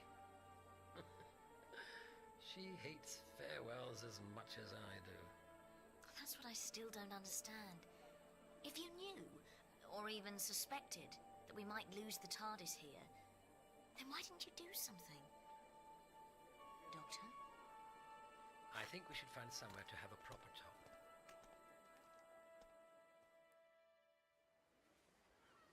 Poppidius Celsinus. Eumarchia, I sent in a slave to fetch you. I sent him away. Can a man not take his bath in peace? The afternoon has near gone while I have waited for you to bathe, de Curione. Had you idled longer, I would have come into the tepidarium in search of you. Men's hours or not. You have no sense of decorum, Eumarchia. And 'tis clear that you have no sense of responsibility. Are you unconcerned with the events of the day?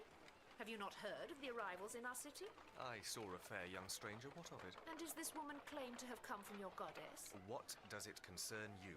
You have no love for Isis, Eumarchia. And she has no love for you, so the rumours have it. Of what rumours do you speak? Had you spent more time abroad this aft, you would have seen the writings yourself.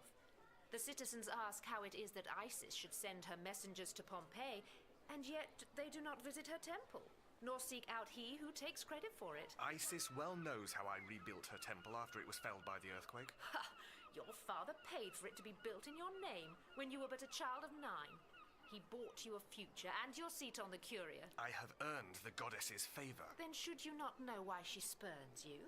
If you seek to turn me against Isis, Eumarchia, then it will profit you naught. That you worship the foreign deity of the lower classes says much of you, Celsinus. But I do not seek to question your faith. No, but you would denounce these messengers. Test them, perhaps. I am not so proud, de Curione, that I could not be persuaded yet to welcome your Isis into my heart. I doubt our loving goddess could stand to enter that shriveled chamber. 'Tis rather you who has reason to disprove these strangers' claims, I think. For if they hold, then all will know that your goddess disdains you, Celsinus. What price your position or your father's wealth then? What would you have me do? Ah, Doctor. I want no more trouble from you. Good, then we're agreed. And, Moranus? He's gone, but I would place scant value on your life should he return, especially when he espies the fresh writings on my wall. Yes, so I see. The mighty Moranus was outfought by... Go on. What does it say? By a mightier dwarf. Oh, Doctor. Well, I expect the Murmillo has returned to his barracks by now, to sleep off his libations. Excellent. In that case, I shall have 2 cups of your ordinary wine, please. Do you think it's a good idea to be drinking, Doctor? I'm afraid they don't serve carrot juice. Don't worry, the wine will be diluted with water, honey, and... What's wrong? Coins. I appear to be rather short again. As the graffiti says. Of course, you can... Here, Doctor. Change from the clothes. A mere 2 asses, if you please, Doctor. Thank you. Come along, Mel. I see a table.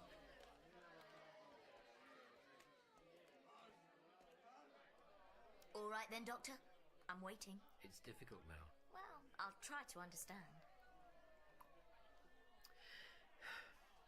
As soon as I realized where we were, I knew what was likely to happen. I wanted to leave, but I couldn't. Why not? Because the loss of the TARDIS, its excavation in 1980, it's all part of history. Well, how can it be if it hasn't happened yet? It will happen, Mel. But there's still time to stop it. No, I've already seen it. We can't stop it. What if we just dematerialised as soon as you realised where we were? That would have changed things, wouldn't it? Yes. But think, Mel, if I'd have done that, if I'd used my foreknowledge to alter events, what do you think would have happened? Well, the TARDIS wouldn't have been buried for a start. Precisely. The TARDIS wouldn't have been buried. It wouldn't have been dug up in 2,000 years' time. I wouldn't have been told of its discovery, and I would have arrived in Pompey without any foreknowledge. So you'd have acted as normal, left the TARDIS behind, and it would have been buried? Time cannot abide a paradox. No, neither can my brain. So what you're saying is we've just got to accept what's happening? We can't even try to get out of here? I'm saying that history has already taken account of our actions, and it's shown us their outcome. We can't cheat time, Mel.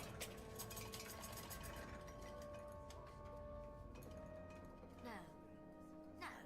I'm sorry, Doctor. I can't accept that. Please listen to me, Mel. You might think you know what's going to happen in the future, but all I know is that we aren't beaten yet. I mean, what if UNIT were wrong? Or what if the TARDIS will end up in Pompeii one day, but just not yet? Mel. I'm going to find a way out of this, whatever it takes. Are you coming with me or not? I'm sorry. So am I. But I can't give up, Doctor. Even if you can. But Mistress Eumachia, I know no more than I have told already. Do not lie, child. I paid Asalina well to take you from your chores for a time, and I will know what you are hiding. I hide nothing, I swear. I did talk to Mel, it's true. But she said naught of Isis. She must have spoken of herself. She did speak of strange worlds and times, but I understood so few of her words. Liar! Ow!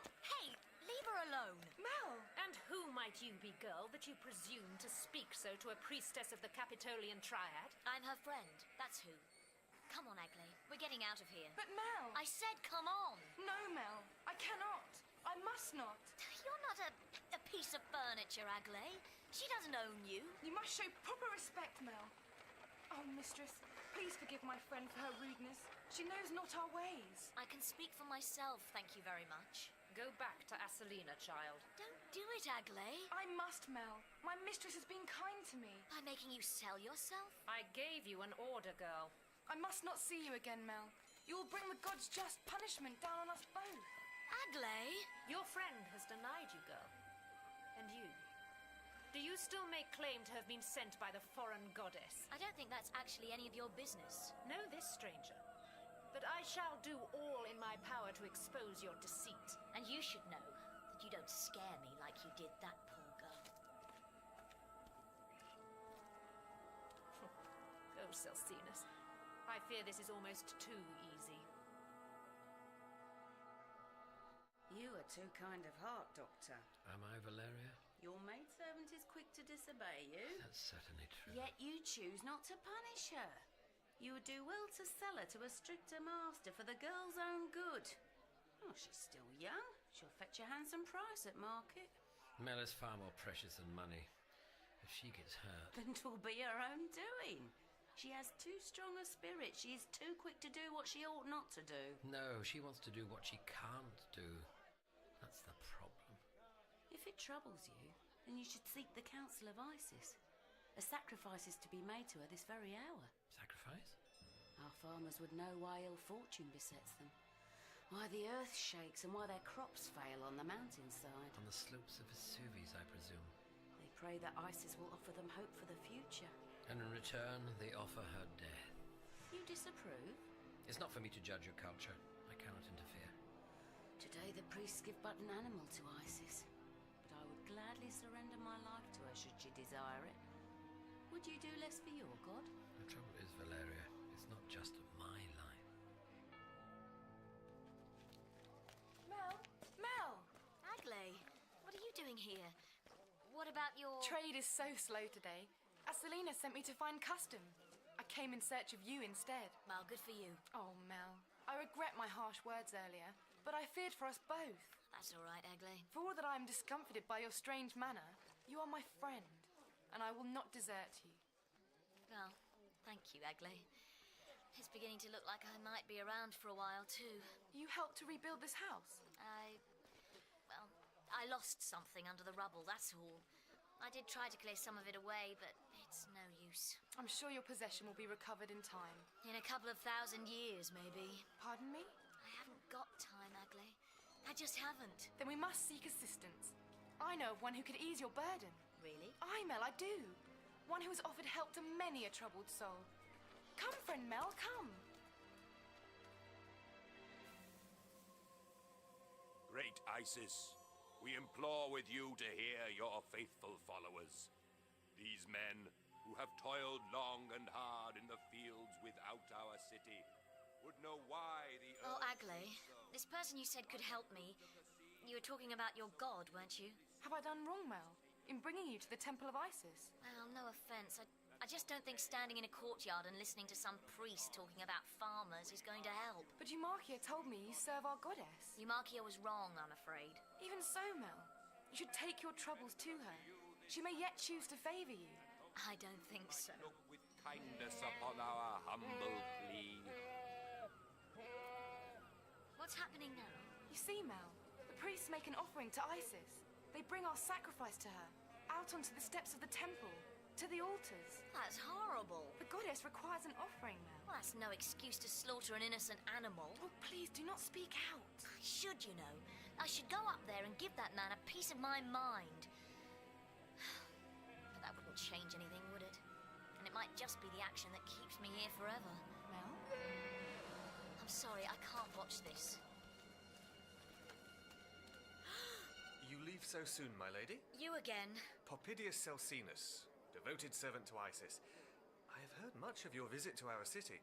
I watched you earlier as you perused our shops. Yes, so I noticed. I serve on the municipal council, my lady. It is natural that a fair young stranger in our city should interest me. May I present Mel, my lord? It's Melanie, actually. Perhaps, fair Melanie, I might show you the inside of our temple, for which I paid myself. I'd rather not, if you don't mind. Then at least do me the honor of dining with me.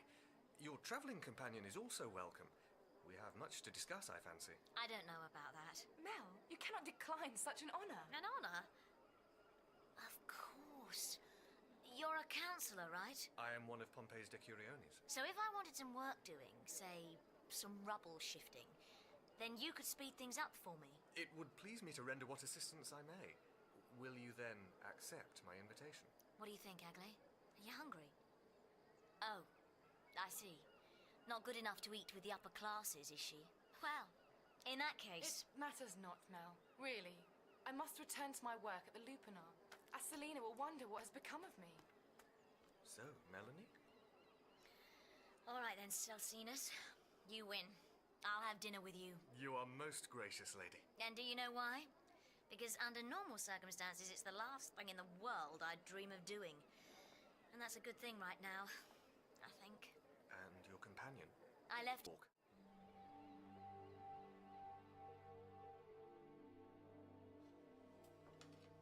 My friends, may I introduce the mistress of the house? Eumarchia at your service. Ah, delighted to meet you. And are you? I'm the doctor, and this is my friend Melanie.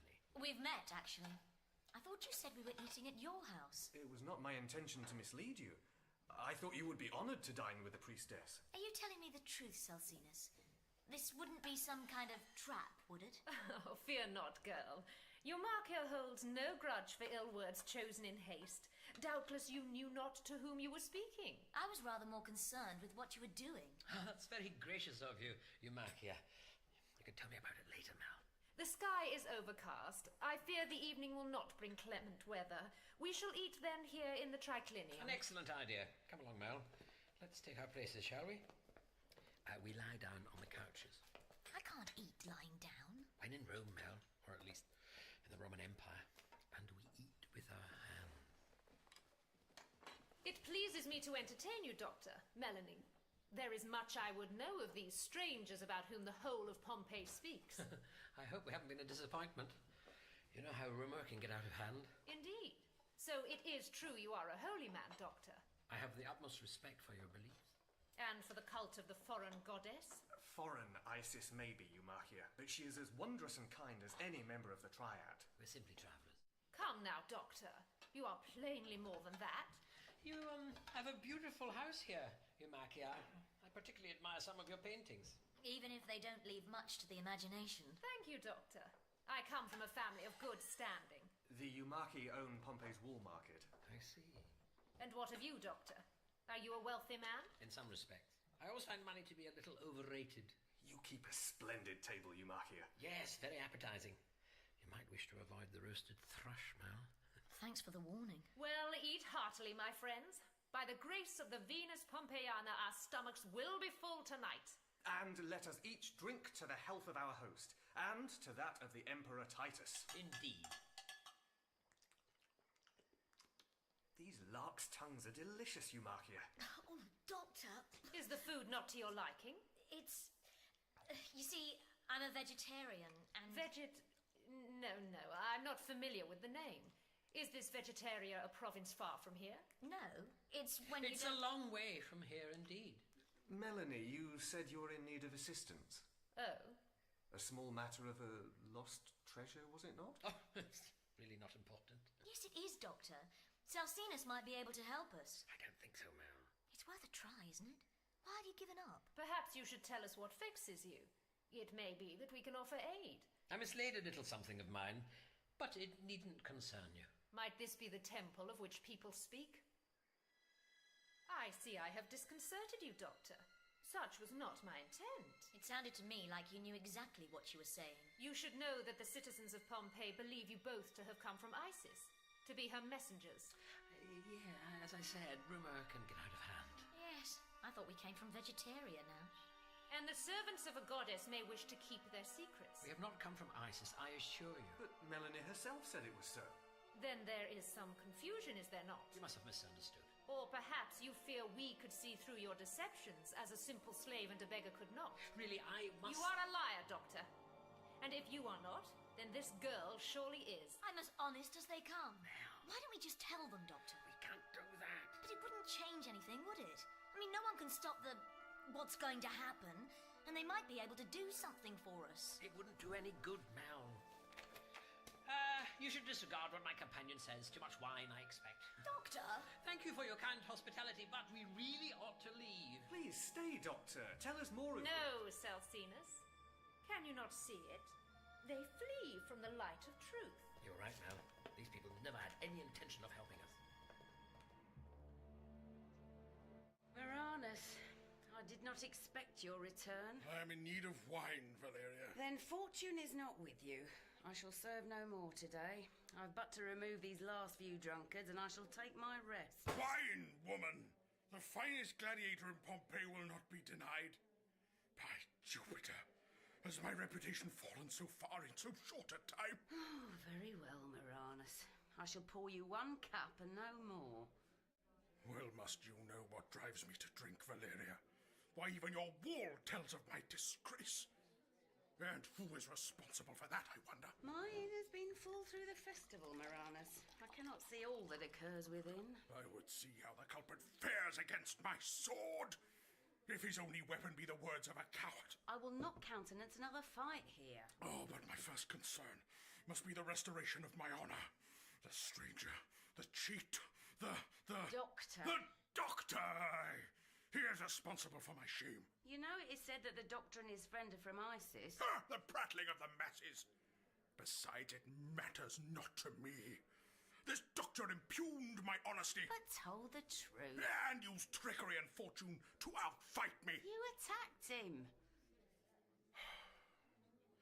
You know of my past, Valeria. You know the crime for which I was sent to the amphitheater. The Aediles thought they had sentenced me to die. They knew not that I should prove so mighty a warrior. I live for the contest now, for the glorious battle. But still I live, for so long as I have the respect of the people, and no longer. And for so long as you are victorious. Even Varanus cannot always be victorious, and when a fight is lost, he must depend, like all gladiators, on the mood of the crowd. Should I lose their favor? Should they think me so easily brought down by a deceitful stranger, an impertinent imp, then they shall not thought to spare me again. I do see why you are troubled, Varanus. It is a matter of life and death to me, Valeria, and I swear it will be the doctor's death that safeguards my life. Well, that was a complete waste of time. It wouldn't have worked, Mel. There's nothing you could have done. I thought I could get somewhere with Salcinus, that he'd help us get the TARDIS back. I just made things 100 times worse, didn't I? You mustn't give up. Why not? You already have. Perhaps I did, but not anymore. You said... I know what I said, Mel, but you were right. There may still be a chance, and so long as there is, I cannot abandon the TARDIS. I knew you'd come round in the end. So, what do we do first? I didn't say there was a good chance. I want you to leave here. What? I can't risk your life as well as my own. I want you to leave Pompey before it's too late. No! Don't make this difficult, Mel. I'm not leaving you, Doctor. It's too dangerous for you here.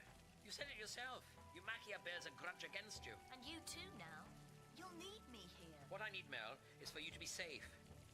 I got you into this. I can't be responsible for... You think this is it, don't you? You don't expect to get the TARDIS back at all. You think you're going to die here. And you want me to be somewhere nice and safe, far away when it happens. Stop the cart! Stop! That is the girl there. What's going on now? You cannot run from justice, vile thief. I would know where you have taken my precious jewels that my poor dead husband gave to me. And if you will not tell me, then you will tell these men. I don't know anything about your jewels. I'm sure there's been some mistake. Liar! I invited you into my house in good faith, and you have stolen from me. My slaves bear witness to it. Take her away, Centurion. Get off me, both of you! Get your hands off me! The Idols will have the truth from you if I cannot. Can't you see she's lying? She's trying to frame me! Doctor! They will not take his word against that of a priestess. Another attempt to discredit Isis, Eumakia? Your friend will serve my purpose well, Doctor. Doctor, do something! There is naught he can do, child. It will go better for you if you can but speak the truth. The truth? Oh, you don't want to know the truth, I promise you. This won't do any good, Mel. You can't lock me up! You can't! Don't you realize? You'll kill me! This time tomorrow, we're all going to be dead. Do you hear me? Yeah. We've got to get out of Pompeii before it's too late. Doctor!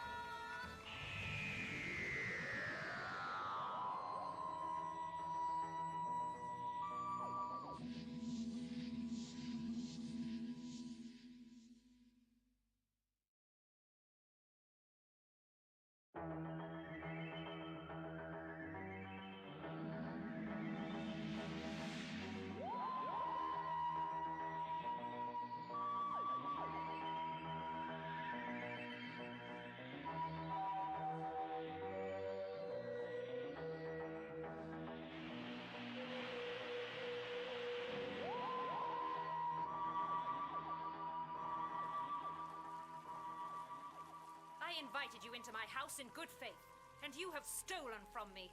My slaves bear witness to it. Take her away, Centurion. Get off me, both of you! Get your hands off me! The Idols will have the truth from you if I cannot. Can't you see she's lying? She's trying to frame me! Doctor! They will not take his word against that of a priestess. Another attempt to discredit Isis, Eumakia? Your friend will serve my purpose well, Doctor. Doctor, do something! There is naught he can do, child. It will go better for you if you can but speak the truth. The truth?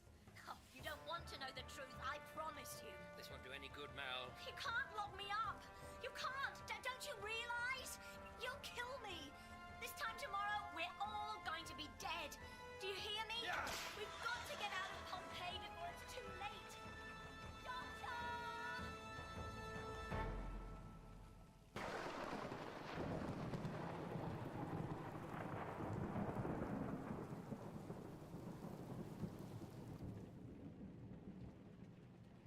Maronus! Maronus! Maronus! Well, slumber if you will, Mermillo. But I will not be here to attend you when you finally wake. You can haul your own drunken carcass out onto the street. Oh, it's late. It'll be another busy day tomorrow, and I am in dire need of sleep. I must confess, Master. Doctor, please. I must confess, Doctor, that I'm perplexed. Why do you ask me to walk with you so late at night and in such weather? I need your help, Agley. I'm running out of time. Less than 12 hours left now. Master? I've been a fool. I've been trying to recover an object of mine. From the side of the collapsed building? Yes, but I was wrong. Mel also tried to recover your possessions. I thought it was her best chance. Find the TARDIS, rescue her, leave, defy our destiny. But I've wasted time. Time working against me. I have to do something about Mel while there's still time. Mel? Is she in trouble? I'm afraid so, and I've only made things worse. It seems I've overlooked something rather obvious.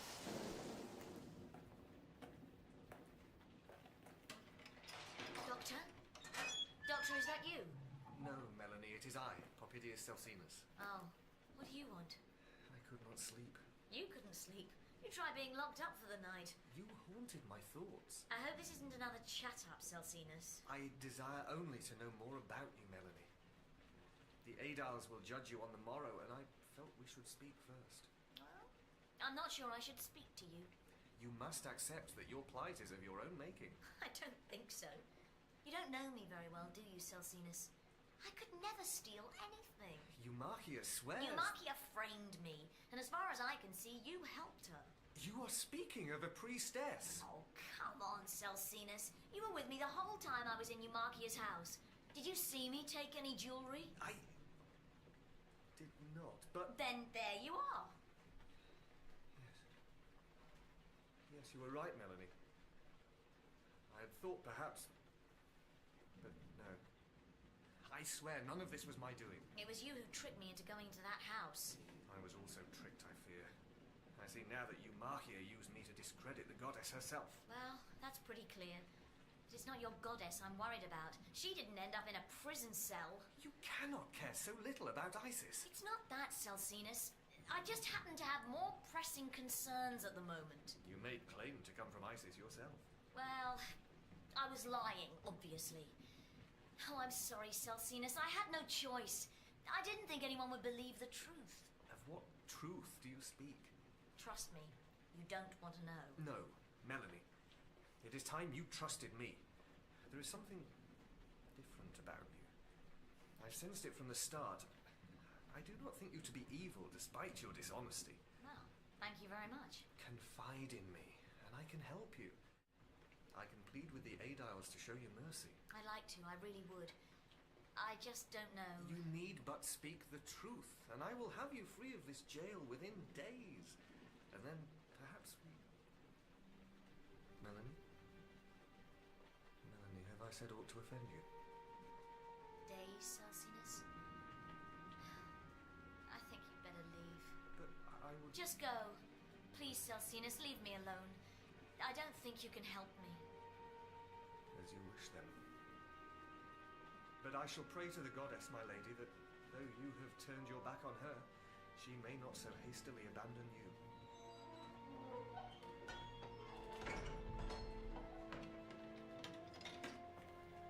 I don't think it's Isis I need.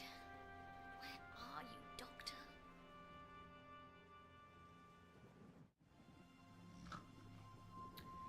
That's right.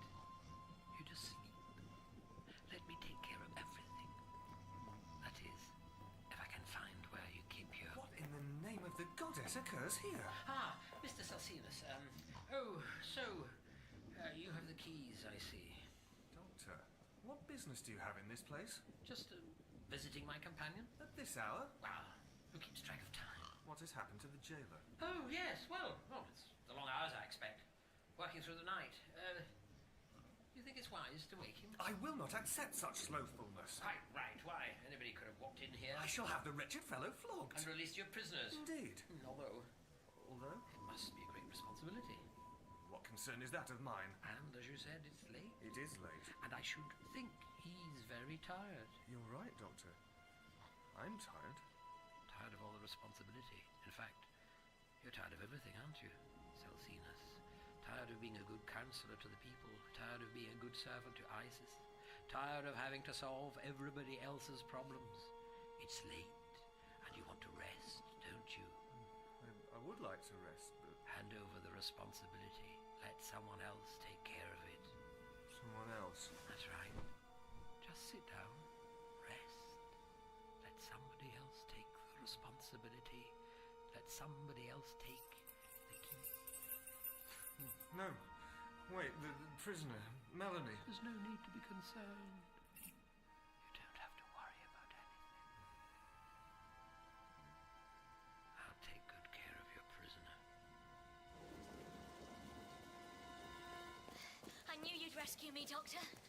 I'm touched by your faith, but we aren't out of danger yet. Mel! Agley, what are you doing here? Your friend came to see me, Mel. He asked that I bring my mistress's horse and wagon. You mean you've stolen them? I've assured Agley she won't get into trouble. I think Asalina will have other things to worry about tomorrow, don't you? Oh, I see what you mean. Well, I suppose we do need to get out of Pompeii, don't we? Not we, Mel. Just you. No, Doctor. There's no time to argue. I want you to hide in the wagon until you're safely out of the city. And you and Agley should get as far away from here as possible. And what about you? I've told you before, if there's a chance of finding the TARDIS... Then I'm not leaving either. The best way to change history, Mel, is to do something unexpected. Something totally out of character. Something you would never have done if it wasn't for your knowledge of the future. Like what? Like doing as I tell you for once. But you said if we make a deliberate attempt to change history... Just do it, Mel, please! Well... Oh, okay, Doctor. If you're sure it's the right thing to do. But I'm still not happy about this. This isn't goodbye, Mel. It feels like it. You'll never dig out the TARDIS in time. I don't have to. What do you mean? It isn't buried. Somebody moved it before the building collapsed. How can you possibly know that? I should have seen it much earlier, Mel. I mean, that part of the city was excavated long before 1980. I mean, if the TARDIS really was beneath that rubble, it would have been discovered then. So, who moved it? I don't know, but I intend to find out. And I'll find you, Mel, I promise. With or without the TARDIS. I don't intend to die here. You better hadn't, Doctor. She's ready to go now, Agley. Goodbye, Doctor. Thank you for your kindness. Goodbye, Agley. It's been a pleasure knowing you.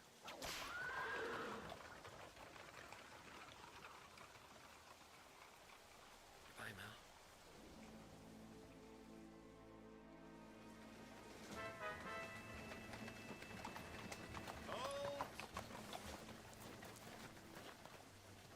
You are but a slave. Where is your mistress, girl? She is abed, sir. She sent me out on an errand of some urgency. It is an uncommon time of night for a young maidservant to be travelling out of the city. What manner of errand might this be? I am to fetch supplies from Herculaneum for Valeria Hedone. She requires fresh amphorae of wine. So, Valeria's inn has been drunk dry. Aye, it has been a good feast indeed. Please, I must return with the supplies before dawn. Then you may pass, girl. Once I have checked your wagon. My wagon? It will be empty for the outward journey, will it not? It is a most urgent errand. Please, open the gate. Dismount, girl. As you wish, sir. Now, what's in the back here? I expect you're surprised to find me here. No! Agley! Oh, Mel, what have I done? You've knocked him out, that's what. What did you hit him with? This. It is an arm from that statue. The earthquakes must have shaken it loose. I know I told you to be a bit more assertive, Agley, but I didn't mean... When the Adals hear of this, I will go to the lions for my sins. No. No, you won't, Agley. Not if they don't catch you. Get back on that horse. Go on. Let's get out of here. But, Mel, the gate is still closed. Well, there's no time to open it. And I don't like the look of that legionary sword. Oh, that wagon wasn't very comfortable anyway. It looks like we're on foot from now on. Come on, Agley.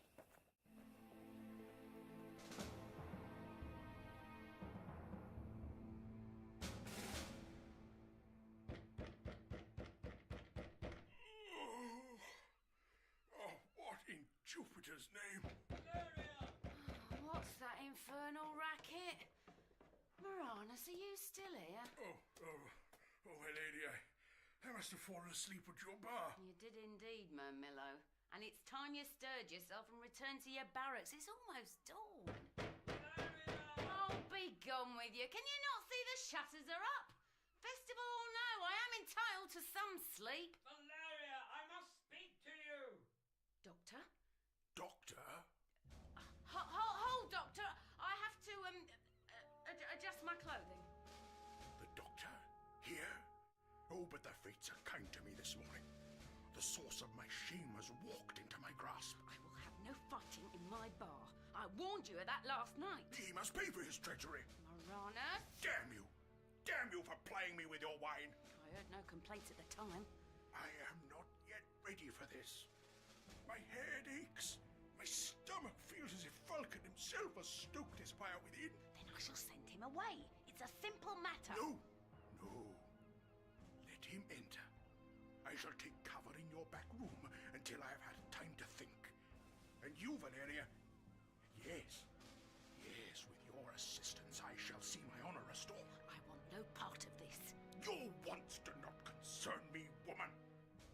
is at stake. If you obstruct my mission, then know that you will be my sworn enemy, and you will suffer the same fate as the Doctor. Do you see out, Mel? Only that the sun's coming up. It looks like being a beautiful morning. A lot warmer than it is in this old crypt, anyway. But what of the legionary? No sign of him, thank goodness. I was certain he had followed us into the necropolis.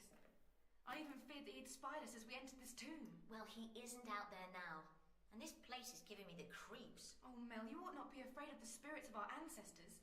So long as we are respectful to them, they can only assist us. All the same, I'd rather not spend any more time than I have to with their bones. I think we should be making a move now. No, Mel, I cannot. We will surely be seen. We have passed beyond the city walls. Is that not enough? No, Agley, it isn't. You heard what the doctor said. We have to get as far away as possible. And now that we don't even have a horse... Oh, Mel, I've brought this misfortune upon us. No, you haven't, Agley. You've done the right thing, I promise. When the doctor came to me last night, he made it sound so right. So necessary that I should flee Pompeii. Now, in the light of dawn, I look on what I have done and see how foolish it was. I have earned the god's wrath. Not necessarily. We've got a chance, if you'll take it. Asselini will be rising now. She will see I'm not about my chores. Soon everyone will know my shame. Believe me, Agley, it won't matter soon. Now, are you coming or not? No one's going to catch us, Agley, and the gods certainly aren't about to punish us. We're just doing what we can to save our... Mel, no! So, this is where you thought to hide from me. I may have spoken too soon. You're certain you will not take a drink, Doctor? Oh, no, thank you, Valeria. There's no time. I need to keep a clear head, to think, to look for patterns. Oh, I'll pour you one anyway. You may change your mind. Well, it's past dawn, and an uncommonly hot morning, and it looks like becoming. I'll have customers here soon. I have much to prepare. Dawn, yes. There was a ceremony in progress at the Temple of Isis, greeting the new day. The last day. What do you think of Isis? Oh, she's a most benevolent goddess. Foreign she may be, but she is tolerated and even embraced. Her cult has spread so that even the Decuriones now worship at her altar. Yes, Rome always did incorporate the cultures of the people it conquered into its own. But there must be some dissenters. Eumachia, for example. Eumachia is a bitter old widow who fears only that her own power will diminish. You are aware that she's a priestess of the Triad? Which is Jupiter, Juno and Minerva. Although she worships many gods, as we all do. Are you sure you will not drink, Doctor? I shouldn't be doing this. I don't understand. Oh, I shouldn't be here talking to you, trying to find my ship. You make no sense to me. Best not to think about it. But how can I ignore it? You need sleep. No time to sleep. Oh, I must find my TARDIS. Then at least take this drink. I cannot help you with your arduous task, Doctor, but I can ensure that you are refreshed for it. Yes. Yes, I think I will. Thank you, Valeria. Hello? Can you hear me? I know there's somebody out there. I want to see my friend. Hello? It's no use, Mel. The guard will not come. I can't believe I'm right back where I started. Back in Pompeii. Back in this cell. We have transgressed against the gods. Oh, please, Agley, not again. What time do you think it is? I know not, Mel. But the morning grows long. Yes, that's what I was afraid of. And it's getting a bit too warm for my liking, too. I have stolen from my mistress and run from her. I have attacked a soldier of the Empire. I deserve to be punished. Well, you might be punished a bit more harshly than you expected if we don't get out of here soon. I know you can hear me out there. I demand to see somebody in charge. Hello? The worst thing is, the doctor doesn't even know we're back here. We can't count on a rescue from him this time. We've got to do something ourselves. He will learn of our plight soon enough. The whole of Pompeii will hear of our actions. There will be much talk. I don't know if that's comforting or worrying. But the doctor, I fear he can do naught to help those who offended the gods. Okay then, Agley, you've convinced me. There's only one thing for it. More's the pity. Mel? Listen to me! I want you to take a message to someone, and I'm sure he'll be very cross with you if you don't. Tell Papedius Celsinus I want to see him, please. Valeria, what have I been drinking? Only the finest local wine, Doctor. Oh, tired. So tired. It's to be expected. You've been up all night. Drought. The wine. I'm sorry, Doctor. Why, Doctor, you ought to show our host some gratitude. She flavored your drink with a concoction of herbs that will aid your relaxation. At my suggestion, of course.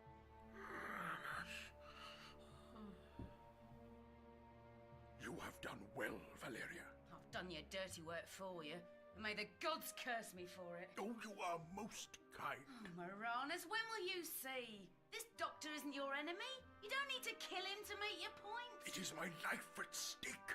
I shall be the judge of what I must do. If that is the case, then you will take yourself away from this inn. You are no longer welcome here. I go gladly, so long as I take my prize with me. Oh, really, Celsinus? Are all these slaves necessary? I'm hardly going to overpower you and run away now, am I? You have escaped before, Melanie. I cannot take the risk that it will happen again. It was difficult enough to persuade the Adals to release you into my care so we could talk like this. Yes, and it took you long enough too. And poor old Aglae's still locked up in that awful cell. I have done all I can. You must return to that jail yourself. Oh, Celsinus, I am grateful for your freeing me, of course. But I wish you'd believe what I've told you. We're running out of time. I know not, Melanie. Your story is incredible, and your prophecy goes against what Isis herself has promised. What's Isis got to do with it? You saw how the farmers went to her temple yesterday. She gave them her blessing. She decrees that better days will come, that the mountainside will again be fertile. It's lies, superstitious lies. Why can't you see that? I'm sorry, but I'm telling you the truth, I swear. I don't know how much trouble I'll get into for it, but I'm telling you the truth. I want to believe you, but you have lied before. I told you. I didn't think I had a choice. You've got to believe me, Celsinus. It just isn't like me to tell lies. And after all the damage it's caused this time, I'll be even less likely to do it in the future. I could speak to the Adals this afternoon. By this afternoon, we'll be dead. How can I believe that the gods would so abandon Pompeii? You speak of the mountain erupting, girl, but Vesuvius is no volcano. Our people have farmed its slopes for generations. And they're about to get a big surprise, I'm afraid. But why would Vulcan send his fire to destroy us now? He was so pleased with our offerings yesterday. I don't know how to prove it to you, and by the time I can, it'll be too late for any of us. You've just got to trust me. And the oracles of Isis, why did they not foresee this doom? Can't you give me the benefit of the doubt? Just for a couple of hours. After that, if it turns out I was lying to you, you can lock me up and throw away the key. Just a couple of hours. What do you want from me? Somebody took something from us. From the doctor and me. This is the temple of which Eumarchia spoke. I suppose so, yes. But it's not a temple. A blue box carved from wood, Eumarchia said. Painted with signs that made no sense.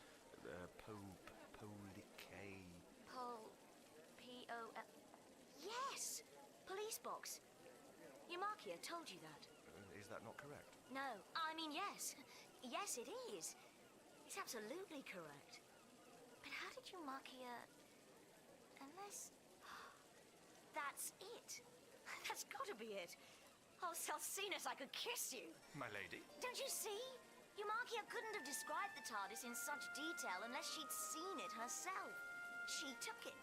She must have done. But, Melanie, the strange manner of your arrival here has been the talk of the city. Maybe. But how many people actually saw it? And how many can read, or even recognize letters? Not many of the slaves out there. No, it makes sense. Eumarchia must have seen the TARDIS. And she wants to discredit Isis.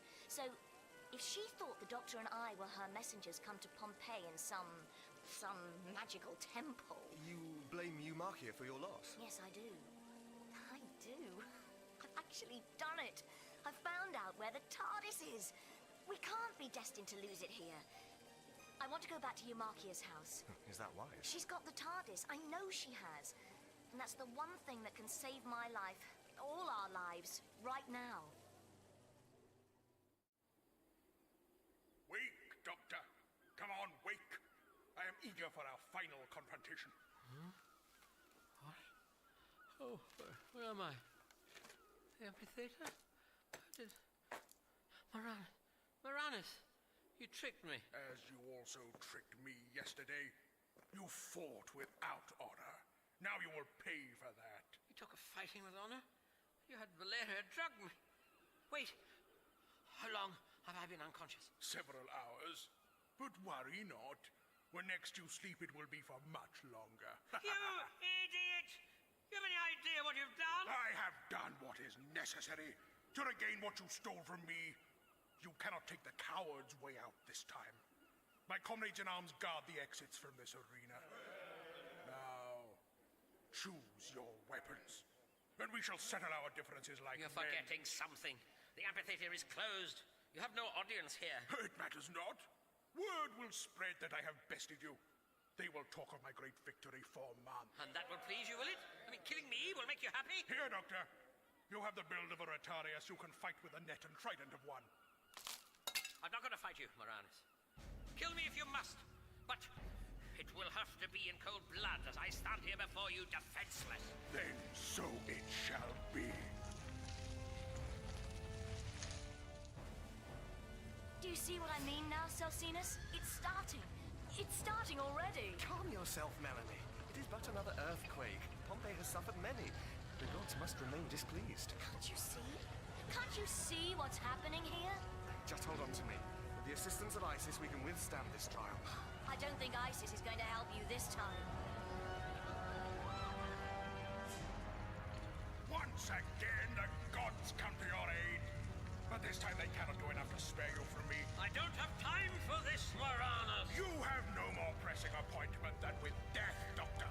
It matters not how fierce the quick becomes. We shall have our reckoning.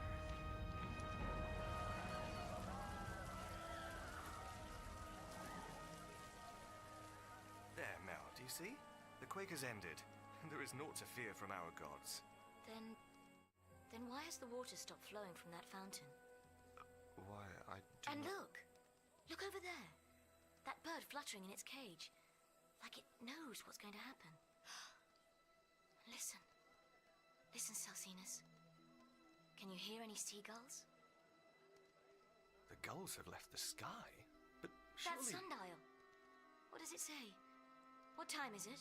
It is near the 6th hour. That's midday, isn't it? Of course it is. I can tell by the position of the sun.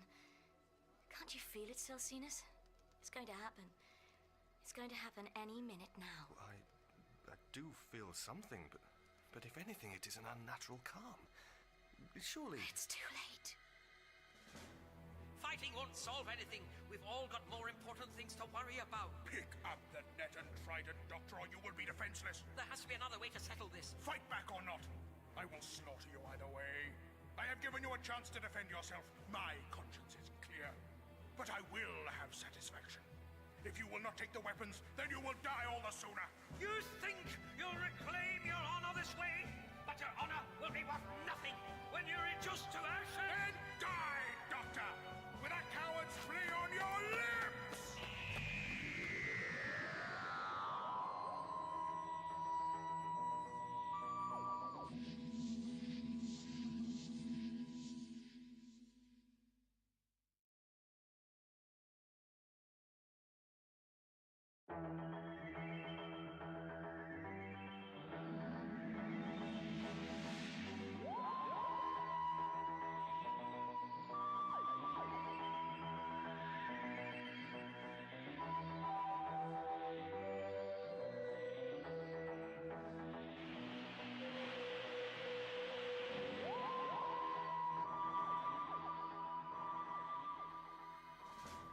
Fighting won't solve anything. We've all got more important things to worry about. Pick up the net and trident, Doctor, or you will be defenseless. There has to be another way to settle this. Fight back or not, I will slaughter you either way. I have given you a chance to defend yourself. My conscience is clear. But I will have satisfaction.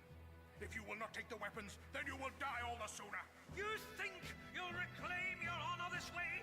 But your honor will be worth nothing when you're reduced to ashes. Then die, Doctor, with a coward's flea on your lips! Do you trust me now, Celsinus? I feel I must. And yet how can I accept that Pompeii has seen its final dawn? There must surely be hope. Oh, of course there's hope. Plenty of people will escape. You can settle down somewhere else. Start a new life. Then the gods have judged us already. They have decided which of us should live or die. No, it's in our hands as well. It's up to us to do whatever we can to help ourselves and each other. You wish something of me? I want you to let Aglé out of jail. I know not if... You must. If she's locked in there when the volcano erupts, she'll die. She doesn't deserve that. She's only in this mess in the first place because she tried to help me. You've got to set her free. Then you've both got to get away. You're not coming with us? There's something I've got to do first. You still mean to visit Eumachia? I have to. I remember the way, don't worry. But the Aediles... I thought you said you trusted me. Well, Yes, Melanie, yes, I do trust you. Then will you do as I ask? Please, Celsinus. Die, little man, die! No, Marana, stop this. Valeria, am I glad to see you? Valeria Hedone, this is no concern of yours. The doctor and I have a score to settle. You are wrong. It is my concern. It was I who delivered this man to you. This man who has done naught to warrant your vengeance. Who may even be a servant of our goddess. Slay me if you wish, but it is only thus that you will get to the doctor. I'm very grateful, Valeria, but this really is... Be gone, woman. You have no place here. I had not the courage to stand against you before, but I will not back down again. I will not have the doctor's blood on my hands. Then you leave me no choice, Valeria. The doctor!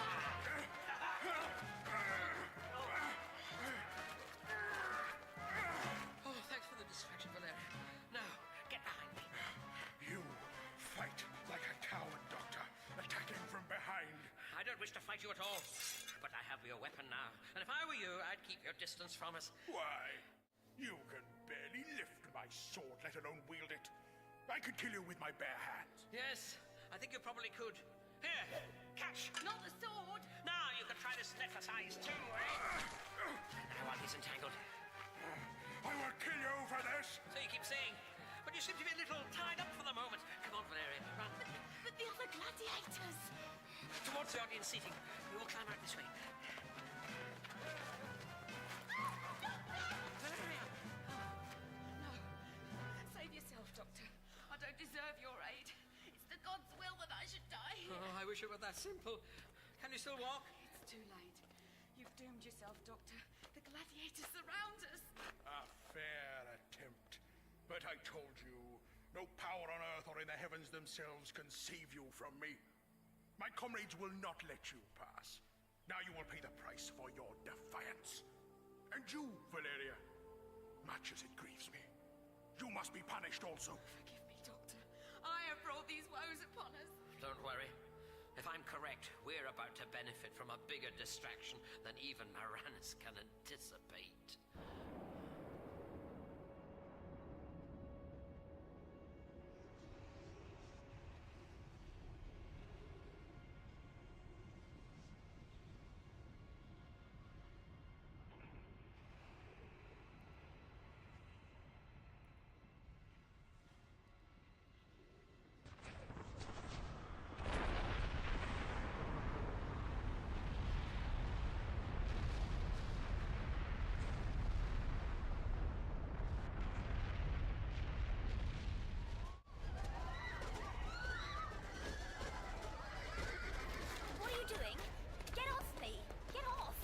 escorting you to shelter. To the shelter of a prison cell, you mean? Of all the luck, running into you again. I know not what you mean. You seemed helpless and afraid. I thought only to do my duty as a legionary and to protect you from the storm. Oh, I see. Well, thank you for the thought, but it really wasn't... However, your face is familiar to me. You are one of the girls who assaulted me at the gate. Can you have escaped jail once again? Look, I know how this must seem, but it was Papedius Celsinus who let me out of jail. You can ask him if you like. Only I can't stop to discuss it with you now. I've got to be somewhere else. How can you travel when hot rocks and ash fall from the sky? But you don't understand. I'm almost there. I almost found my way home. Gods cleanse our city with fire. We can only hope that they have no want to take our lives as well. You're right. And thank you. Thank you for saving me. I could have been scalded or suffocated out there. With the blessings of Isis, this trial may soon be over. We can go about our business again. Until then, we can but wait. And even if I had got to the TARDIS, I couldn't have got inside it without the Doctor. Now I can't even get out of the city. It's too late.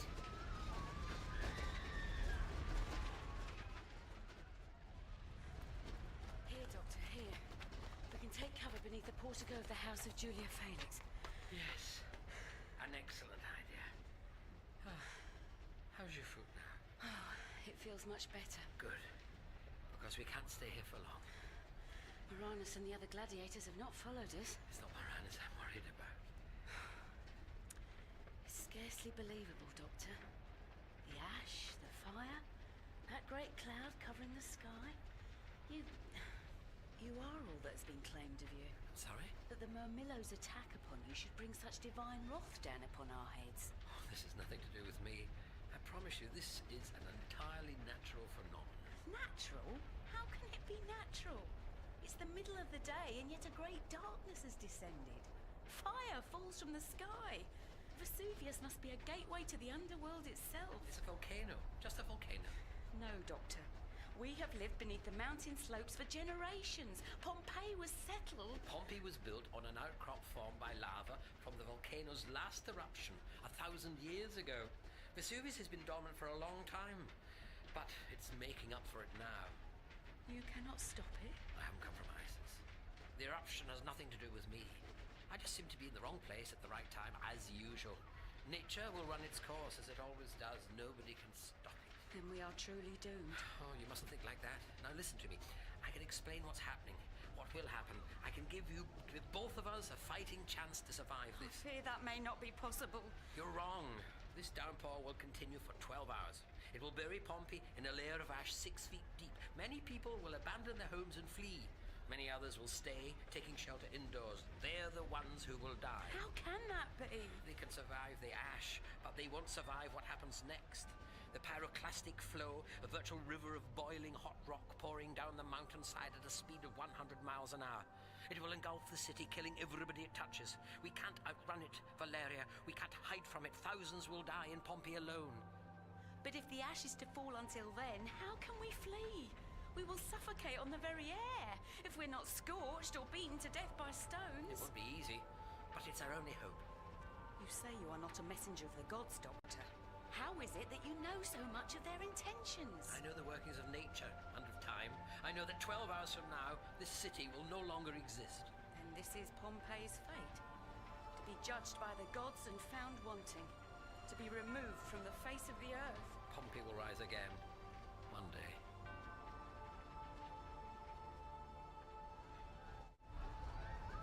My lady, what are you doing? I've made up my mind. I can't just stay here, no matter how hopeless it seems. You must. I suppose I'm under arrest, am I?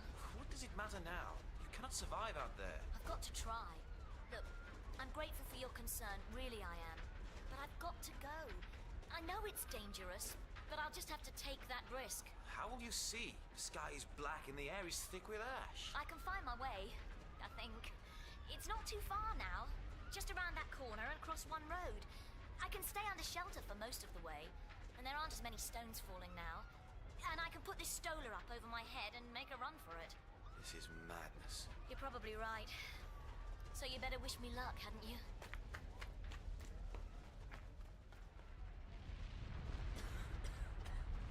It's no use, Doctor.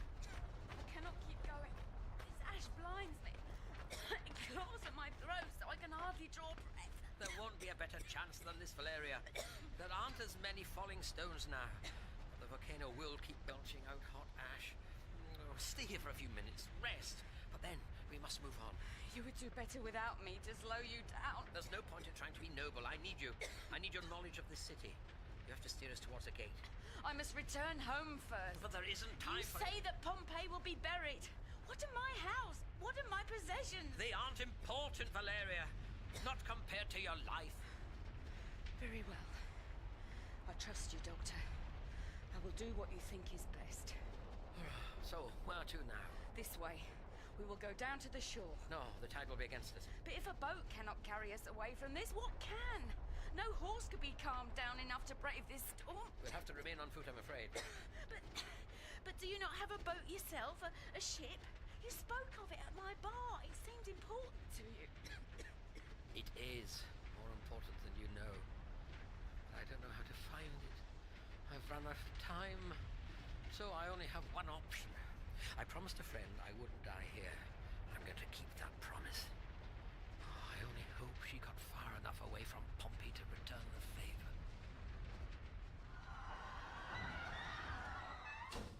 How dare you burst unannounced into my house? Why are you not still in jail? Well, perhaps not everyone is taken in by your lies. I know not what you speak of, girl. I've come to get our property back. I have nothing of yours. Rather, it is vice versa. You're not fooling anyone, Eumakia. It's just you and me now, and you know precisely what I mean. The blue box, the doctor's temple, as you keep calling it. You moved it, didn't you? What have you done with it? Oh, but you have some nerve to come here and hurl your accusations at me. Do you not care that your sins and your blasphemous lies have brought this rain of fire upon our city? You're unbelievable. You try to blame the doctor and me for all this. You are to blame. You and all the heathens who have turned their backs upon the true religion for the sake of the foreign interloper. This is what your ISIS brings to Pompeii, damnation and death. What are you doing, girl? I've had enough of this. I'm searching your house. You have no right. I will call my slaves. I will have you thrown from my premises. Stay out of... Do you see? Do you see now? The gods observe the evil that you do in this house. They send the boiling stones even through my own roof to punish you. I think you'll find that stone fell a lot closer to you, actually. My gods will protect me, girl. You cannot say the same. Just show me where the TARDIS is, Eumakia, and I'll get out of your way before the gods do any more damage to your roof. You will not find it here. But you did take it, didn't you? I took your temple, aye. But I was not so foolish as to bring that blasphemous object into my house. So, where did you hide it? I will not tell you. Your wool market? No, that would be too public. It must be somewhere else. Somewhere like the necropolis outside the city walls. Your family's tomb. I'm right, aren't I? You hid the TARDIS in your family's tomb. Believe that if you wish, girl. But the gods will strike you dead before you can cross even half of Pompeii. We'll just have to see about that, won't we? Come on, Valeria, keep going. How far to the gates now? We're almost upon it. But we must still cross the fields beyond. And there will be no buildings there, no shelter if we falter. And my foot is slowing me...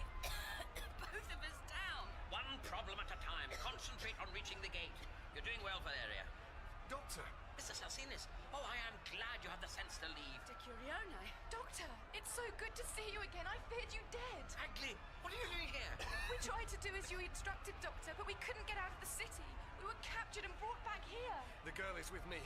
I swore to your friend Melanie that I will see her come to no harm. Where is Mel? What happened to her? She went in search of Eumakia. I've got to find her. Wait, Doctor, you cannot go back. I must. I have to find Mel. You ignore your own advice.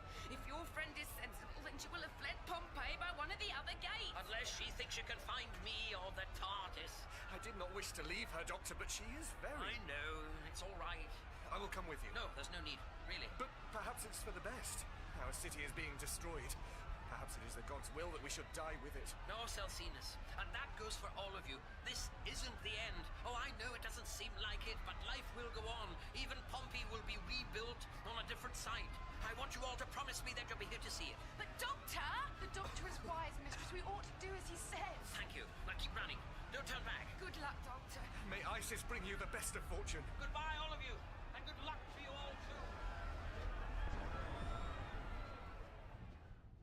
Milady? Milady! What? Oh, it's you. You're Eumakia's servant, aren't you? You saw us arriving yesterday. I saw your temple, yes, my lady. And I know where it is now. You do? Where is it? Is it in Eumarchius too? That is where the mistress had us take it, my lady. Concealed in a wagon. But then she changed her orders.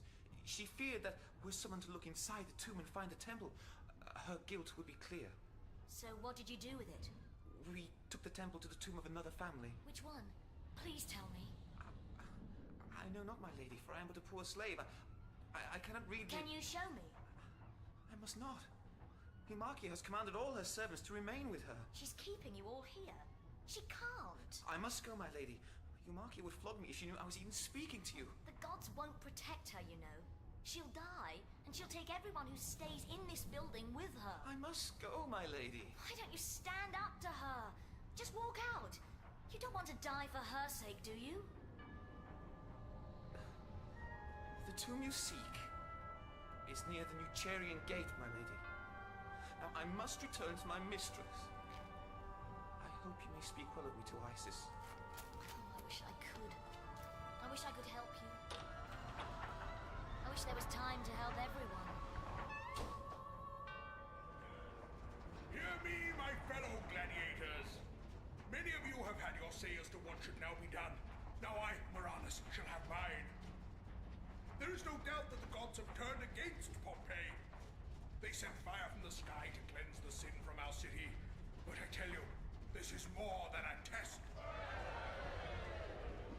The gods would know who is worthy to serve them, who has faith enough to stand strong. Well, I tell you this. We, of all Pompeians, have naught to fear. Have we not served our gods well? Have we not entertained them and honored them with displays of skill and courage? Some of you speak of abandoning our great city, of joining the craven masses who flee like frightened cattle. Well, I tell you this, your cowardice will bring disgrace upon our proud profession. Some of us have braved the ashes already to return here to the barracks. We have proven that there is naught to fear for the bold of heart and strong of limb. Here then we should stay, and when this catastrophe is spent and the citizens return ashamed to their homes, they will say at least that their gladiators had faith and courage enough to weather the storm. They will honor us and respect us as is our due. If anyone here disputes that, if anyone would still turn tail and flee, then let him speak now. Let him argue his case with me! Decurione, where is Valeria Hedone? Well, we have lost her, I cannot see her, Agley. But with the ash and the crowd, she could be mere inches away. You must not trouble yourself. Valeria will do as the doctor has said. She will leave Pompeii to its fate. We must do the same. What if she has turned back? What if she has chosen to find the doctor and Mel? We cannot concern ourselves with her, child. Here, we have attained the gate at last. We may survive this ordeal yet. But there is still far to go to Curione. And the ash fills my mouth and pulls at my feet. I do not think I can go on. I will not leave you behind. I will only slow you down. Why would a man such as you risk your life for one such as I? I made a promise, Agley. I swore to Melanie that I would see us both safe. And I will keep that promise, whatever it takes. My slaves attend me. The stones burst through my very roof. Look at the damage they have wrought to my statue. You, yes, you. I ordered you to carry this down to the cellar where it would be safe. Now see what your indolence has caused. Take it now. And you, Tiburnus, must rescue my precious paintings. If more harm is done, then I will take it out of your hides. Should you not take shelter yourself, mistress? I need no protection. But mistress... Our city has been found wanting, Tiburnus. Pompeii welcomed in the foreign goddess, and we have been damned for it. But I have remained faithful. I worship the true gods. Jupiter, Juno, and Minerva will not abandon Eumarchia to die with the heathens. I will be spared as all around me becomes dust.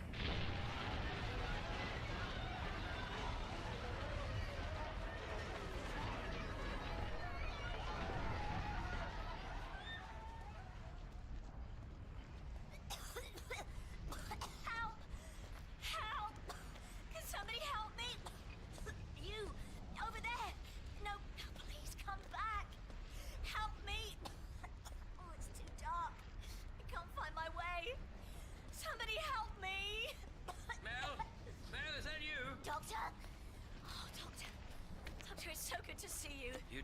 you too. We couldn't get away.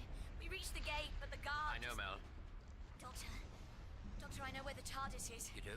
It's in a tomb outside the Newcharian gate, wherever that is. I think it's over this direction. No, wait a minute. If this is the Temple of Isis and the Forum is over this way. Oh, it's no use, is it, Doctor? We'll never find our way through all this. And even if we did, we'd have to search all the tombs to find the right one. It's too dark. I can hardly breathe, and the ash is already knee-deep. You were right, Doctor. History's working against us. This is the end, isn't it? The end of Pompeii, Mel. Inside the temple now, the priests of Isis are sitting down to their last meal. One final tribute to a goddess who won't save them. That's how they'll be found. Many years from now, their corpses petrified, preserved by the ash, their food still laid out on the table. And us? Will they find our bodies too, Doctor? There's always a chance, Mel. You told me that, remember? What are you doing? Just borrowing this hanging lamp from the temple wall. I don't think we'll be needing it anymore, do you? There. At least now, we can see a little better. Until the ash puts out the flame. If that happens, we'll just relight it. I was wrong, Mel. You were right. You had hope. Sometimes that's the most important thing of all. So, what do we do now? Whatever it takes, Mel. Whatever we can to find the TARDIS and escape from Pompeii. And the laws of time? Oh, we'll worry about them later. Come along, Mel. We've no time to lose. I'm right behind you, Doctor.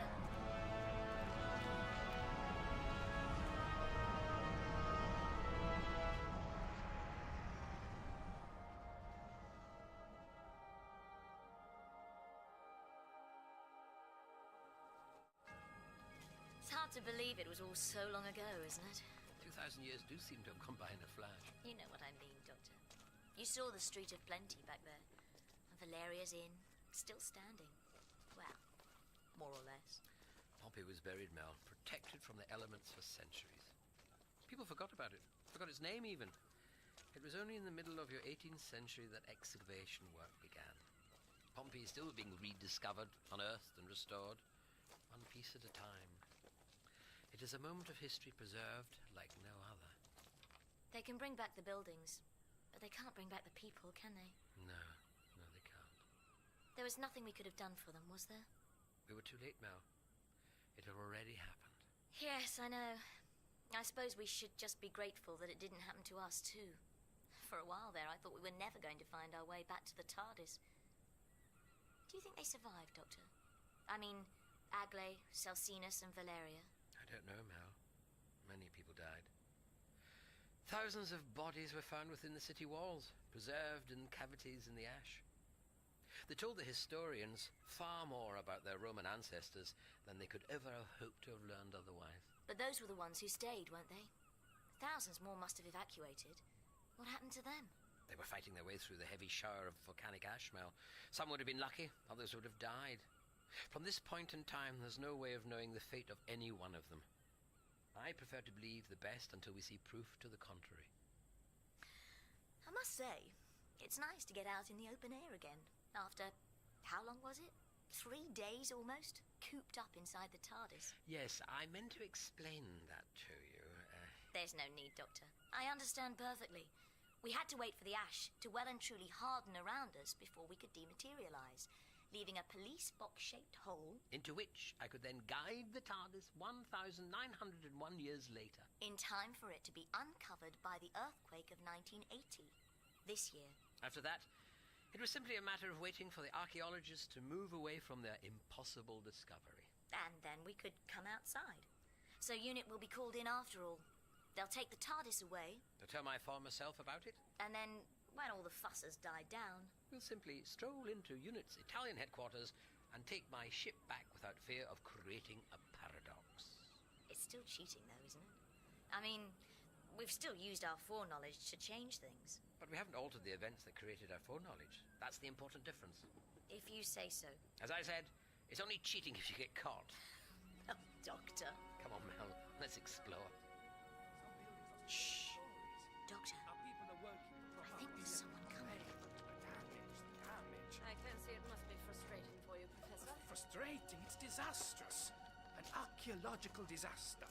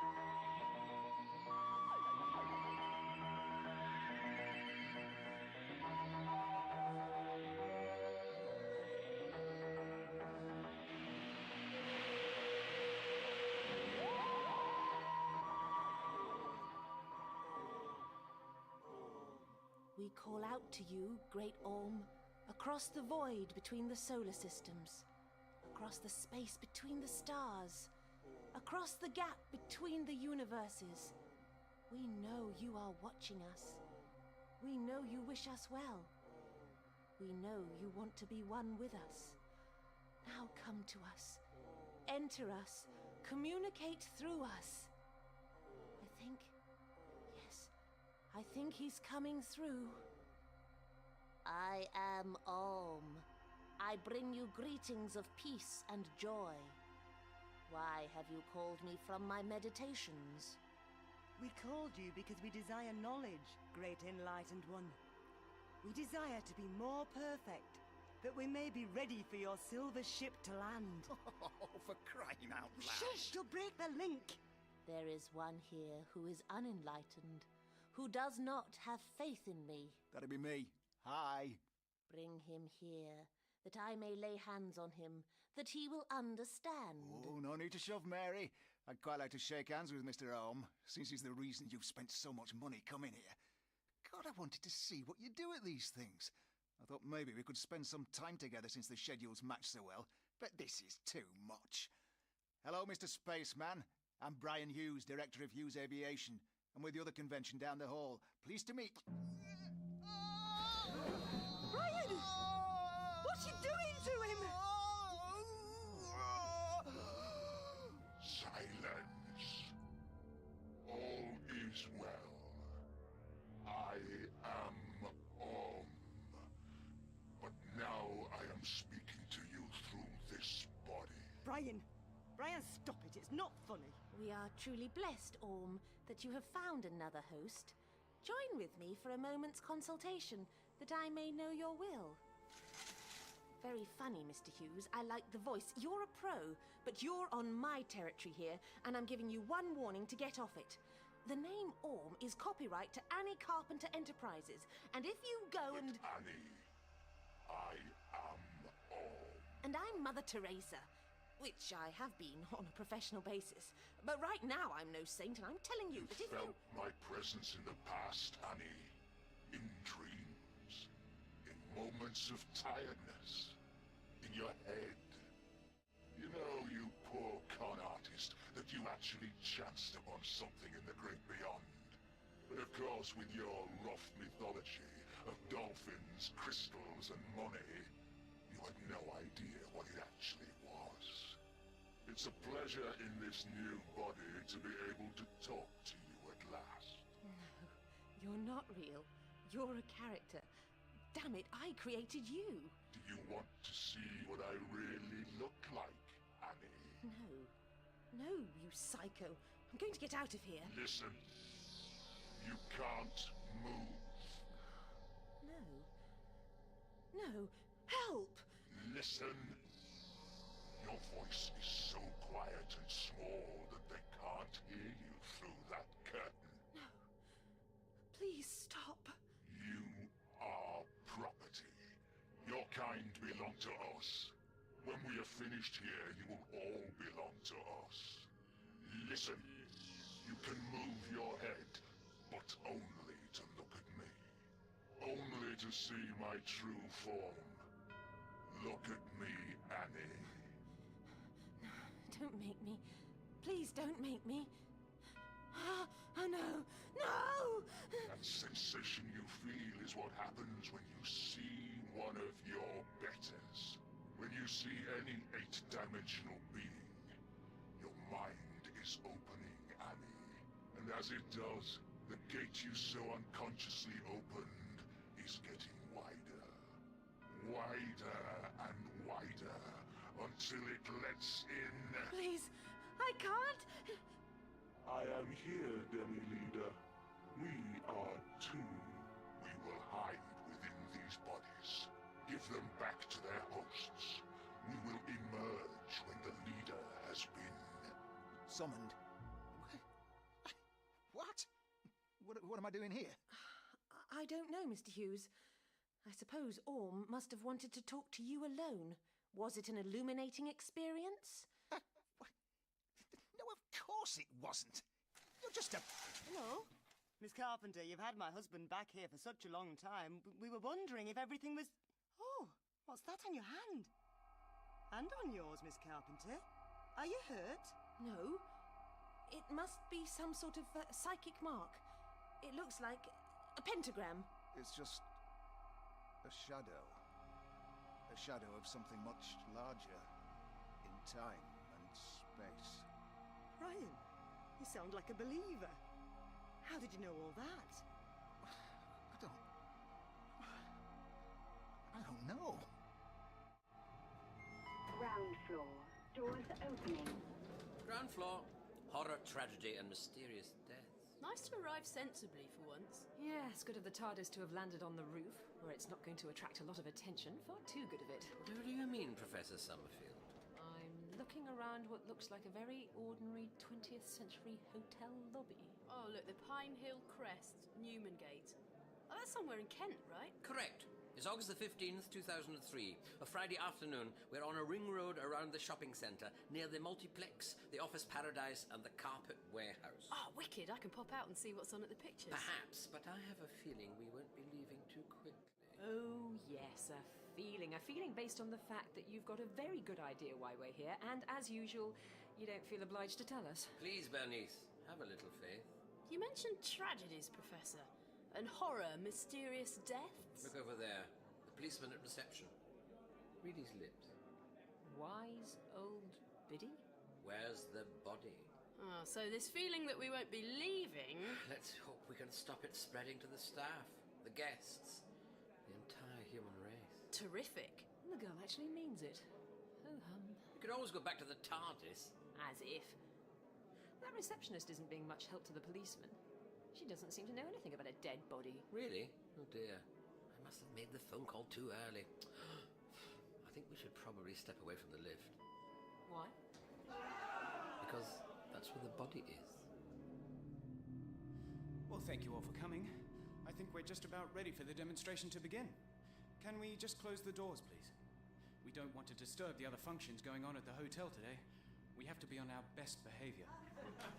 Thank you. My name is Dr. Michael Pembroke. And now, ladies and gentlemen, if you'll just observe the particle tracking chamber, it's as simple as this. I set the device to ready mode, I calibrate the tracking apparatus, and now we're ready to fire.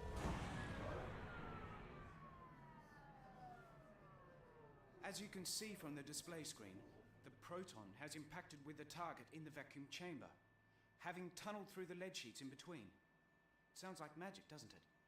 But more than that, as these tracking charts show, the particle appeared here before it left the source here. Think of the applications in computing, in aviation. An aircraft with avionics systems based on my process would be the leader in its field. Talking of which, is Brian Hughes here yet? Yes, ladies and gentlemen, you've got stiff competition if you're going to bid to fund my work. Brian Hughes himself will be here today. He said he'd join us after he popped in to see his wife in one of the other conferences. Do I hear my name being taken in vain? Mr. Hughes, glad you could join us. Oh, listen, Dr. Pembroke, I wouldn't have missed this for the world. It's an old man, homeless by the look of it. I can't see any obvious cause of death. I don't want to push my way through this lot to check.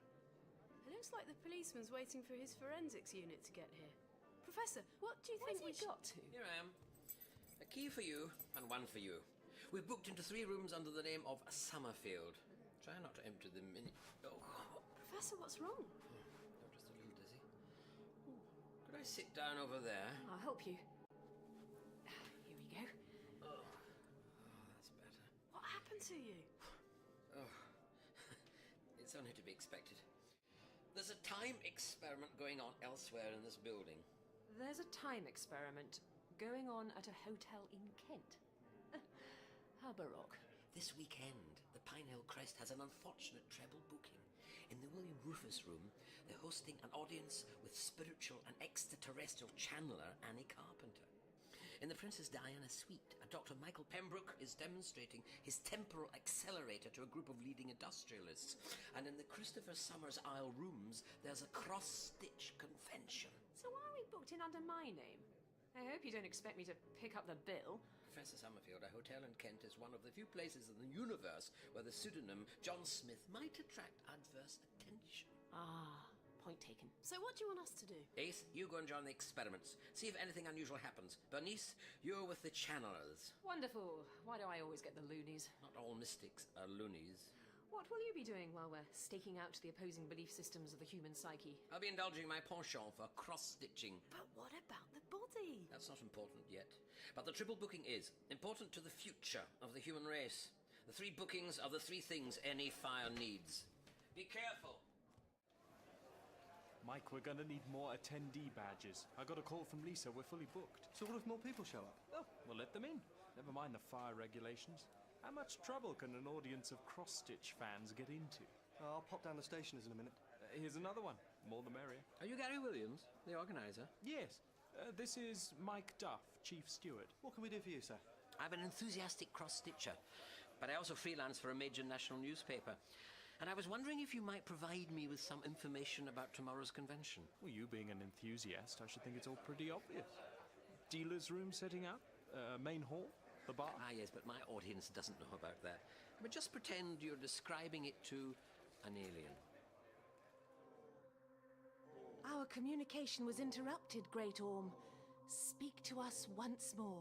Tell us your universal message. Oh, hi. Excuse me, is this the room with all the extraterrestrial channeling going on?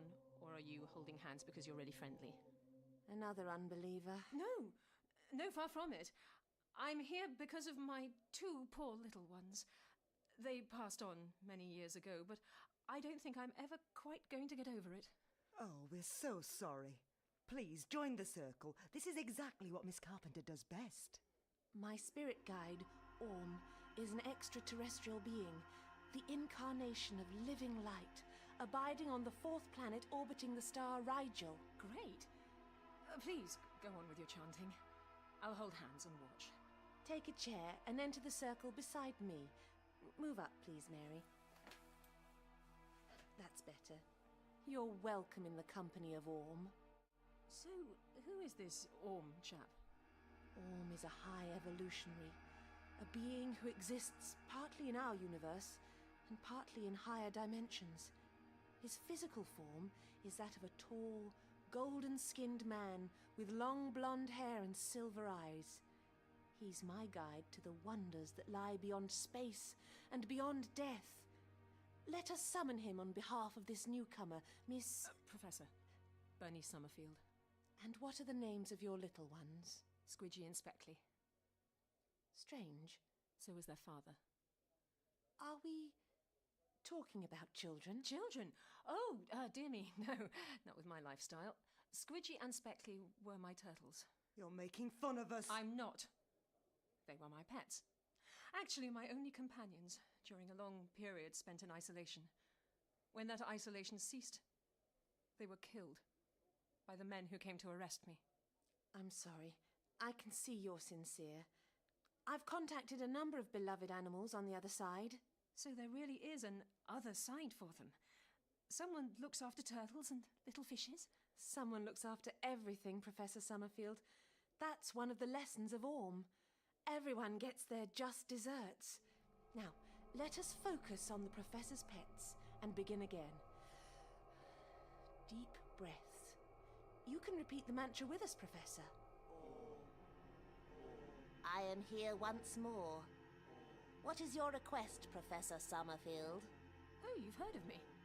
I am aware of the vibrations of all beings. I have a question for you, Orm. What is it? Well, you're on Rigel 4, right? Correct. Do you know Johnny Clark? Tall chap, frizzy hair, reads the weather on Rigel Nightly News. I know Rigel 4's a big place, and it's like when you say you know someone in New Zealand and everybody asks if they know the person that you know and... What? You are mocking us. Laughter is good for the... Laughter is... Miss Carpenter! I thought you were sincere. Stressed like this drains her energy. And the wound on her hand can't help. Nasty. Would you like me to slap some antiseptic on this? Please do not touch the mark on the hand of my... Do not touch the shadow. Oh dear. Terribly sorry. I must withdraw to regain my concentration. I will return in a few minutes and we'll begin again. Hard night on Rigel 4 last night, was it? And that's a complete systems analysis, showing, I hope, the many industrial uses of this prototype. Now, hands up. Are there any questions? Yes, if I might cut in. Mr. Hughes, I knew you'd be hot off the blocks. That's a nasty burn on your hand there. Oh, I don't know how I got it either. I'm being a brave lad. I was just wondering, how do you define a core reality for your particles on a moment-by-moment basis?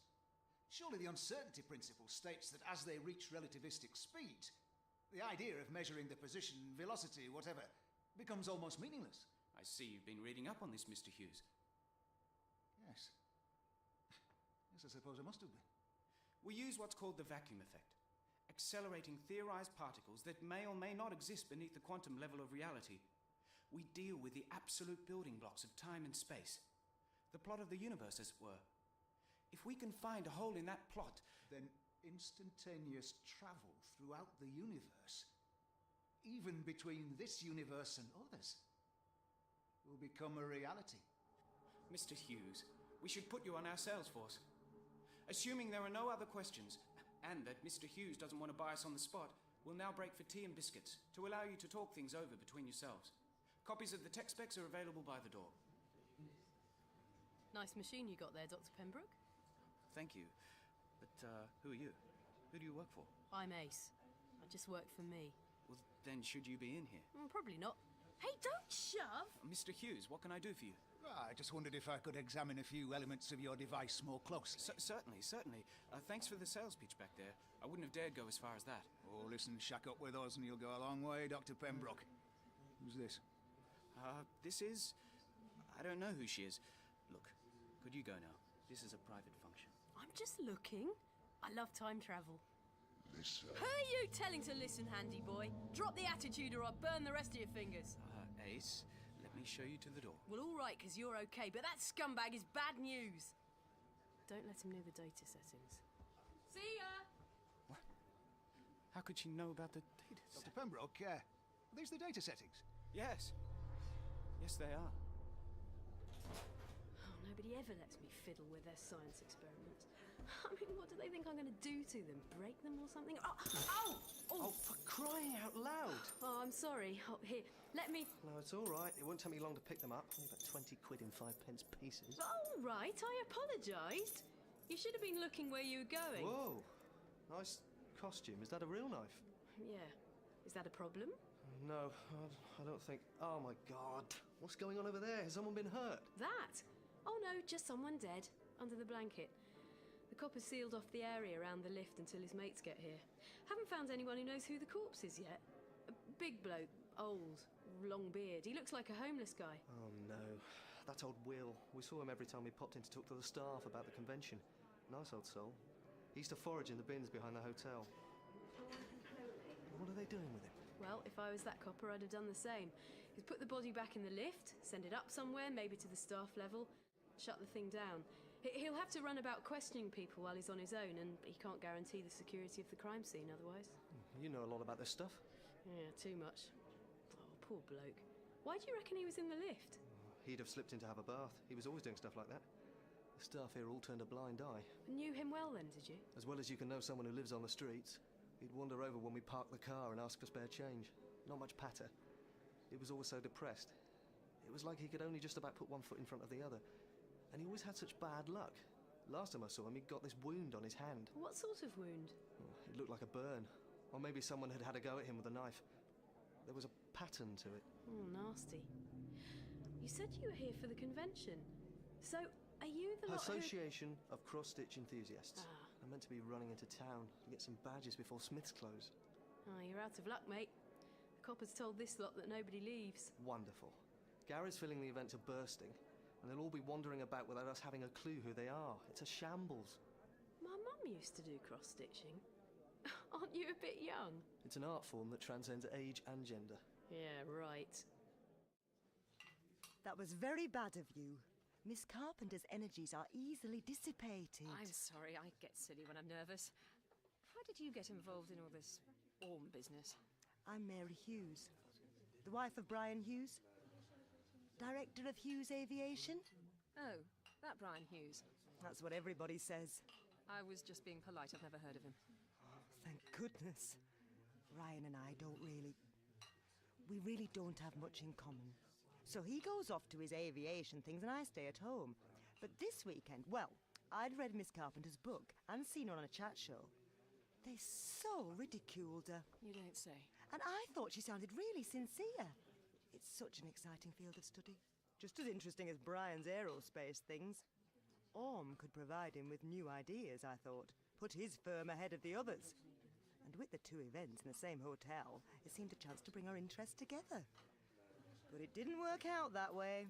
You could get him into cross-stitching? What, Brian? Oh, he's always too busy with his technical work.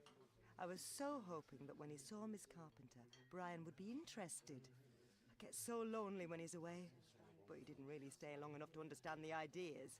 So he made fun of her, and when he realised nobody was laughing, he went back to his work. I'm really sorry. I think it's a great idea for you to get out and do whatever you want to do. Orm even reached out to him. Put a mark on his hand to demonstrate the reality of his presence. You know, like the one on Miss Carpenter's hand. Ah. Do you know, I'm feeling rather guilty that I got in the way of the whole ceremony. Can I pop back and see Miss Carpenter? Let her know I'm not going to disrupt everything again. Oh, that's lovely of you. She'll be meditating behind the curtain. Oh, back in a bit. So, how long have you been a cross-stitcher? Oh, from when I was born. The 7th time. How many attendees do you have here? 663, give or take 4 or 5. Oh, very funny. Very appropriate. Sorry? Oh, not you. Oh, sorry. Mustache. Look at the time. Where are you off to? I've arranged to meet someone, but don't worry. I'll be back. Annie? Annie, are you here? I'm here. I'm meditating. Does the sherry